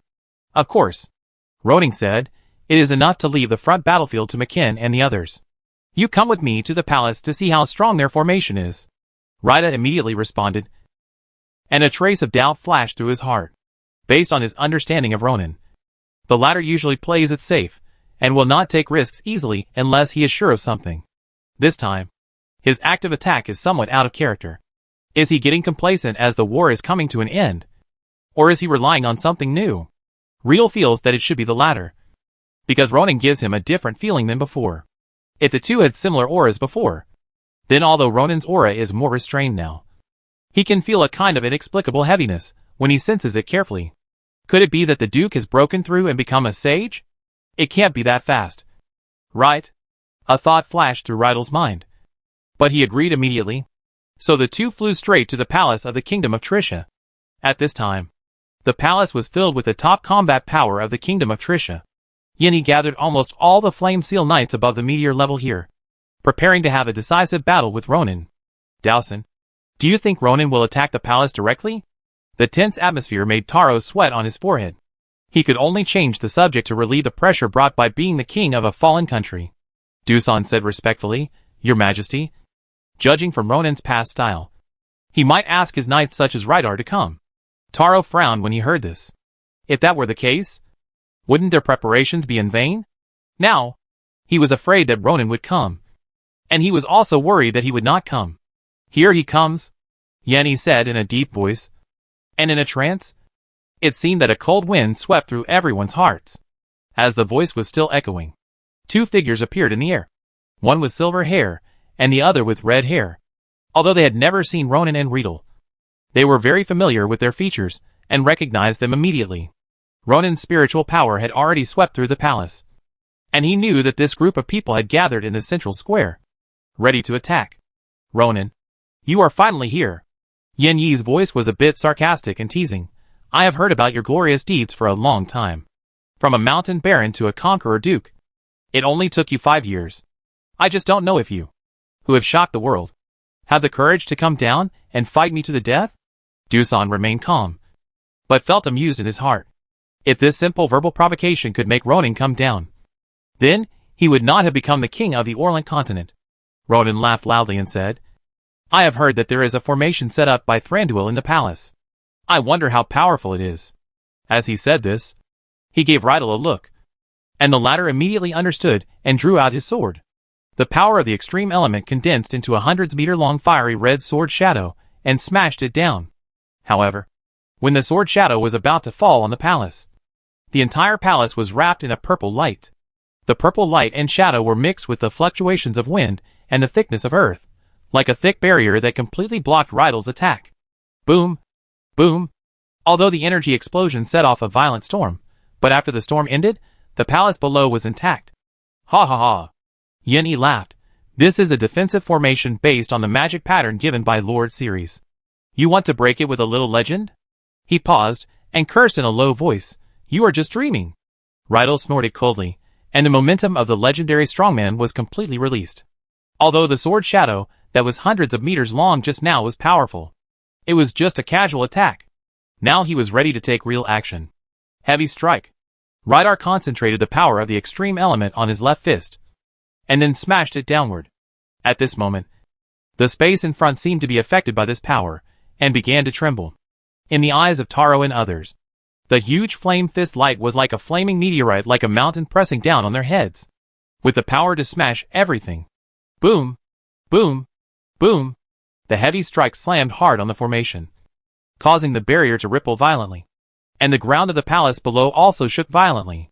Everyone's eardrums were pierced, and those with slightly lower strength all oozed blood. But the ripple seemed to dissolve the power of the punch. After the violent fluctuations, it was still intact. Rydar was secretly shocked. The heavy blow he just used with all his strength did not penetrate the barrier. The strength of this formation was indeed a bit high. Another punch. He concentrated his attack again. Seeing this scene, Yenny smiled at his heart. Very good. Just like that. Spend your strength on breaking the formation. When you break the formation and rush down thinking you will win, you will fall into my trap. Thranduil actually arranged two formations. One is the outermost defensive formation, and the second is the suppression formation controlled by Yenny. It can bring gravity, element mobilization, mental tremor and other pressures to the enemies entering the formation, interfere with the opponent's thinking, and weaken the opponent's combat power. Let me do it! Ronan stretched out his hand to block in front of Reda, stopping the other party's action. The series he mentioned should be the Storm Lord of the Great Sage level mentioned by Sophia. The defensive formation set up by relying on the means of such a strong man must be very strong. Although you can break it, it will probably take more than a dozen times, which will consume you a lot. Retta nodded seriously, retracted his strength and stepped aside. Ronan raised his hand, and the surrounding sky and earth changed color in an instant, and endless firepower gathered on his fist. This is it. Rydar was shocked. Although Ronan also used a heavy-hitting explosive fighting skill, its power was one dimension higher than the extreme force he used. Is this the power of the sage? Yen Yi's pupil shrank below. He subconsciously realized that this attack was unusual, but it was too hasty. He hadn't figured it out yet. And Ronan's attack had already landed. If Rydar's attack only made the space tremble, then Ronan's attack directly twisted and deformed the space. Its constantly expanding power brought unprecedented visual, auditory and soul shock, and smashed on the defensive formation. Boom!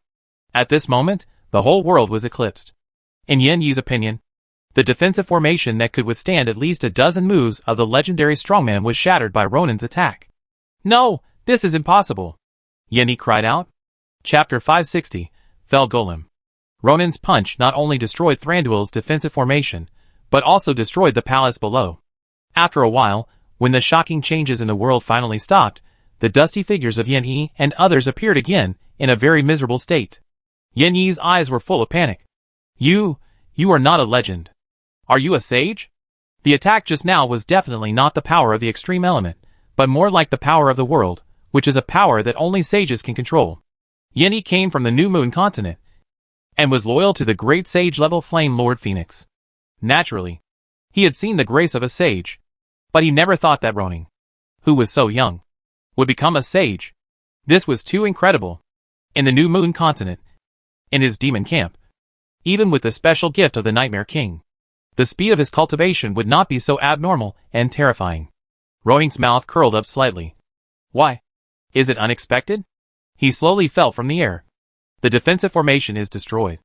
How are you going to deal with me next? In the previous attack, Ronan had held back. The reason was simple. There were his own people among the people below. They would not ignore Harmon's safety. At this moment, Harmon was extremely shocked. Ronan, who was just a Silver Moon Knight, actually became a sage in just a few years. This is unprecedented in human history. If he brought this matter back to the City of Dawn, everyone would think he was bragging. In a trance, joy surged in his heart again. He estimated that he and his group would be able to return to the New Moon continent soon. I guess Lord Ryan would never have thought that they would bring a sage back. Right? Yen Yi gritted his teeth, his face livid. Although he had never thought of such a situation, the situation had developed to this point, and he had no choice but to fight to the death. There was no room for easing between the demons and humans. Everyone, come on! Yen Yi shouted loudly. We can kill the sage too. Swish, swish, swish. These people who had no way out drew their swords in anger, activated the flame seal, and rushed towards Luoning. Among them, Yen even crushed the core of the formation. At this moment, a faint pressure acted on Luoning. At the same time, he also activated the flame emblem, and a dark energy in the red formed a strange and hideous demon armor, which raised Yen Yi's momentum to the extreme. Kill! A sword slashed out, and the space trembled.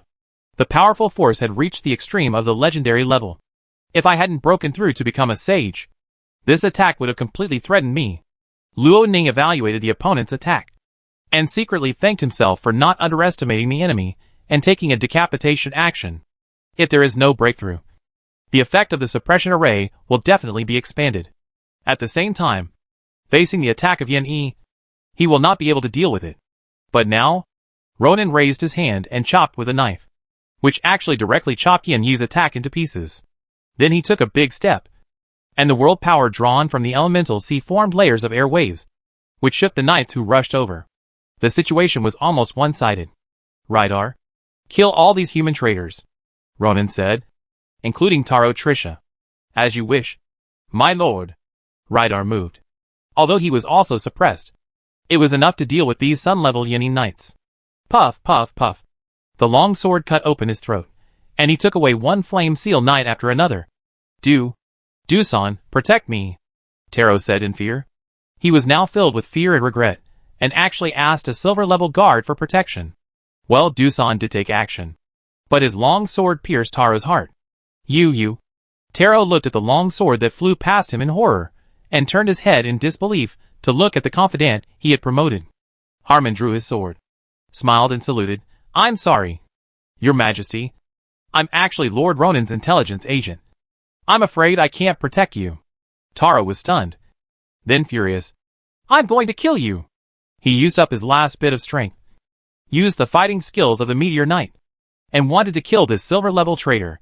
How could a last-ditch attack hurt Harmon? I'm sorry, Your Majesty. I'm actually a Meteor Knight. If Harmon had claimed to be a Meteor Knight when he entered the palace, he would definitely have been pulled over by Yen Yi for experiments. So he concealed his strength. I hate it so much. Taro's eyes widened. He fell heavily to the ground, dying with his eyes wide open. Harmon took a look, then joined Rydar, and attacked the others. Ding ding ding. The long swords clashed. Yen Yi was crushed by Ronin in all directions. A late legendary level, after all, is still a legend. Compared with the sage, who can mobilize the power of the world, there is an essential gap. And at this moment, Ronin also felt the changes brought by the great power. In his current state, unless the enemy has a treasure or tactics that can restrain the sage, otherwise, he can handle a few more legends. In modern society, nuclear weapons are a deterrent, but they are never used easily. But here, legends, sages are equivalent to nuclear weapons. But such extraordinary people can do whatever they want. Their deterrent is much greater than nuclear weapons. Bang! Yen Yi's extreme power bombarded Luo Ning's body. Luo Ning did not dodge, and directly turned the opponent's attack into nothingness. What is this? Yen Yi's eyes were sharp. Luo Ning's move just now was not an ordinary defensive method. Luo Ning smiled and waved. Come on. Attack me as much as you want. Damn it! Yen Yi attacked frantically, and the power of the extreme element turned into boundless anger and heat waves, destroying everything around him, and attacked Luo Ning from all directions with fierce offensive. However, when these attacks approached Luo Ning's body, they all turned into nothingness, and only hit Luo Ning's body twice. However, the body of the sage, strengthened by the power of the world, would obviously not be hurt by such attacks. What kind of ability is this? His attacks were all ineffective. Yen Yi was shocked. This way, he couldn't even consume energy. This is an ability I created, named Anti-Nothingness. Ronan and Carlos had an in-depth discussion. Although the fire domain was worthy of the other party's inherited ability, he couldn't learn it easily, but he accidentally created a variant ability. It can return fire-attributed fighting skills or magic to nothingness, thus playing an amazing defensive role. So far, Ronin is not proficient in this move. If the attack is too strong, there is a risk of failure, and it needs to be improved. As he said, he took out the flowing flame sword. Under the power of the sage, the sword body released a dazzling and charming light. And Yen Yi, Ronin swung the sword, using the power it carried, which was also his strongest move at present. Vacuum strangulation technique. To end the battle, Yen Yi only felt that the surrounding space formed a vortex that sucked him in, as if he was trapped in a quagmire, and didn't even have the strength to raise his arms. Then, a huge tearing force acted on him. No matter how he struggled, no matter how he burst out his extreme power, the tearing force still tore him apart, and turned him into countless pieces. Blood flew, staining the ground red. Since then, all 3 members of the Holy Storm team were killed. A familiar line of text also appeared in front of Luo Ning. King of Killing achievement achieved. Attribute points plus 30,000. Energy essence plus 60,000, but before he had time to check, a terrifying breath descended. What's going on? Luo Ning suddenly came back to his senses and looked forward. Although Yen Yi was strangled by him, the flame emblem from the Flame Lord was still intact. At this moment, the blood-soaked emblem released evil energy, like a blazing beacon, and the terrifying aura came from here.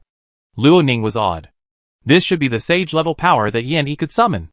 But he didn't expect that such a summoning was not active, but passive, at the cost of Yen Yi's death. Humble mortal, you killed my believers? In the evil energy, a 100-meter-tall golem appeared. It looked down at Ronan with contemptuous eyes, as if looking at an ant. Playing tricks. Ronan raised his sword and slashed vertically. The sky-burning flames rolled up, disturbing the evil energy, distorting the golem. Humble mortal, you will pay the price for your stupidity. Accompanied by a deafening voice, the evil energy expanded, forming a black summoning array, and a huge dark dragon appeared in the array. "The King of Flames will destroy you." The dragon raised its claws, grabbing Ronan with a terrifying momentum. Chapter 561. The evil energy fluctuations that surged into the sky spread far and wide. Ordinary people in the Dragon City did not feel anything unusual, but the stronger they were, the more obvious the fluctuations they felt. In the siege battlefield that was almost over, Elrin, Sophia could clearly feel the unusually heavy energy fluctuations coming from the direction of the palace. They looked at each other, then one cast the Wind Shadow spell, and the other cast the Angel's Descend, and flew towards the palace at the fastest speed. In addition to sensing the abnormal energy, Carlos also felt the dragon power of his own race. It let out a deep roar, flapped its wings, and flew towards Ronan at a rapid speed. Seeing this, Mackin also wanted to follow. However, considering his own speed and the fact that there had to be someone on the front battlefield, he hesitated and stayed. At the same time, in the palace of Dragon City, the Dark Dragon had already launched an attack on Ronan.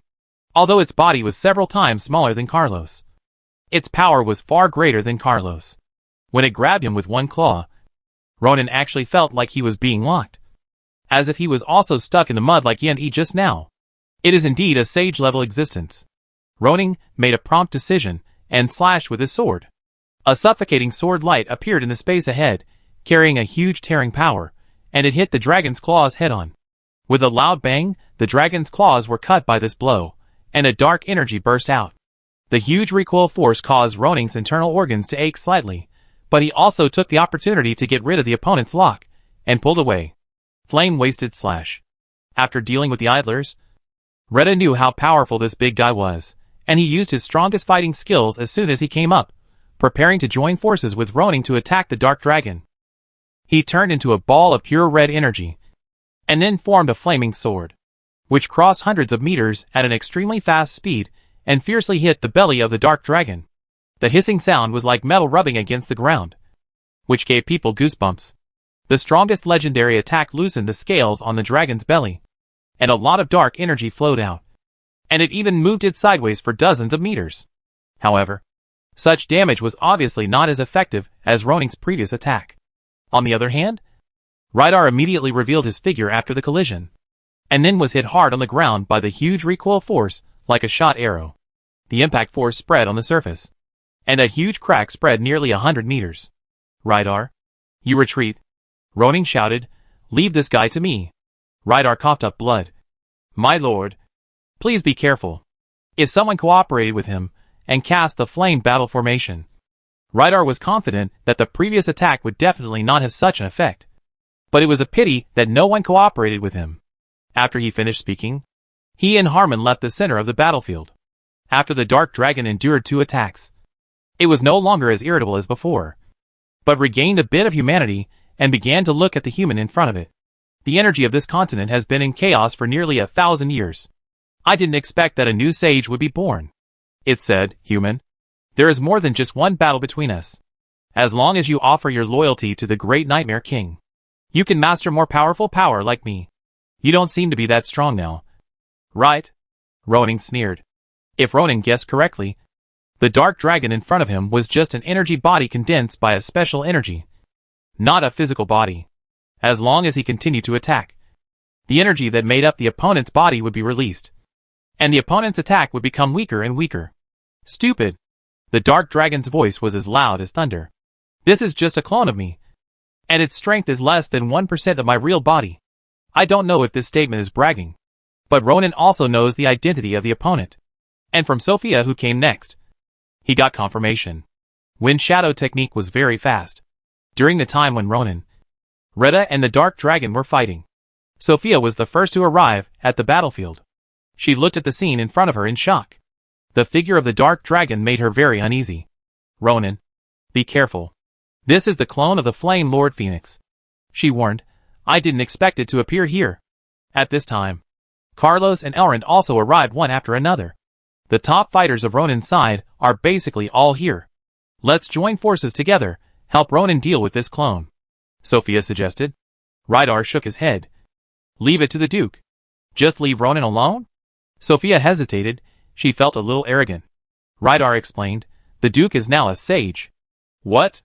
Sophia's eyes widened, and her beautiful face was full of shock.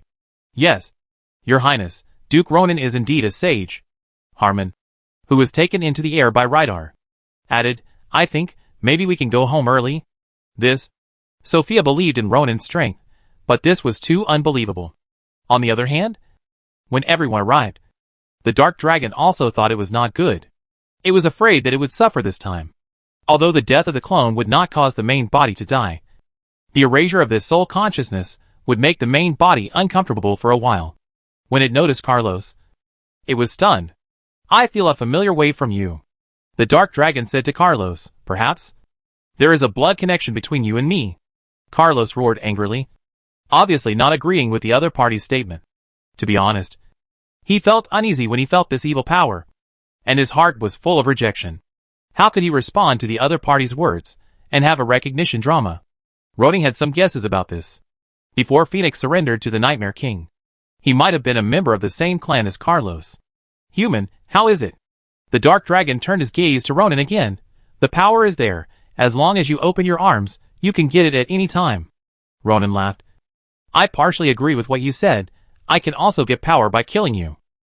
While he was speaking, he had already added all the attribute points rewarded by killing Yin E to the Knight's level, making his progress reach 32187/80,000, and the sage power in his body had increased dramatically. "Kill!" Ronan turned into a stream of light and killed the dragon. Although the human body was small, the power he brought forced the dark dragon to face it. "Stupid reptile." Phoenix angrily spurted out a ball of fire. Ronan did not dodge, and used the anti-nothing to directly eliminate most of it. Then, with the remaining power, he fiercely stabbed the flowing flame sword into the opponent's body. The dark dragon screamed in pain, and the dragon's tail swept over like a steel whip. Ronan raised his hand and punched, colliding with the dragon's tail. A huge force acted on him, smashing him into the ground. But the dark dragon was also in pain. The impact made its body roll in the air, and the loss of nightmare power made its clone's combat power continue to decline. In desperation, it could only shrink its body, and in an instant it became a 30-meter-long dragon.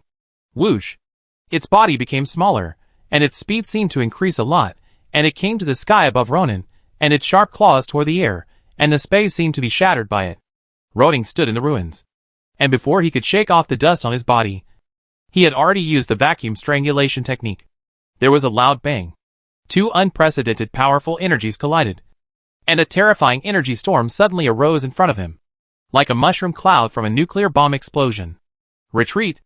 Rydar and others hurriedly retreated, pulling away 1,000 meters. In their sight, the magnificent palace was completely destroyed by this terrifying energy storm, and countless dust, boulders, trees, etc. were all stirred into the air, turning into murderous weapons, and scattered in all directions. In the center of the mushroom cloud, Ronan's figure was looming, and the Luyan sword in his hand emitted a blazing light, as if it was going to burn the whole world to ashes. Endless storms hit him, and were blocked by the barrier he formed with the power of the sage, and produced fierce sparks. In the sky, the dark dragon was not as comfortable as Ronan. It was originally an energy body, and under the constant impact of the energy storm, the energy it could use gradually decreased. Now, it is estimated that it has only 1/3 of the combat power when it first appeared. Flame waste slash. When the storm gradually subsided, Ronan shouted, and the whole person turned into a flame form, like Rydar before, and rushed towards the dark dragon. In the sea of elements, with the blessing of the world's power, the power of the flame void slash was raised to the extreme. The dark dragon felt the horror of this power, and did not dare to neglect it. It quickly condensed the power of nightmare to form a huge black barrier. At the same time, it opened its bloody mouth and released a unique energy breath. Ronan's attack was unstoppable, and the barrier was instantly shattered. Boom!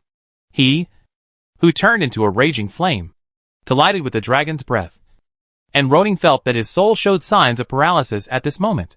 This is the dragon breath that affects the soul.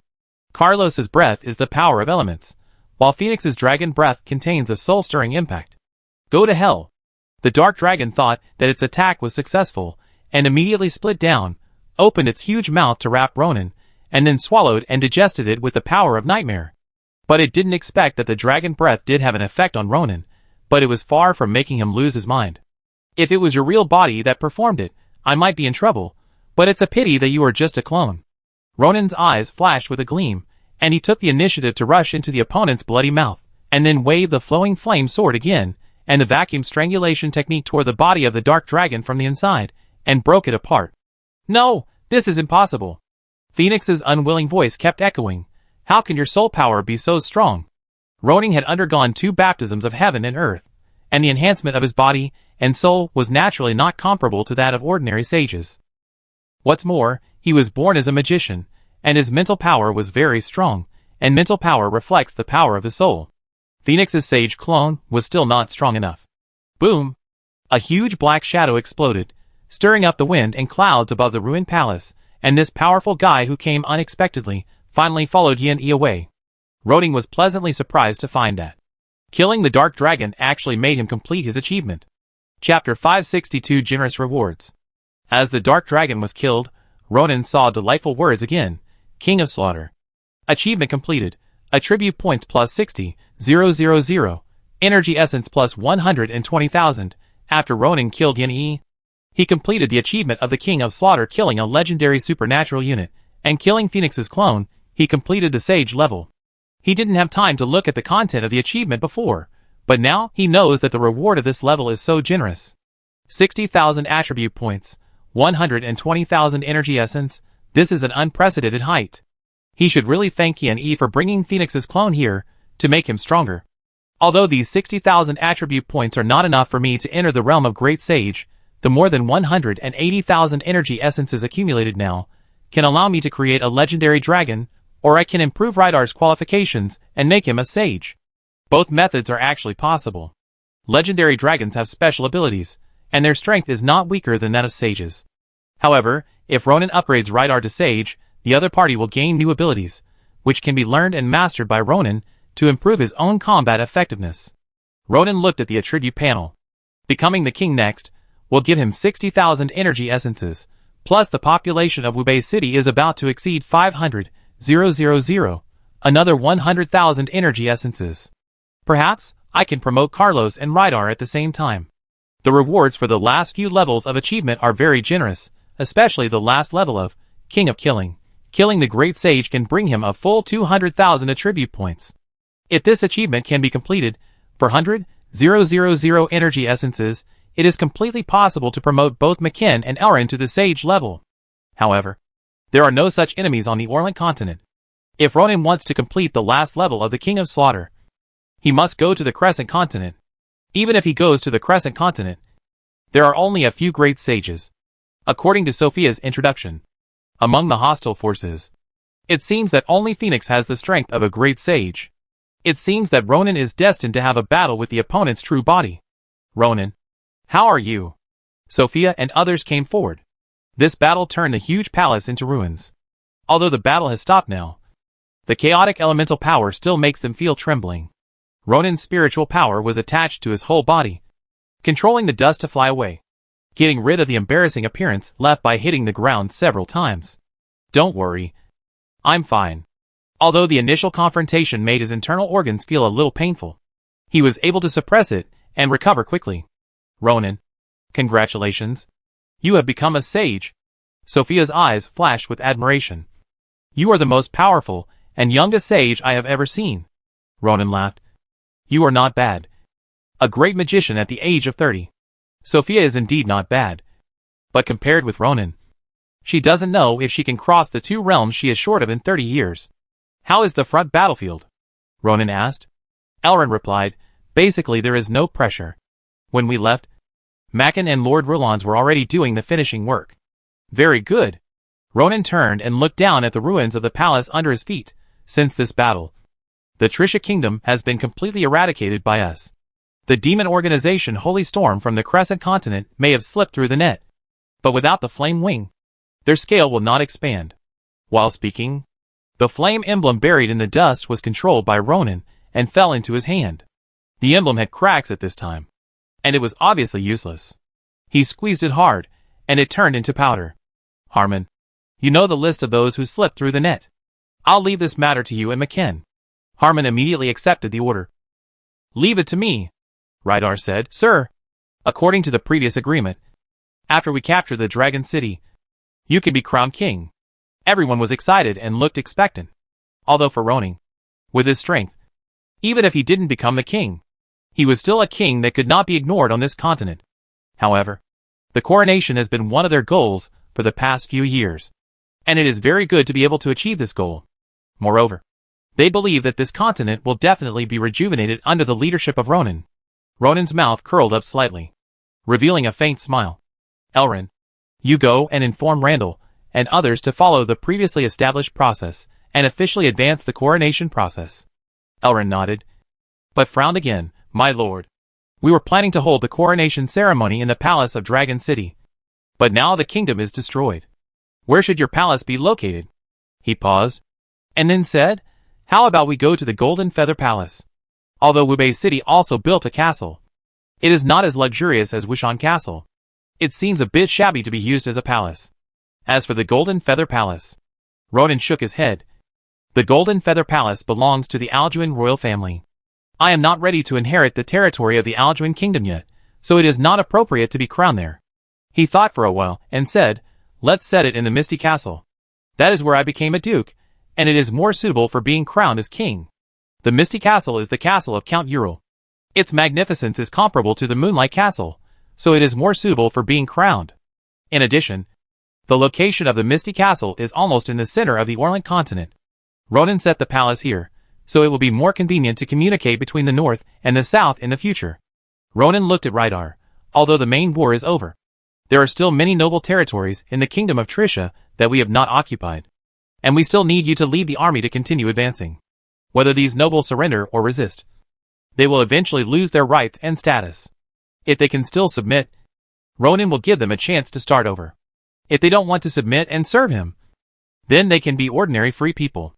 The overall situation has been determined, and Ronin doesn't want to cause killing for no reason. As Rydar and the others left one after another, only Ronin, Sophia, and Carlos were left in the air. Ronin, when are you going to go to the Crescent Continent? Sophia asked. With the help of a sage, the balance of victory has tilted towards us. Ronin pondered for a moment. And he must go to the Crescent Continent. But it is not the right time yet. When I became a sage, I stepped into the Sea of Storms. The special environment there has little impact on me.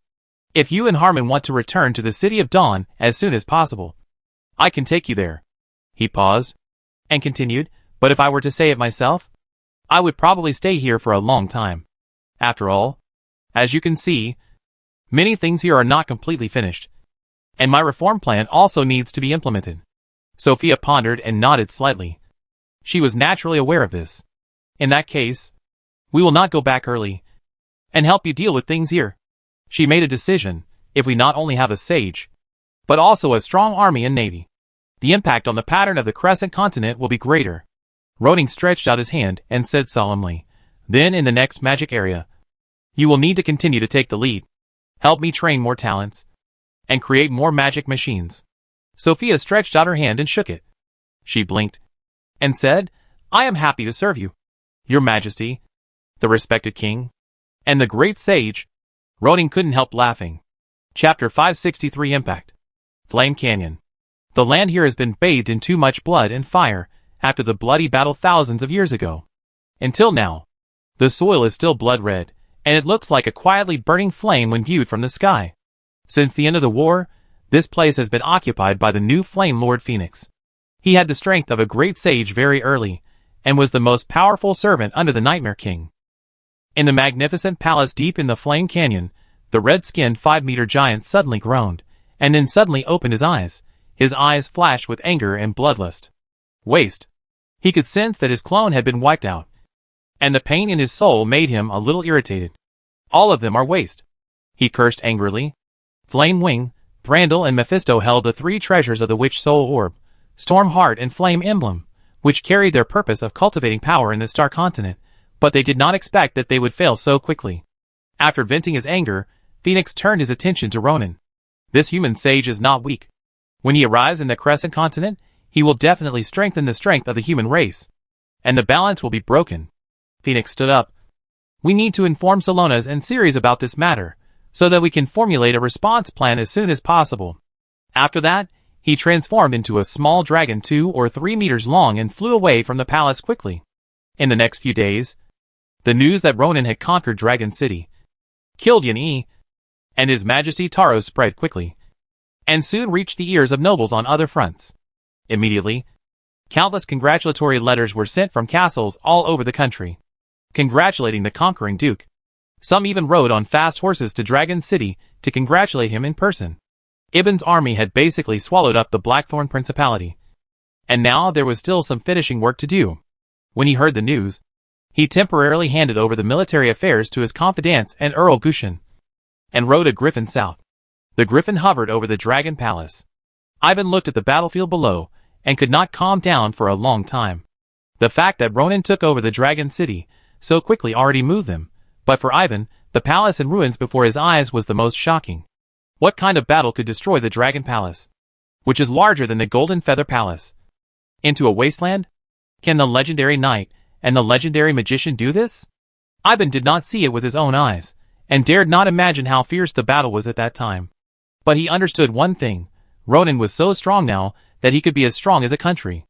Now it depends on what he will do next, Ivan thought, but he also knew that no one could stop Ronan from doing anything he wanted to do now. No one dared to provoke a ruthless man who could turn a palace into ruins in a fight. Not only Ivan was watching Ronan's movements, but all the nobles were watching too. According to the results of the previous noble meeting, after taking the Dragon City, Ronan could establish his own kingdom. At the same time, it was time for the new king of the kingdom of Alduin to take the throne. So who would sit on the throne? No matter in terms of strength, military exploits, or power, there was basically no one who could compete with Ronan. So many people basically assumed that Ronan would inherit the throne of the kingdom of Alduin, unify the continent of Orland, and establish a new empire. However, the two pieces of news that followed again exceeded their expectations.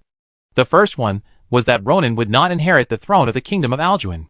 The second one, Ronan has entered an unprecedented sage realm. His strength has even surpassed the first Emperor Orlant. Ivan's heart was burning when he heard the first piece of news, thinking that Ronan gave up the throne of Alduin. Does it mean that his chance has come?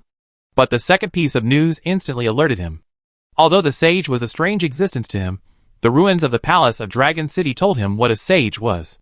If such a person does not inherit the throne of the kingdom of Alduin, then who else is qualified to inherit? Ivan thought of something. Maybe Ronan did not want to inherit, but all the concerns. As for what would make a wise man worry, Ivan thought about it. I am afraid that only reputation is left. Ronan wants to unify the Orland continent and establish a new empire. He will definitely not name it Alduin, or perhaps he will not name it the Orland Empire. But if he chooses a new name, then as the Duke of Conqueror and the son-in-law of His Majesty Bruno, he will completely abolish the influence of the surname Alduin, which seems a bit inappropriate. Perhaps I should write a joint letter with other nobles, hoping that Ronan can inherit the throne of Alduin. Thinking of this, Ivan's idea suddenly became clear. He immediately took action, and prepared to use this joint letter as a gift for Ronan's coronation on September 9th. In fact, Ronan did have this concern, but he wanted to promote his policy more conveniently. When his people and the Ministry of Rites were busy arranging the coronation ceremony and decorating the Misty Castle, Ronan thought about it, and first invested more than 77,000 energy essences into Carlos. Looking at the mini dragon floating in front of him, which turned into a 1 or 2 meter long dragon, Ronan actually felt that Carlos was now cute everywhere. Entering the legendary dragon, Ronan sensed that Carlos's physical strength and soul strength had undergone a huge transformation, especially the baptism of heaven and earth when breaking through. Although not as much as the sage, it is much more intense than when he became a legend. Although Carlos has just stepped into the legend, his strength cannot be dealt with even by the peak legend. Once it uses the two abilities it has, even the sage will change color. Carlos's frost embrace can freeze a person's body and soul together, and its influence on the soul is much stronger than the ability used by the Phoenix clone. However, this ability depends on Carlos's purpose. He can freeze the target's life state and release it when needed. Even for dying people, he can stop the injury instantly and release them when they can be revived. The fire attribute Twisted Flame Spirit ability is to release a large number of fire dragons, which not only carry hot flames, but also can generate a twisting force field after the explosion, tearing the enemy into the quagmire of twisted space. This move is somewhat similar to Ronan's vacuum strangulation technique. both of which contained certain spatial mysteries. After upgrading Carlos, there were still more than 100,000 energy essence points left. Ronan consumed another 38,000 points to upgrade Retta's strength to the legendary perfection. At this time, he also learned that if he wanted to upgrade Retta's qualifications to the Sage level, he would need to consume 100,000 energy essence points. In other words, he only needed to save 32,000 points. Next, becoming the king, or making Wubei territory a megacity. Completing any achievement would meet this requirement. Chapter 564, Crowned as King. After the capture of Dragon City, Ronan did not pay much attention to the subsequent capture of the remaining land of Trisha Kingdom. Now without the threat of Yen Yi and his group, there are few opponents who can match Makin, Petro and others. What's more, Ronan's reputation is now at its peak. Some enemy nobles did not fight after learning that the army was coming towards them, and directly surrendered. The surrendered nobles were dealt with according to the plan decided by Ronan and Rydar before. The suitable ones were selected to serve in various knight groups, and some who had the ability to govern were selected to serve as officials in certain places. After all, there are more territories now, and Ronan lacks talents in various aspects. These people are of noble origin, and they have knowledge and insights that ordinary people cannot touch. They can still play a good role in non-core positions. Time passed slowly, and it was hot summer in a blink of an eye. The war on the Orlan continent, whether it was the western front where Duke Varghese was located, or the central and eastern fronts where Ivan and Gushin were in charge, had ended. Even the kingdom of Trisha on the front was approaching its end. Although the nobles of the kingdom of Alduin suffered losses from this war, the money, materials and other spoils they obtained from the war not only made up for their losses, but also made them rich. Business will never grow faster than plunder. As the war comes to an end, it will be time to divide up the land. In their view, no matter who the next king is, the nobles who have paid sweat and blood for the kingdom will definitely be rewarded. And those who deserve to be promoted will be promoted. And those who deserve to be granted land will be given land. Soon. It was September 9th, invited by Ronan. Many nobles came to the Mist Castle to attend the founding ceremony of the Star Kingdom. Although the time was short, the Mist Castle had some changes after investing money and manpower. In particular, the huge dragon porcelain statue in the center of the square gave the Mist Castle a sense of luxury, and also brought the porcelain technology of Wubei territory to a new level.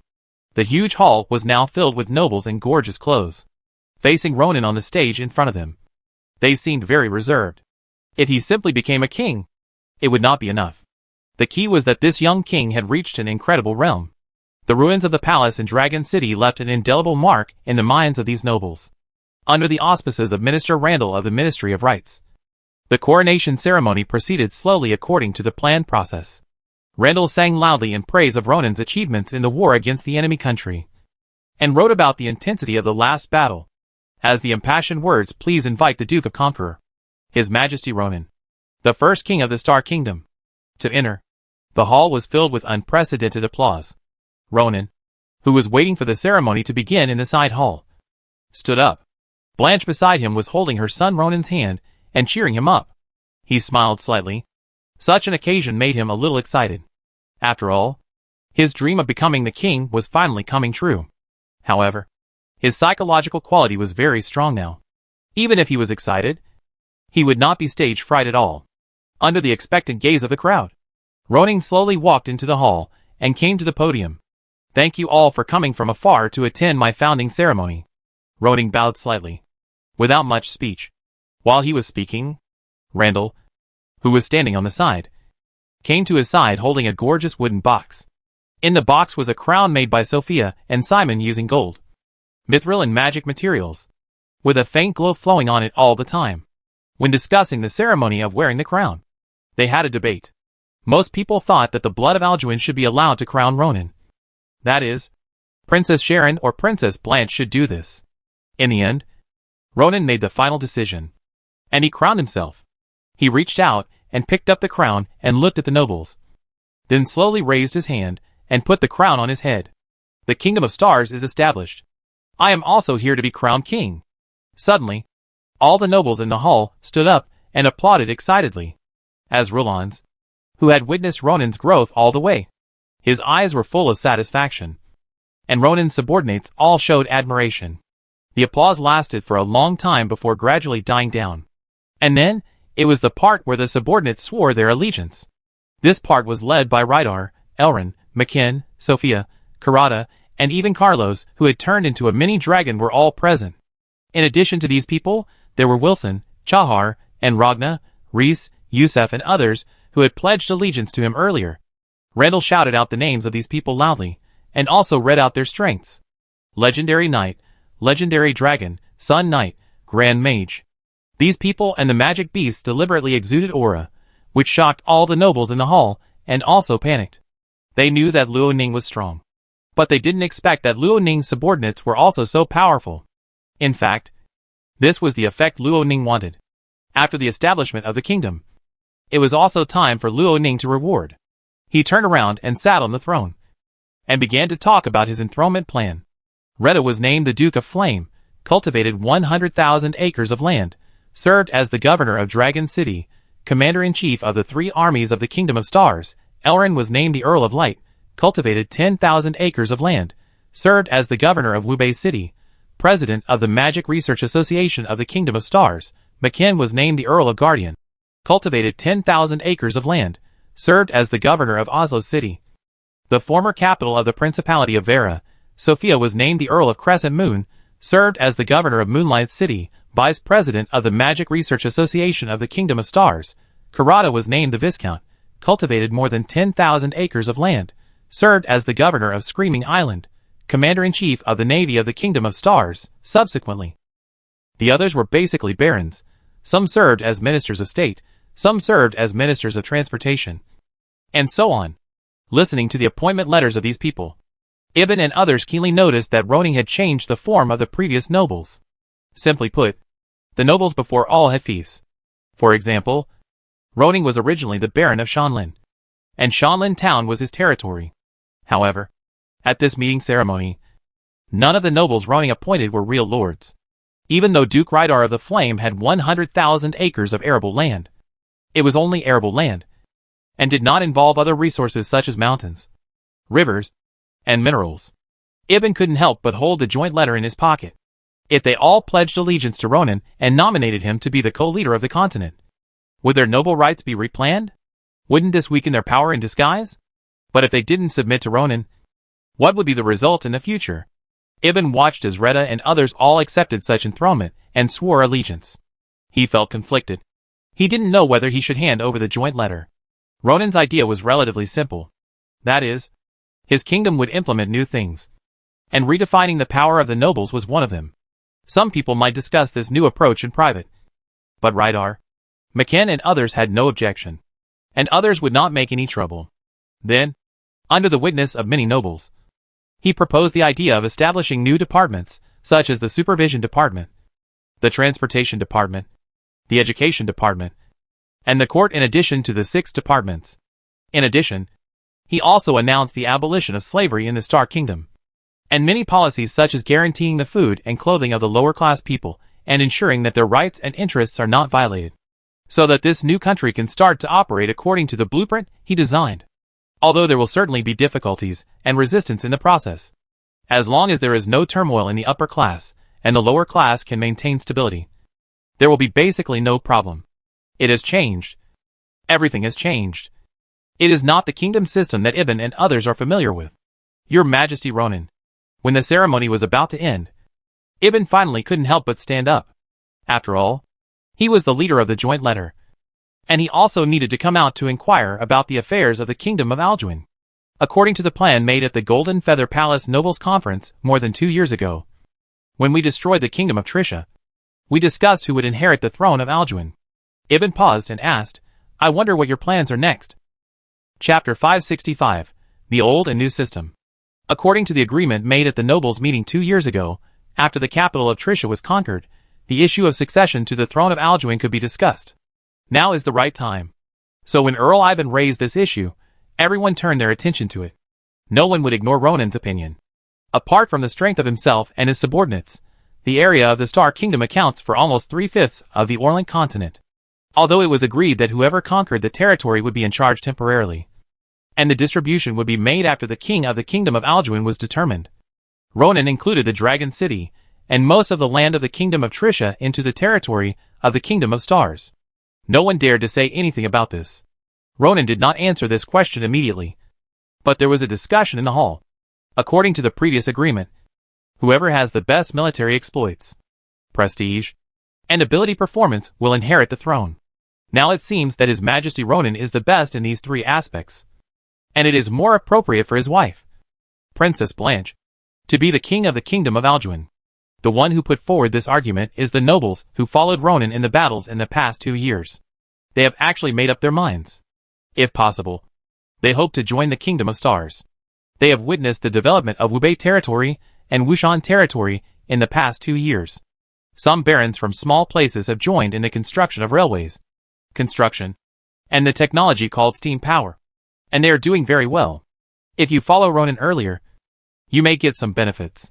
As for the nobles in other fields, they basically have the same idea. The central and eastern front that Ivan is in charge of faces the Blackthorn Principality.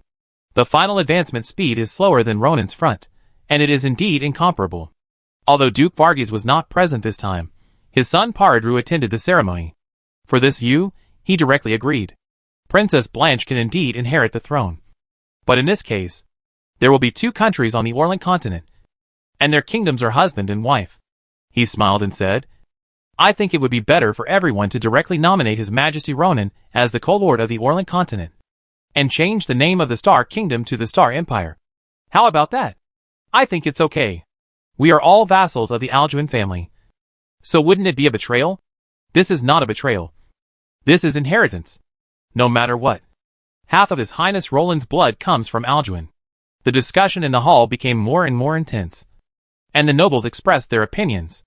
Some agreed with Paradru's proposal, while others worried that this would undermine the ruling tradition of the Alduin family. However, Ronan still kept his calm. He needed to carry out his ideas. After discussing for a long time, he took the scepter from Tom, and tapped the ground gently, and the argument suddenly quieted down. I have heard everyone's opinions. Blanche told me her ideas a long time ago. In fact, it doesn't matter to her whether she inherits the throne or not, but for me. Everyone listened to Ronan's opinion. Ronan looked at the heir of the Principality of Gistana. I agree with Marquis Paradru's opinion. Let all the nobles on the Orlan continent gather under the Star Empire. This will help to concentrate strength and deal with future crises. The Crescent continent is already well known to everyone. There are alien races at the level of great sages there. And the demons are also known to everyone. This was deliberately spread by Lilans and others.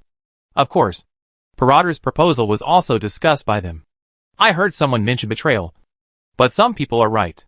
Half of Roland's blood comes from Alduin. And this will not change.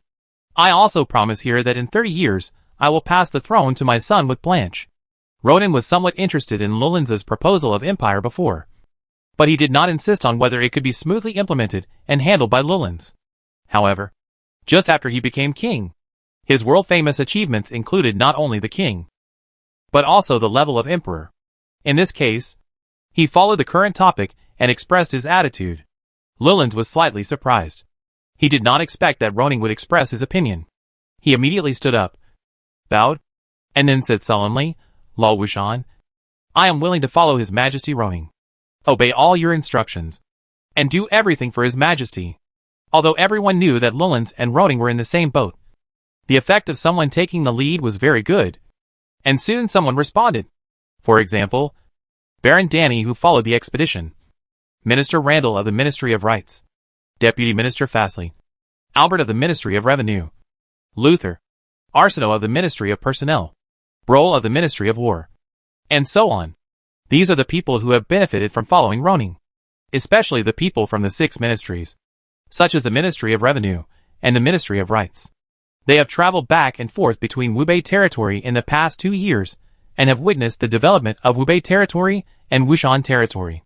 The application of technologies such as steam power, railways, and blast furnace iron making has made them realize that a new era is coming. However, many people are very hesitant. They don't know if Ronan will reduce their power by enthroning Retta and others if they follow him. These people can't help but look at Ivan, who frowned slightly. Although he was a little nervous, he still raised his doubts. Your Majesty Ronan, I also agree with your proposal.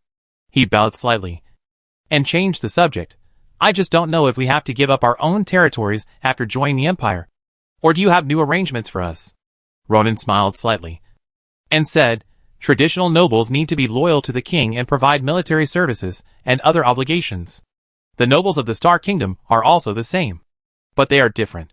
He explained, traditional nobles need to be self-reliant and earn income by managing their own territories. As for the nobles of the Star Kingdom, the territories granted to them are their private property. Although they need to pay me 10% tax, I still need to pay them wages. Ronan raised his hand and pointed at Karada. For example, Karada, the governor of Screaming Island, has a basic salary of 420 gold coins per month at the meteor level, plus a monthly subsidy of 100 gold coins for the governor of a large city, 520 gold coins per month, plus 6 months of bonuses at the end of the year and other benefits, and an annual income of about 10,000. Many nobles secretly exclaimed. A new nobleman with no background, who only owns more than 10,000 mu of farmland, earns more than many viscounts in a year. And this does not include the income from farmland and other aspects. How can this be tolerated? Luoning continued, if anyone likes this system, you can apply to me, and I will agree. Not only will your titles be retained, but you will also be appointed as the governor of your original territory. The salary of the governor's position depends on the population size of the city. 50 gold coins per month for large cities and below. After saying this, many people began to calculate, and some even asked about the basic remuneration of silver knights and gold knights. For them, the status of the nobles remains unchanged, and although their rights are limited, their income has increased a lot, and they are free from the trouble of managing the territory. This seems not bad, right? However, Ibn frowned slightly. He wanted to establish his own duchy, and he would not be tempted by this little benefit. In fact, many nobles would not be tempted, because their income was much higher than these gold coins. At this time, Ronan's voice sounded again. Of course, this is not mandatory. Those nobles who have concerns about this new system can also join the Star Empire. You still follow the old system. At the same time, you can apply to me at any time to change to the new system. However, I have another request. After saying this, Ibn and others felt relieved. In comparison, this plan was more suitable for them. Ibn couldn't help but praise, Your Majesty's new and old system plans are indeed very thoughtful. In this way, I think most nobles will be eager to build an unprecedented empire with you. Ronan laughed and said, Thank you for the praise, Earl Ivan. Your contribution to the kingdom of Alduin is obvious to all. Your Grand Duchy should have a place under the empire. In addition to Ivan, other nobles have fought for years and shed their blood for the kingdom of Alduin. They should also be rewarded like Earl Ivan. Ronan knew Ivan's wish when they met in the manor of Jinyu City.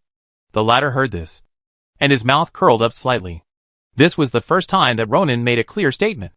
In this case, he had no other concerns. I wonder what your Majesty's request is. He couldn't help asking. Ronan stroked the gem on the scepter.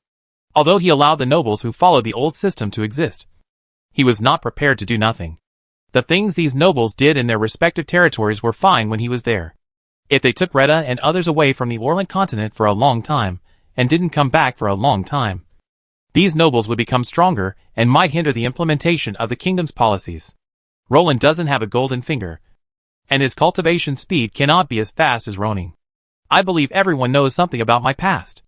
In order to support his grandson, my brother Breton, to inherit the title of Marquis of Wushan territory, Earl Orson used some shameful means to frame me. I even experienced several assassination attempts and almost died. Lu Lans nodded and said, It is true that such a thing happened. It is also thanks to Ronan's good luck and his long life that he was safe. Everyone nodded. They had all studied Ronan's past and were very clear about this matter. They were just curious about what this matter had to do with Ronan's request. Ronan continued, So sometimes I wonder, if after my grandfather and father die, when I inherit the title of Marquis, Breton also has the right to inherit the territory. Will my situation be better? He just used this experience to introduce the policy he wanted to promote. So I think that after the death of all nobles, their territories will no longer be inherited by their eldest sons alone. And other sons will also have the right to inherit together. Ronan said, Of course, the eldest son will get a larger share. As for how to distribute the other sons, the nobles can submit a distribution plan to me while they are still alive, and it will be implemented with my approval. If the nobles do not submit a distribution plan in advance and die unexpectedly, the kingdom will distribute it according to the actual situation. All the nobles showed a thoughtful look. Many of them are very capable. Although Ronan's proposal has never appeared, as long as they think about it a little, they can grasp the key. Once this system is implemented, after a few generations, the nobles' territories will be divided into many small pieces. Although they are all family members, how can they always be of one mind? The nobles can avoid this situation by having only one son. But if the son dies, the entire territory will become a no-man's land and may be taken back by the kingdom.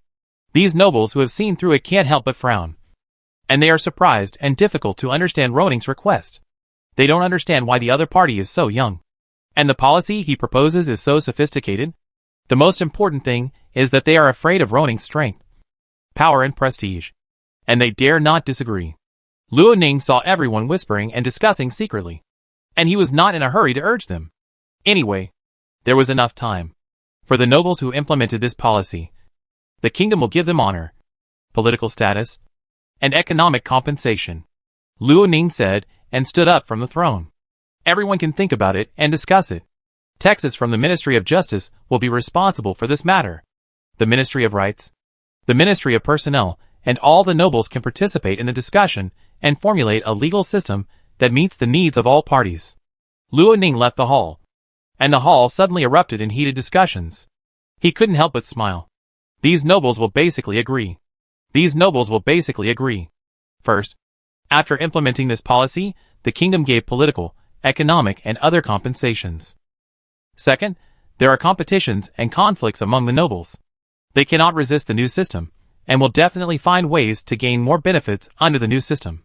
Finally, and most importantly, they face the pressure brought by Ronan, and they don't have enough power to resist. Chapter 566 Star Expeditionary Force. The new round of discussions lasted for more than half a month. After repeated consultations, the first version of the framework was finally drawn up. In fact, in the final analysis, whether they directly choose the new aristocratic model, or agree to allow multiple sons to share the inheritance rights based on the old system, they are all seeking the greatest interests for each other under the rules set by Ronan.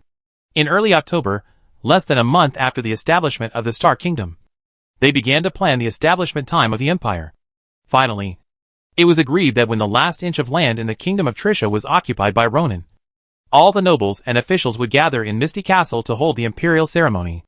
As the future imperial capital, Misty City, in consultation with the Ministry of Industry and other departments, has also planned to build a new palace. Everything is developing in the way Ronan expected. After becoming king, Ronan became busy. This is his own country, and he needs to redesign many places. Although the reform should not be too big, there must be a plan. In the past 2 years, various books drafted by the Ministry of Rights will be available for sale, and the method of selecting talents through examinations will be gradually implemented. There are also some new trends in the position planning and promotion rules in the army. Sometimes when he is busy, Luo Ning does not sleep all night. Fortunately, with his current strength, sleeping is just a habit, and it doesn't seem to matter if he doesn't sleep. As for personal aspects, since becoming the king, first of all, he has completed the world-famous achievement and obtained 50,000 attribute points. Secondly, the reward multiplier for signing in has become 6 times the original. Specifically, the attribute points and energy essence obtained by signing in every month have increased to 834 and 690 points. On October 1st, Ronan consumed all the accumulated attribute points and energy essence. He himself did not break through. After all, the magician progress of 120,000 required too many attribute points. However, more than 130,000 energy essences not only raised the strength of Makan and Elrin to the peak of level 9, but also allowed Rydar to break through and become a sage. Finally, there were 8,699 points left. After Ronan became the emperor and Wubei territory became a megacity and obtained 200,000 energy essences, he could help Makan and Elrin break through. By then, he will have a sage, 2 legends, and a legendary dragon under his command. He will also merge the fire of his soul with his body to become an immortal body, and enter the realm of a great sage. This time will not be too long. In Ronan's opinion, even if Phoenix comes in person, he will not be afraid. It's a pity that Phoenix will not risk losing the balance between the human and demon races on the Crescent Continent and cross the Storm Sea to come here. Phoenix learned about the existence of sages on the Star Continent through his clone. So he contacted the other two lords Salonas and Ceres. And after asking the King of Nightmare, who was about to revive, he began to attack the human race. The situation of small-scale fighting in the past years can no longer be maintained. They are ready to launch a large-scale and drastic action against the human alliance entrenched in the Morning Forest and the Wasteland when the new sage power arrives on the Crescent Continent. During this period, Ronan was changing the country while actively promoting industrialization. Iron warships, agricultural fertilizers, medicines, mechanical textile machines, internal combustion engines, new building materials, etc., are all on the blueprint of his 5-year and 10-year plans. In November 975 of the imperial calendar, the kingdom of Trisha was officially destroyed, and every inch of the land was occupied by Ronan's army. Every noble who was loyal to Trisha either became a civilian, or was arranged by Ronan as an ordinary person to serve in the civil service and the legion to make meritorious contributions. In May of the 976th year of the imperial calendar, Ronan, as the king of the Star Kingdom, became the common lord of all people, the guardian of the entire Star Continent, and the first emperor of the Star Empire under the witness of many nobles, civil officials, and knights, including Grand Duke Ivan, Grand Duke Varghese, Duke Rulons, and Duke Reda. Ronan sat on the high throne, looking at the people standing in the huge hall below. And for a moment, he couldn't help but sigh. When he first crossed over, he was just the eldest son of a family whose inheritance rights were abolished. And he was a small baron in Shanlin town, the northernmost part of Wushan territory. At that time, he was still worried about gold coins, worried about bad neighbors, and was cautious everywhere, walking on thin ice, relying on the strategy of accumulating food and slowly becoming king. He grew stronger step by step. Unexpectedly, it took only 9 years for him to sit on the throne and become the common ruler of the continent. Now, Luo Ning, who has become the first emperor of the Star Empire, does not have much demand for power. What he wants more is to change this world into the world he wants. Design and realization are a pleasure for some people. Of course, he also knew that although no one in the Star Continent could threaten his rule, the powerful enemies in the Crescent Continent would always be a threat if they were not eliminated. So in the following years, in addition to the development of the empire, he asked Simon to actively deploy the production of warships. Let Reda, McKen and others maintain high-intensity training to cultivate more extraordinary people. And let Elrin, Sophia and others speed up the production and variety of magic potions. In addition, he also needed to pass on his ideas and thoughts to his growing son Roland, as well as his grandfather Rulons, his wife Blanche and others, so that after he leaves, it will not hinder the operation of the empire. April 990 of the imperial calendar, Wubei Port. Although Misty Castle is the imperial capital, Wubei City has always been at the forefront of all cities in the empire. As an important port for Wubei City to connect to the outside world, Wubei Port has undergone several rounds of expansion in the past 10 years, and has now become the only large port in the Star Empire. On weekdays, there are huge steamships moored at the dock of Wubei Port, and the smoke from the chimneys is intertwined with the busy loading and unloading scenes, symbolizing the smooth progress of Ronan's industrialization. But today, all the cargo ships were parked on the sea far away from the port. At the port dock was an imperial fleet consisting of dozens of steel warships. This was the team that Ronan had formed for many years, and decided to go to the Crescent Continent. He named it the Star Expeditionary Force. Under the 100-meter-long first ship, there were groups of people seeing off others. Okay, Blanche, with my current strength, it's easy to cross the ocean. And with my speed, as long as conditions permit, I can return at any time. Ronan hugged Blanche and patted her shoulders gently. Ronan, who is already 40 years old, has not changed much in appearance. At this moment, facing his warm family, he does not have any special imperial aura, and looks very gentle. Blanche nodded slightly, her eyes slightly red, trying not to shed tears. Now, with her own talent and the help of the Necronomicon, she has entered the realm of a magician. Beside them are Ronan's eldest son Roland, eldest daughter Rosa, and second son Roger, who is only 10 years old. Ronan patted Roland's shoulder, who is almost as tall as him. After I leave, you must help your mother train your sister and brother well. In addition, learn more about government affairs from your great-grandfather. Roland is quite modest. Under the training of Roning and other teachers, he is a suitable successor. However, Roning did not abdicate now. When he left, he just gave Roland time to gain experience. Don't worry, Father. I will work hard. Roning greeted Rosa, Roger, Lulans and others, and then led the team to board the warship. Soon, he waved his hand and left the port in the spotlight. Ronan's lineup for this march was very strong. In addition to the great sage, Rydar and Elrin were both sages. McKin reached the middle of the legendary level, and the mini-legendary dragon Carlos. Below the sages and legends, there were the Sun Knight Duke Ivan, the Sun Knight Count Neeson from the Principality of Justana, the Sun Knight Marquis Gushin, the Silver Moon Knight Patrick, and others. As for the magicians, in addition to Elrin, there were also the Grand Mage Belola, Sophia, the Grand Mage Irene, and a magician team consisting of more than 30 high-level magicians. Not counting the ordinary soldiers and logistics, there are 800 extraordinary people alone. And they are all well-trained elites. Of course, despite the withdrawal of so many elites, Ronan still guarantees the safety of the Empire. First, Rollans and Simon, who stayed behind, have successively entered the prideful Sun level. Secondly, Karada, Malonica, Brawl, and Harmon, the 4 people Ronan trusts, have also become Silver Moon Knights. In addition, the Imperial Legion has also been handed over to Joffrey and others who have followed Ronan all the way. So there is no crisis of trust. What's more, Blanche is a mage, and she also has the Book of the Dead. Her personal fighting power is comparable to the sun. Ronan, thank you for your help. On the bow, Sophia said gratefully. She, Inalu, and Petra were all very excited at the moment. The 5-member team came to the Star Continent for nearly 20 years, and it was finally time to go back. The most important thing is that they brought back such a heavyweight reinforcement, which is the greatest contribution to the human race in the Crescent Continent. Ronan put away some of his loss of leaving home and said with a smile, resisting evil demons is our common responsibility. So you don't have to thank me. He turned and looked in the direction of the Crescent Continent, and said in a deep voice, I hope that in this war between the human race and the demons, the human race can have a perfect victory. Chapter 567 Crossing the Storm Sea. The deep blue waters are surging with waves, proclaiming the endless power of this sea area. In the long years in the past, not to mention humans, even large creatures on the seabed would not approach this deep sea area.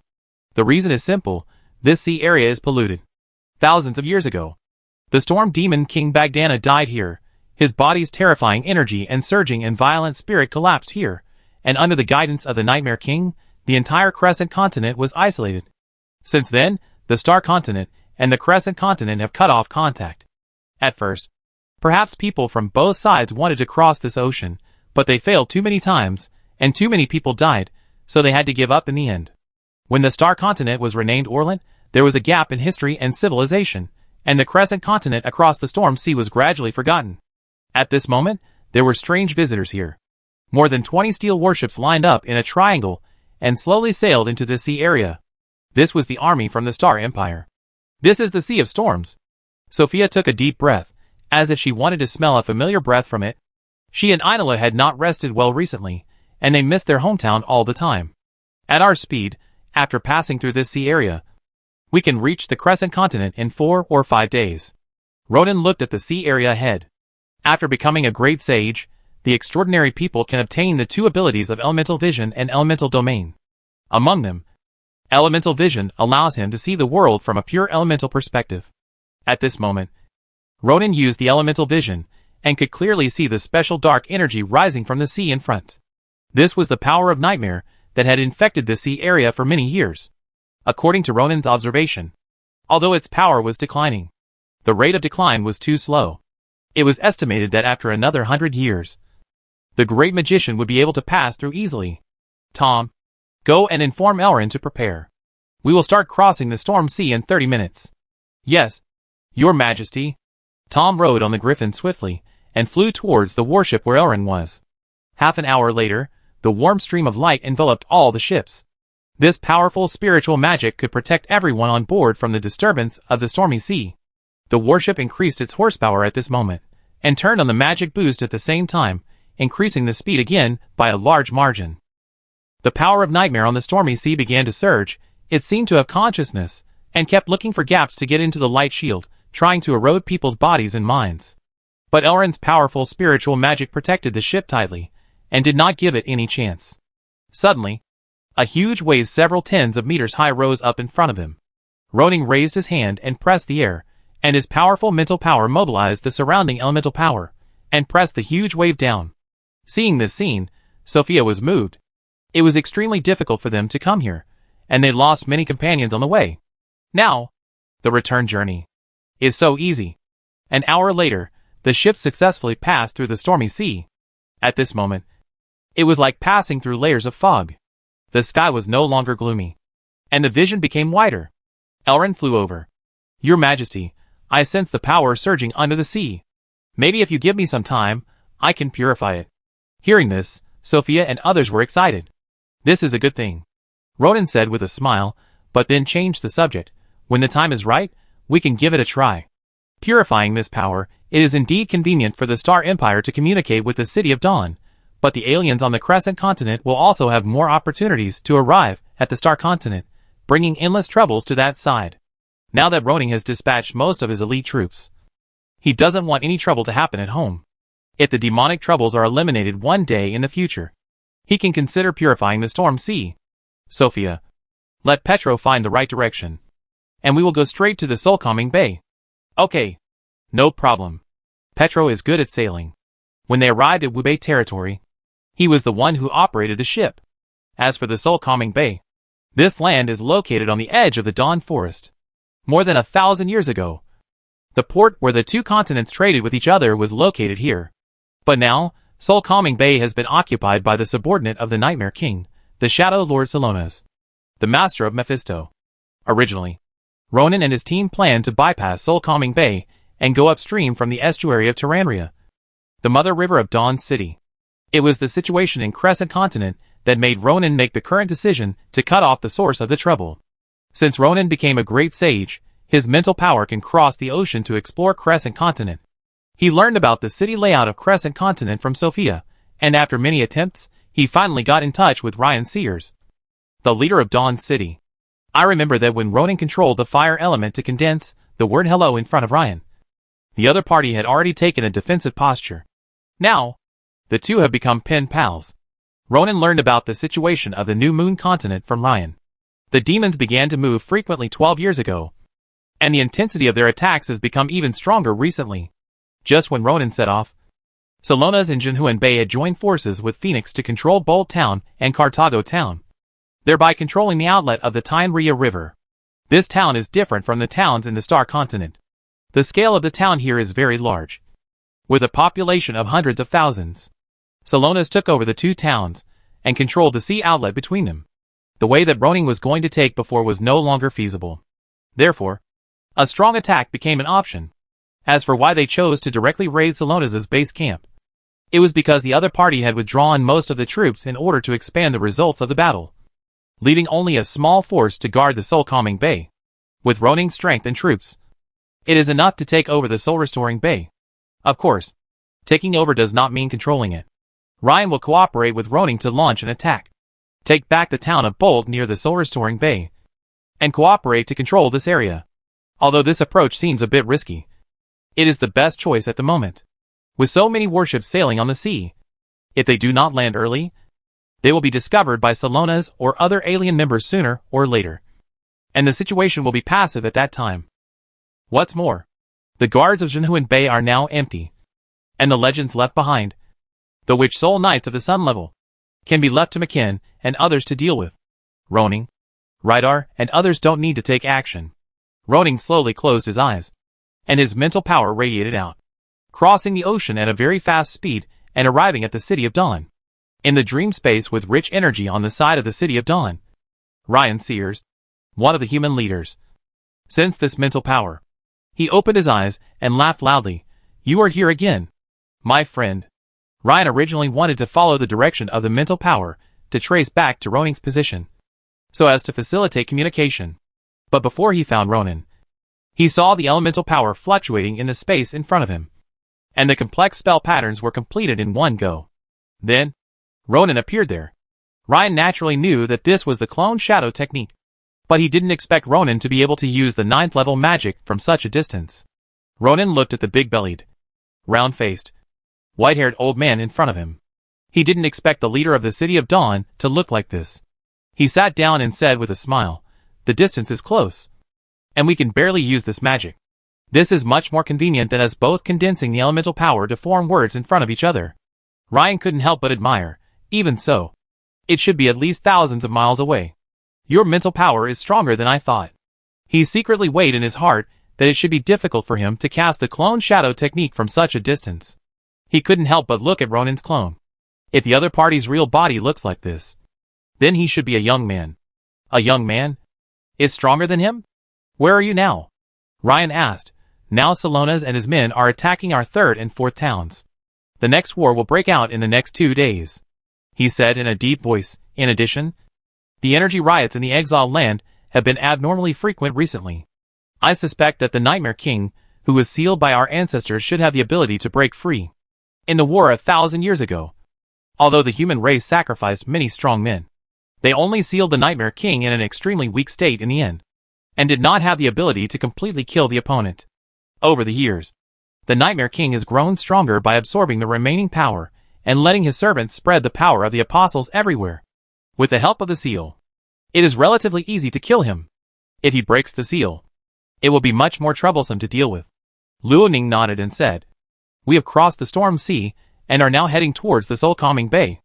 At full speed, we can arrive in about 3 days." Ryan was surprised. So fast? The City of Dawn has a complete civilization heritage. As a leader, Ryan knows the distance between the Crescent Continent and the Star Continent. According to his prediction, Ronan and others could not cross the storm sea so quickly. After all, it was not practical to use magic crystals as power. He did not expect that.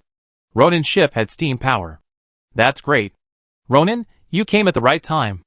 After being surprised, Ryan recovered. His eyes flashed with a strong fighting spirit. These damn demons, it's time to teach them a lesson. Chapter 568 Arrival at the Port. Bolt Town Government Hall. Although it was night, it was brightly lit by the magic lamps. Shadow Lord Salonas looked somewhat similar to Mephisto. If you look closely, his body should be taller and thinner, especially those 10 skinny fingers, which looked like old branches. At this moment, he was listening to the servant's report on today's sacrifice, and a low laugh kept coming out of his throat. With the sacrifice of 200,000 lives in Bolt Town, the heart of Lord Nightmare will beat more vigorously. He raised his hand, and 2 void energies descended from the air. My connection with Lord Demon will become closer. Bolt Town is a big town, with a population of more than 300,000. In this large-scale battle, the Human Alliance lost a sage and many legends and failed to save the place, allowing many people to fall into the hands of the Shadow Lord. Salonas sacrificed 200,000 of them, leaving the remaining women and some strong men as breeding pigs, allowing for new nutrients. Suddenly, the light in the hall dimmed, and a tall figure appeared on the sofa opposite Salonas. Huh? He was surprised. How did you come here? Phoenix? Phoenix, who was wearing red armor and looked cold and hot, said coldly, "The Lord Demon has contacted us, and the sage from the Star Continent has crossed the Sea of Storms." The Sea of Storms was formed by the power of Nightmare, which was equivalent to a tentacle of the Nightmare King to some extent. When Ronan and others passed by its tentacles, they would naturally be sensed. So fast? Salona's dry voice was a little surprised. And then he closed his eyes, and his mental power surged toward the sea like a tide. After a long time, he opened his eyes. It should be that they blocked my perception in some way. I didn't find their location. I didn't find them either. Phoenix reminded. I came here to remind you. Be careful of this group of people heading straight for your soul-calming bay. Although the Demon Lord did not specify the specific number and strength of this group of people, I think it should be quite a lot. You should transfer most of your elite troops here. Be careful not to lose your home base. He? Salonas laughed. Phoenix snorted coldly. I hate such voices. Put it away. He. Salonas grinned, disdainfully said, just a sage. Want to capture the soul-calming bay? Phoenix, you underestimate me too much.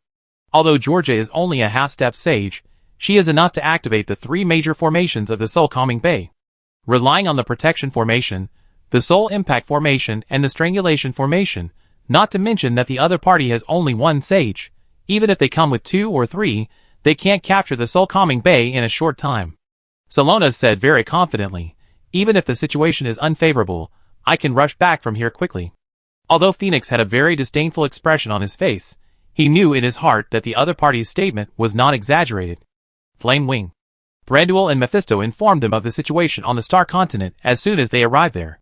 Although the continent whose elemental power was destroyed is gradually recovering, not many strong people have been born in these years. Before the final battle, before the appearance of Phoenix's clone, there was not even a sage on the Star Continent. Now only more than 10 years have passed. How many more sages can there be on the Star Continent? As for Ryan and his people in the City of Dawn, if they dare to leave rashly, they will go directly to the City of Dawn to cause damage. And at worst, they will destroy each other's base. Soul-Calming Bay can afford to lose. But Dawn City cannot. This is why, despite the hostility between the two sides, they dare not act rashly for so many years. After comprehensive analysis, Soul-Calming Bay should be unbreakable. That sage can fly directly to Dawn City. But the many ships that came with him can only go upstream along the Tamria River. Phoenix said this, with a slight smile on his lips. Now that we control the seaport, if they rush in without knowing it, we will send them to annihilation. They took over Bolt and Carthago town, and controlled the seaport to achieve this goal. Of course, they also tend to believe that Ronan has contacted the City of Dawn. But it doesn't matter. If the City of Dawn intensifies its counterattack in the next 2 days, it is probably to support their reinforcements. Phoenix said, I came to inform you because I hope you will not hold back and go all out to deal with the guys in the City of Dawn. The reinforcements from the Star Continent will be left to me. Salonas played with his slender fingers and said with a smile, Why? Do you want to personally avenge the destruction of your clone? Humph. A little sage dares to boast in front of me. The Flame Demon King. I want to let him know my true power. The voice was still echoing in the hall. But Phoenix's figure had disappeared. He was stationed in the town of Carthago, which was across the river from the town of Bolt. 3 days later in the morning, Ronan's fleet appeared on the sea 30 miles away from the Soul-Realizing Bay, and the dock of the Soul-Realizing Bay was already within their sight. Although they could see each other, the people of the Soul-Realizing Bay could not find their fleet unless someone above the level of a wizard made a special observation. Because Ronan asked Irene to use the light bending and shadowing magic to hide the fleet. Even if a sage used mental power to investigate, it would be isolated by Elrond's mental barrier and could not find any clues. Your Majesty, when will we attack? Asked Rydar, pressing the giant sword on his waist. Ronan contacted Ryan, asking him to launch a counterattack, and said, Let everyone be ready. Ready to fight at any time. At the same time, Ryan, the leader of the City of Dawn, brought 3 sages and a powerful team of legends to the outside of Bolt Town. They formed their own teams in groups of 3 or 5, and as long as Ryan gave an order, they could attack the enemies in Jinhuan Bay from all angles. I didn't expect you to lead the team this time. Cowered Ryan. Who gave you the courage? Salonas appeared outside Bolt Town, and a large number of servants followed him. Let me guess. Is your ally about to arrive at the seaport? Guess. Is he a match for Phoenix? Ryan laughed indifferently. Very good. The other party thought Ronan would enter the Tenaria River first, but he didn't know that Ronan went straight to the other party's lair. Before I guess, you should think about whether you can withstand my attack. Ryan didn't waste words, raised one hand, and instantly mobilized the power of heaven and earth, and a huge pressure broke through the air and rushed towards Salonas. Faced with such a vast pressure, any ordinary person would be frightened to death, with blood flowing from all 7 orifices. But Salonas still responded with a weird laugh, and 3 dark summoning magic circles appeared around his body, and as the light burst out, a huge skeleton of the level of the 3 armies sage appeared. 2 of them roared to resist Ryan's attack, and the remaining 1 went straight to Ryan. The battle started instantly, and a large number of knights and magicians began to support. The collision between the 2 sides was like the bombardment of artillery shells in modern wars. And the world was shaking. Elrond, Aaron, remove the magic. All ships, enter the port as quickly as possible. Ronan drew out the flowing flame sword and shouted, This is the first battle of our Star Expeditionary Force. We must show our style and spirit, and don't let our allies down. Chapter 569 The Enslaved People. Under Ronan's command, the fleet rushed to the dock of Jinhuan Bay like an arrow from a bow, and the star flags on it fluttered. which was in perfect harmony with the high fighting spirit of the warriors. At the same time, a sharp horn sounded from the towering watchtower in Jinhuan Bay Harbor. When the Witch Soul Knights saw the ships on the sea, they immediately came to the shore and set up magic cannons, crossbows and other defensive equipment to fight back. And suddenly the roar was endless. Unfortunately, when these crossbows and magic approached the fleet, the light curtain, wind wall and water shield became an insurmountable barrier for them, and all fell into vain. Kill! When the ship was only a few hundred meters away from the shore, Makin, Ibn, Gushan and others jumped up, landed directly, and began to kill fiercely. With the legendary, the Knight of the Sun leading the way, the others also landed one after another at the appropriate distance. These enemies wearing black standard armor were all Witch Soul Knights. Before the attack, each captain had already told the soldiers under him, and they knew the key points to deal with them.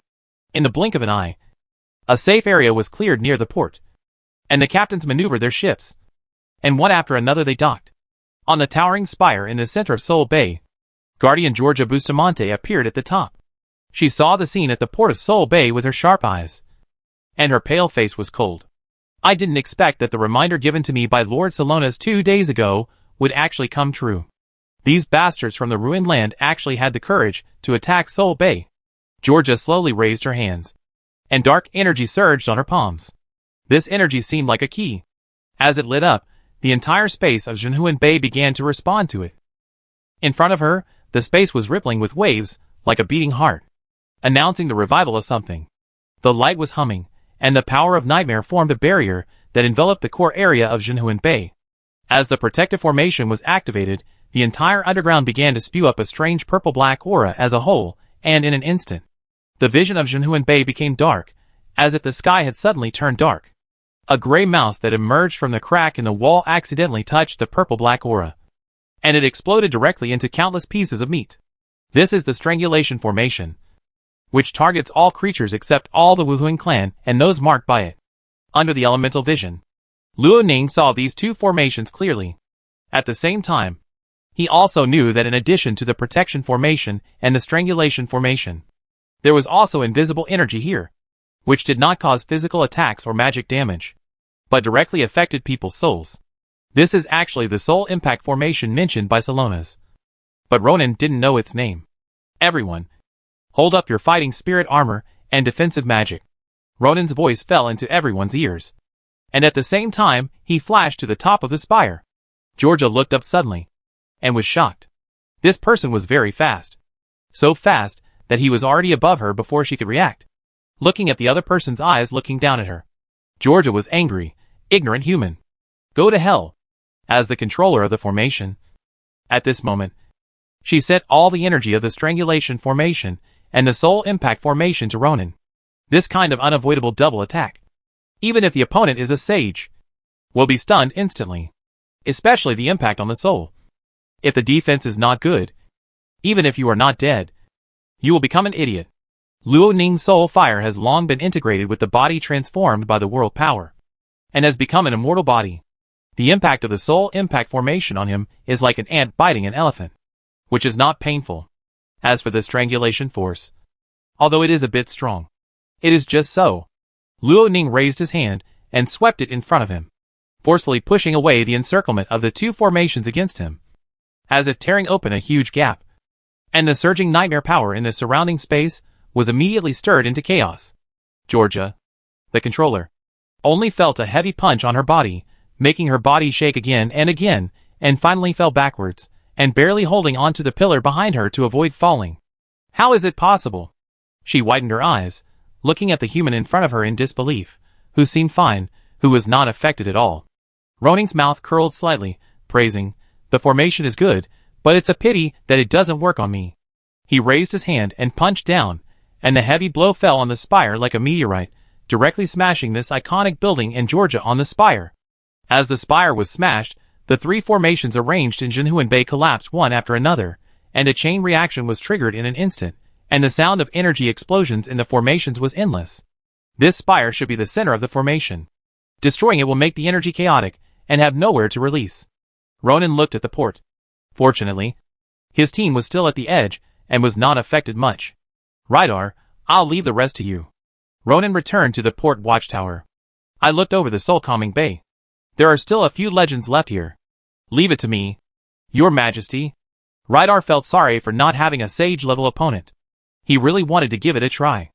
As the formation of the soul-calming bay was easily broken by Ronan, the following battles were free of twists and turns and surprises. Ronan could not help but sigh. Salonas had occupied the soul-calming bay for hundreds and thousands of years, backed by the storm sea, and no enemy had ever been able to threaten this place. It was probably because of this that he relaxed his vigilance. Of course, maybe he had never thought that Ronan's team would directly raid his base camp. Above the town of Bolt, the world power surging out of the elemental ocean turned this area into a chaotic space. The collision cracks of all sizes carry fatal risks. And only sage-level beings can ignore them. If it were anyone else, even a legend, they would be injured once they came into contact with such cracks. And those below the legend level would probably be torn apart directly. Shadow Lord Salonas has always been at a disadvantage under Ryan's strong attack. But he is well aware of the gap in strength between the two sides. His position in the battle is very clear. Not seeking to defeat Ryan, but only to hold him back. Holding him back means he wins. Bang! Another fight. The fierce energy impact changed the sky and the earth. Salonas was originally walking leisurely, but suddenly his heart tightened, and then he seemed to realize something, and looked towards the direction of Jinhuan Bay. In his perception, the power of nightmare in Jinhuan Bay became extremely chaotic. This is not the most important thing. The most important thing is that he sensed that the triple formation he arranged in Jinhuan Bay was destroyed in an instant. How is it possible? Lian laughed at the scene. Finally realized it? It's a pity, it's too late, Salonas. From today, the balance between the human race and the demon race has been broken. Humph! Salonas glanced at the fighting team below. If he withdrew at this time, Lian would definitely kill all his subordinates. He couldn't get away. It's just a small town. What if I give it to you? He regained his composure, and immediately informed Phoenix of the situation in Soul-Calming Bay, and at the same time sensed that the other party had sent people to Bolt Town for support, while Phoenix himself went straight to Soul-Calming Bay. He taunted, I just don't know if your allies, facing the wrath of the Flame King, will hold out until you arrive? Salonas stepped forward again, entangled Ryan, forcing him to stay on this battlefield and not support Ronan. Although Ryan had a lot of contact with Ronan, he had never seen Ronan's true strength, and he didn't know if he would be at risk against Phoenix. Considering the overall situation, he needed to support Ronan. He waved his hand to block the opponent's attack, and then flew towards the Soul-Calming Bay. It depends on whether Phoenix can withstand the combination of me and him. Salonas frowned. The opponent actually left the front battlefield? He laughed and chased after him. Blindly trust your teammates. You will lose miserably. At this time, Ronan, who had been in a plundering state, was attracted by the sudden report from McKin. On a street in Jinhuan Bay, thousands of knights holding shields and weapons were attacking the defense line. However, they were shocked and retreated under the powerful counterattack of Ivan and others. Now the two sides are confronting each other. According to the rules set by Ronan in the Star Continent, people who are not Witch Soul Knights can be spared and not killed if possible. Your Majesty, there are at least 70,000 to 80,000 people here. They are all human beings. But they are loyal to Salonas. McKen looked serious. If they were Witch Soul Knights, he would not mind killing them all. But facing this situation, he did not know what to do. Ronan frowned and looked ahead. Yes, although the strength of these guys varies, they are indeed all human. He couldn't help but look at Elrin. Are they under mental control? Is there any way to remove it? Elrin shook his head. In my opinion, there should be no one controlling them. They are just brainwashed. Sophia, who came from another battlefield, came to Ronan and looked at the other group of people with a look of pity in her eyes. Their parents, parents, and even many generations back, all lived here, enslaved by Salonas, treated as pets by him, and raised like livestock. Although they look like humans, they have been branded as Wuhuan slaves since birth. They are proud to serve the Wuhuan tribe, and they regard giving their lives for the Wuhuan tribe as the highest honor. Luo Ning frowned. This innate obedience concept is almost difficult to change. In other words, the group of people in front of him only look like humans, and are essentially no different from aliens. Is there any way to baptize them and restore their human identity? Luo Ning asked. The number of these people is really a bit too much. If they can be educated, it would be the best. But facing this question, Sophia still shook her head. We have done this before. Hundreds of years ago, she said, in that war. We rescued hundreds of compatriots, took them to the town to recuperate, and taught them how to integrate into the new life. But in the end we got betrayal. That betrayal caused us to lose a town. Hundreds of thousands of people became slaves of the Wuhuan tribe, lost their freedom, and fell into an endless abyss. Until they all died. No one came out. She looked at Luo Ning, although it is a bit cruel. Killing them all is the best salvation for them. Chapter 570 The First Battle. Ronan's spiritual power swept across the group of enslaved people in front of him, and then covered the entire soul-calming bay. He was surprised to find that there were far more than 100,000 humans living here. If it was true as Sophia said, the only option for these people was to be killed. That would be a bit cruel. He retracted his gaze, and focused on the golden knight at the front of the crowd. Although this person did not become a soul-witching knight, there was dark energy surging in his body, which was somewhat similar to Carlos's situation at the beginning. However, this person can control his state freely, and is a bit like Lulan Si now. In short, it seems that this group of people cannot coexist with normal humans, and they cannot be transformed. If there is only one choice left, there is no way. Suddenly, just when Ronan was thinking, a huge pressure came from the northeast. Ronan chuckled and said, "It seems that we have a rival. McKin, Sophia, you continue to control the town. And Rydell, you and I will come." As soon as the voice fell, he and Rydell rushed into the air, and in the blink of an eye they arrived above the wilderness outside the soul-calming bay. At this time, a tall figure with flames appeared not far in front of the two. Ronan was quite surprised. He did not expect that the first enemy to arrive at the soul-calming bay was not the so-called Shadow Lord Salonas, but Phoenix, who had fought with him in the Star Continent. Although it was the opponent's clone, the human form was exactly the same, and Ronan could tell at a glance. "You are here," Phoenix joked. "I did not expect you to be so keen on dying," he said, looking at the soul-calming bay, knowing that the defenders there had been eliminated by Ronan's men. "If he doesn't come, I'm afraid this harbor will become a human base." Thinking of this, Phoenix couldn't help cursing Salonas in his heart. The Demon Lord has already issued a reminder, and he also informed Salonas of this possibility several days in advance. But the other party was full of confidence and didn't take it seriously, which led to the current situation. If a sage was left to guard the soul-calming bay, the situation would probably not be like this. Facing such ridicule, Ronan couldn't help but laugh. It's only been a few years, and the pain of losing the clone has been forgotten? Come to think of it, I haven't killed a great sage yet. Now the achievement panel only has the achievement, King of Killing, which requires him to kill a great sage level extraordinary unit. In addition, all levels of the 4 achievements of fame, population, conquest and wealth have been completed. Ronan didn't know if there would be a next level after killing the great sage.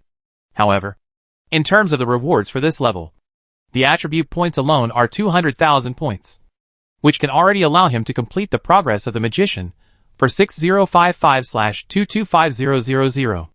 In total, he will break through the great sage level. In history, the most powerful existence was Arian, who killed the storm demon King Bagdana more than 1,000 years ago. But his strength was only that of a great sage. No one knows if there are stronger beings above this realm. If you can kill Phoenix here, you will know the answer. Arrogant! Phoenix released a raging flame, burning the entire sky red. Do you think that you can shout in front of my real body just because you have defeated my clone? The flames turned into a raging storm and swept towards Ronan and Rydell. The scorching temperature made the green plants on the ground below wilt instantly, and then burst into flames. However, Ronan did not dodge. The perfected anti-nothingness enveloped him and Rydell in the middle. No matter how the flames hit, they all turned into nothingness a few meters in front of him. We don't get along. Luo Ning rushed out with a flowing flame sword. Your attributes are perfectly restrained by me. With a sword slash, the space in front became distorted, and the incomparable power tore through the flames and fell on Phoenix. The face of the King of Flames changed slightly, and a dark light shone on his armor, as if a demon god showed a strange figure.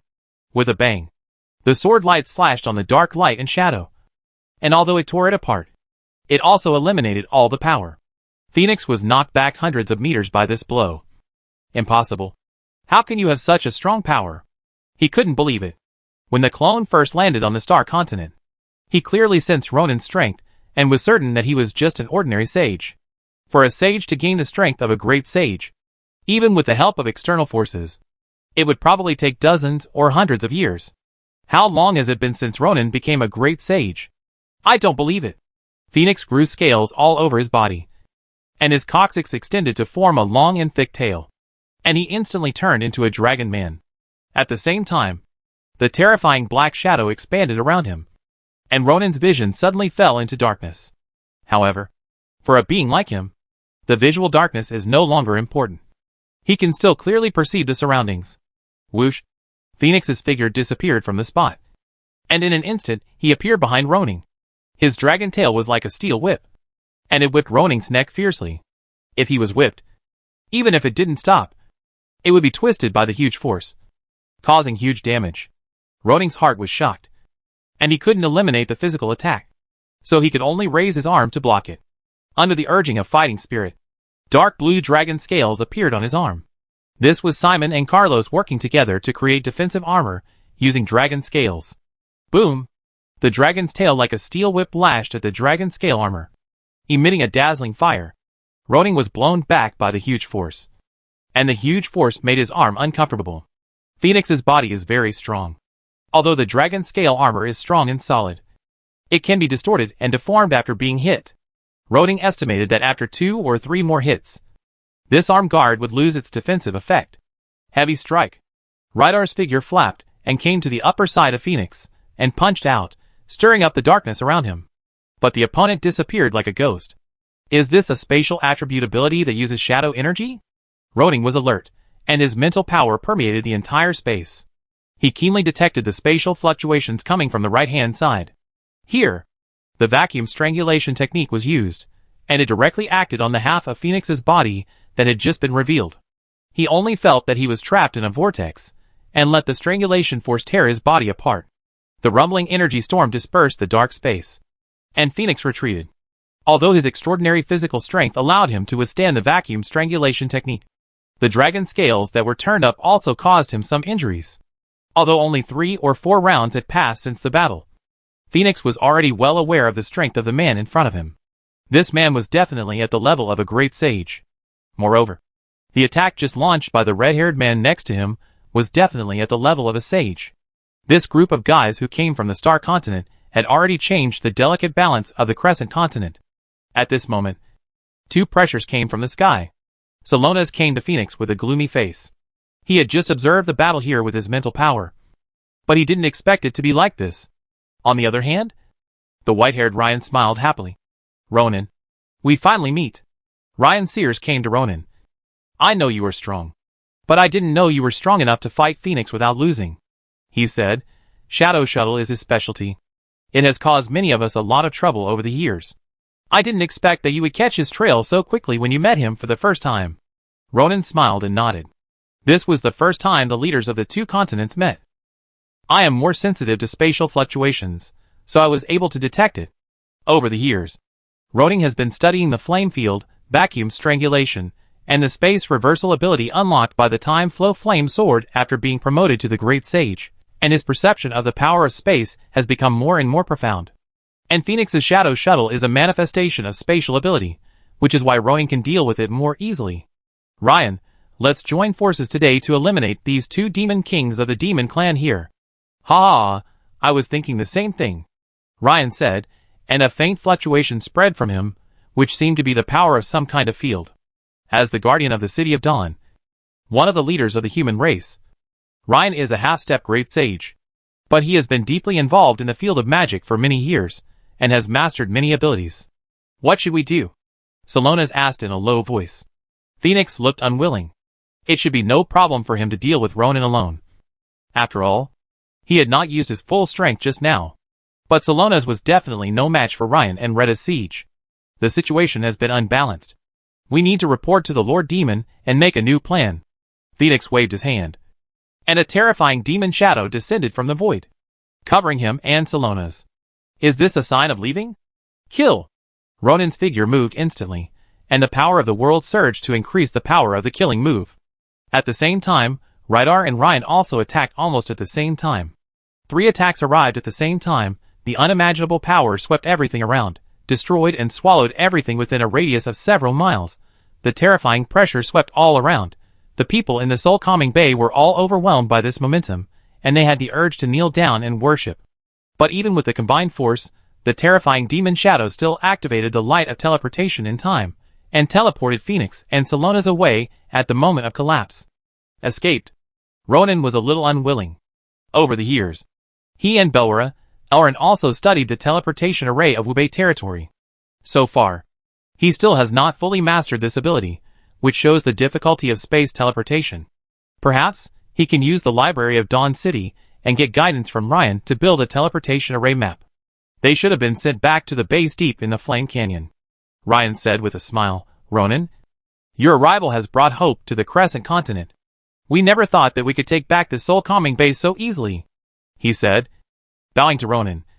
I would like to express my highest gratitude to you on behalf of the countless heroes who have died here over the years. Ronan quickly helped him up. Eradicating the demons is not only the responsibility of the human race in the Crescent Continent, but also the obligation of us people in the Star Continent. He sensed that the enemies in Bold Town seemed to have received orders from Phoenix and Salonas, and were now retreating, knowing that this war was initially over.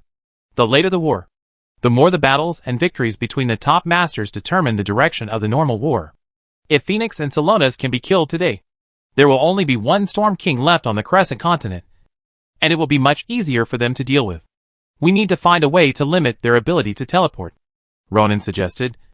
I wonder if Dawn City has any research in this area. We have also been actively researching space blocking capabilities in recent years, but it involves time and space, and has been in a state of collapse, and has not been successful, Ryan said, and extended an invitation. Just now you said that you are sensitive to space. Maybe you can also join our research. I'm very happy. The two exchanged some more, and then landed on the ground.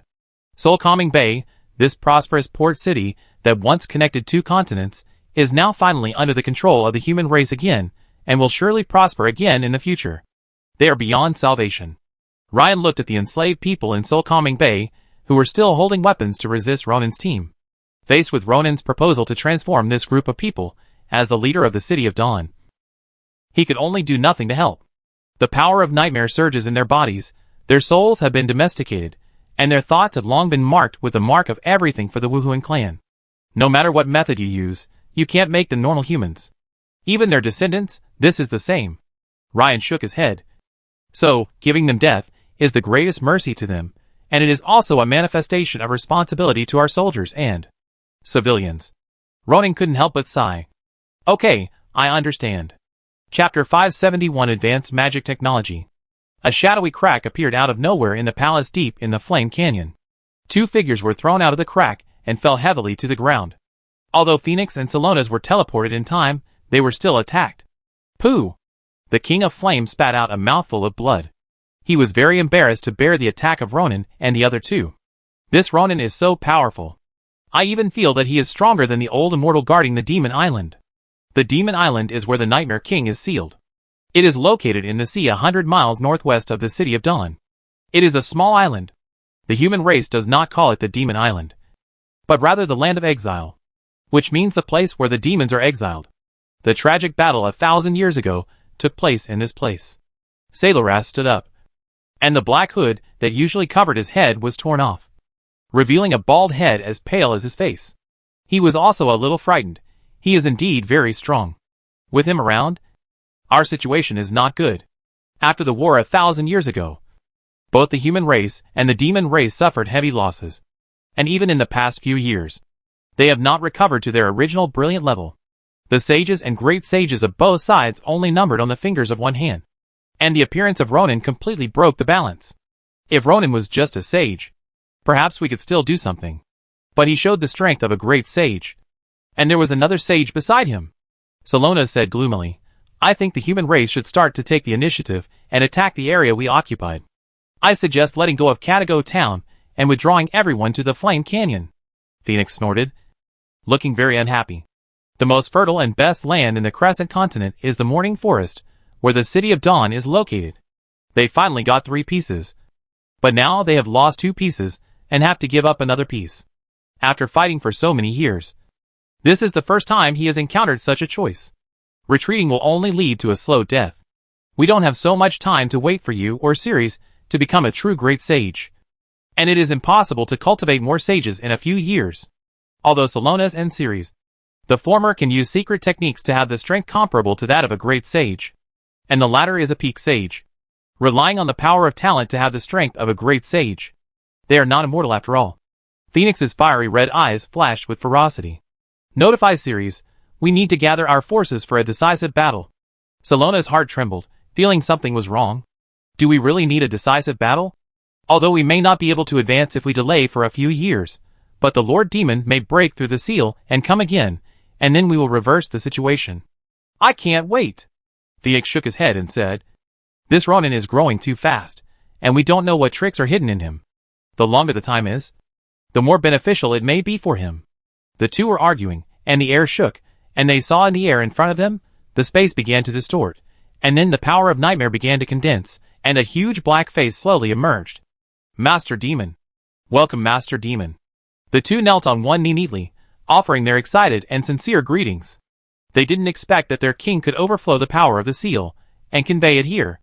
I felt the will of this world from that person, that Ronin is a person blessed by the will of the world. The giant face opened and closed its mouth, speaking in obscure but understandable voice. Phoenix is right. Facing such an enemy, waiting will only make you more disadvantageous. A decisive battle can create a favorable opportunity.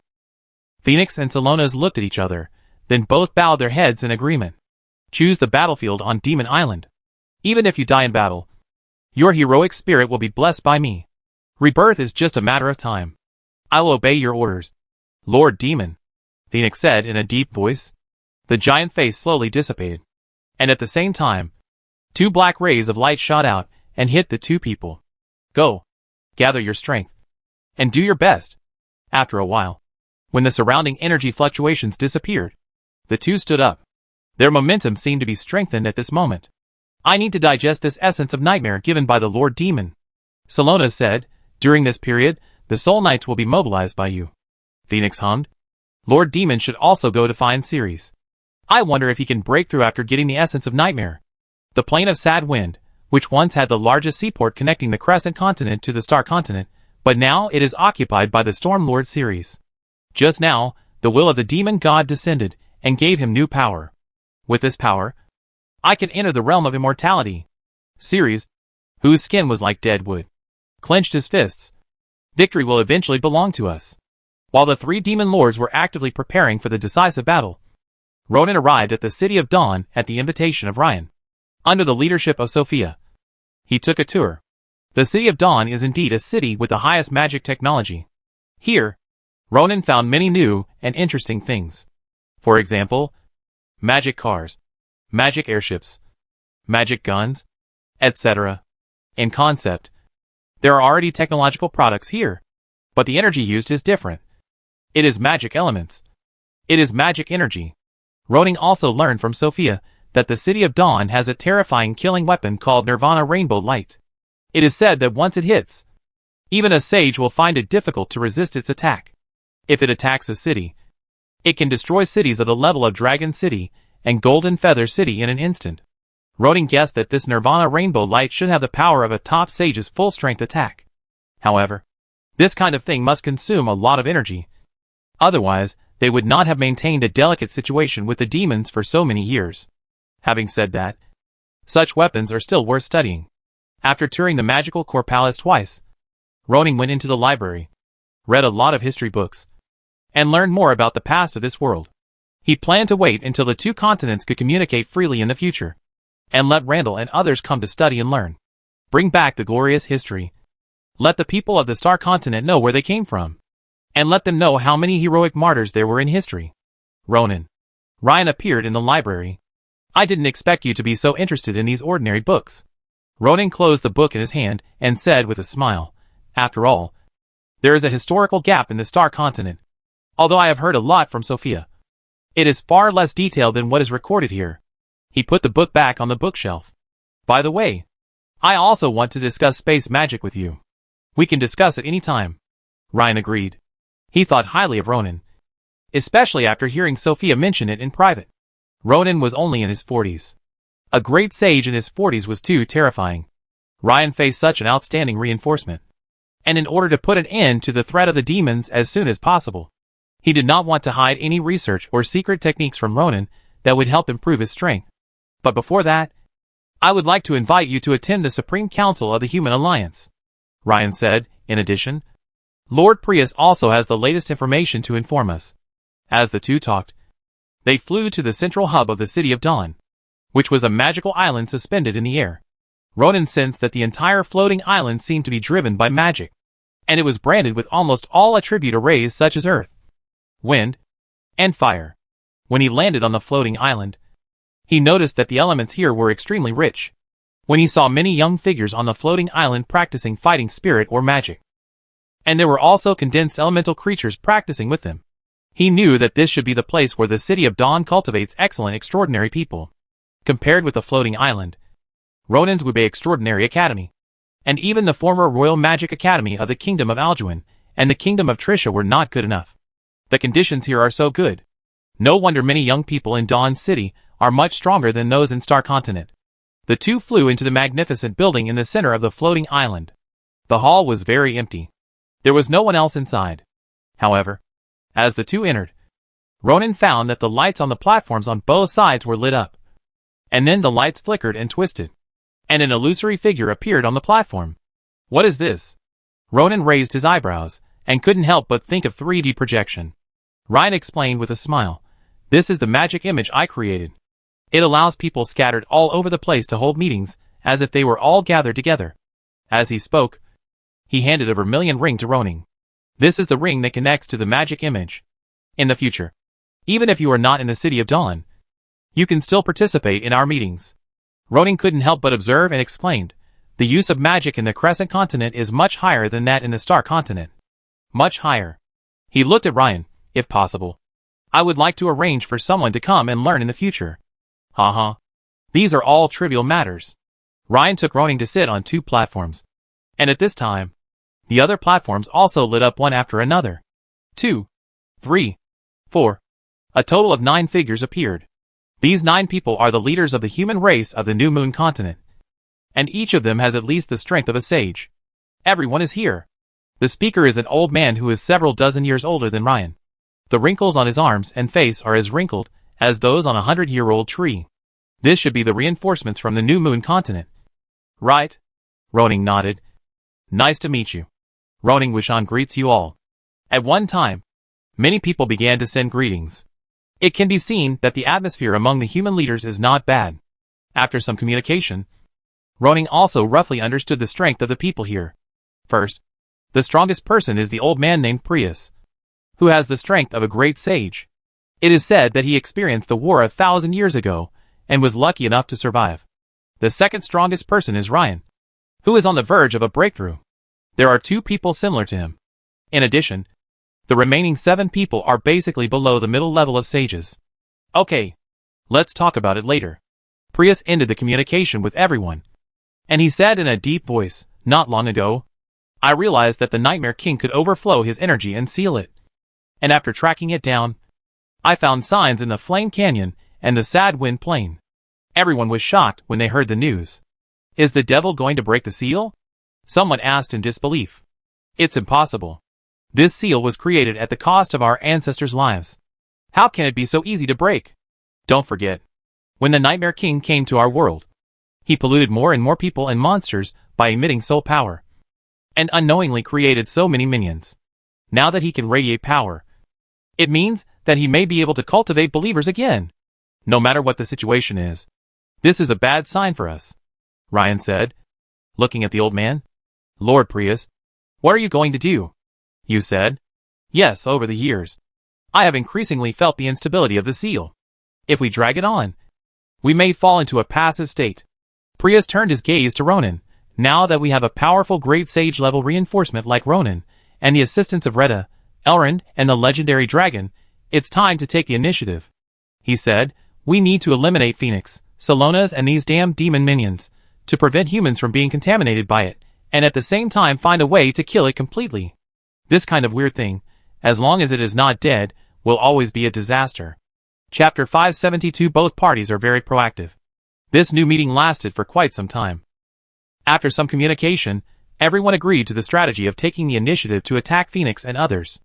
After the meeting, Ryan will notify the managers of Dawn City and Dark Moon City to immediately organize troops and prepare for battle. Dark Moon City is a city located in the swamps of the wasteland, and is a major force in the human alliance of the Crescent Moon continent. Speaking of which, Simon, the chief mechanical engineer of the Star Empire, was born in Dark Moon City. But compared to the prosperous and advanced Dawn City, Dark Moon City seems a bit backward. In addition, it has been facing the Stormlord series alone in the Sadwind Plains in recent years, making its situation increasingly bad. So in this general attack, Dawn City will arrange a spearhead team to support. After all, the appearance of Ronan broke the original balance. The human alliance has one more great sage, 2 sages and a legendary dragon, which gives them more choices in the top-level combat force deployment. After the meeting, all the sages took action, and Ronan had to temporarily end his study plan and return to Jinhuan Bay. This piece of land is considered the base of the Star Empire in the Crescent Continent. Ryan not only had no objection to this, but also transferred more than 200,000 people from the City of Dawn to help Ronan manage the base. In fact, Ronan was not very interested in continuing to expand his territory. After all, the area of the Star Empire is already large enough, and there is no shortage of various resources. There is no need to travel across the ocean to expand the territory here. What's more, the area of Crescent Continent suitable for human habitation is probably only the size of a principality. Other places either need to be transformed or are infected by magic, and are not suitable for survival. If Ronan wants to expand here, it would be equivalent to competing with Ryan and others for territory. There is no need. Your Majesty, with the assistance of the Dawn City Army, the remaining remnants of Jinhuan Bay have been cleared, and a total of more than 160,000 domesticated humans have been killed. Riedel reported the situation here to Ronan. This is such a sad number. Ronan sighed.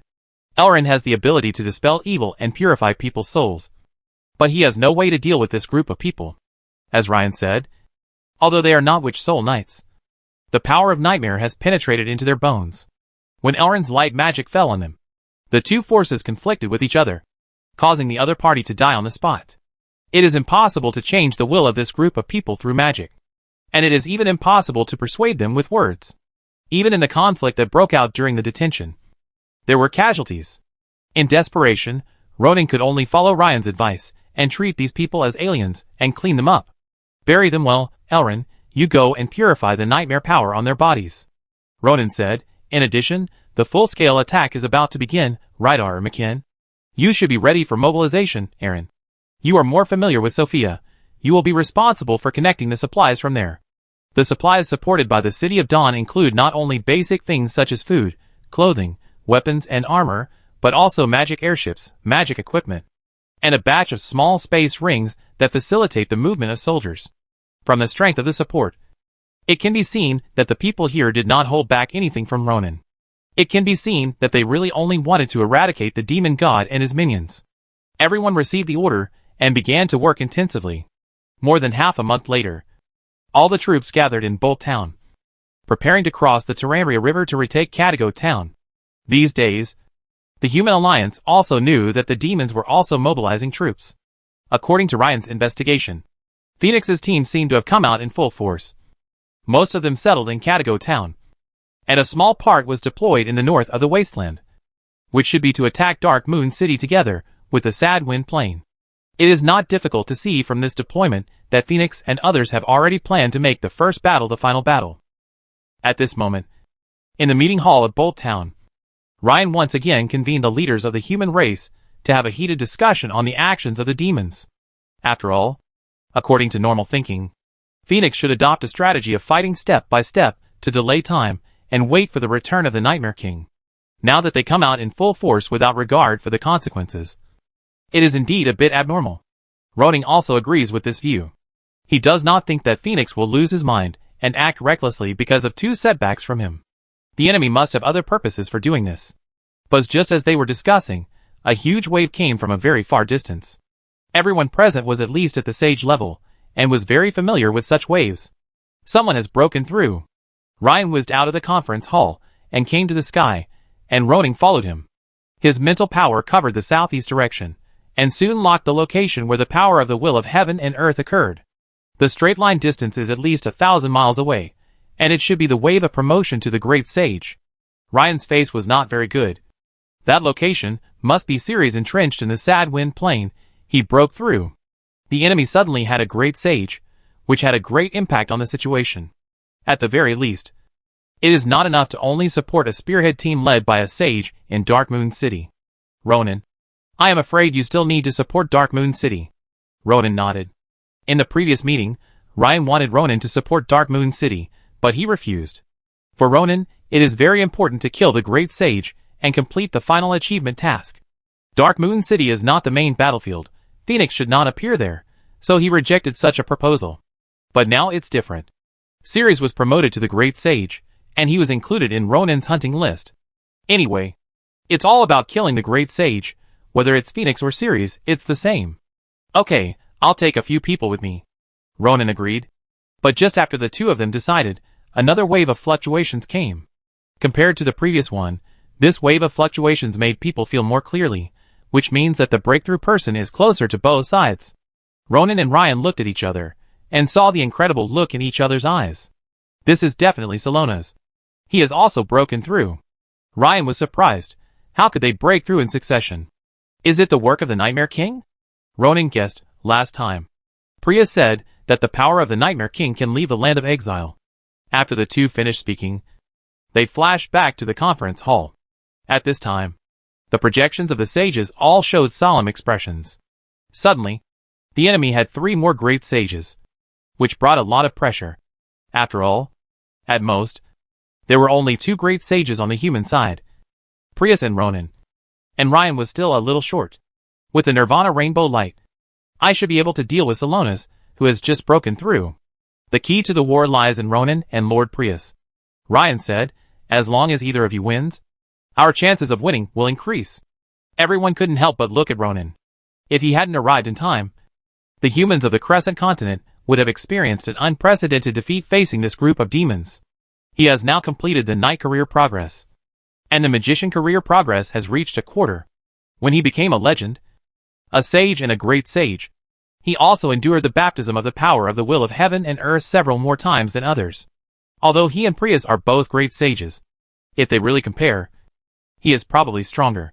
So Ronan is considering whether to let him deal with Phoenix, and let Prius deal with Ceres. After all, the latter has just broken through, and theoretically his strength will be lower. Suddenly, his mind was shocked. In his perception, Ceres was moving rapidly. He couldn't help but remind him, Ceres has taken action. Is he going to attack Dark Moon City first? Everyone was shocked and emitted their mental power. No. He has left Dark Moon City and is heading towards the Flame Canyon. Ryan said, it seems that they want to unite their forces and defeat us head-on. When did these guys become so tough? That's good. We don't have to worry about how to divide the battlefield. Yes, if they unite their forces, we will do the same. When the battle breaks out, we can support each other. Everyone's worries seem to be relieved a little. If the troops were divided, any disadvantage in any battlefield would have a huge impact on the battle situation. On the contrary, if the top forces all fought together, whoever was at a great disadvantage would have the possibility of support. No, that's not right. At this time, Prius's hoarse voice sounded. They seem to be heading towards the land of exile. The land of exile. That is where the Nightmare King was sealed. And it has been protected by the formation for many years. Although Phoenix and others coveted this place, they were helpless. Now they took the initiative to attack the land of exile. And it was obvious that they had a basis. What basis? Everyone knew without thinking, there must be something wrong with the Nightmare King. Everyone's heart was in their throat when they thought that the demon god might break the seal and come again. And Prius, who had experienced the world-destroying war 1,000 years ago, his mood became a little depressed. The demon god was too strong. Once he came out, not to mention that they only had 2 great sages, even if there were 2 or 4 more, they would not be his opponent. What to do? Everyone was a little panicked. Ronan stood up. Ryan, you go to support the land of exile. I will kill Ceres. Since this guy wanted to come to the land of exile after his breakthrough, it means that his power is indispensable. As long as I kill him, the situation may not be so bad. Ryan's eyes lit up, sweeping away his previous worries. Even Prius cheered up. Ronan is right. Can you do it alone? Do you want me to support? Or can you take Retta with you, Elrin? I will let Carlos accompany you. The voice was still echoing, and his people had disappeared. In everyone's perception, Ronan was approaching Ceres at an extremely terrifying speed. Prius was surprised. How can he be so fast? Yes, much faster than the great sage Ceres of the wind attribute. Ronan can definitely kill Ceres. Ryan heard about Ronan's legendary story from Sophia, and he was the most confident in the latter among all people. We must also work hard to block Phoenix's plan. And don't let our allies beat us.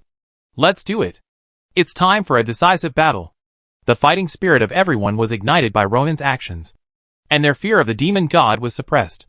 The projection light in the conference room gradually dissipated, and sages from all over the world began to rush to the land of exile at the fastest speed. Prius also activated the formation, trying to push the battlefield to the sea outside the land of exile. Chapter 573 Fusion Secret Technique. Ronan's figure shuttled through the void, crossing several miles every second, so fast that it was astonishing. This speed not only reflects his strength and control over the power of the world, but also contains his research on wind attribute magic over the years, which allows him to better integrate with the wind element to a certain extent. This is just like Rydar's fiery void slash. The final form is to abandon the physical body and turn into a pure wind element to cross the void. It's just that the difficulty of Ronan's own research is much more complicated and difficult than learning from Rydar. Although the enemy this time is Ceres, but since the opponent has just broken through, Ronan is very confident that he can defeat him. But to be on the safe side, he still brought along the legendary dragon Carlos, who lives in the clouds. With its cold embrace, even if there are any accidents, Ronan has a very good tolerance rate. On the other hand, Ceres, who has just broken through, is rushing to the land of exile with high spirits. To be safe, he will bypass the City of Dawn and enter the sea from the side close to the Flame Canyon to meet up with Phoenix and others. As long as the demon god can come again, this plane will be ours. Ceres' dark golden eyes, that looked extremely cold, were now extremely hot. The meaning of their existence was to let the demon god come back to this world, and now this goal is about to be achieved. Suddenly, Ceres felt an extremely powerful energy approaching him quickly. Impossible, this speed is even faster than mine. Since becoming a sage, Ceres felt that no creature in the world could match his speed, not to mention that he has become a great sage now, and his strength has reached a higher level. It's not Ryan. Nor Prius. Ceres narrowed his eyes. It's him, the kid from the Star Continent, who killed Thranduil. Haha, I want to see who is faster between the two of us. Suddenly, the sky erupted with a thunderous roar. Ceres' speed increased to the extreme. Endless airflow and wind elements gathered together, spurred a devastating storm in the sky, making the whole sky gloomy. Speed increased? Ronan noticed it quickly, his mouth curled up slightly, not panicking at all. He was intercepting the opponent, not chasing. So no matter how fast Ceres was, unless he changed his purpose and did not go to the land of exile, he was doomed to be unable to bypass Ronan. The two of them were still approaching at a very fast speed. A few minutes later, they finally met above a red mountain range. If Ronan's guess was correct, this should be the Flame Canyon, where the Retta Flame Expeditionary Force was buried. Before they started, the two storms caused by the speed collided violently. In an instant, the sky and the earth were dark, and a red sandstorm blew on the ground, as if the world was about to end. Ronan, you dare to intercept me with a stink bug. Should I praise your courage? Or should I say you are arrogant and ignorant?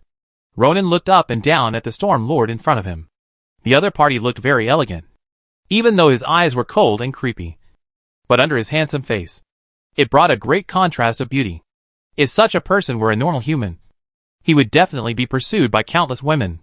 You are in such a hurry to go to the land of exile. Is your demon god about to break the seal and come out? Ronan held the flowing flame sword, and his cold breath locked on Ceres. His figure flashed, and he appeared in front of the opponent.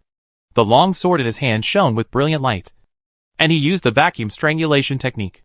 Ceres' heart trembled, and he immediately released a powerful wind magic for defense. At the same time, he retreated quickly. The dense and tiny wind blades formed a powerful gale, which spread all over the area in front of him. The sword light and the gale devoured each other, like the collision of stars. and continuously transmitted the power of destroying the world to the outside world. The remaining waves descended on the peaks of the flame canyon below, and the peaks were flattened instantly. When they touched the earth was torn apart in an instant. A mere human. Do you also want to stop the coming of my lord? Ceres snorted coldly, and his figure became illusory and ethereal, looming in the storm, as if he had merged with the world. Arc of Annihilation. The clear voice echoed between heaven and earth. Instantly, 18 formations with a mysterious aura appeared in the 360-degree space around Ronan. They reflected Ronan like a mirror. At the same time, an arc of annihilation power came out from one formation and hit another formation. Instantly, one arc became two, and they shot towards another formation. Instantly, the arc of annihilation became 8, 16, 32. The dense arcs appeared almost in the blink of an eye. They locked onto Ronan and finally gathered towards him. Ronan's heart was filled with alarm bells. He felt the breath of death from this attack. The Arc of Annihilation should be the prototype of the wind encirclement array used by Thranduil and others. But the power of the two is as different as the sky and mud. This move is very powerful. But Ronan slashed with his sword, and the surrounding space suddenly twisted, covering him. When these arcs approached the twisted space, it seemed that the distance was infinitely stretched, and the speed dropped rapidly. They traveled through the twisted space, turned, and in the blink of an eye, they were controlled by Ronan to gather into a hemp rope, and then turned the gun head and killed the caster. Space reversal is the ability Ronan gained after he was promoted to the Great Sage. It can twist space, change the direction of the enemy's attack, and return it to the opponent after increasing its power. This move is very powerful, but the consumption is also extremely high. Even if Ronan's fighting spirit and magic power are full, he can only use it twice. Only when Ronan's control over space gradually increases, the consumption will be reduced. The Arc of Annihilation came in a mighty way, and went away surgingly. The breath of death enveloped Ceres, and the huge light column made his scalp numb. "No!" he roared, and his handsome figure disappeared. In the blink of an eye, he turned into a giant monster of 700 or 800 meters long, lying across the sky. Is this a wind snake? Ronan didn't expect that the other party was actually a transformed monster, and its body was a wind snake with wings on its back. Although the wind snake is somewhat similar to a dragon, its wings are relatively short, and its body is very long, which is quite different from the dragon in terms of size. Although Ceres revealed his true form and displayed his strongest defensive form, the power of the enhanced Arc of Annihilation was too great, and it directly penetrated his body and knocked off a piece of flesh in his waist and abdomen. Unfortunately, his body was too big, avoiding his internal organs, which reduced the effect of this attack. If he had not transformed immediately, he would have been pierced into several pieces. Although it did not die from the blow, the wound continued to dissipate elemental power, and it could not be repaired in a short time. "You deserve to die." Ceres' voice was filled with endless anger and unwillingness. Its huge body twisted violently in the air, and as its wings flapped, it set off a more violent storm, as if it was going to tear the entire sky apart. "You deserve to die." Ronan knew the horror of the wind snake monster in front of him, so he did not relax at all. He took advantage of the opportunity when the other party wanted to repair his body, and launched a fierce attack on the other party. It's just that when the Warcraft reveals its true form, some of its inherent abilities will be enhanced. For example, at this moment, the opponent is covered with a tight defense layer all over his body. It is composed of the world power of the elemental sea, and at the same time, the bottom layer is strengthened by the strengthening lines formed by the power of Nightmare. So ordinary moves are difficult to work. In this case, Ronan looked up at the sky, and Carlos showed his figure. The dragon understood, and a hot dragon breath rushed towards Ronan like a flood falling from the sky.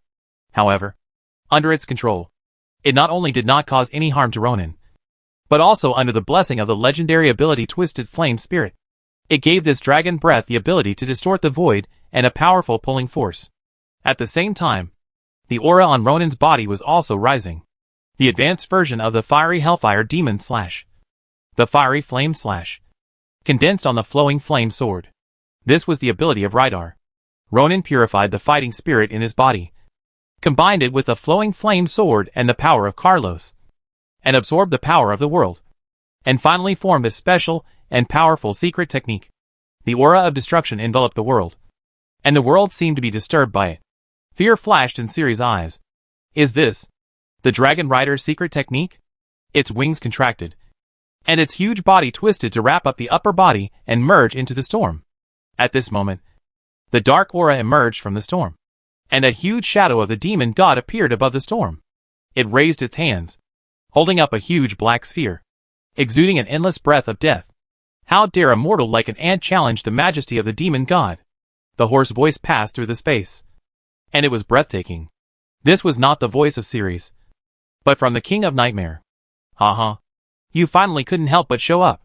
Ronin smiled and said, "Your appearance just shows the value of my interception this time." He glared, and the combination of secret techniques was deployed to the most powerful state, forming a towering flaming sword shadow that pierced the sky. "Die!" Ronin shouted, and the sword shadow cut through the sky, like a comet hitting the earth, with an unstoppable momentum, heading straight for Ceres. This sword not only condensed Ronin's strongest power, but also contained his perception of space, as well as the power of inheritance obtained by Carlos after he was promoted to a legend. Its power was strong enough to move any strongman. Boom! The sword shadow first collided with the dark evil energy ball pushed out by the phantom of the demon god. At this moment, the world seemed to be torn into two halves of fire and black. Endless energy fluctuations spread around like waves, distorting the surrounding space. On the ground, the mountains and rivers turned into dust. The rivers dried up instantly, the trees and the animals became fragile in the face of such power, and they all disappeared like smoke and dust. The power of Ronin's sword was beyond imagination. It directly broke through the evil energy ball, and then tore through Ceres' defensive storm, and bombarded the opponent's huge body. "No, this is impossible!" Ceres let out a shrill roar, and his body twisted in pain under the burning of the flames. It felt that every piece of flesh, every cell was suffering from the pain of burning and defeat. The power of the elements was rapidly fading away, and its 700 or 800-meter long body could no longer withstand the destruction and began to disintegrate. "Master Demon, save me!"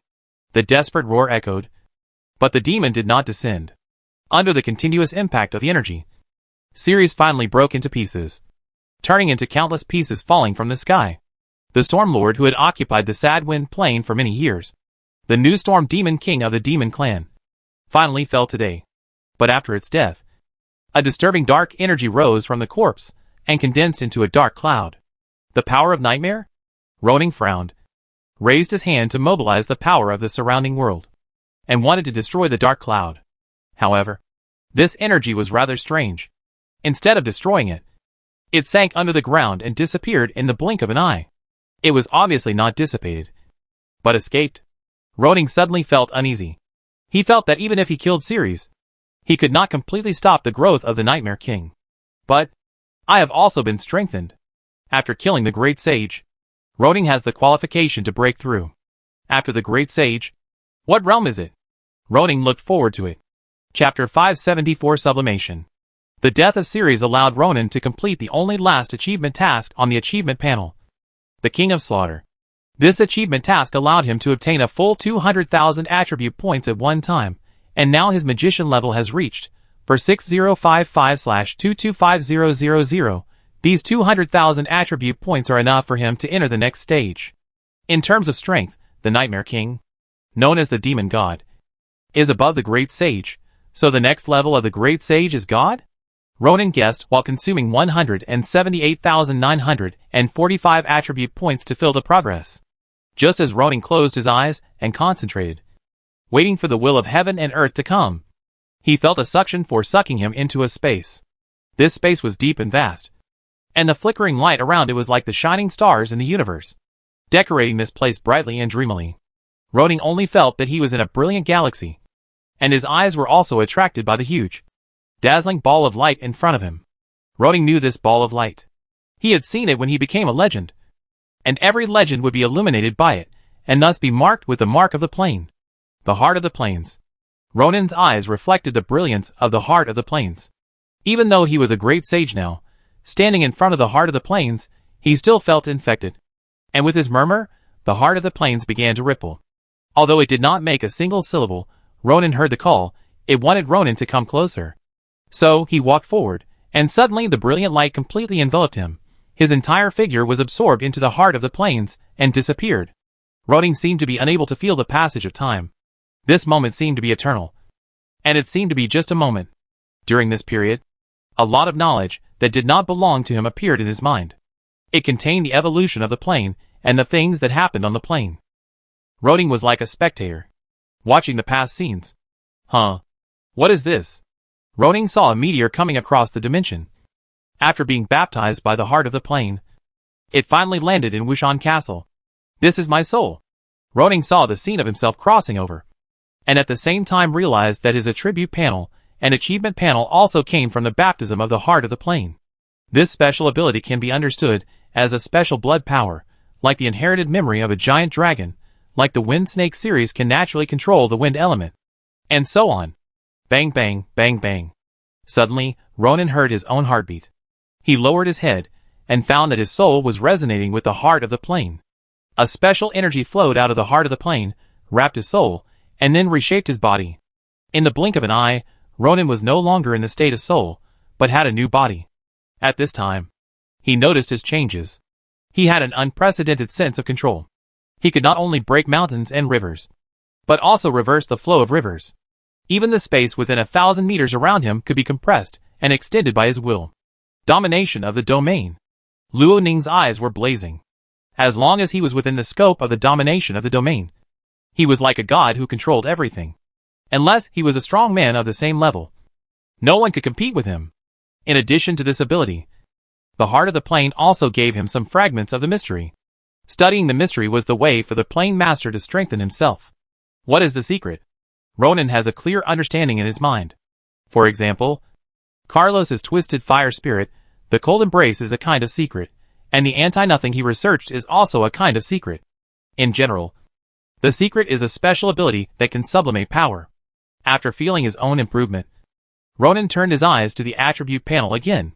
He found that the achievement panel had disappeared, only the attribute panel and the sign-in panel remained. However, the content on the attribute panel has also changed.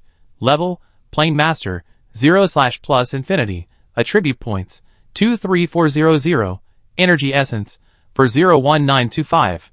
At this level, there is no longer a distinction between knights and magicians, and they are all called Plane Masters. And there is no specific upper limit for the level progress at this stage. Positive Infinity. Luo Ning was stunned. He didn't expect there would be such a mark. With the mentality of implementing the effect, he added all the attribute points to it, and then quietly felt whether it was strengthened. The improvement in body and soul is very weak, and it can't be detected without careful sensing. However, the domain of domination has expanded by 1 or 2 meters, and my understanding of the mystery has also been slightly strengthened. The effect of adding points is not as obvious as before, but fortunately, the understanding of the mystery can be obtained through one's own understanding, without relying entirely on adding points. After some induction, Ronan broke away from the plain hard space and reappeared above the fiery canyon. At this time, the aftermath of the battle had long since subsided, except for the terrain below, which had been completely changed due to the battle. Everything else seemed to have returned to its original state. Master, Carlos turned into a mini dragon and came to Ronan. It was now like a devout believer, and was intimidated by the pressure and momentum emanating from Ronan. In theory, the dragon race, especially this kind of legendary creature born with blood, has a suppression on the human race. But now the situation is reversed. Carlos sensed Ronan's power from the depths of his soul. How long has it been? Ronan asked. It's been about half an hour. Master, Carlos replied, the full-scale war has begun. Ronan nodded slightly. His mental power spread out like a tide, and he could clearly see any scenery wherever he passed. Moreover, his mental power now covers an extremely wide range. Even the Principality of Justana in the westernmost part of the Star Continent can be covered, and it almost covers the entire plane. In his perception, the armies of the human race and the demon race were already fighting on both sides of the Tyranria River. Ronan saw Makin, Bellora, Ibn and others fighting bravely. However, every enemy they killed would emit a weak power of nightmare and dissipate under the earth. Ronan could not track it before, but now he could clearly see that all these weak energies were immersed in the seal of the land of exile, and the Nightmare King inside was about to return. At this time in the land of exile, the sages and great sages of both camps had already started a melee. Nearly 20 strongmen fought, and the impact caused the entire sea to roar, with hundreds of meters of waves everywhere, especially those sages with water attributes, who directly let the sea water rush in the sky, using the power of the ocean to suppress the opponent. Although the battle did not determine the final winner, 2 sages on the human side had already fallen, and the remaining people were already stretched to the limit under the opponent's numerical advantage. Ryan Sears, a half-step great sage, did not gain any advantage over Salonas after using the terrifying killing weapon, the Rainbow Light of Nirvana, but instead lost a lot of his own strength. The Phoenix has revealed its true form. It is smaller than the Wind Serpent series, but several times more powerful than the Dark Dragon. Its body uses the special spatial power of Shadow Shuttle, allowing it to completely suppress Prius, Rydar, and the sage named Basil. Die. Die! I will use your lives to commemorate the sacrifice of Ceres. The Phoenix, who has transformed into a dragon, roared, and its sharp claws slapped down. The flames distorted the surrounding space and enveloped Basil. The binding force made it difficult for the opponent to escape, so he could only fight hard for a chance to survive. Prius was pushed back by the shock wave, and Rydar rushed up in a hurry to rescue his teammates. Boom! The 2 sides collided violently, and Prius and the other 2 flew out backwards, blood spurting from their mouths. Their armor cracked, and many bloodstains appeared on the sage's body. Phoenix, on the other hand, was only pushed back 100 meters, and did not suffer much damage. I will use your blood and lives to commemorate the sacrifice of Ceres. Phoenix opened its huge mouth, spewing flames to vent its anger. Ceres was the key to the return of the Nightmare King, but he was unexpectedly killed by Ronan on the way. Did Ronan really sacrifice himself? Prius asked with difficulty. Ceres' death excited them, but Ronan also disappeared, which made them a little depressed. Rydar frowned, although he could not sense Ronan's breath, but the connection in his soul made him sure that Ronan was still alive. Hold on. His Majesty is still alive. He will come to support. Alive? Phoenix laughed. Can you still sense his breath? He said, clenching his dragon claws, madly pumping the dragon power in his body to mix the power of the world and the power of the nightmare to form a huge flaming hammer that covered the sky and the sun. Go to hell with your childish expectations. Boom! The giant hammer fell down with a horrifying force. Although it was several hundred meters away from the sea surface, its powerful force had already caused the sea surface below to collapse. The faces of Rydar, Prius, and Basil suddenly changed. This force was too violent. It was several times more powerful than the abilities just displayed by the opponent. They could not dodge, and could only use the most powerful moves to resist. But even if the 3 of them joined forces, they could only weaken the opponent's offensive. The flaming giant hammer fell with overwhelming force. Too strong. Prius showed a bitter look. Although they were both great sages, the gap between him and Phoenix was too big. Not to mention Rydar and Basil, who were only sages. If he used the protective formation of the Land of Exile, he might be able to compete. But the battlefield was on the sea, and he could not hide in the formation alone and watch his allies being gradually devoured by the demons outside the formation. Just when the 3 of them mobilized the power of the world to protect themselves, the flaming hammer that was falling down suddenly stopped. Not only the giant hammer, it seemed that even the powerful shock waves suddenly disappeared without a trace. What was this? When the 3 were stunned, a figure appeared in front of the giant hammer. Your Majesty, Rydar shouted excitedly. Ronan? Prius, Basil, and everyone else trapped in the battle were shocked. Ronan is back? But they used their mental power, and could not sense the other party's existence at all. Ronan slowly raised his hand, flicked his index finger, and in an instant the flaming giant hammer disintegrated bit by bit, turned into countless sparks and disappeared. Phoenix was stunned, surprised, and uncertain. The eyes of the tiny human in front of him were relaxed and indifferent, but it made it extremely uneasy. From the other party, it felt like it had faced the devil. You? Puff! A sharp light penetrated directly from Phoenix's reverse scale, pierced through the other party's head, and finally shot out from the top of its head, and the surging power directly crushed the other party's head. Phoenix instantly lost all perception, consciousness, and life, and the huge dragon body fell from the air, splashing huge waves. Dead? Everyone was stunned and shocked. Phoenix, who had the absolute upper hand over a great sage and 2 sages, was killed by Ronan with such ease. Salona's throat tightened, and his hair stood on end. The scene before him kept impacting his senses, making him feel that this world was fake. What kind of power was this? Boom, boom, boom.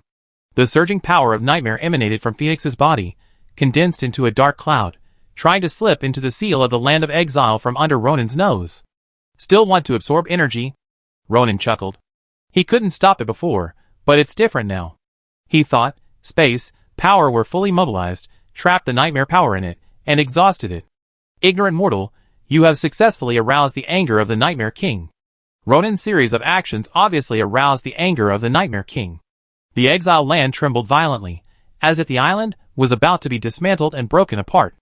At the same time, the water on the sea surface also boiled and roared, just like the appearance before a volcano erupted. Rumble. The world was in turmoil. The terrifying power rushed out from the seal of the land of exile. A dark pillar of light connected the sky and the earth.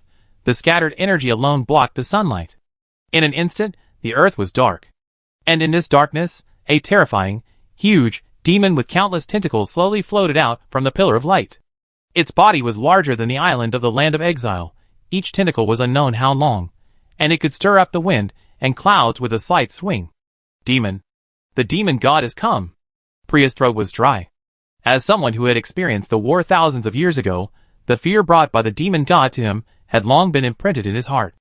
The other sages also saw the scene for the first time. Such a terrifying creature made them feel cold and trembling. Even in the deep sea, there has never been such a big guy. Among the people present, I am afraid that only Ronan can keep calm. Although the opponent's power is very strong, it is not much stronger than him. And in terms of life level, he is equal to the demon god, and he does not feel any sense of oppression. It was the Nightmare King, who was uglier than an octopus. Especially the densely packed pus-like bumps on his face, which made Ronan feel sick and uncomfortable. Compared to the human side, the demons led by Salonas were very excited. They retreated to the shadow of the other side, knelt devoutly in the void, chanted the name of the demon god in their mouths, and trembled all over. I see your piety, believers. The terrifying power of the Nightmare King fell on them, enhancing the power of Salonas and others. Now, it's time for us to digest this world. Chapter 575 Final Chapter. The low and majestic voice of the Nightmare King echoed in everyone's ears, as if the entire space was trembling under its will. Its countless tentacles waved above the sea, and each wave was accompanied by a thunderous roar. The sea water was wantonly lifted up, forming huge waves as high as 100 meters, as if even the power of nature was surrendering to it. Faced with this sudden terrifying existence, except for Ronan, everyone else felt fear in their souls. It is hard to imagine what kind of mentality our ancestors had 1,000 years ago when they sealed this existence. No wonder after that battle, the great sages and the sages all died. Ronan was unusually calm. He knew the capabilities of both sides. If a fierce battle broke out, not to mention the broken exile land, even the Crescent Continent and the Star Continent would be affected and destroyed. So, he had to take the battlefield away from this space. Rydar. Your Majesty. Rydar mustered up the courage to step forward and listen to the instructions. Ronan did not say much, and directly used the energy essence to improve the opponent's strength. More than 400,000 energy essences were invested, not only to improve Reda's strength to the peak of the sage, but also to improve his qualifications to the great sage. In a breath, Reda's strength progress stopped at the great sage, 1289882/150000. The baptism of heaven and earth descended on Reda, which shocked Prius, Ryan and others. The baptism of the great sage. Did Reda advance? What did Ronan do to him? Confused, shocked, everyone looked at Ronan with a different look. In an instant, he promoted the sage to the great sage. What kind of existence is this Ronan? They couldn't help but think of the way the Nightmare King improved the strength of Salonas and others just now, and their eyes suddenly widened. Could it be that Ronan has been on par with the devil? If so, can he also improve their strength? Thinking of this, everyone's eyes became eager. They thought too much about this. The Nightmare King can improve the strength of Salonas and others because of the special power of Nightmare and the special relationship between them. Luo Ning couldn't directly improve the strength of Ryan and others. The battlefield here is left to you. I will deal with this big guy. Rydar patted his chest heavily. I wish you a triumphant return. Ronan nodded slightly, and the flowing flame sword was held in his hand. He flashed, and came to the sky above the huge body of the Nightmare King, and then slashed with the sword. In an instant, the space was torn apart, revealing the terrifying void storm, and the huge suction force pulled the Nightmare King, trying to suck him in. Ignorance. Countless tentacles rolled up, trying to bind Ronan, but Ronan crossed the space and came to the bottom of the body of the Nightmare King. Go in. With a flying kick, the surrounding space squeezed upwards, and the huge body of the Nightmare King was kicked directly into the endless void created by the flowing flame sword by Ronan. The space crack in the sky gradually closed, and the figures of Ronan and the Nightmare King disappeared. His Majesty has gone to his battlefield, and we belong here. Rydar looked at Salonas with sharp eyes. Fight, and welcome His Majesty's triumph with our victory. Swoosh. Rydar crossed the space, and went straight to the Shadow Lord. Thousands of years ago, he and the previous generation of Shadow Lords perished together. Thousands of years later, he will kill the new generation of Shadow Lords. Kill! Victory belongs to the human race. Everyone was excited. Without Phoenix, even if Salonas and others were strengthened, the balance of victory would still tilt towards them. In the endless void, the storm kept sweeping Ronan and the Nightmare King. However, the strength of the two bodies could ignore these void storms. The fierce battle between the two sides had begun. The Nightmare King was tumbling in the endless void, and his roar made the cracks in the void even more hideous. Every swing of his huge body seemed to tear the space apart. Tentacles are coming from all directions, and they seem to have the power to freeze space. Luo Ningren was extremely calm, and his eyes flashed with determination and wisdom. He carefully sensed and responded to the opponent's attack. Obviously, the opponent also possessed the power of the mystery, but it was not very high. Luo Ning knew the strength of the Nightmare King 1,000 years ago through the heart of the plane. Compared with today, it was obviously not much different. It is estimated that during this 1,000 years, it was basically in a state of sleeping or repairing its injuries. It was sealed by a group of great sages, so the opponent's strength would not be ridiculously strong. In more than 1,000 years, you are still stagnant. It's really disappointing. Luo Ning's voice echoed in the void. With unquestionable majesty, the Luyan sword in his hand lit up again, and the tip of the sword pointed to the void, which seemed to be ignited, forming a blazing sea of fire. The Nightmare King was not to be outdone, and its dense tentacles danced wildly, each of which was like black lightning, trying to wrap Luo Ning in it. But Ronan was a ghostly figure, and he was able to dodge every time. At the same time, he used the sharpness and heat of the flowing flame sword to accurately cut the tentacles of the Nightmare King. 1, 2, 3. Although the tentacles were cut off, the Nightmare King was very strong, and new tentacles kept growing. During this period, the corrosive forces shot out, and the attacks brought by the space blockade also injured Ronan. Similarly, after the transformation of the heart of the plane, the dominant body also has incredible strength, and such damage can also be recovered. The battle gradually entered a fierce stage, and as time went by, it turned from a fierce stage to a protracted battle. Being in the endless void, Ronan could no longer sense the passage of time, but his constantly increasing attribute points clearly recorded the passing time. 1 day, 2 days, 1 month, 2 months. In the long battle, Ronan constantly consumed attribute points to improve his strength, and at the same time, he also verified the space secrets. The fire secrets and the wind secrets he mastered from all aspects in the battle. This made his attacking moves stronger and stronger, and in the protracted battle, he gradually gained the upper hand from being evenly matched. On the other hand, the Nightmare King, although still alive and kicking, had his tentacles cut off by Ronan at once, and even injured his body. Human, with the Nightmare Sea behind you, even if you crush me to pieces, I can be reborn. The Nightmare King growled unwillingly. There is no point in continuing to fight. It is not up to you to decide whether the battle is meaningful or not. Ronan's figure also became ethereal, and in a flash, rows of figures appeared. This is the mystery of wind extracted from the shadow art. Countless Ronin swung their swords together, and the enhanced vacuum strangulation technique engulfed the tentacles in front of them, and chopped the opponent's lower body into pieces. The wound of the Nightmare King was like a pollution source, emitting a black corrosive smell to the outside world. If this happened in the Crescent Continent, it would definitely create a new sea of storms, or a forbidden area that many creatures could not set foot in. Ronan brought it to the endless void, which was very foresight. A long time passed, and in the endless void, Ronan sat cross-legged. The Nightmare King in front of him was constantly hit hard by the sword intent he emitted, and disintegrated. It had been killed countless times by Ronin over the years. But it was only by relying on the so-called Nightmare Sea that it could constantly reorganize its body and be reborn. In order to completely solve the problem, Ronin kept looking for a way to truly wipe out the opponent, and kept experimenting. He finally discovered that although the Nightmare King was constantly reborn, its power was declining, and the so-called Nightmare power was the same. Ronin guessed that the Nightmare King, as the embodiment of the special energy of the Nightmare Sea, its death would lead to the drying up of the Nightmare Sea. As long as the strangulation continues, the opponent will definitely be wiped out in the end. Nowadays, it takes longer and longer for the Nightmare King to reassemble his body, and it is no longer complete.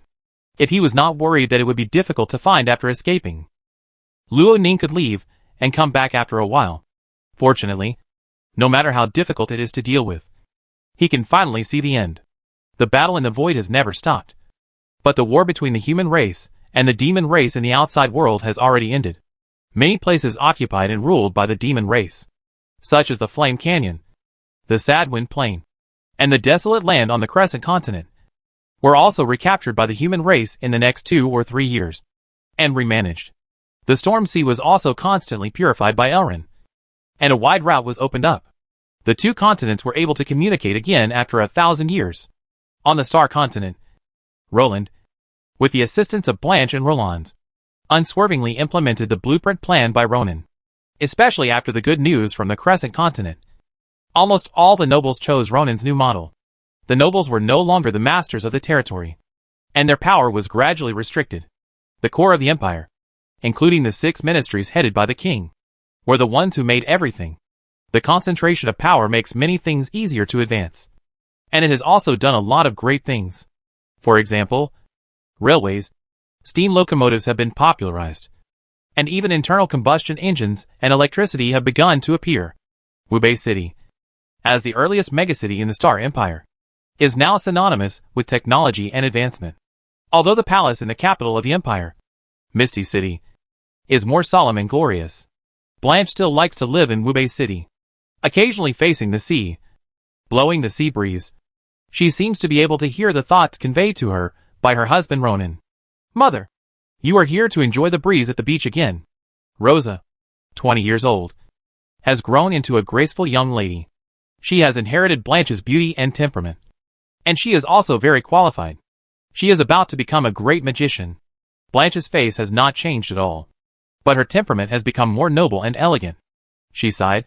Your father has been gone for more than 6 years. Roland is getting married, and you are also getting engaged. I don't know when he will be back. Rosa held Blanche's hand, and her eyes also showed a look of longing. Yes, we all hope that our father can come back soon. If it weren't for Rydar, Macken and Elrin's spiritual connection with Ronin, they couldn't help but think of the worst. Blanche took a deep breath of the sea breeze, and the longing on her face turned into a smile. Let's go, Rosa. I believe your father will be able to return triumphantly soon. As if in response to their longing, the void ahead rippled, and the elemental power condensed into the figure of Ronin. Blanche, Rosa, long time no see. The mother and daughter's eyes widened, revealing surprise. Ronin, when will you come back? She asked quickly, and tears flowed. My children and I miss you very much. Rosa also cried softly beside her. Father, please come back soon. Ronin smiled. Rosa was only 14 years old when she left, and she has changed a lot now. He raised his hand, and the breeze turned into his palm, gently stroking the cheeks of his wife and daughter. Don't worry. It will only take a year at most, and I can go back. Blanche's eyes showed a look of surprise. Finally, their family can be reunited again. We are waiting for you, Ronin.